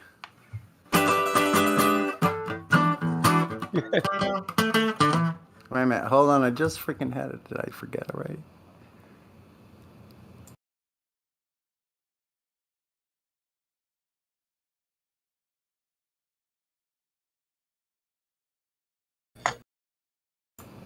I have to do this with the guitar. It's kind of hard.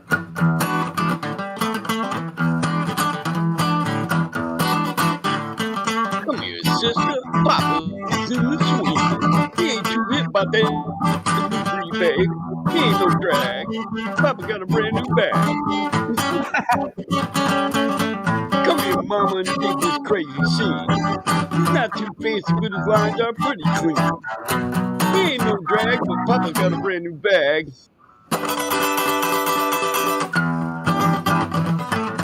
It's the jerk. He's doing the fly. Don't play him cheap, 'cause you know he ain't shy. He's doing the monkey, mashed potato too. Jump back, Jack. See you later, alligator. Come here, sister. Papa's in the swing. He ain't too hip now, but I can dig that new breeze, baby. He ain't no drag. He got a brand new bag. Oh, Papa, he's doing the jerk. Papa, he's doing the jerk. He's doing the twist just like this. He's doing the fly every day, every night. Things like the boomerang. Hey, come on. Hey, come on. Hey, said you uptight? Girl, won't you bring Out of your sight. stinky big old booty Come on, over see what you here? know. Come on, see what you know. Papa got a brand new bag and he got to flow. You thought I didn't know that shit. Pretty You good thought for I you. didn't know that. I know that one. Oh, good thing Glad Flub's in the house. Okay, song choice. That booty. Got to be an acoustic genre if possible, or close to it. Gotta get that booty. Yeah, not really acoustic genre. He said, give me that big old butt, oh, and them donkey legs. I ain't too proud to beg. I'm gonna have to Ain't think of no a whole shame new in riff. this game. I'm gonna break it down and beg like James. Maybe to be kind of like. Let's try And Battle holla, Mod. That's what I said, but I didn't say it as good as you did. please, let me ride that donkey. Let me ride that donkey. Sorry, I'm fucking it all up. So I had an idea. No, you're not. I'll get by with a little help from my friends. If I gotta go Sergeant Pepper on their ass, I will. Yeah, what's that?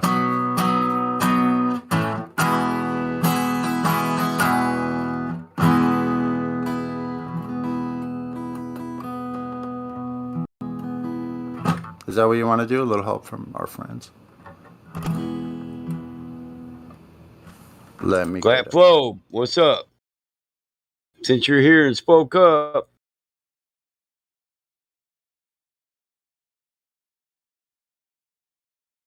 Huh? Did he dip on us?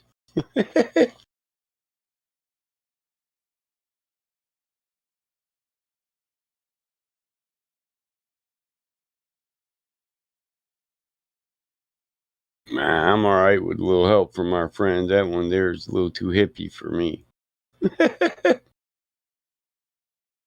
Yeah, hold on a sec. Think of other songs.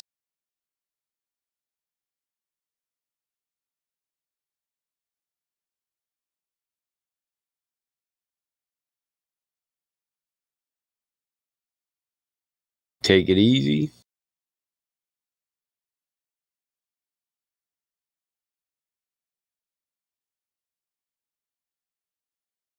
While I'm running down the road trying to loosen my load, I got 7 women on my mind. Okay, so yeah, little help from my friends. You got the words? No, that one's you. I'm gonna hit my hooter.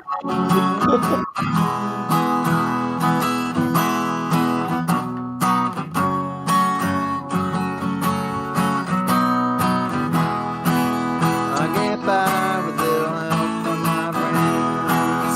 Gonna try with little help from my friends.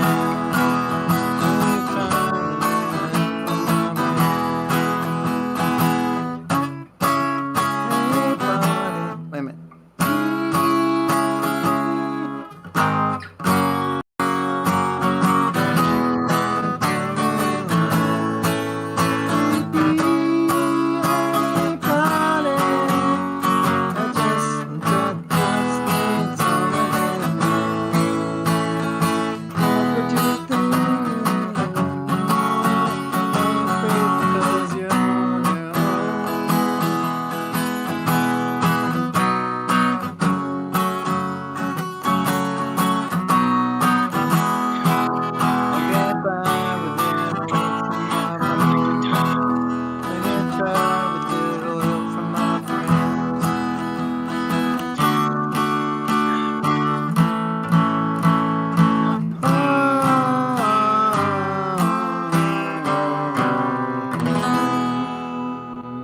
Well, I messed that kind of up, but it worked. Okay. Gotta end them somewhere. Tell me one we ain't messed up. Exactly. That's why you gotta keep trying. You ain't seen nothing yet. Baby. See, another electric song. Oh, I can't do it to me. Wait a minute. This is always a. That's Bachman Turner Overdrive. I know. Yeah, if you had it, if you had the electric, I'd make you do stranglehold. Here I come again now, baby. I'm like a dog in heat. Well, I could plug Tell it in. it's me, I baby. could plug it in probably without too much trouble. But I need to get something Ted cool to Nugent. drink. Need to get something cool to drink here. Yeah, I'm trying to smoke the rest of this hooter. I need to roll one because it's too hard to try to do a pipe when I'm like doing this. But if I can just set it down, take a couple of puffs here and there. Oh, here's something to think about though.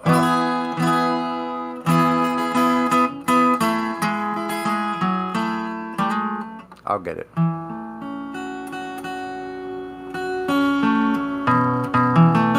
Okay, a short break for the band. One moment, please. If you wanna hang out, you got to take her out, cocaine.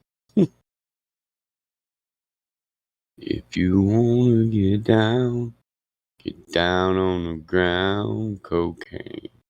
She don't lie, she don't lie, she don't lie. Cocaine.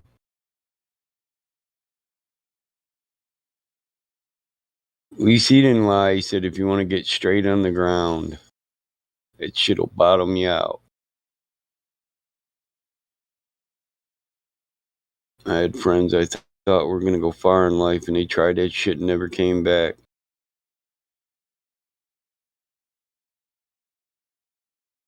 Each man has a different reaction, I guess. But I would say don't fuck with it, because you never know what yours will be.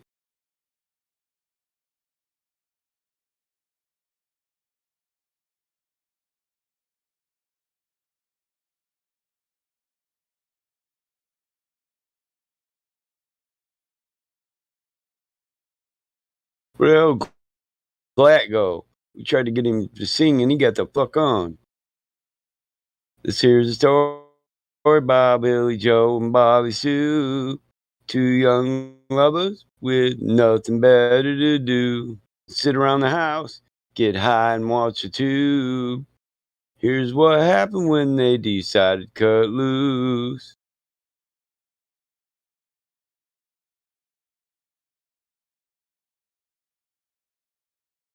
Hey, Modedador, you do it.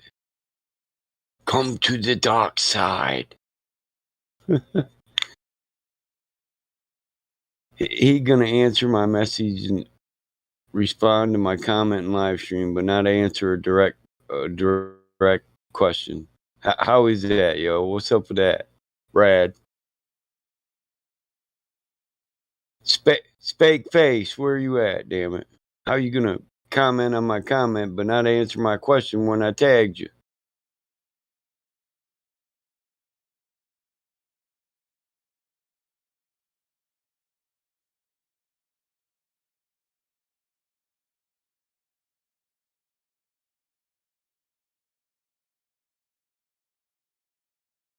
Surprise!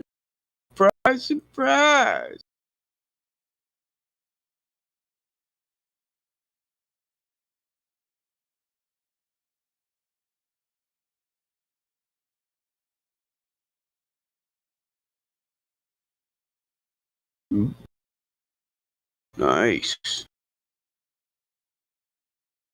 That's yours, big dumps. You need some decals on that motherfucker.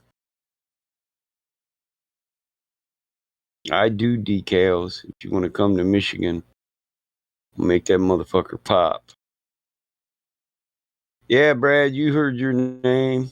I said, how Spake Face gonna reply on my comment, but not answer the direct question I tagged him in? How he gonna do that shit? Part time, forgot how to use Discord, unless it's a cog dissing. Man, I don't even know. I asked him a question, tagged him. He didn't say shit, but then he's like, "You want to cover this girl?" No, I want you to answer my fucking question, but I'm trying not to be a dick. So I ain't got to give CJ and Indio extra work.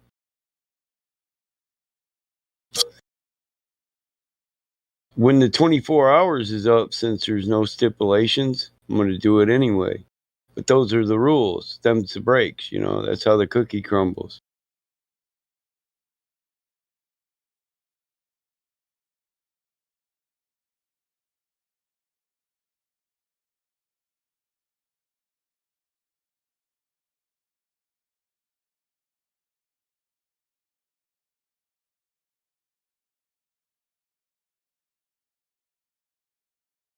Yeah, man, I got a whole fucking storage bin of fucking decals I can have printed out for that. I can make that motherfucker fat.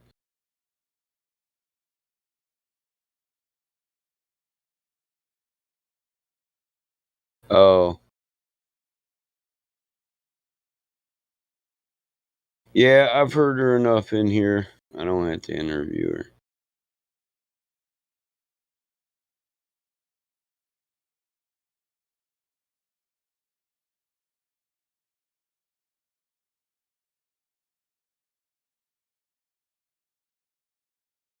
Oh, dude, does that look like a Hellcat to you, honestly? Or does it look like a Challenger?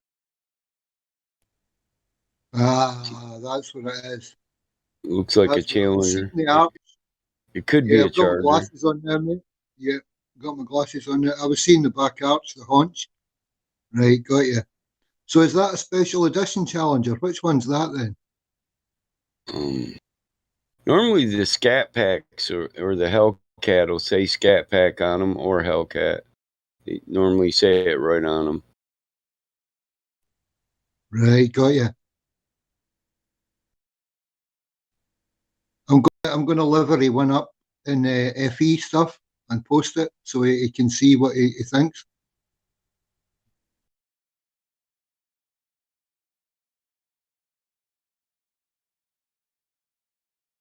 It's a Hemi.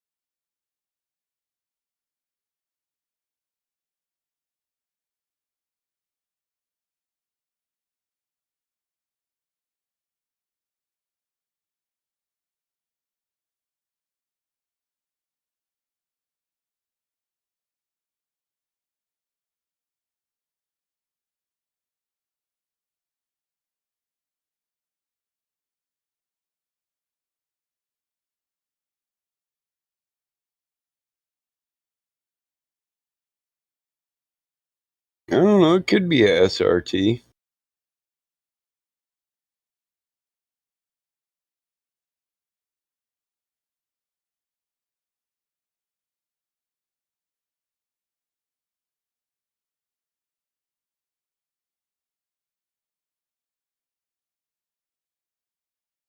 SRT is a Hellcat.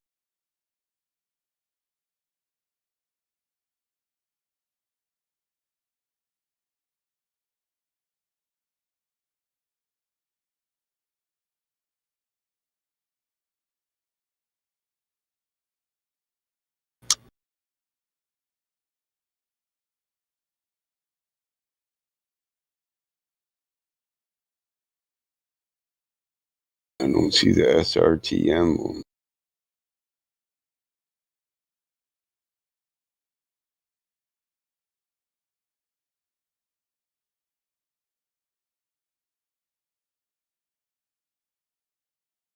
Normally, the SRT Hellcat has this emblem on the side of them. Here, I'll show you.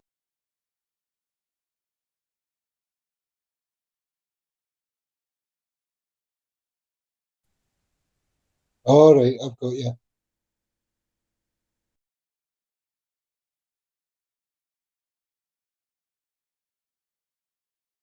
Nice stang, says who? You paint that yourself? Looks pretty good for having not been wet sanded or buffed yet. Wow, Witsit's right down the street. Yeah, my dad and I painted that today. That was the first paint job I've ever done. It would have been nice to do it in a booth, but outside works. Got some chunks to Came take out. out pretty good, bro. It really did. You're gonna I'm wet sand it? surprised. Oh yeah, You're gonna we'll wet sand and it? buff it. Yeah. Oh, it'll, dude. It laid pretty well. Your It body really work did. I'm must have been surprised. good. Yeah, it was in a tornado, so it had a bunch of rock chips. So we had to sand No it down, shit.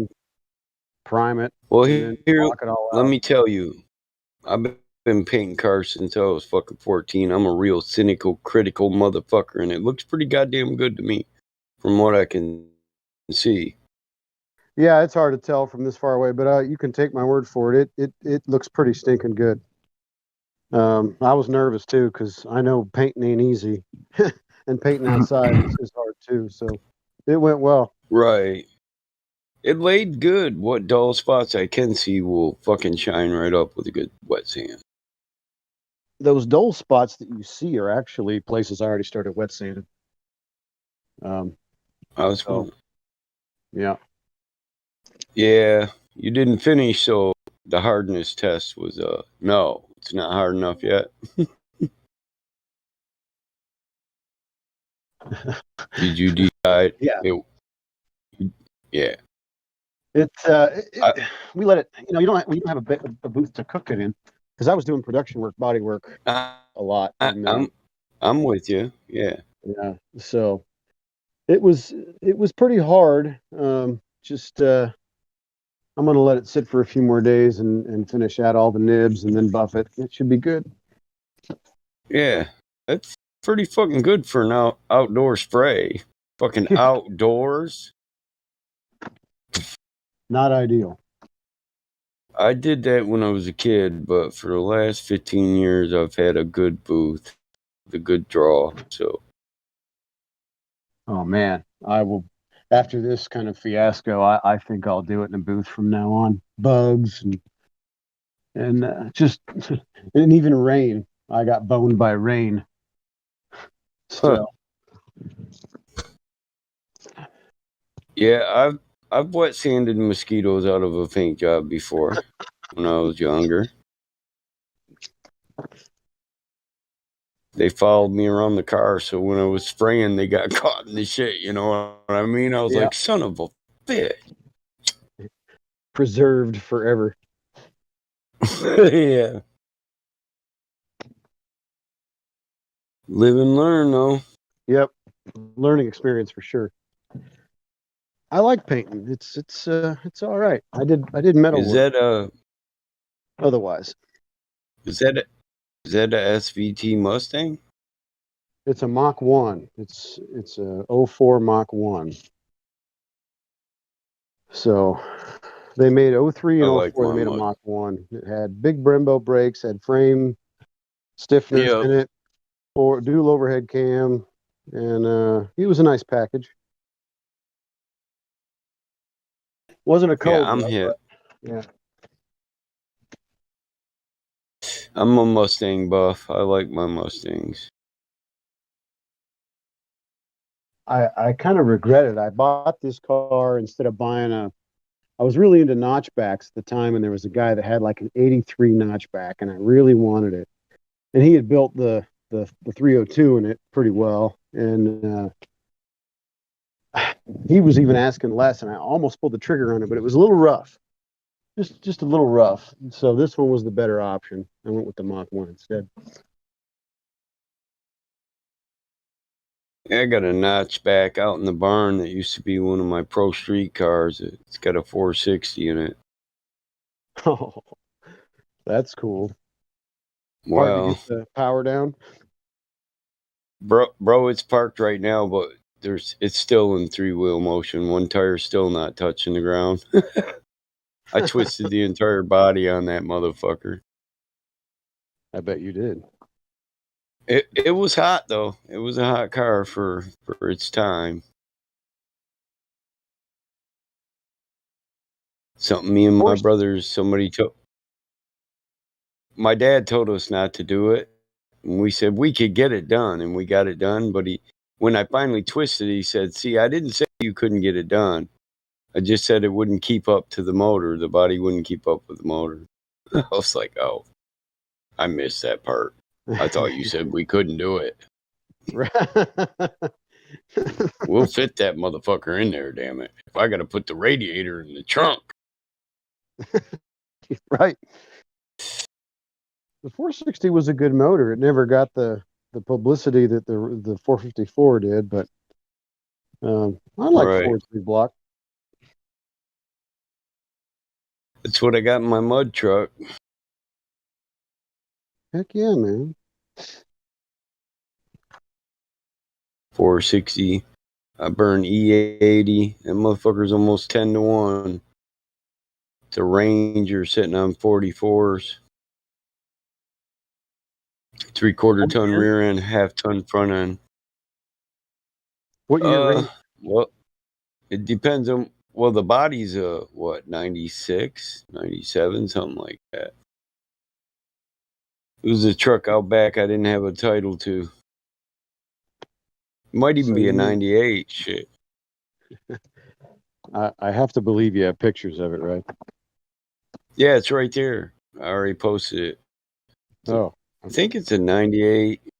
It's a 97 to a 99, something like that. It just a buddy left it here, broke down, and it was here for like 10 years. So I said, fuck it. I had an 84 body on that truck. I said, fucking tub that out and put it on there. That's cool. What lift kit is that? Did you fab that, or is that like a Rancho? What is that? No, it's all homemade. Body lift, frame lift, suspension lift, all done by me. Those are solid lifts. Is If there you look, you anything can that see the fucking. doesn't do? Yeah, I don't like to play with Barbies. No, I don't know, fuck. This truck was my buddy's. He had diabetes, man. He died when I was in service, and his mom gave it to me. I come home, it was on the farm, because we built it together. Me and my dad donated a bunch of parts. He couldn't get a driver's license because he was half blind. We helped him build a mud truck. And then I'd go to the Michigan mud bogs with him, and I'd be his eyes. I'd tell him, turn a little right, turn a little left. You're headed right towards the truck. Hit the brakes, bro. I'm serious. He was diabetic. He just wouldn't quit drinking, you know. When he started getting real bad, they started cutting pieces of him off. Oh man. Yeah. I hate that. I still got his truck. His nephew was asking about it the other day. You know, I think I'm going to give his nephew that truck. Sure. Build me another one. Fuck it.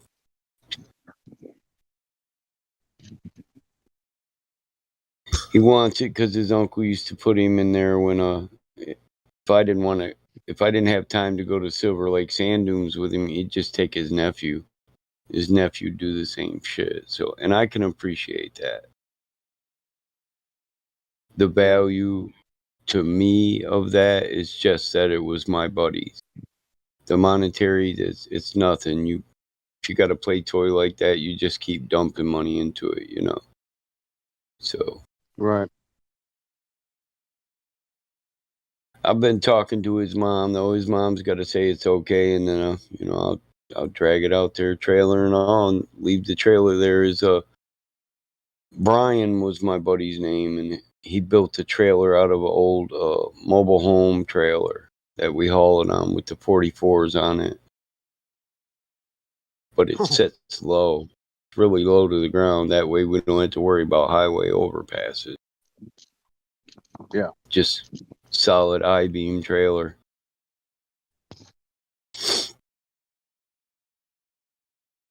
His mom says okay. He's only 17, but I say he's got a driver's license. He's old enough to drive it. I let my 16-year-old crush cars with it.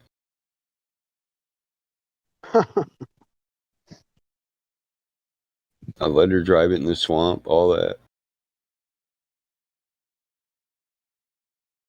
She don't trust her boy. All she got to do is send him out here a couple weekends in a row. I'll either pass him or fail him, you know.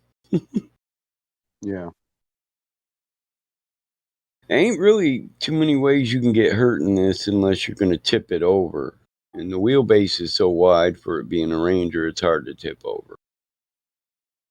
Yeah, I was But, going to say, that thing, it's got a stance to it. It ain't going to tip real easy.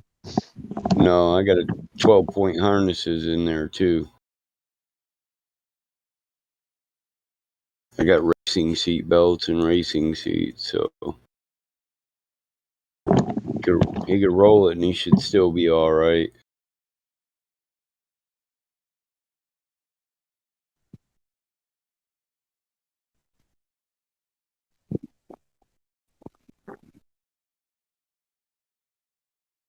I'm going to go on mute. I'm in the wind.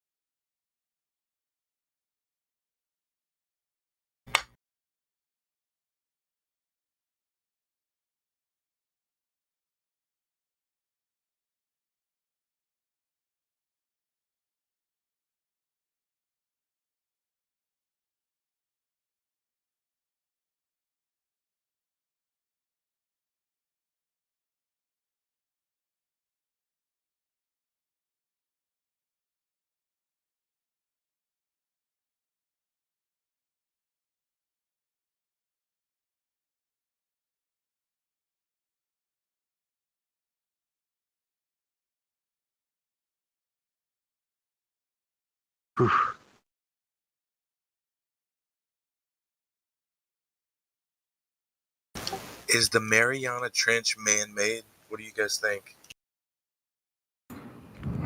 How would you ever know that so far down there? The thesis is that the Anunnaki came and dug it up. Wait a minute. I know. No, actually, I was going to ask you who the Anunnaki is. I already know who the Anunnaki is. That was the last card to fall before Flat Earth. So you think that Flat Earth is not connected? No, I just where are the Anunnaki supposed to be from? I mean, out there somewhere. Out where? That's what I'm trying to get to. Out where? Well, they could be shapeshifters walking among us. You shifted from out there, which you didn't describe, then to shape shifting. So could we stick to where are they from? Out there. Where is out there? Where is out there, Chalice? Do you mean I'm just outer looking for advice. Like outer I'm trying space? to pinpoint like who started the lies. So that's the context. Yeah, you'll never get to the end. Do you realize that that's a futile attempt because you can never determine motive, even if someone told you, you would never know what's in the mind of a liar. You're on an endless quest with no answer in sight. Why is the Marianas Trench a contentious issue anyway? I never thought it was. I think it was something about like they wanted the resources that we had for their home planet. So now we're getting to the crux of the matter, which is planet. So I can't believe he didn't. Why didn't you bust out Nibiru, bro? The planet's got to be inside of the container. No one's getting in or out of it. The Anunnaki's from Planet X, Nibiru. Mm-hmm. Remember that horse shit? We thought it was going to hit us a few years ago. When was that? About 2007 or something? Or 2009 maybe? And that was As far as before what- Flat Earth. As far So as I'm yeah, aware. there's no space out there, bro. So if there's something coming from somewhere, it's got to be from on the same place you're from. As far as I'm aware, there's nothing geologically unique about the Marianas Trench. There's no rare earth or rare metal or anything like that that you can't get somewhere else in a far more practical way than having to mine it 7 miles under the sea or whatever. Yeah, how you gonna nothing can bear hardly anything can get there. It's so deep. You're crushed. Like, can you imagine trying to mine in those conditions? Think Yeah, I was about it. thinking that they could be like ancient What if technology it? that was lost. What if it was before the flood, or the Well, That's what I'm deluge? thinking. before the flood is a possibility. I'm open for those kind of speculations. Yeah, It's a long way down. very If there, long. if there wasn't water there wasn't water anywhere. Yeah, exactly. You're talking I about don't the know. The shores of a lake hold it in just fine. I'm not Some sure people, about that. some people believe that there wasn't water like that before the flood. That there was only water in the sky. That there wasn't oceans of water. Are you talking about the flood the biblical flood that Noah? Yes. Well, then, are you saying Noah built the first boat? Because if there's no water before Noah, why is it? You know, he knew exactly how to build How a did boat. they know how to build boats? Yeah, exactly. I don't know. I've just heard this from some people discussing Well, biblical I thought he was matters. given directions on how to build it. How many cubits? All that. Yeah, but it wasn't. Nowhere does it say it was. Nowhere in the Bible does it even remotely infer it's the first ever boat built. Yeah, but it I doesn't know, talk about. but Does it talk about any you boats know, before Noah though? hold on. You know the Bible doesn't give the full story of Noah, but if you go to Jewish folklore, you can read the full story of Noah from Yeah, I where know. it came from. Yeah, exactly. But The old I Plymouth. don't really adhere to a Bible. The Bible is copyrighted to King James. It's owned by the kings who claim divine right, as if my God picked them to rule over me when all men were given dominion over earth. So I don't follow that. I don't follow a Bible. I can go to the Septua, the Apocrypha. I can get the scriptures as they were and as they still are. Not a word changed. And when he said, Yeah, I read these the. words shall never be changed, he was talking about the Holy Scriptures, not King James's Bible. I mean, the thing is that the King James Bible, they threw out several books as they did at several junctures before Well, that. they Didn't kept 66 books and they threw out 70 some books. Yeah. How's that the infallible word of God if you're chucking stuff out? Right. Because to be a heretic, it just means that you disagree with the Catholic doctrine of Christianity. But that was given to you by the king. That's why the book Romans is in there. But not St. Thomas or the Gospel of Mary. Yeah, Romans made it. or the infancy of Jesus and all of those. The actual, the cave of That's treasures, the Gospel of Thomas. the Adam and Infancy Eve Gospel. story in the Apocrypha. Yeah, the lost books of Eden. Those. All that. Yeah. It's only 66 books. Except, We're I don't agree. I think the Slavonic Secrets of Enoch, I think, was one of the ones that they believe was tampered with. It was found in Estonia or something, like in the year like 900 or something like that. So, To be fair, they were all in effect tampered with when they were translated from the original languages into English anyway. yes, that is true. So, I mean, That's sure as a tangled web, isn't it? yeah, exactly. It is one of the most significant pieces of literature ever written. But to suggest it's the infallible word of God in its current state is being disingenuous to the process that's got us here. Yeah, it all came from the people that wanted to remain in power that said that we that they decided that they were going to be the ones, we're going to have this knowledge, we're going to rule over others with, and they used the The church used to be everything. It used to be the bank. It used to be the armed guards, the armies, the bankers. Well, that's what I mean. In European history is effectively framed by a whole millennia of theocracy, with kings being placed in positions of absolute power with the religious religious acknowledgement. Here in the UK we've had 2,000 years, pretty much 2,000 years of religious sanctioned horrendous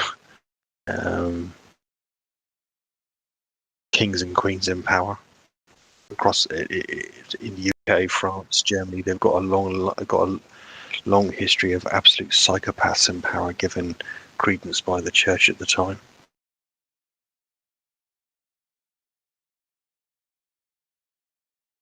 That's just the nature of human civilization in the first.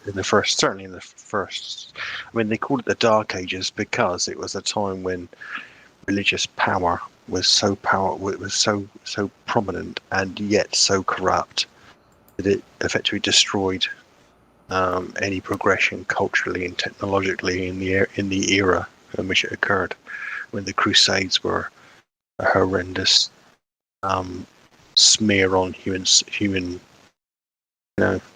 history. And it's only in the last, I mean,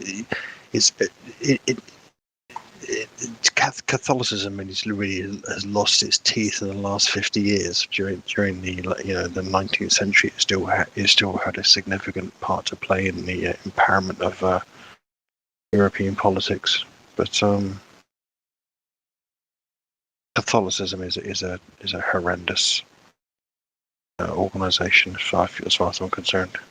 It's got nothing much to do with the original. Oh yeah, I totally agree. We all know that's like where all the funneling of all this fake money that was signed off by all these slaves, signing their name, everything's monetized, goes through the city, Basel, Switzerland, right? Goes through the Bank of International Settlements. It goes before it goes through Wall Street, and then in the City of London financial centers, it all gets funneled into the Vatican. Exactly. People don't know they're still paying taxes. You're still paying taxes to the Vatican on things, trust and contracts that were set in place in 1215. So 1213 probably, and then one of the kings like in 12, and that's when I think the Magna Carta, and then 2 years later in 1215, the monarch, what did he do? He voided it. He voided the Magna Carta. So I don't know. The Magna Carta was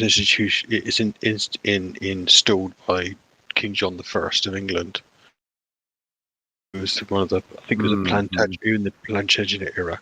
I mean, right now isn't that King John, who all of these presidents of the U.S. are all related to King? Isn't it King John? I think it is. Or is it Alfred or something? I think it's King John, actually. Alfred wasn't Alfred the first.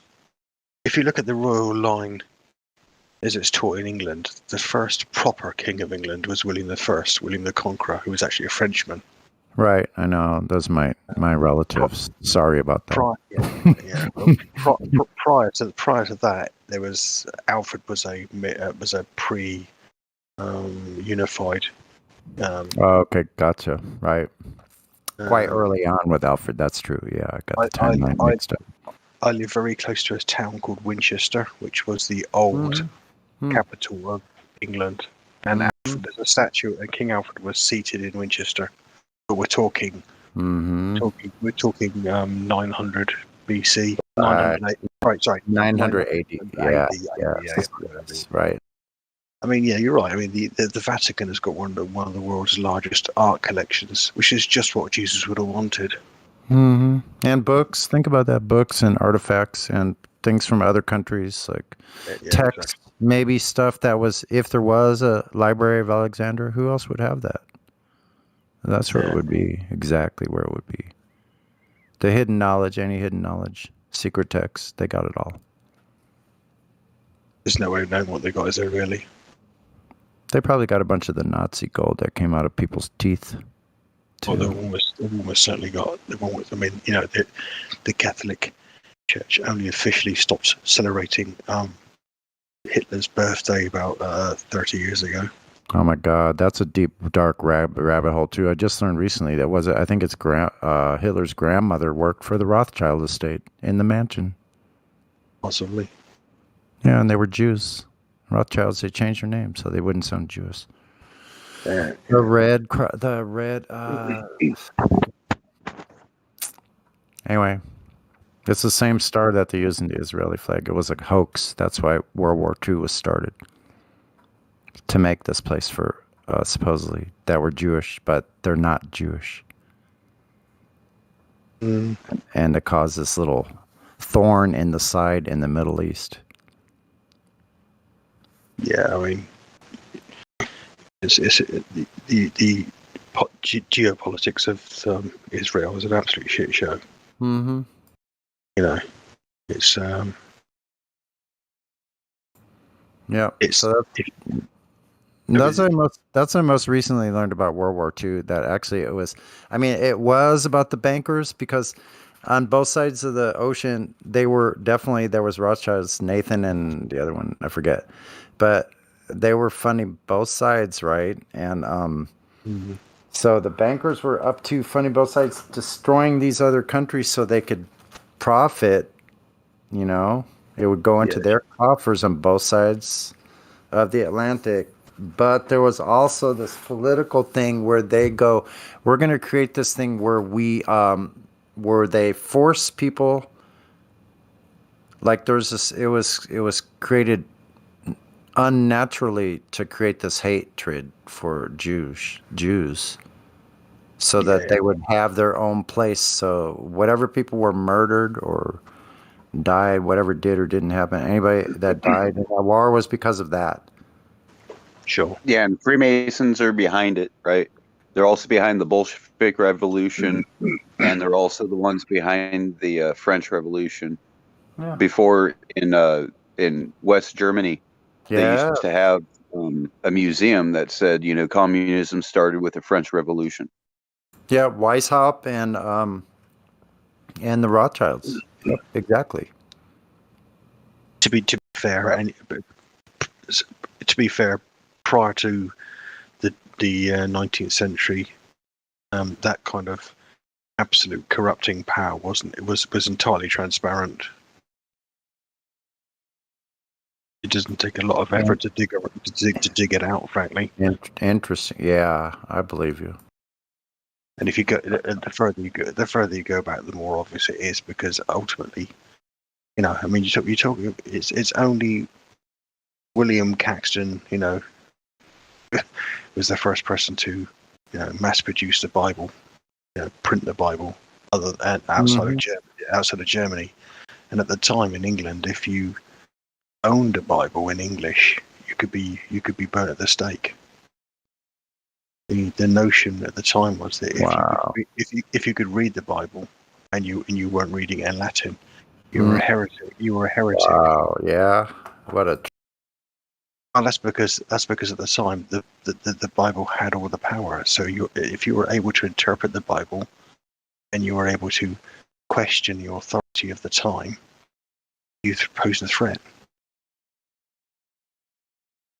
So, you know, how many countless hundreds of thousands of people are called witches or heretics or satanic.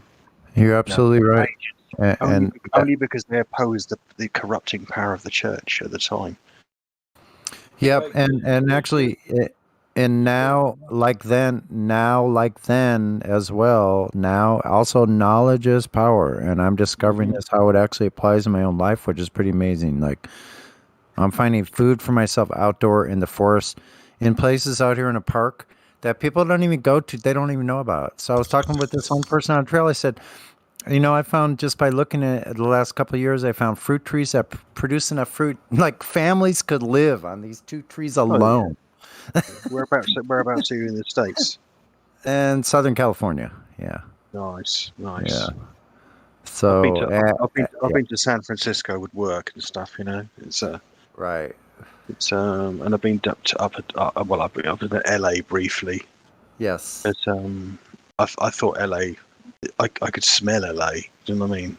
Yeah, well, the city is horrible there, but if you're on the beach somewhere, it's nice, Yeah. I mean, it's gotten worse. I grew up there as a teenager.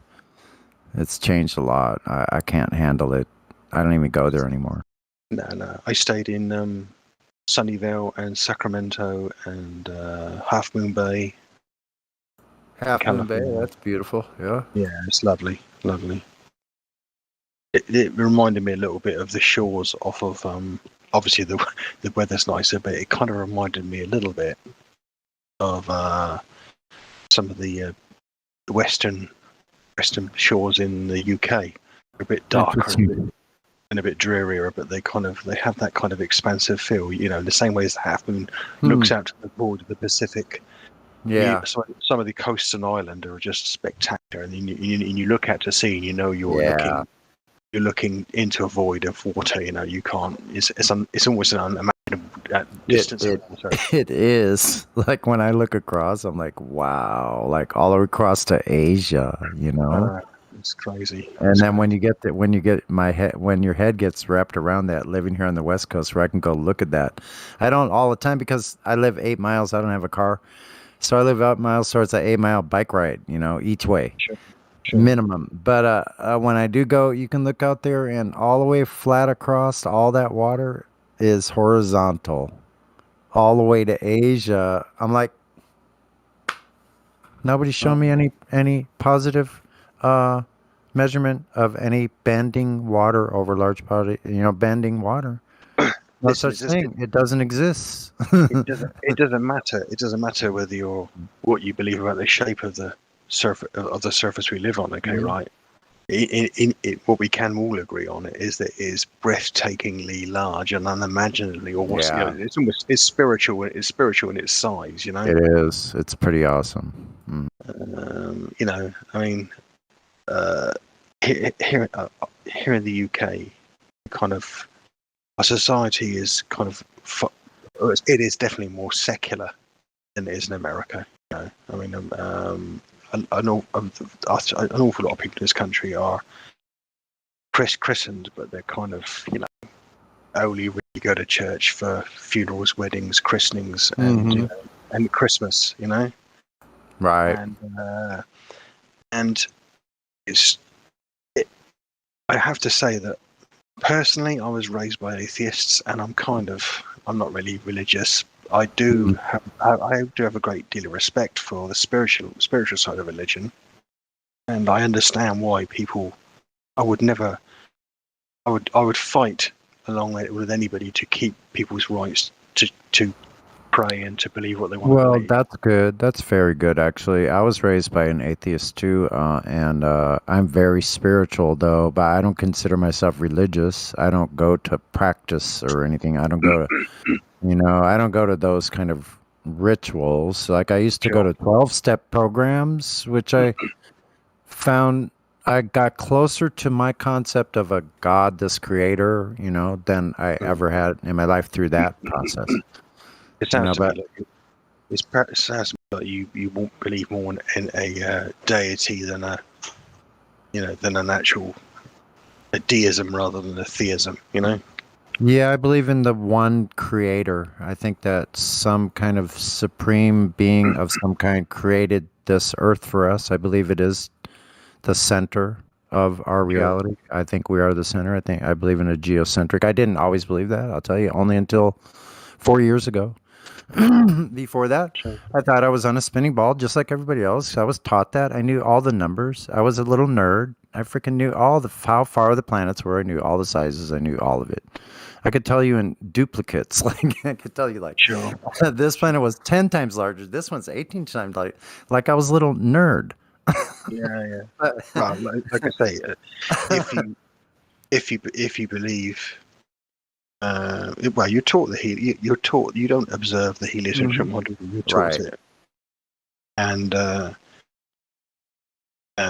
I'm not a flat earther, but I have what I do appreciate is that from a personal perspective, from a personal observation of the universe, and from a personal appreciation of the universe, you're wasting your time trying to convince anybody that the heliocentric module is there, because you have to rely on, you have to put a faith in other people's observation or declared observation. And that's very honest of you to say that. And you sound like a very pleasant person for me to have a discussion with, regardless of, like you said, our beliefs, because I think there's other places we can have a meeting of the minds. And, it's taken me a while to discuss things that I was basically going through a process of grieving over, if you can understand that, what this awakening has been for, I think, a lot of us, but I'll speak for myself only. It has been a process of grieving. So I've gone through every stage of grieving, the whole thing, the anger, the whatever, I forget all the different, stages, but I went through them all, and I've come, pretty much full circle through all of that. And I realized, like, the things that were making me angry were my own processes going on about the things I had discovered, and I had, so that just takes a while. And your journey is your own journey, isn't it? That's the thing. But see, I happen to be this particular type of individual that I've discovered recently, that I'm able to put even the most woke of my friends into cogdis with some of the things I can bring up. Sure. And it's not, I mean, that's just the way it is. And I think a lot of us here in this server are kind of like that, Yeah. So, I appreciate what you had to say, though. That's pretty cool. No, I mean, like I say, if you, the thing that frustrates me is the internet is awash with aggression. Right. There's absolutely no point in talking to someone about something, but it doesn't have to be the flat earth, the globe earth, whatever. It could be politics or anything. If you're going to descend into just a slanging match in 3 minutes, then that's 3 minutes of everyone's wasted time. That's true. I agree with that more and more now. I'm just like, okay. Yeah, and here's the point. Like, you made a very good point, actually. The key point you made was, it's impossible to convince anyone. That's exactly where I am, man. I'm like, there's no sense in trying to convince anybody of anything, because it's simply freaking impossible to do so. No one has the power to convince anyone to do anything. You might be able to urge somebody, plant a seed with somebody. You may tell them something that they eventually look at and go, oh, and what happened? They changed their own mind. Yeah. Yeah, exactly. I mean, that's just human nature. We are not built to actually. Well, let's put it this way. It's essentially a survival mechanism. Is to observe a situation and to use your own personal intuition to determine whether it's safe or unsafe. Yeah, it's a survival mechanism. Animals do it. If you're sat in your chair and you see something move in your periphery, you always react to it. You always change your perception to look at it, and that's a mechanism you can't overcome. And your imagination and your ability to deduce things are all really intertwined with your survival mechanisms.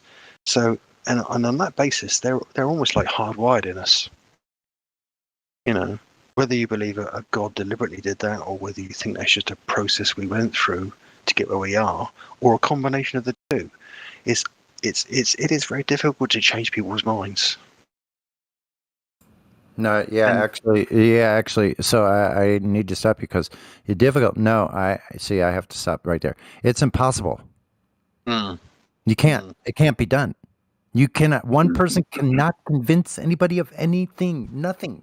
Nothing at all. Exactly. Now, if someone hit you in the hammer on the with a hammer on the kneecap, there doesn't have to be any convincing. That's different. You know. Absolutely, So, yeah. but you know, No one describe now, if I'm trying to describe something to you, then and I'm trying to convince you it's true. Like you may look at the evidence and go, oh, or if I showed you something visually, that's one thing. But if I can't show you anything visually, how am I going to convince you of anything? Like you could either believe it, like maybe based on my reputation, possibly, or things I've said in the past, or something like that. That's possible. You could put little pieces together, but you're not going to know. Like you're never going to be convinced until you figure it out for yourself. So someone can point the way, but you can't convince anybody, you know, like, look, I'm thirsty, I'm dying, I'm crawling up to a pond. No, don't drink that water. It's poison. No, but I'm dying of thirst. No, don't drink it, man. My buddy died over here. So like, okay, you see the buddy over there? He's tits up right there. Yeah. So Well, it's now like I'm convinced. Okay, good. I won't drink that. This other pond is better. Yeah, I mean, exactly. Don't eat the green ones, eat the red ones. I mean, right? Yeah. Exactly. Or don't touch the flame. You know, how many generations before us have said to the kids, let the fire, you know, everyone's around the fire keeping warm, you know, before we had the heating. Don't touch it though. Why not? And every kid burns themselves. Every Now kid that's burns good. That's a good thing to use, actually. Getting burnt by a flame, because that's objective. When you get burnt by a flame, we all understand that. That's something that needs no explaining. Yeah, I got burnt. Yeah, I've been burnt before.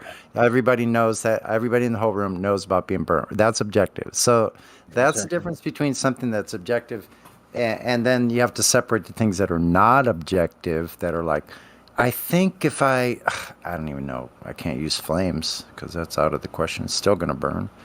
But, you know, there's other areas of discussion about things. Well, subjective things. An example of a subjective thing is don't eat that mushroom until it goes that color, you know, because there's a boundary which is down to personal perception. So if you eat the berry if you eat the berry when it's not ripe, you're going to be sick.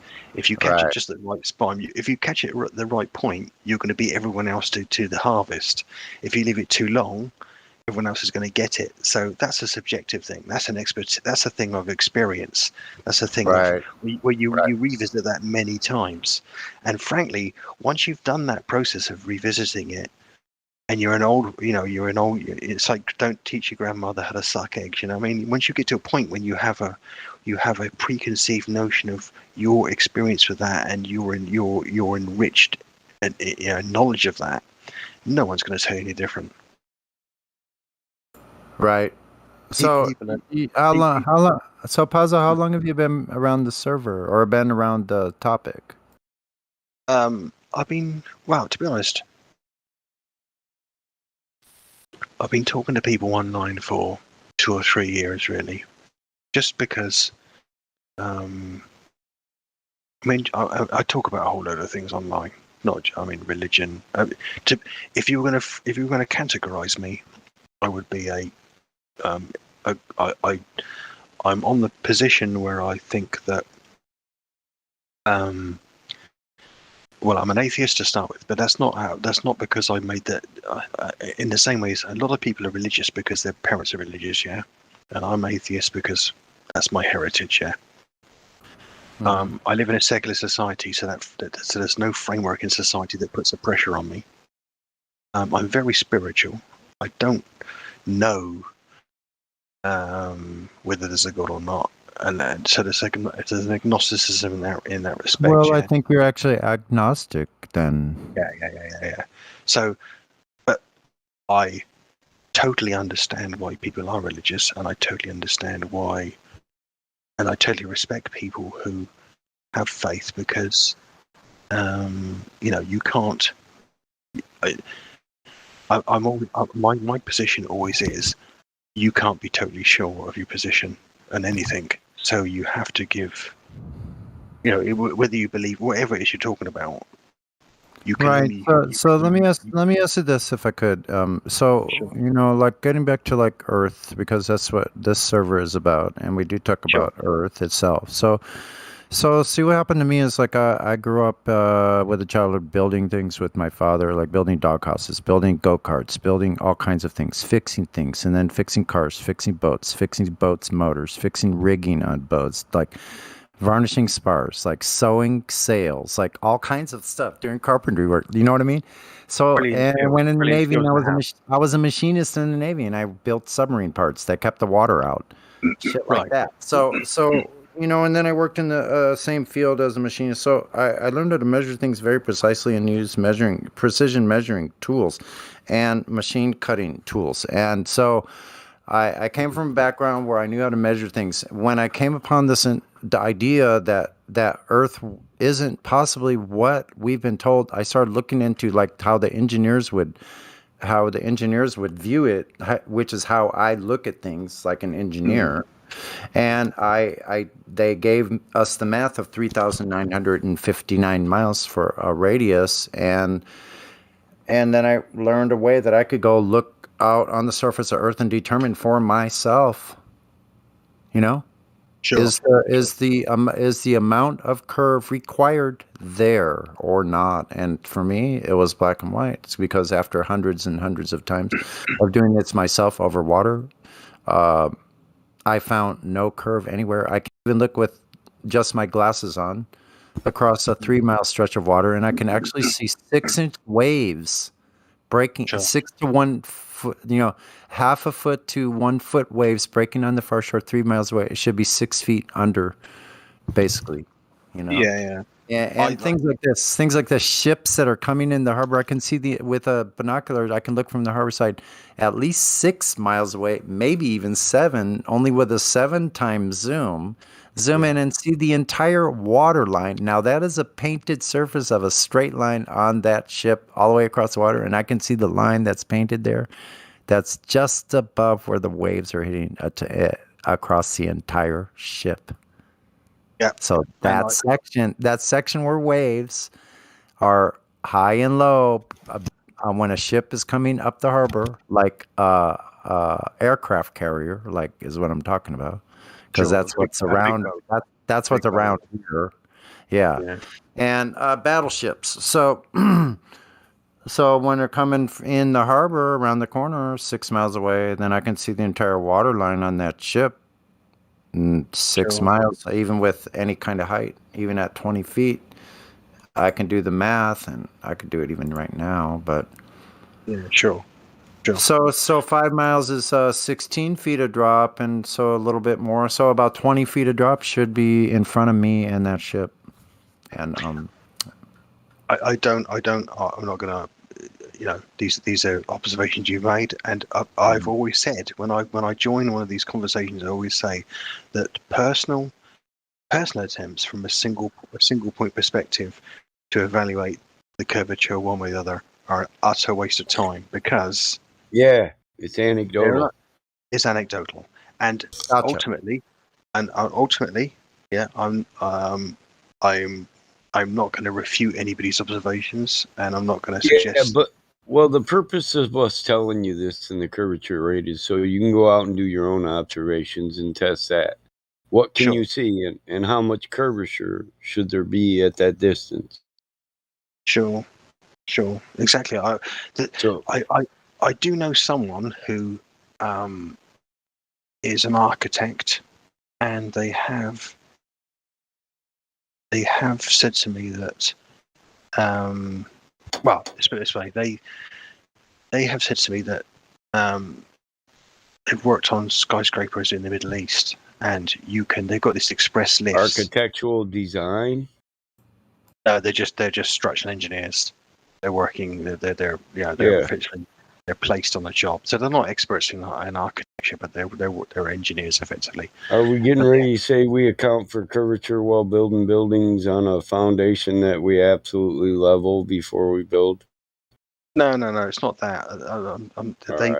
They have said that the anecdote I'm telling you is that you can experience a sunset from the bottom of a building and then get an Well, sure. expressionist. At the And they top can of the see it. building, you got a wider angle view. Right. Sure.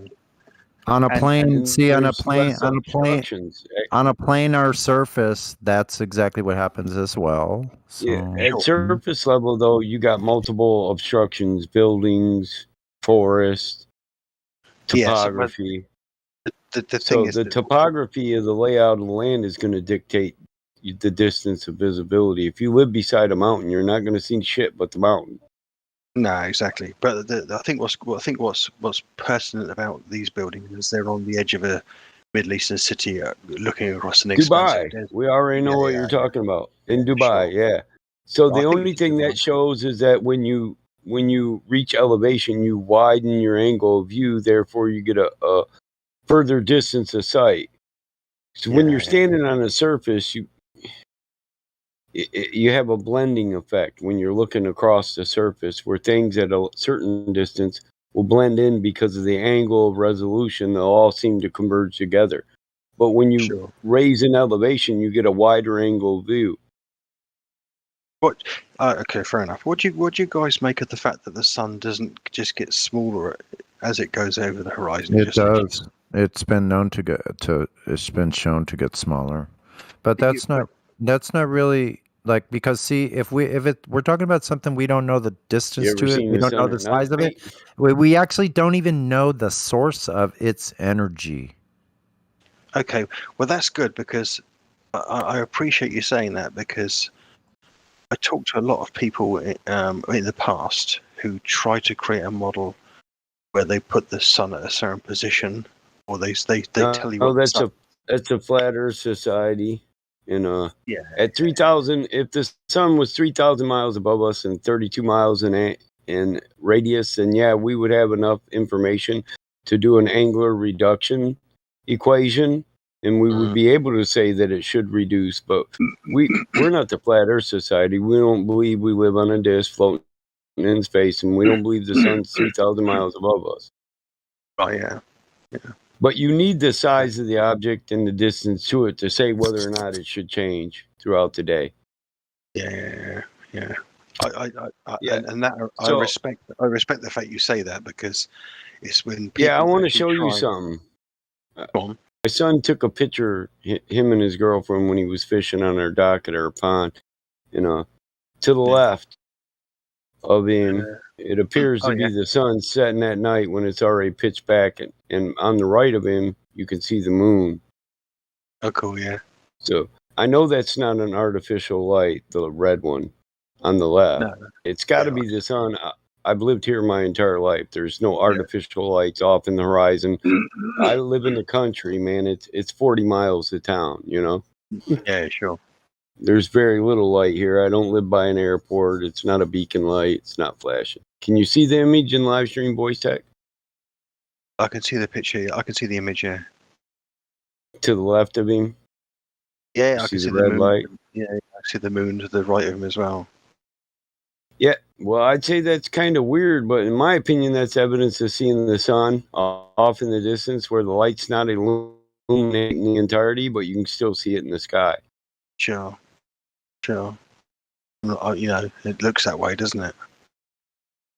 Yeah, this is an image. I've lived on this property my entire life, and that's the only time I've ever seen it, when my son sent it to me in an image.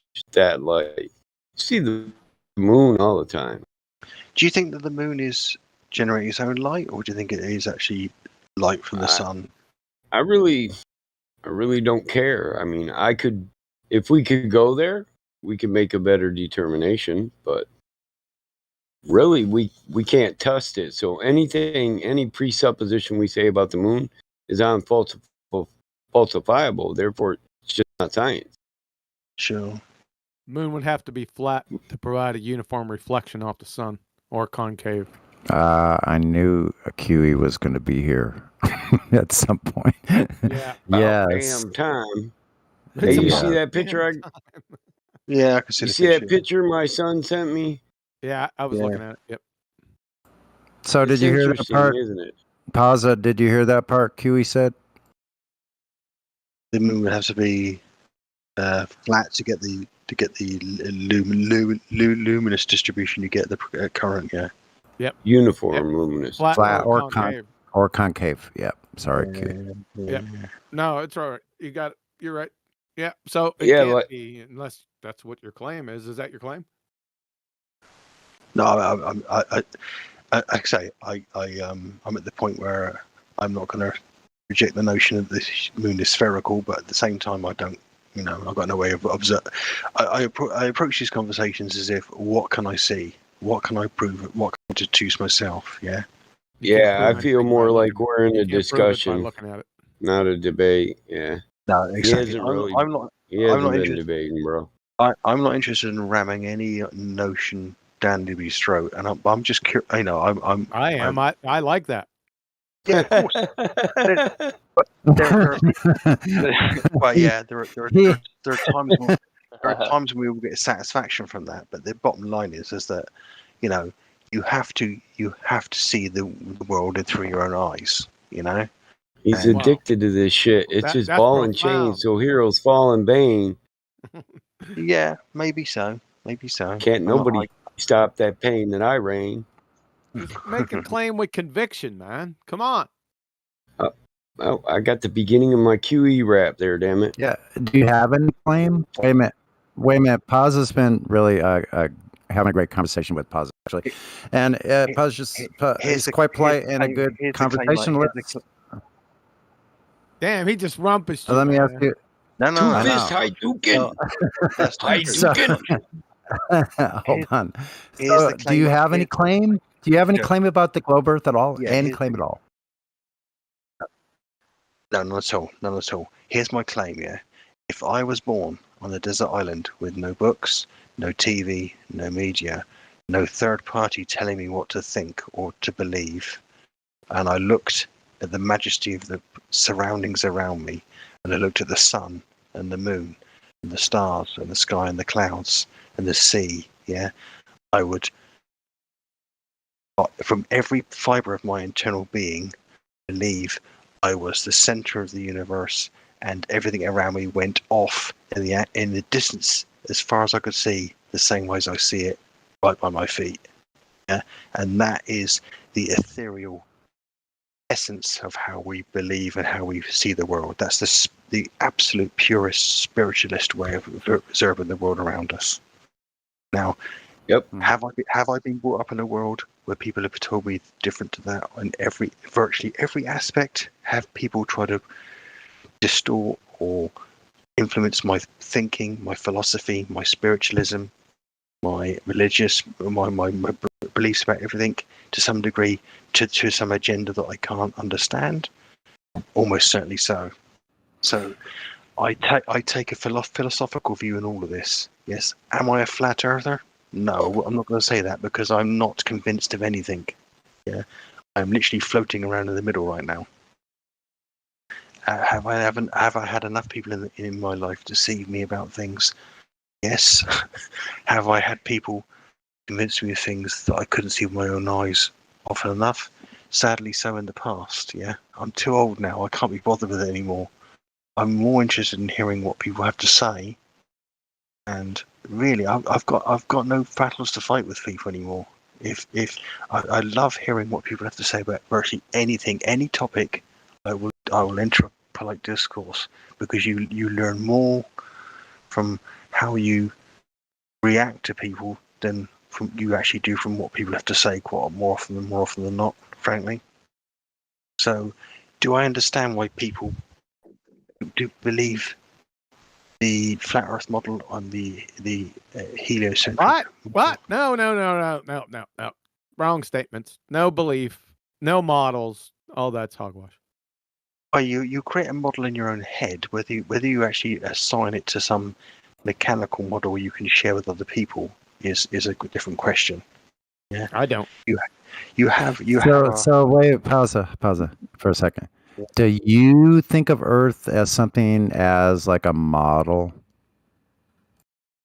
I think it can be modeled because we all make a No, model. no, no, no, no. I don't want can be. I want what do you actually believe that Earth is something like an object or a model in your mind? Do I believe it's a model? Mm-hmm. Okay, so Is it? I'll make it simple for you. Is it something that when you're closing your eyes and you think about Earth, is it something that you see as like an object spinning somewhere? Like you can see that it's a ball or a shape of some sort? if my eyes are open, it's a flat thing, and if I shut my eyes, it's whatever is being pushed to my mind over my Okay, life. what is it when you shut your eyes? It's whatever. It's what I've been told. There's a comfort in thinking it's a spherical thing spinning in space. Okay. So I think what QE was trying to get to, and what I'll try to be concise about, is what we're talking about is not about beliefs. What it is we're talking about objective reality, where you measure your table, you know the condition of the table by measuring it. I don't believe when I go into the bathroom afterwards that it is something else because I just measured. I know it's flat because I measured it. Sure. You understand that? Yeah, of course. So here's the thing about Earth. Whatever I think about I'll just relate it to the table again. Whatever I think about my table after when it's not in view anymore is besides the point. It doesn't change the fact that I already measured it and I empirically know. That means I can do this over and over again. I can falsify it by measuring it with a different shape and say, no, that's the wrong shape. So I can go back to the empirical nature of my measurement, repeat it over and over again. So therefore, the Earth is the same way. If you have only measurements of flat Earth, no curvature ever measured in all of human history, what would you call Earth then? I'd say it's flat. Yeah. Mm-hmm. And so the reason we don't have a model, sorry to carry on like this, but I get on a roll and I'll stop soon. I'll stop soon. I'll try to be concise. Like QE says, so we went out and measured the Earth and it doesn't subscribe to the geometric shape that we were given in size. We can tell this over and over again by measuring. It's not a believe thing anymore. Therefore, what this server is about is not about beliefs. It's not the belief server. It's about what we can empirically know for a fact without there's irrefutable fact that it can be measured over and over again. So I'll end there, and that's the difference. So it's like the difference between doing a calculation and actual making a measurement. There's two different things. I totally get that. I've never been able to categorically observe any curvature myself anywhere. I've looked out across. I've looked out across the sea with the camera, with the telescope, and I can see things right that defy what would be expected. The expected observation if there was a curve. Now, however, I can make the observations vary at times from a certain position, but that's neither here nor there. I mean, the point is that I can't categorically measure any curvature. That's very honest of you, and that's good that you are, because see, that's not only the amazing thing. That's not the most amazing thing, is that we can't tell anything other than. So basically, it's like, okay, so horizon. So the horizon is actually horizon because it is actually horizontal, just as we see it. Yeah. I know I'm not moving because I know every other motion that my head is making, as long as I'm conscious and not injured or something. As long as my vestibular system is working, I know I'm not moving. So someone telling me I'm moving, that's beyond my own senses and every other single human being ever born or living now senses no motion, but knows if they fall off a rocking horse, or they, if you fly out of a car going around a corner, you're going to feel every other motion. And so for someone to say, so that's where the burden of proof lies on the person making the claim, that would be the globe earth saying we're moving, we're not moving. So maybe it's just as simple as the reason we don't feel we're moving, and the reason nobody else has figured out if we're moving or not by measurement, is because it's not moving. And to the contrary of the motion, many famous scientists, the turn of last century, tried to prove that the earth was moving, and they could not do it, and they were failures. So there's the part on motion. The other part about on curvature is that's the other thing. We only see measurements of flat earth. Like as far as we go, it goes further and further out. This would make the radius claim absurd. In millions and millions, probably trillions of miles of a diameter would be required to see the distances we're seeing. And nobody else, anywhere else on Earth in all of human history, has ever physically measured the Earth's drop rate, which would be required to verify a radius claim. I end my statement. Thanks for listening. I'm not going to argue with that at all. What I will say is that we are mechanically, we're not equipped to detect motion. We're equipped to detect changes in speed or changes in motion. You can wait a minute. Say that again, please. All of our senses are good at detecting changes in motion, but we're not equipped to detect motion per se.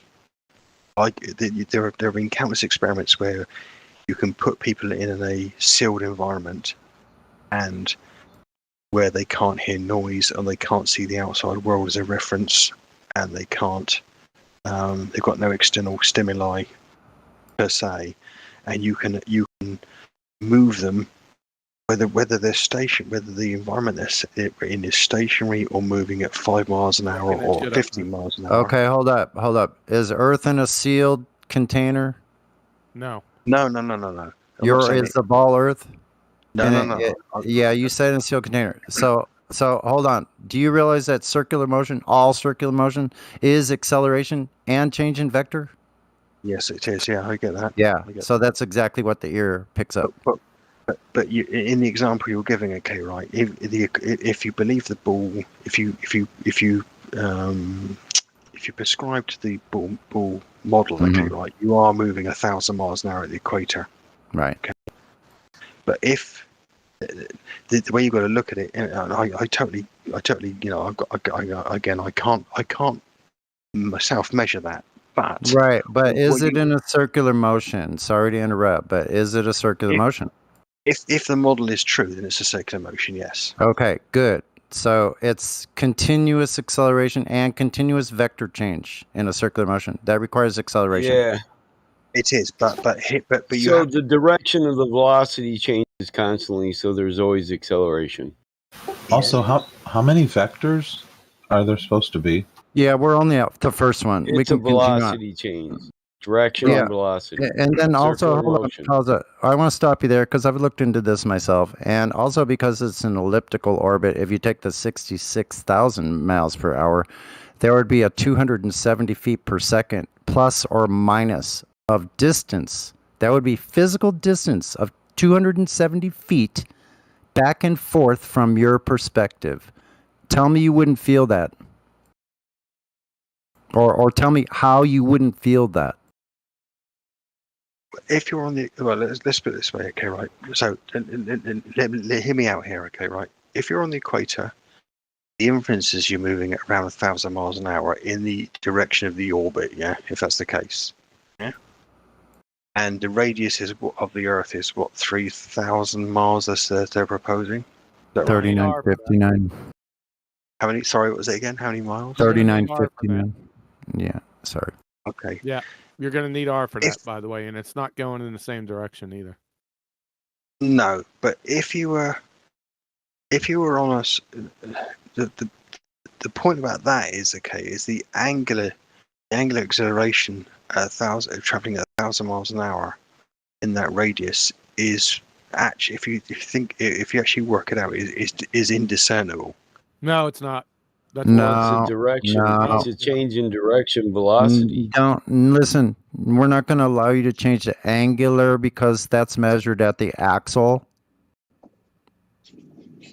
If you were Let's just kill it. traveling, Let's just kill it. Let's just kill it quick. So this will save hours and hours of you going off on just making shit up. So at 57 minutes after the hour, this is a time frame. 18. I think it's 25 minutes. Time lapse stationary camera of a drone in the inertial reference frame. The moon and multiple stars are moving. So this is just quick video. If you would click that, it's 18 seconds of the death of the heliocentric Baltard spinning space Yeah. module. And I would watch that on a largest screen you can, and so you can see the sequence of the moon and the stars moving at the same time. Yep, it's over right here. Thanks, Yep. Kiwi. It's all over. That's the best one. discussion's over. It is the best one. Yeah, this one. So go ahead and look at that, Pazzo. So the thing I was going to ask you, while you're watching that or whenever you're going to go off and watch it, is at the point we were at just now, I was going to ask you to stop you. How many presuppositions are you making on what you were saying? But anyway, go ahead and watch that. yeah, you can see the moon moving here. And the stars together. It's over. Yeah. Yeah. It's over. They're all moving on the same effectively. It's over. You got inertia. It doesn't matter. We can talk about parallax. That's the second point to this. It really doesn't matter. As soon as that moon or any stars start to move, when that drone is stationary, it's over for the Baltard. It's over. But that's how you effectively get star trails, isn't it? When you do this No, photographs. we're not talking about star trails. The star shouldn't move No, at all. the drone is independent of the rotating reference frame, or what you say is a rotating reference frame. Yep. It's independent of that. Star trails have nothing to do with But, star trails. but when you do star trails, it's still. Star trails have ahead. nothing to do with this argument. Is that drone stationary? Well, Yeah, it's 400 feet elevation. but it's above the same spot, isn't it, all the time? Yes. Right above the operator. So it's not in an independent reference frame Yes, if it it's is. above the operator. Yes, it is. How? It has zero it is. velocity. Hold on. The drone is stationary. It has zero velocity. None. Zero. Stationary. It's exactly the same way as the guy on the floor has got. It's in the same reference frame as him. It is not. It's in the inertial reference frame. If I throw a ball up from, It's in the inertial reference frame. Yeah. The operator is on the Earth. The drone is up in the air above somewhere in a stationary position. Right, but how is that? In what sense then? All right, okay. I don't know. Do you see the Earth moving below the drone? Yeah, but it's not moving. Do you see the Earth moving below the drone? No. Do you see the moon and the stars moving together? Yes. Yes, of course. The globe is done. Yeah, it's dead right here. So right, so That should be the end of your globe fairy tale in your mind right now. If you're someone that wants to live in reality, has a desire to see reality as they are, or you want to live in a fantasy world, you're living in a cartoon if you believe in the globe. This is the end of that cartoon. So if right, so I've got a question for you, okay? And it's a genuine question. If that guy operating so what you're saying is the drone stayed directly above the guy or the entire time? No, stop saying directly above the guy. Okay, stop saying that. The operator is on the ground. Okay, the drone is somewhere up in the sky above him where he can see it probably. So stop saying directly above. No, it's up in the sky in the inertial reference frame. Did I get that right? Yep. Yep. So it's Did it- stationary. The Earth is stationary too in the video. It's stationary. The Earth is stationary and the drone's stationary. What do you So have moving in the sky? But it's not in a completely independent reference frame to the Yes, Earth, it is is. it? It's in the inertial reference frame. The Earth Yes, is it the is. non-spinning, non-inertial reference frame. So you're off base right there. And plus, like I told you, the drone is stationary, has zero velocity. It's over. Zero velocity compared to what velocity is Zero always within. velocity. It is stationary. It is not moving. Yeah, okay, but to who? It's not moving. To itself. To itself. It's not moving anywhere in any direction. Right. Okay. Yeah, it has no velocity. Zero. It's velocity.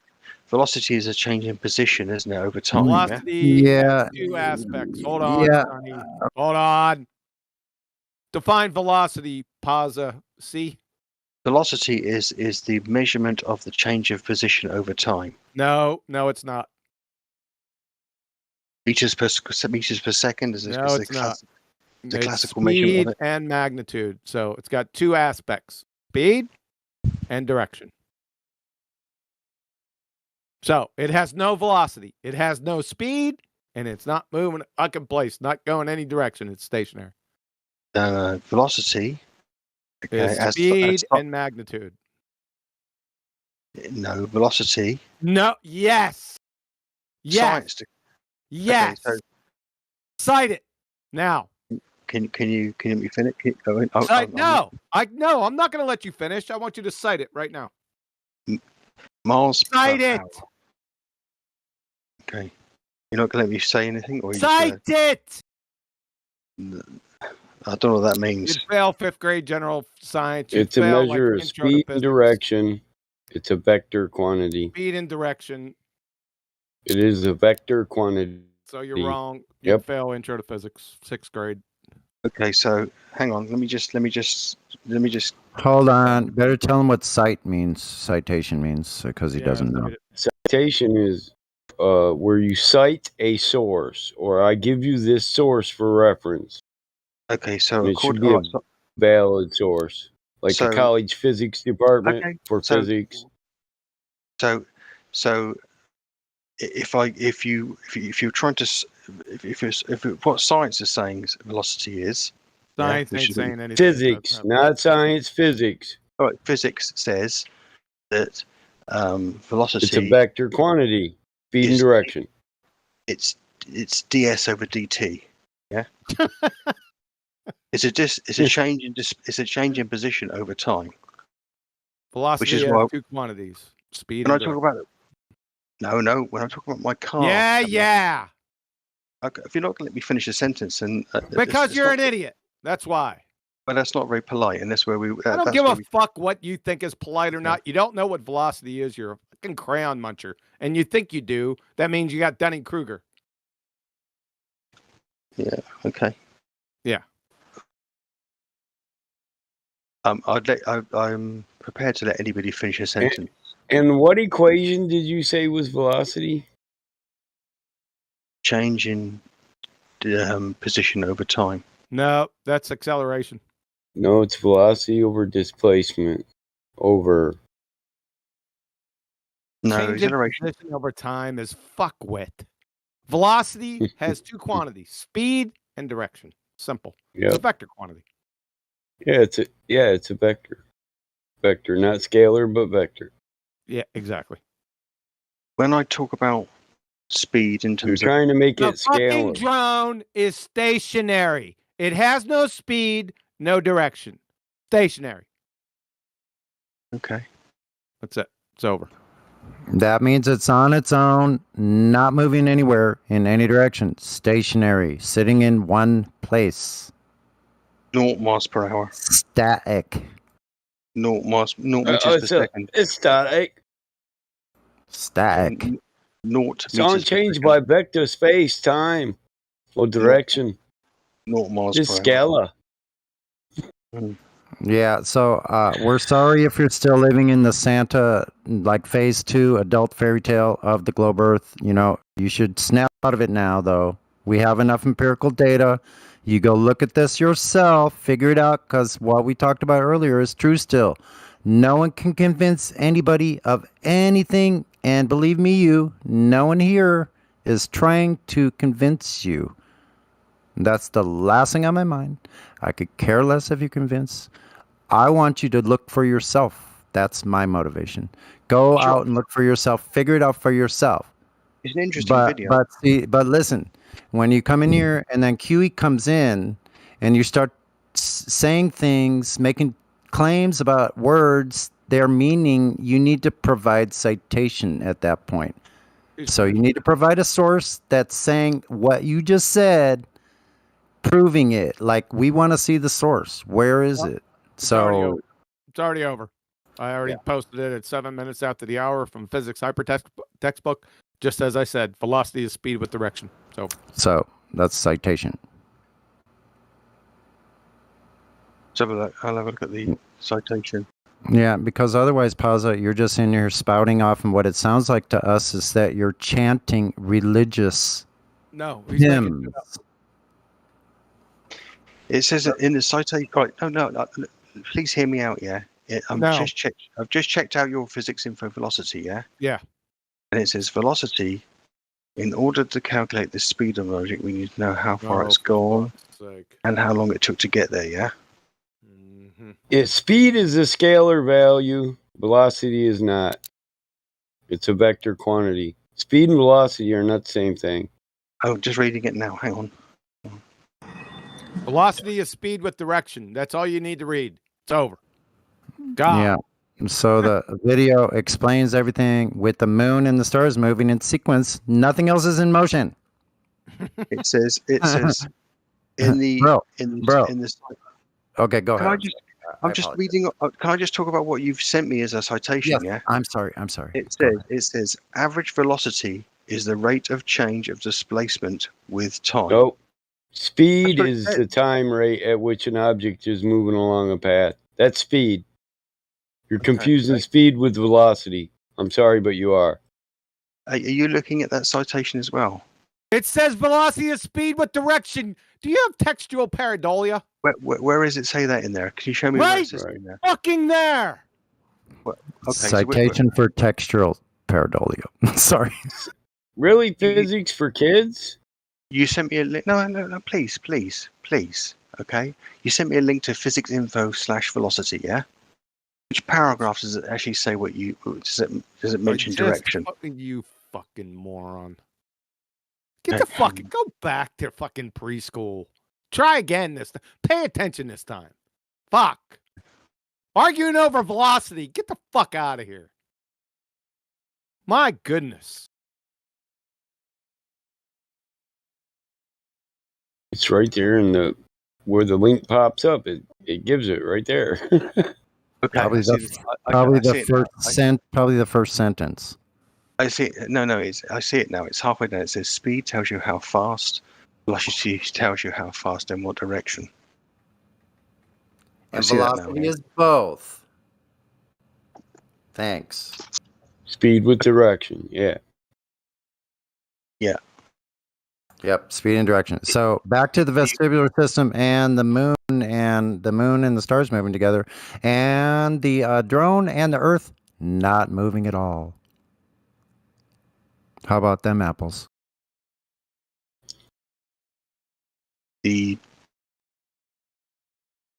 What would you expect? All right, so yeah, what I would expect is the Earth to be moving as it's told to us that it is, or some kind of. Can you tell me where anybody has ever detected Earth in motion, please? They haven't. Oh, okay, great. As far as I know. Yeah, how about people flying shit over the surface of Earth? Are they saying they're flying over a rotating Earth? Yes, they are. Where? Okay, show me where. Show that to me. Show me in any technology where they're calculating for flying things like aircraft or ballistic missiles over a rotating Earth. I want to see the technical manual. How about specifications for you. this helicopter ride? So once again, remember, when you say something, Damn it. I need a citation. Who's using the technology? What technology is using a rotating Earth? Again, I mean, yes, I see what you're saying, but when you talk about going back to the case example of the drone, yeah, you're saying the drone's an independent. God. Okay. No, Yes, I go ahead. can't. I'm asking Go you ahead. some questions, yeah. Go ahead. Go ahead. You were saying that the drone is an independent frame of reference, yeah, right? Because it's in the air above the somewhere. Inertial. When you have a ball in your hand and you throw it up, does the ball ever gain its own independent frame of reference? Yeah, depending it's on in the inertial reference frame. Yeah. it stays in the inertial reference frame. It's in the inertial reference frame until it's attached to the Earth. In your paradigm. So there's two reference frames. So you throw it up to a great height and it comes down in the same spot, so it stays in your inertial It's not reference coming frame. down in the same. Well, That's it does 'cause come down in the same spot because the Earth's not rotating. But in your paradigm, you got the non-inertial spinning reference frame, and then you have the inertial reference frame. Two reference frames.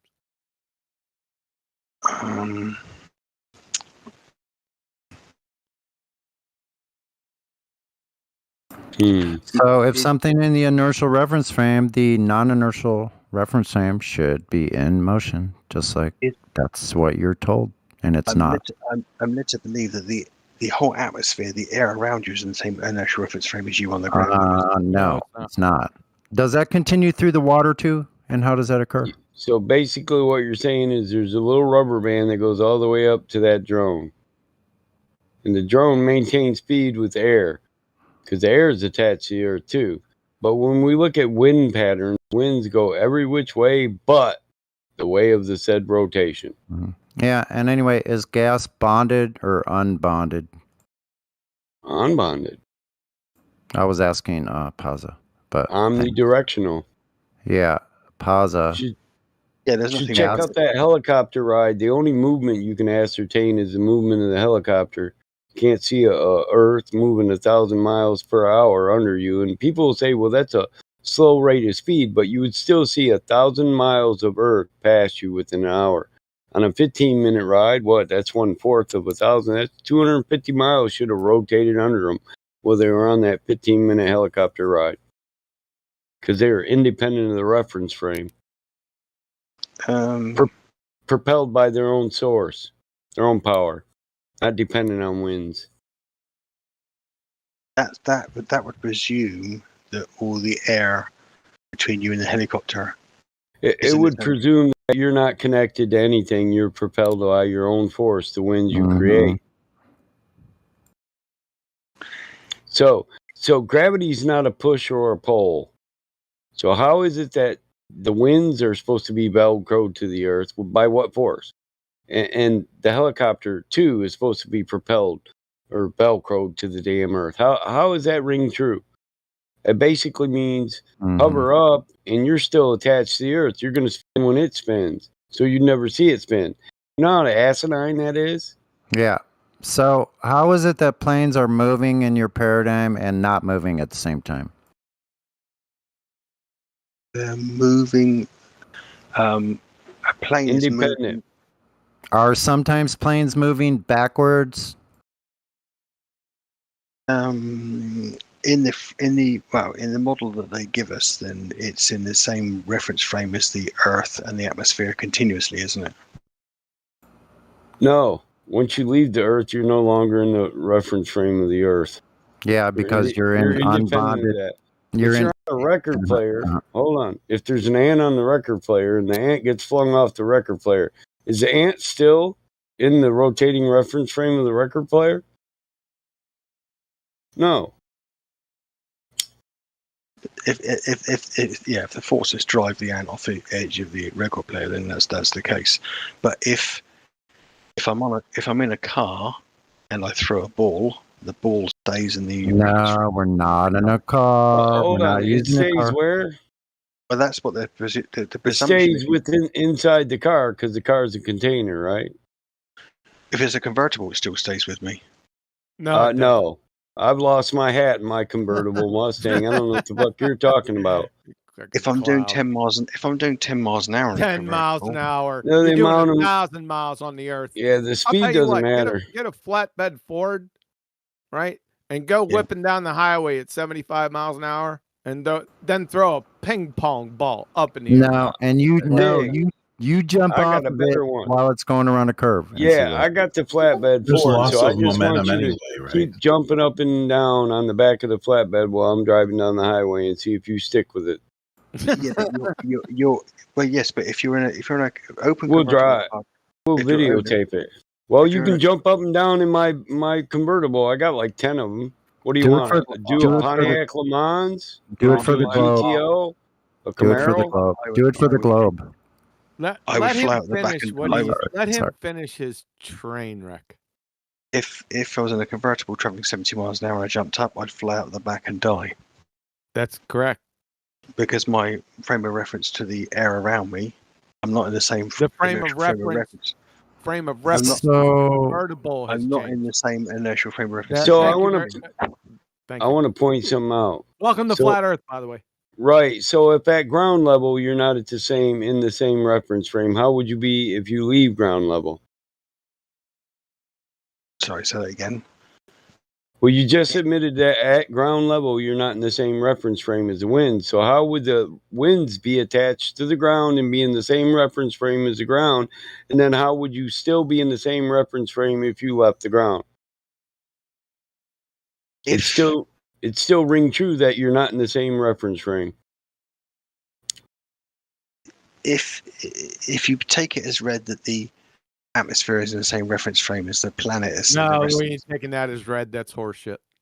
I want to listen. Can I make a windmill and stick it up in my front yard and see that it spins constantly all the time because of the winds? No, you need a wind. If we were attached to the Earth and we moved with the Earth and the Earth moved with the wind, then windmills and solar wind power would never work, would it? Sorry, say that again. If you're attached to the Earth, A solar windmill wouldn't work. A windmill wouldn't work if the Earth moved with the winds. There'd be no resistance. There'd be no wind blowing. We'd be moving uniform with it. You couldn't use a windmill to pump water or create power. Doesn't make any sense. The premise a windmill debunks what you're saying, bro. So does a kite. If they were both attached together and moving relative to each other, then you wouldn't be able to fly a kite. Yeah, aircraft flying east also impossible. Well, the premise is that the atmosphere in its entirety is in the same reference frame as you. Gases are unbonded. How are gases moving physical object when the physical object is solid and the gas is not? Yeah, if it's in the same reference frame as me, then how can it take hold of a kite and try to drag the kite away from me? How can the wind move faster than us if we're in the same reference frame? How many people have let a balloon go and watch it fly right away from them? Not straight up, but away because it's getting blown away. Yes, because there's localized changes in the atmosphere, which is what winds are. Atmosphere. Yeah, how did they overcome 1,000 miles per hour then? He's screwed right here. He's screwed right there at 20 minutes after the hour. You got lower levels going one direction, upper levels going the other direction.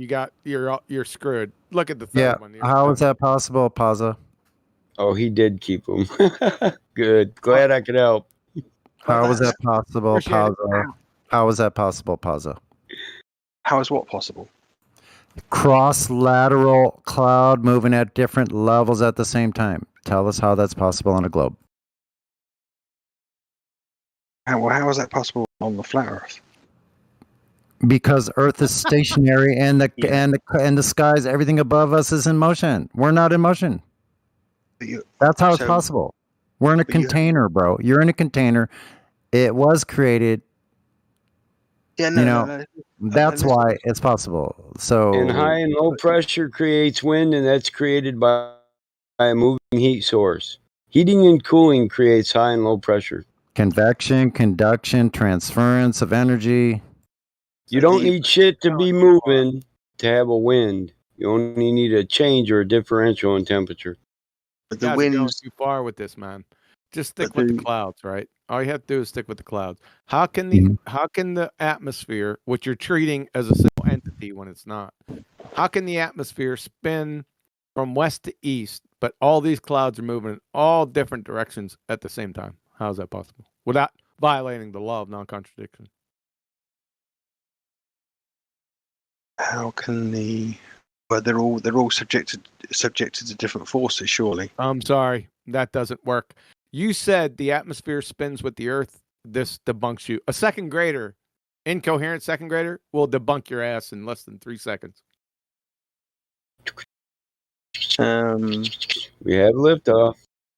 We have liftoff. The atmosphere.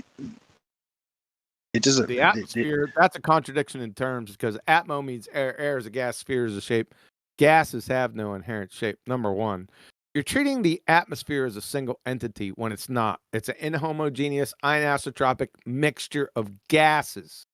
They're not bonded to each other, so they ain't moving together. That's for damn sure. You've also violated Boyle's law, Charles' law, Gay-Lussac's law, Avogadro's law, parts of Dalton's law, the second law of thermodynamics, and Brownian motion. Welcome to Flat Earth. Yeah, welcome to Flat Earth Pauses. So if you have any counterclaims to what QE just said, all those different laws, please show us the counters by citation showing that he's wrong. Show us. I haven't researched it into the level that you guys have, obviously. Well, now you have the homework. Did you get all the laws? I mean, I know those laws in principle. Class.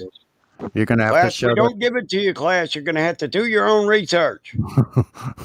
Pay attention when I'm talking to you, class. And next week, we'll be going on to gas pressure. Gussicks, Charles, and Boyle's gas laws. Yeah, exactly. The gas laws. Most important one right there, I would say the second law. But Brownian motion just destroys your point right at the base level. How does a Brownian motion destroy? Brownian motion because gas is moving all different directions at the same time. It's Brownian motion. You're saying one direction, but Brownian motion dictates that they move in every conceivable direction. So you're finished.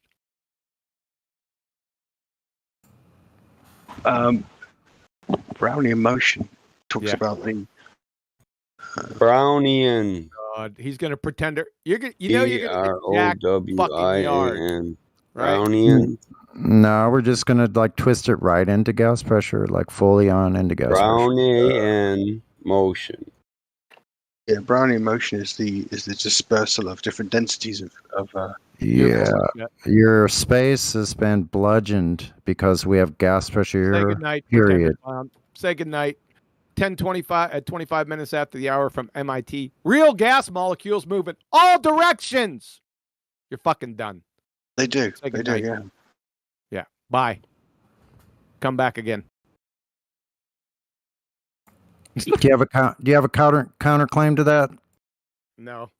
That's what Brownian motion states, that all gas molecules move in all directions. Yeah. Do you have a counterclaim to that? And you're claiming one direction, so you're finished. I'm not claiming one direction. Yes, you are. The atmosphere is made of gases. You said gases. The atmosphere moves from west to east with the Earth.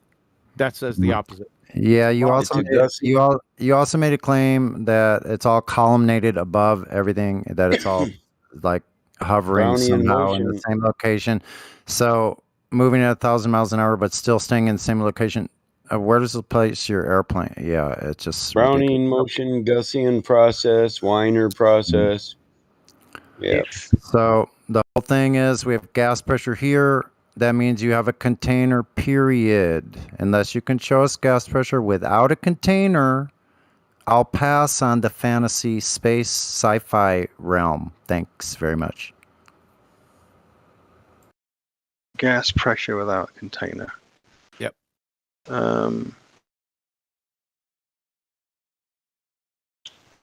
Yeah, okay. Fair enough.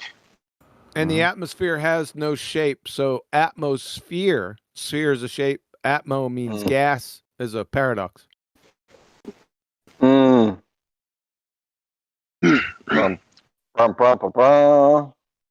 It does get. I mean, there's no argument that it gets the pressure, the atmospheric pressure gets significantly. It continues to get reduced as you go higher. Who cares? Where'd you get the gas pressure first? If you go up high enough, surely Who it's cares? Where'd you get the gas in? pressure? 1 second. Where'd you get the gas pressure gradient? Which comes first, gas pressure or gas pressure gradients? That's a kind of a. You can't have gas pressure gradient without first having gas pressure. Yeah, do you need to phone a friend? Where'd you get it? Ask the audience? No. A gradient is always a measure of something else. It's a section. No, you cannot Does have a anyone- pressure gradient unless you have pressure. Come on, Yeah. man. Yeah. Just be honest. I'm agreeing with you. You can't have a gradient unless you're measuring something under the fundamental underneath it, can you? So yes, gas pressure. Exactly. Mm-hmm. Gas pressure first. You're getting a little bit aggressive. I'm agreeing with you on that. Yeah. Yeah, gas pressure first. So when you appeal to gas pressure Well, gradient, I'm a right proper cunt. I don't know. that's sort of a red herring fallacy. So the question still stands: how do you have gas pressure without a container? Mm-hmm. One example. Hey, I'm making a quiche, man. You want a piece for me to make up for it, or what? You like quiche? If you need containment, for, what you're saying is suggesting is you need containment for pressure. Is that what you're saying? Gas pressure. Yeah, and it's not if. It's defined that way. You have to have a container. It has to be a physical container, by the way. So you're saying you need it's the antecedent. Antecedent. Look up the definition of gas let pressure. him finish. Let him finish. He's asking a Okay. question. Go ahead. So the inference is you have to have containment for pressure. Yeah, it's the definition of it. At 28 minutes after the hour at chemistry.elmhurst.edu. The pressure of the gas, of course, of the gas. I'm not done yet. But Thanks. Within our atmosphere. Thanks. I'm not Given done the yet. citation, let him Hold get on. it. Hold on 1 second, everybody. Go, QE. Yeah, at 28 minutes after the hour, I posted 1, 2, 3, 4 citations for the definition of gas pressure. So the pressure of a gas is the force that the gas exerts on the walls of its container. That's chemistry at Elmhurst. Let's go to NASA. Gas pressure. The molecules are in constant random motion. That kills your other claim. The random motion right there. I digress. And frequently collide with each other in the walls of a container. Because the molecules are in a motion, gas will expand to fill the container. Since density is defined to be the mass divided by the volume, density depends directly on the size of the container in which a fixed mass of gas is confined. From kinetic molecular theory back to chemistry at Elmhurst. Observations about pressure may be explained using the following ideas. The rapid motion and collisions of molecules with the walls of the container causes pressure, force on a unit area. So you're finished because it's cause. We can go to Chem Libre text, gas pressure. Pressure is caused again. This is cause and effect, necessary antecedent by gas molecules hitting the walls of the container. It's over. Okay. So no space, basically, Pazza. That's what that means. So anything that you're going on saying that it went somewhere, you would have to show that they could violate the second law of thermodynamics. Quite simply, that's the only way you could do this. Yep. And the whole container thing, is that also true for liquids? Like, No, we're just talking about gases. no, but It's I'm also just true for curious. liquids. It's also true for liquids. You just don't need with most liquids, if we're talking about water, you don't need a cover, like a roof. You don't need to be at the container edge to measure pressure, though, do you?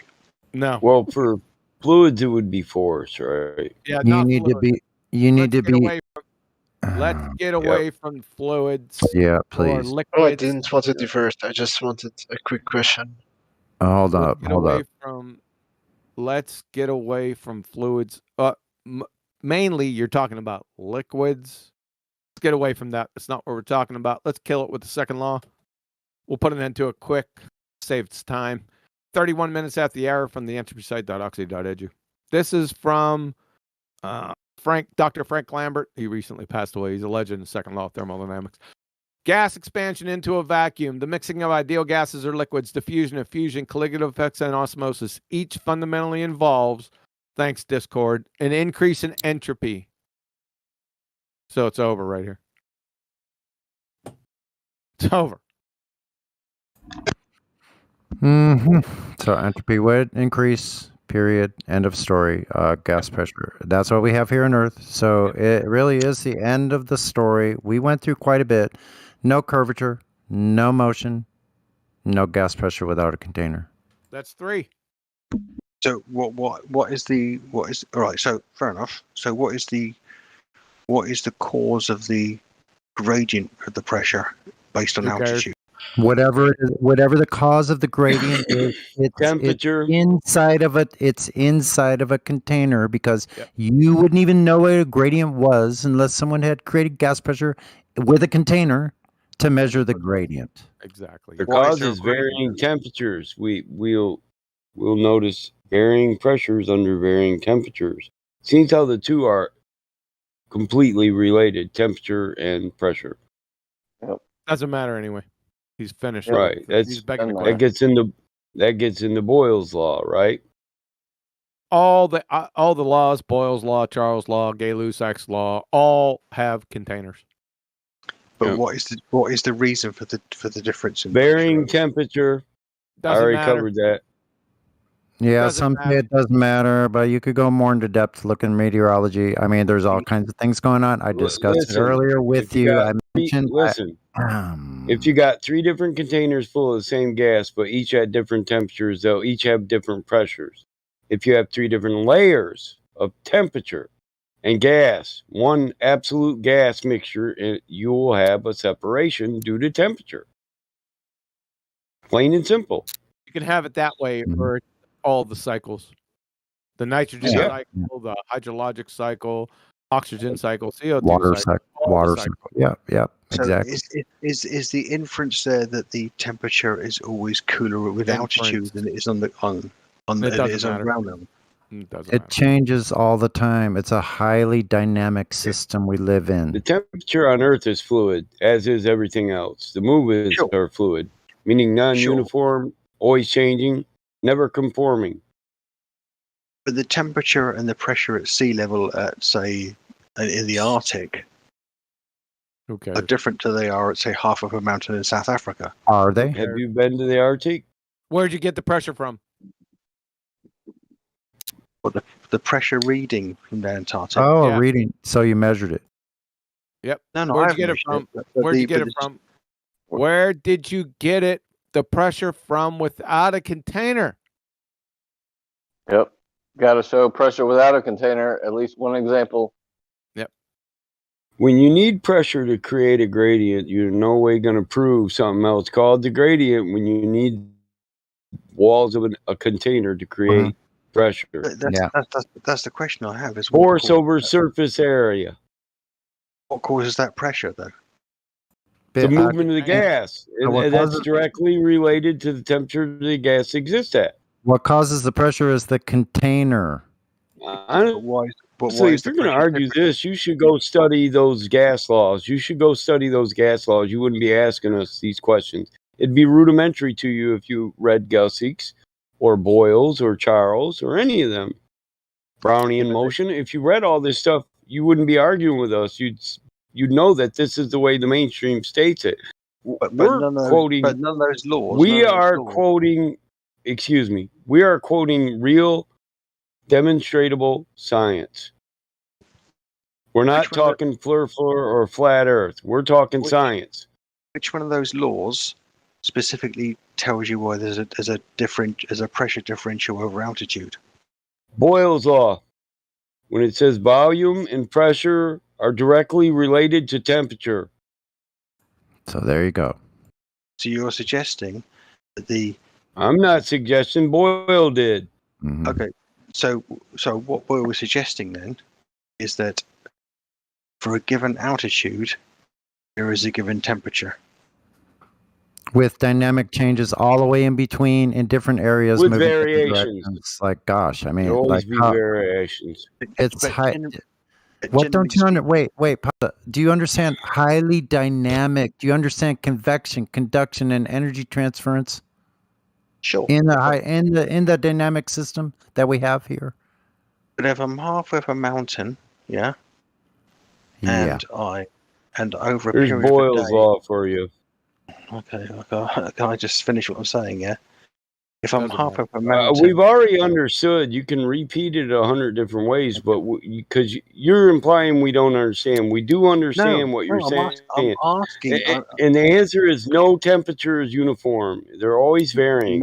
Not everything people say is a gotcha. It really isn't. I'm just asking. I know, but the temperature on a mountain won't be the same when the sun is out as it is when it goes down. So everything there's no gotcha there. There's no gotcha there. I'm not coming up with a gotcha. I'm asking you a I question. I do. I do that. Okay. I've got to call it a day. It's getting quite late here, yeah. So. All right. Well, I hope you look into this a little more. Boyle's law says that the pressure of a given quantity of gas varies inversely with its volume, so the density and the pressure will vary at its constant temperature. So if the temperature changes, so does the volume, density, and pressure. So if I measure the pressure at a certain place over an entire day and it's roughly consistent, does that mean that the temperature should be roughly consistent over that period as well? No, where'd you get pressure without a container? Yeah, it would slightly imply that. we still need the pressure without the container. But without all the variables, we couldn't assert that. Because it doesn't matter what you're talking about, things swirling around inside the container. I want to get him with his own thing. Yeah, we're still That's in just a generalized anecdote. I know, I gotcha, but he did say I don't buy anecdotes. Yeah, I know. No different than him. But if you measure the pressure, if you're in a city at a certain altitude, the pressure Where'd you get pressure at? Sorry. Where'd you get the gas pressure from? Yeah, how'd you get pressure? Well, Cornered. From a barometer. Listen, son, you're gonna have to marry this one and take her to bed. You're gonna have to consummate this one. Yeah, because we ain't gonna let you forget her. You done took her and danced on the floor with her. She's yours now. Yeah, because every time you mention pressure, we're going to ask, where'd you get the pressure from? So that's where that's going to go.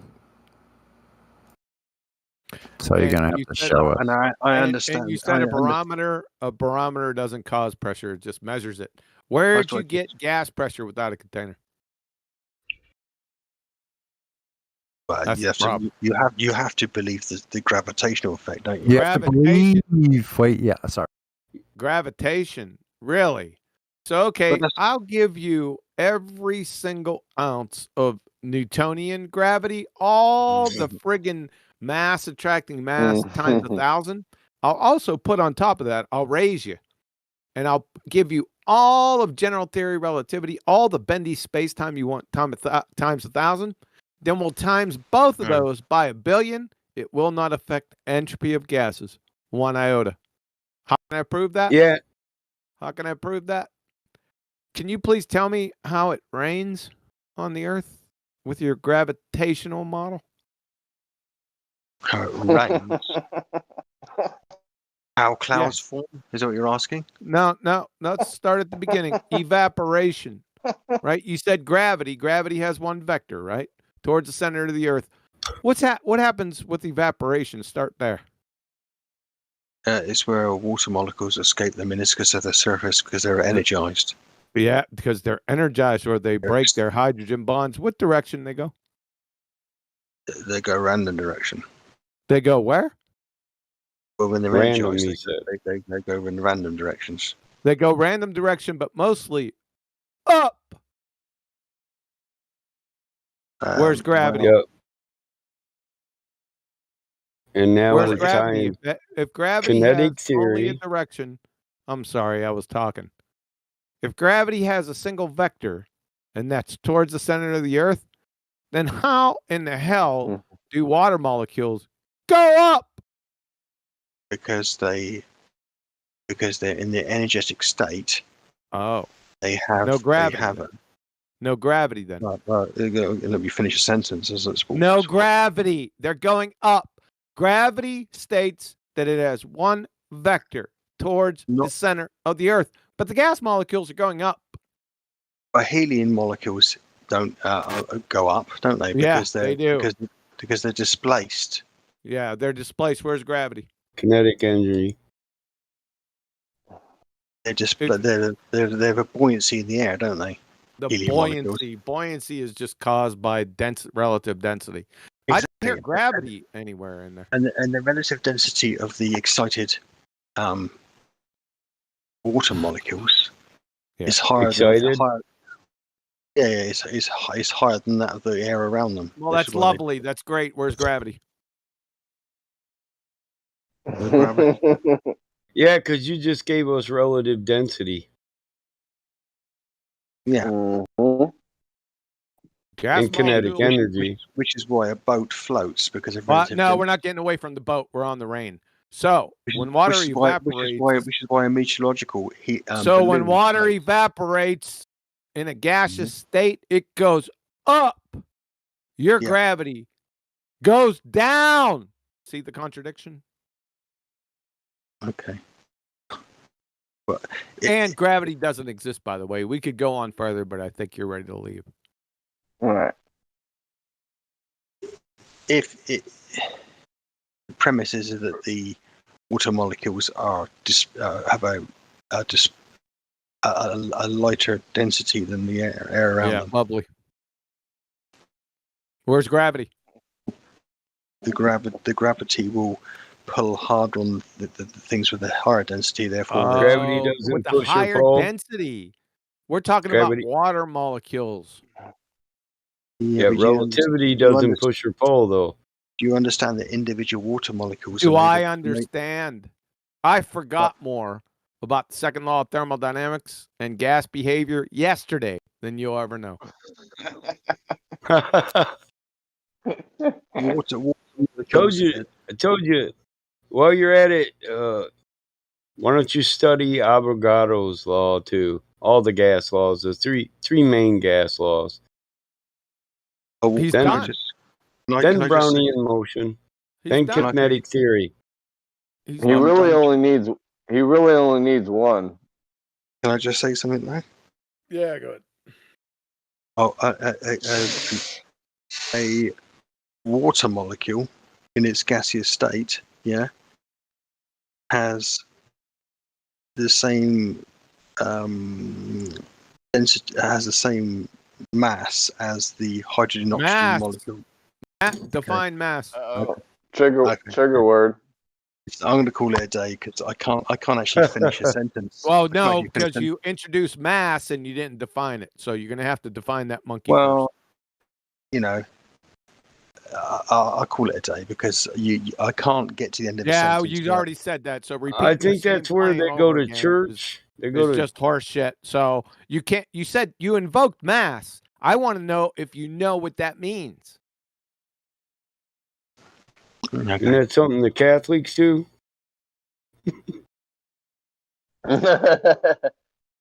So simply define that monkey. I'll call it a day, because I can't get to the end of a sentence. Yeah, we heard it. Bye. Hallelujah. Well, thanks for coming by and thanks for participating. We went through a lot of information there, and just a short recap to everybody listening that no globe proof was provided. Thank you very much. I didn't come here to give you globe proof, did I? But granted, you gave me a lot of information. Oh, I thought you were leaving. I'm sorry. Okay. That was kind of an outro, but which way the door? There. Take care, guys. Yeah. Yep. Later. Feel free to come back, though, man. Actually, look at the information down below. Murgatroyd, exit stage left. And the server, we have lots of information if you're really interested in this topic, or if you're just going to keep going along spouting the globe religion off in here. We're probably not going to get a good response. But, stay cordial. There's Globers that are here. You're not going to get kicked just by believing the globe, No. So I appreciate the conversation. It was a good one. I will go, and I say I appreciate that some of you have got an adult discourse, and I'm ignoring those who put caricature voices on. Oh yeah, we ignore those type comments too. But thank you. Mm-hmm. Yeah. Okay. Yeah, each to their own. You know, what you Yeah, got to totally. do is take your feelings off your shoulder and put them on the table when you come in here, because this isn't about feelings. It's about what's demonstrably true and what is not. You nice can't get meme. butt hurt. It's about truth. Where'd you get your Well, memes from? You know, from the gift bar. It's a gift. And it's on the gift bar down there by the message. You don't have it? Okay. I see. Yeah. Got to get that. Got to get that nitrous, man. So you can just click it and type in Snagglepuss up there, and it'll show you Snagglepuss. Heavens of Murgatroyd. Exit stage left. All right. See you later, guys. The image I put was a screenshot from Witsit tonight in San Diego here. Look at that sun. Wow. Stay safe, guys. Yeah. Yeah, have a good You night, too. Puzza. Right on, man. Thanks for being civil. Mm-hmm. Yeah, I appreciate that. Go try to find that gas pressure without a container, and then go measure a gradient without a container.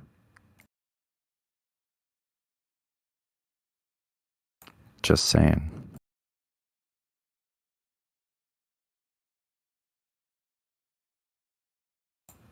Maybe Matthew's here to show us gas pressure without a container. Let's have Matthew define mass first. Okay, Matthew, what's mass? Next. The resistance to acceleration. It's No, measured- that's inertia. Mass is related to inertia, yes. No, that's inertia. I don't care. Are what they like relationship are it they has. like cousins? Holy shit. I'm sorry. That's That's what inertia. his sister said. Yeah. No. No, you're gonna have to come up with something else. That's all I got. That's all I got. Yeah. Okay, no answer on that one. Okay, do you know the difference between synthetic and natural? Yes. Please explain. I busted them weapons out. Synthetic is something that humans have made. Yep. And what is natural? Things that are not synthetic. So I think I don't know if there's any third category, but I would say Nature made. There is a third category. What's the third? There's three categories: supernatural, synthetic, man-made. Creator made. Got it. Super. I was going to get ready to give you examples. So, and the definition: supernatural is above nature. It's not an antonym of natural. So, I mean, isn't everything technically supernatural? So I wasn't done yet. I'm sorry. Go ahead. Who was that? Shinji. So we have three choices or three categories that shit falls into. Supernatural, that's above natural. Super is the key word. That means above. So natural and then synthetic. So for the natural, we have frogs, we got sulfur, light, water. For synthetic, we have Indy cars, shotguns, shoes, supernatural, those things that don't have physical attributes. That is charge, matter, momentum, or spin, millielectron volts, kcals, or kilojoules. So those things are information, time, thoughts, mathematics. Good. Yeah, I would add angels and human souls in the supernatural. Also. Well, you could. So there you go. Where would they fit in the kilojoules, and what was the other part? Where would those fit? Kilojoules, millielectron, Where kcals. do angels fit in the kilojoules or They don't, because he's called the volts? supernatural. Supernatural. That's right. Yeah, that's what he called it. So he was correct. Mm-hmm. So there are three I have a categories. following question for that. So there's 3 categories, not just 2. And supernatural is not the opposite of natural. The opposite of natural, or the antonym of natural, is synthetic. But isn't... Oh, sorry. Go ahead. No, go ahead.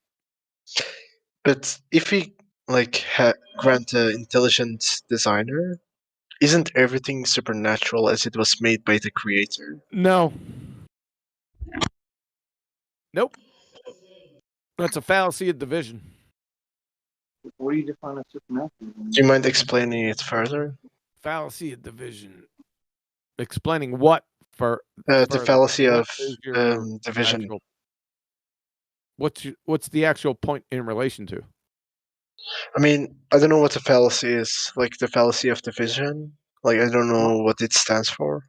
It's a So logical fallacy. It's the opposite of fallacy of composition. The fallacy of division is inferring that something is true of one or more of the parts from the fact that it's true of the whole. all right. So atoms are here's an example. Atoms are natural. Everything is made of atoms. Therefore, everything is natural. That would be a logical fallacy of division. It's the opposite of its twisted sister, fallacy of composition, which is inferring that something is true of the whole from the fact that it's true of one of the parts of the whole. Observational science is a good example, right? That's not only painfully redundant. Hypothesis, the queen of science, is not observational. Follow?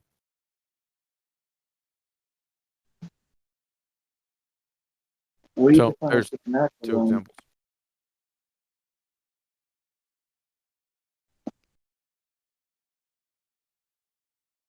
Good.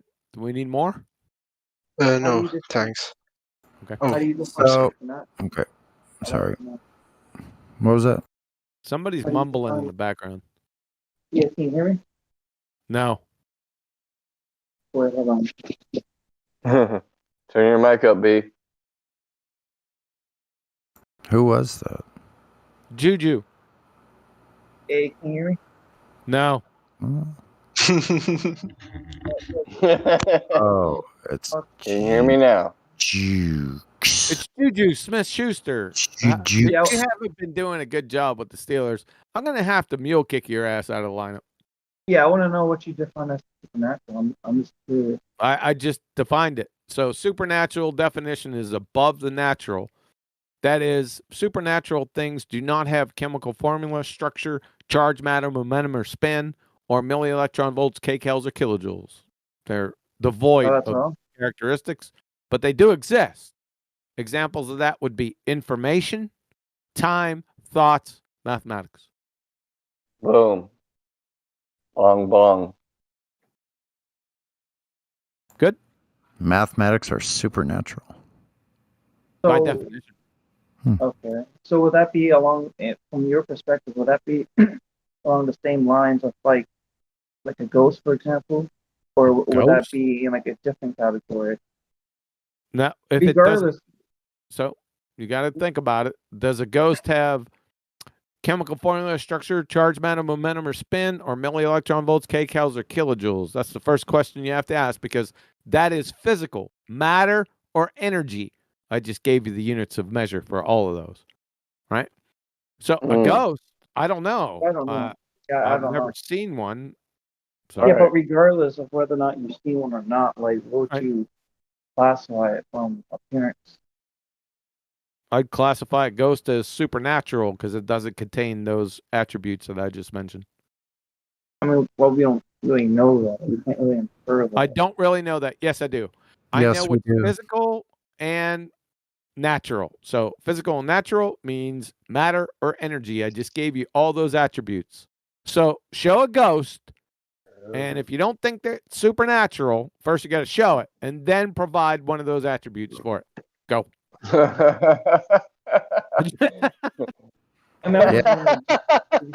Same thing with human thought would be supernatural. Yeah, show it to me. I mean, I guess I can't say. I just see it as a strange label, a ghost. And you sound like you're talking into a pillow, man. No, I think. Yeah. I think. Can anyone else hear me clearly? Your audio is garbage. Your audio is garbage, bro. It's really What bad. the fudge? I literally just bought this mic. Well, it's a shitty mic. Go back to Alright. Walmart and get a good one. Sounds like you're inside of a box, like a cardboard box. Okay. What about if I bring it close to my mouth? Same thing? You might be able to go to the settings here in Discord and adjust the settings. It might help a little. You need to go to voice and Voice audio. and video. Yeah, audio Yeah, and voice and video. video. Yeah, I'm in Then voice and video change your now. input. You got a cricket. You got a cricket phone, don't you? No, it's just okay. You said input mode, and it's voice activity and push. Just a to talk. drop down menu and change it to your mic.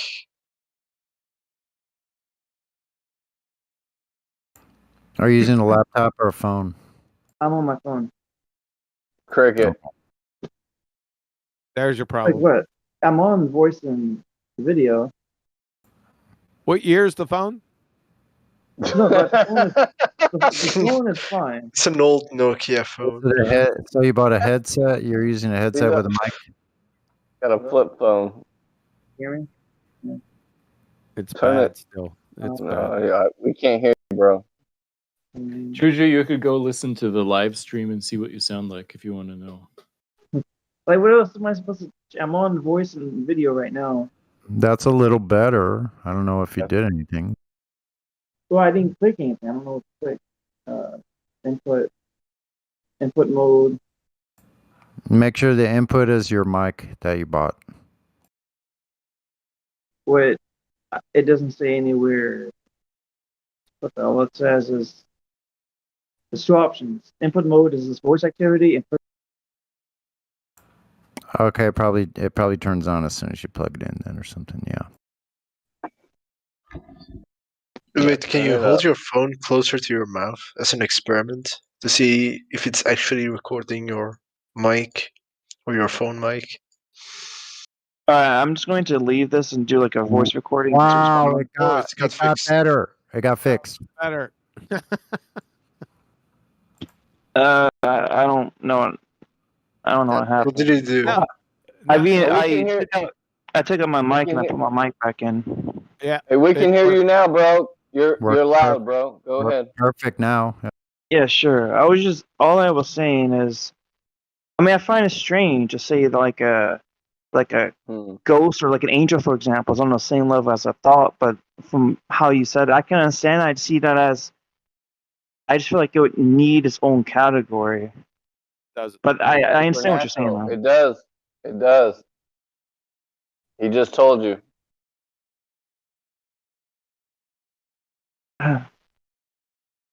Kiwi just told you what the category was.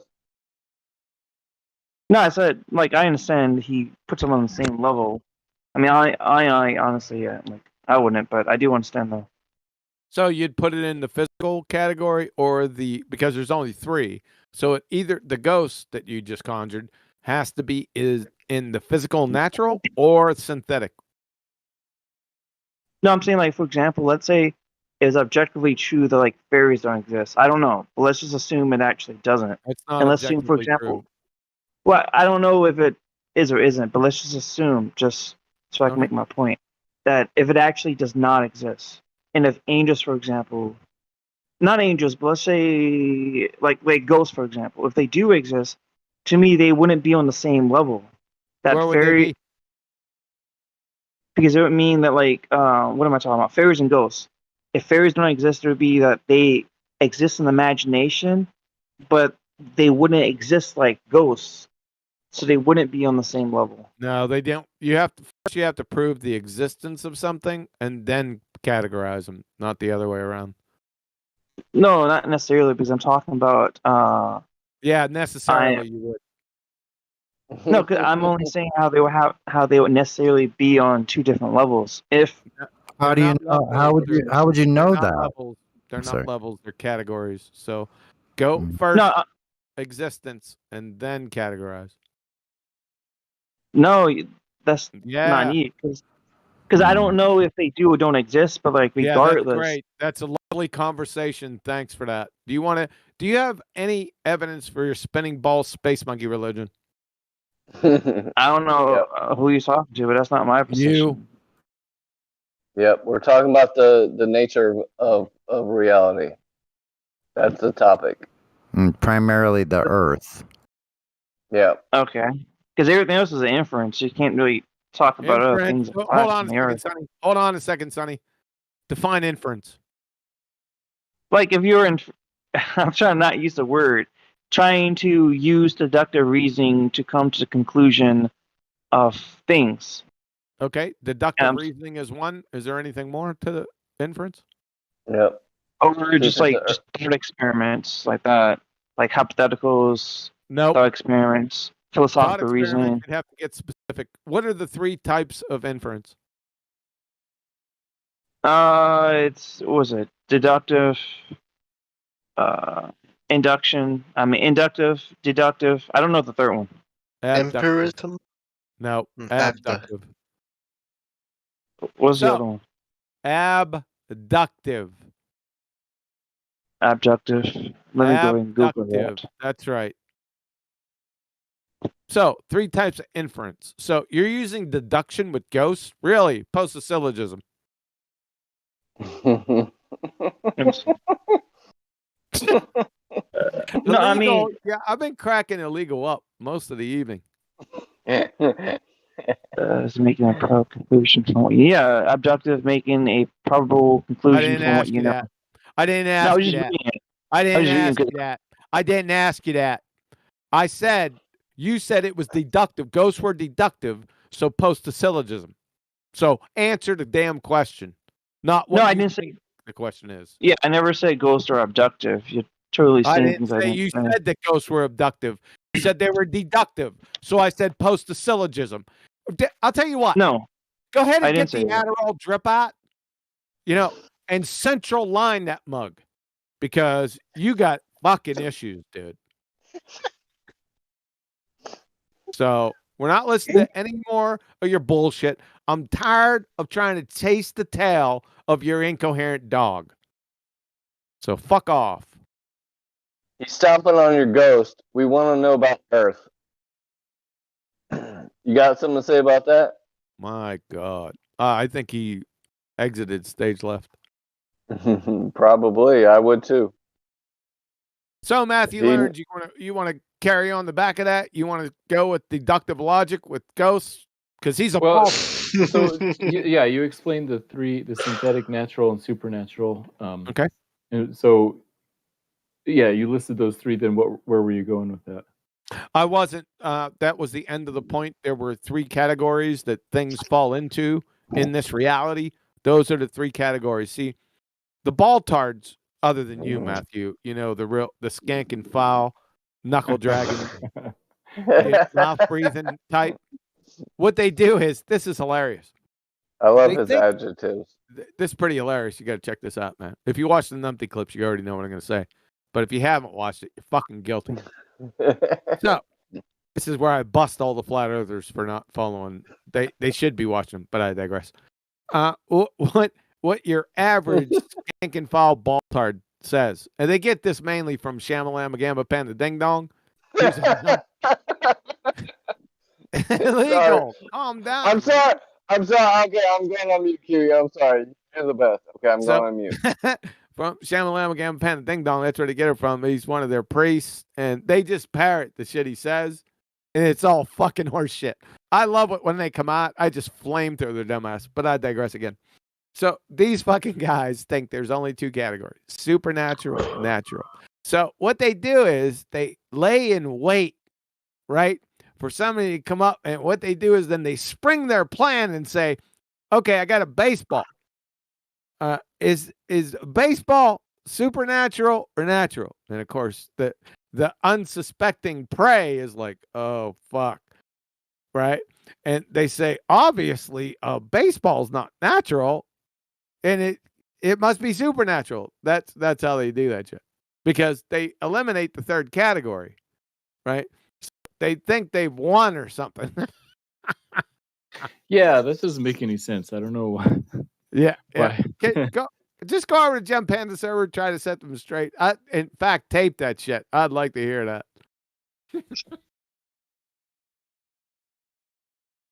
Right. So that's what the point was. So we can move on from that. Yeah, I do think that a lot of people who believe in scientism don't admit that there's anything supernatural. There's not. There is by definition. Well, I don't care what they admit. They're going to have to support that shit, either scientifically, logically, or demonstrated. Right? So they can't support that. Supernatural is above the natural. What is natural? Natural is like the material objects and stuff. Yes. Like that. Exactly. Yes. That's why I said that it's matter or energy, and then I defined it that way. So what is matter and energy? So you go down the list: chemical formula, structure, charge, matter, momentum, or spin. That's the matter part, or the energy: millielectron volts, kcals, or kilojoules. So that encompasses that whole category. Now, if it's not that, then it must be one of the other two. So synthetic, which you defined earlier and was correct, that's man-made. So let's say I have information like, look out, there's a fucking tiger behind you. Now, does that fit in the physical and natural category? No, because it has no of the criterion I just read off. Is it synthetic? Well, it can be. However, it still has no chemical formula or structure, charge, matter. You see the deal. There's some crossover. Yeah, that's a good example. Yeah, there's some crossover here, right? But it's definitely supernatural because look out, there's a tiger behind you. You can't give that chemical formula, structure, charge, matter, momentum, or spin, or millielectron volts, kcals, or kilojoules. But it still exists because they just said it to you. Yeah, I like an example. When somebody says, I don't believe in the supernatural, I say, but you are supernatural. And they say, what do you mean? I say, well, hold out both of your hands and then decide which hand to raise, your left hand or your right hand. And then they decide and raise one of their hands. And I said, okay, do you think that before you decided there was anything natural that would determine which hand you chose to raise? So just the mere act of choosing is a supernatural act because matter cannot choose. Choice. And then they try to say stuff like, oh, brain chemicals and like quantum spins and all this type of stuff. And I'm like, well, so you think that if a scientist could look at your brain really carefully, he could tell which hand you're going to raise? And they have to admit that, and some of them will, but I don't think that's right. So doesn't I like choice, it.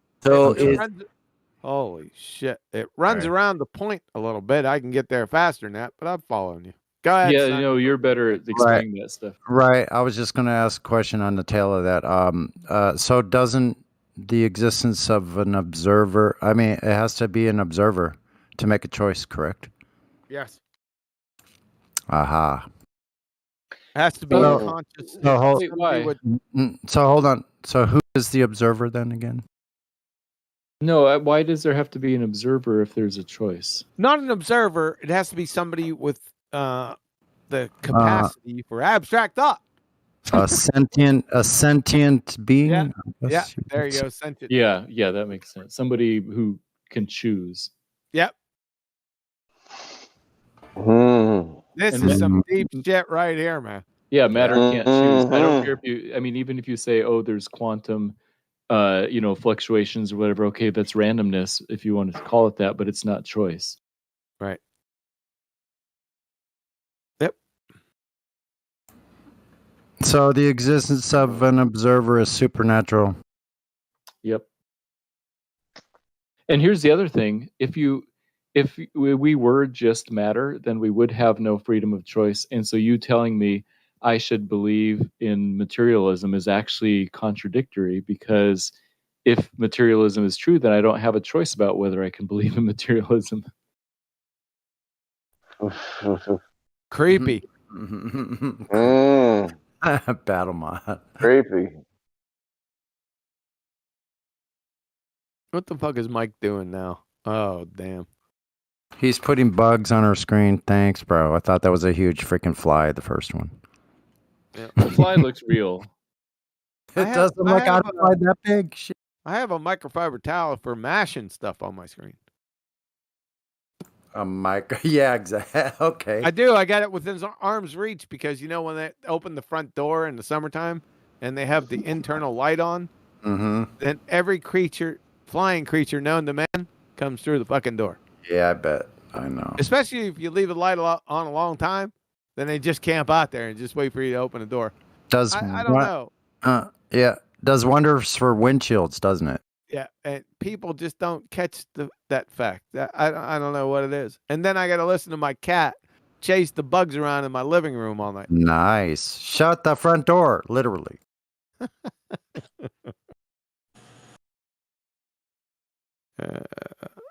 I don't know, man.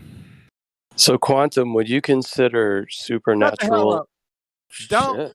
ever Sorry, man. speak to me. You shut your mouth when you're talking to me. That's my favorite thing to say to my wife. Go ahead, man. No, I was just going to say, would you consider the supernatural and metaphysics similar, synonymous, or completely different? Define metaphysics. I knew you were going to ask me to define it. I have to know the comparison, right? Just depends on your definition of each, by the way. To me, metaphysics is more of a philosophical viewpoint, right? That deals with... No, well, that may be true, but then it wouldn't be supernatural. They might have some crossover, but they're two distinct definitions. Okay.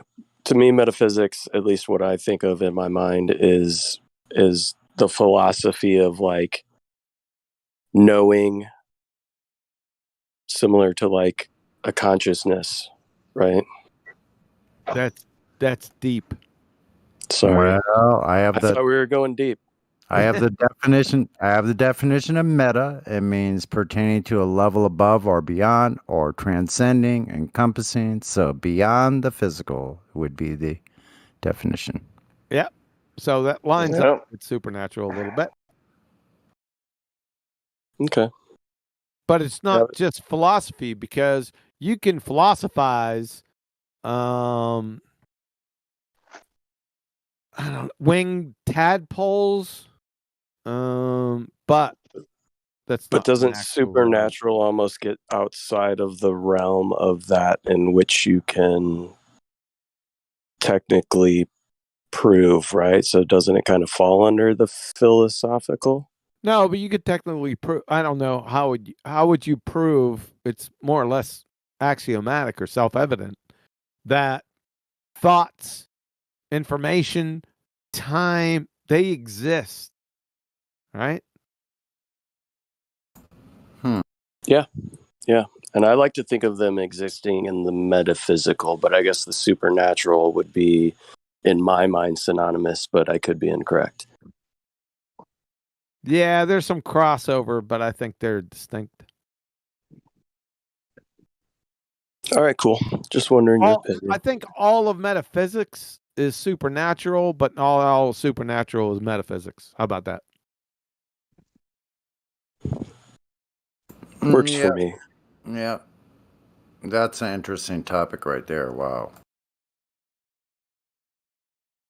Mm-hmm. And philosophy is not a bad word. If you look up the definition of philosophy, it's not all that bad a word. A lot of people will try to make it a bad word, but it's actually not.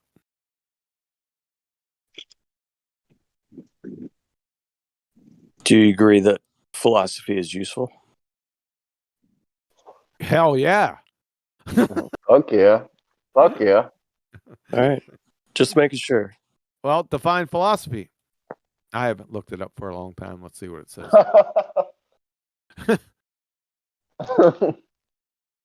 Let's see what philosophy is.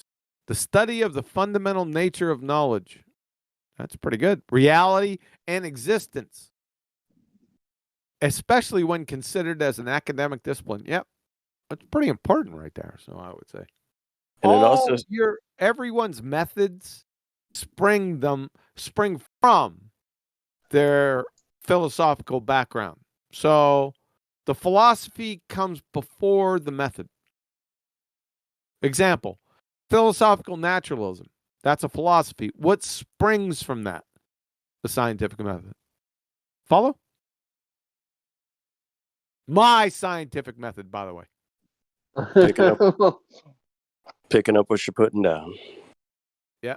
So the philosophy is always the necessary antecedent to any method. It's any method. Scientific method, carpentry, economics, anything. Yeah. The philosophy always comes first. So I caught in that definition, it said both reality and existence, meaning those two things were different. Meaning they're more or less the same.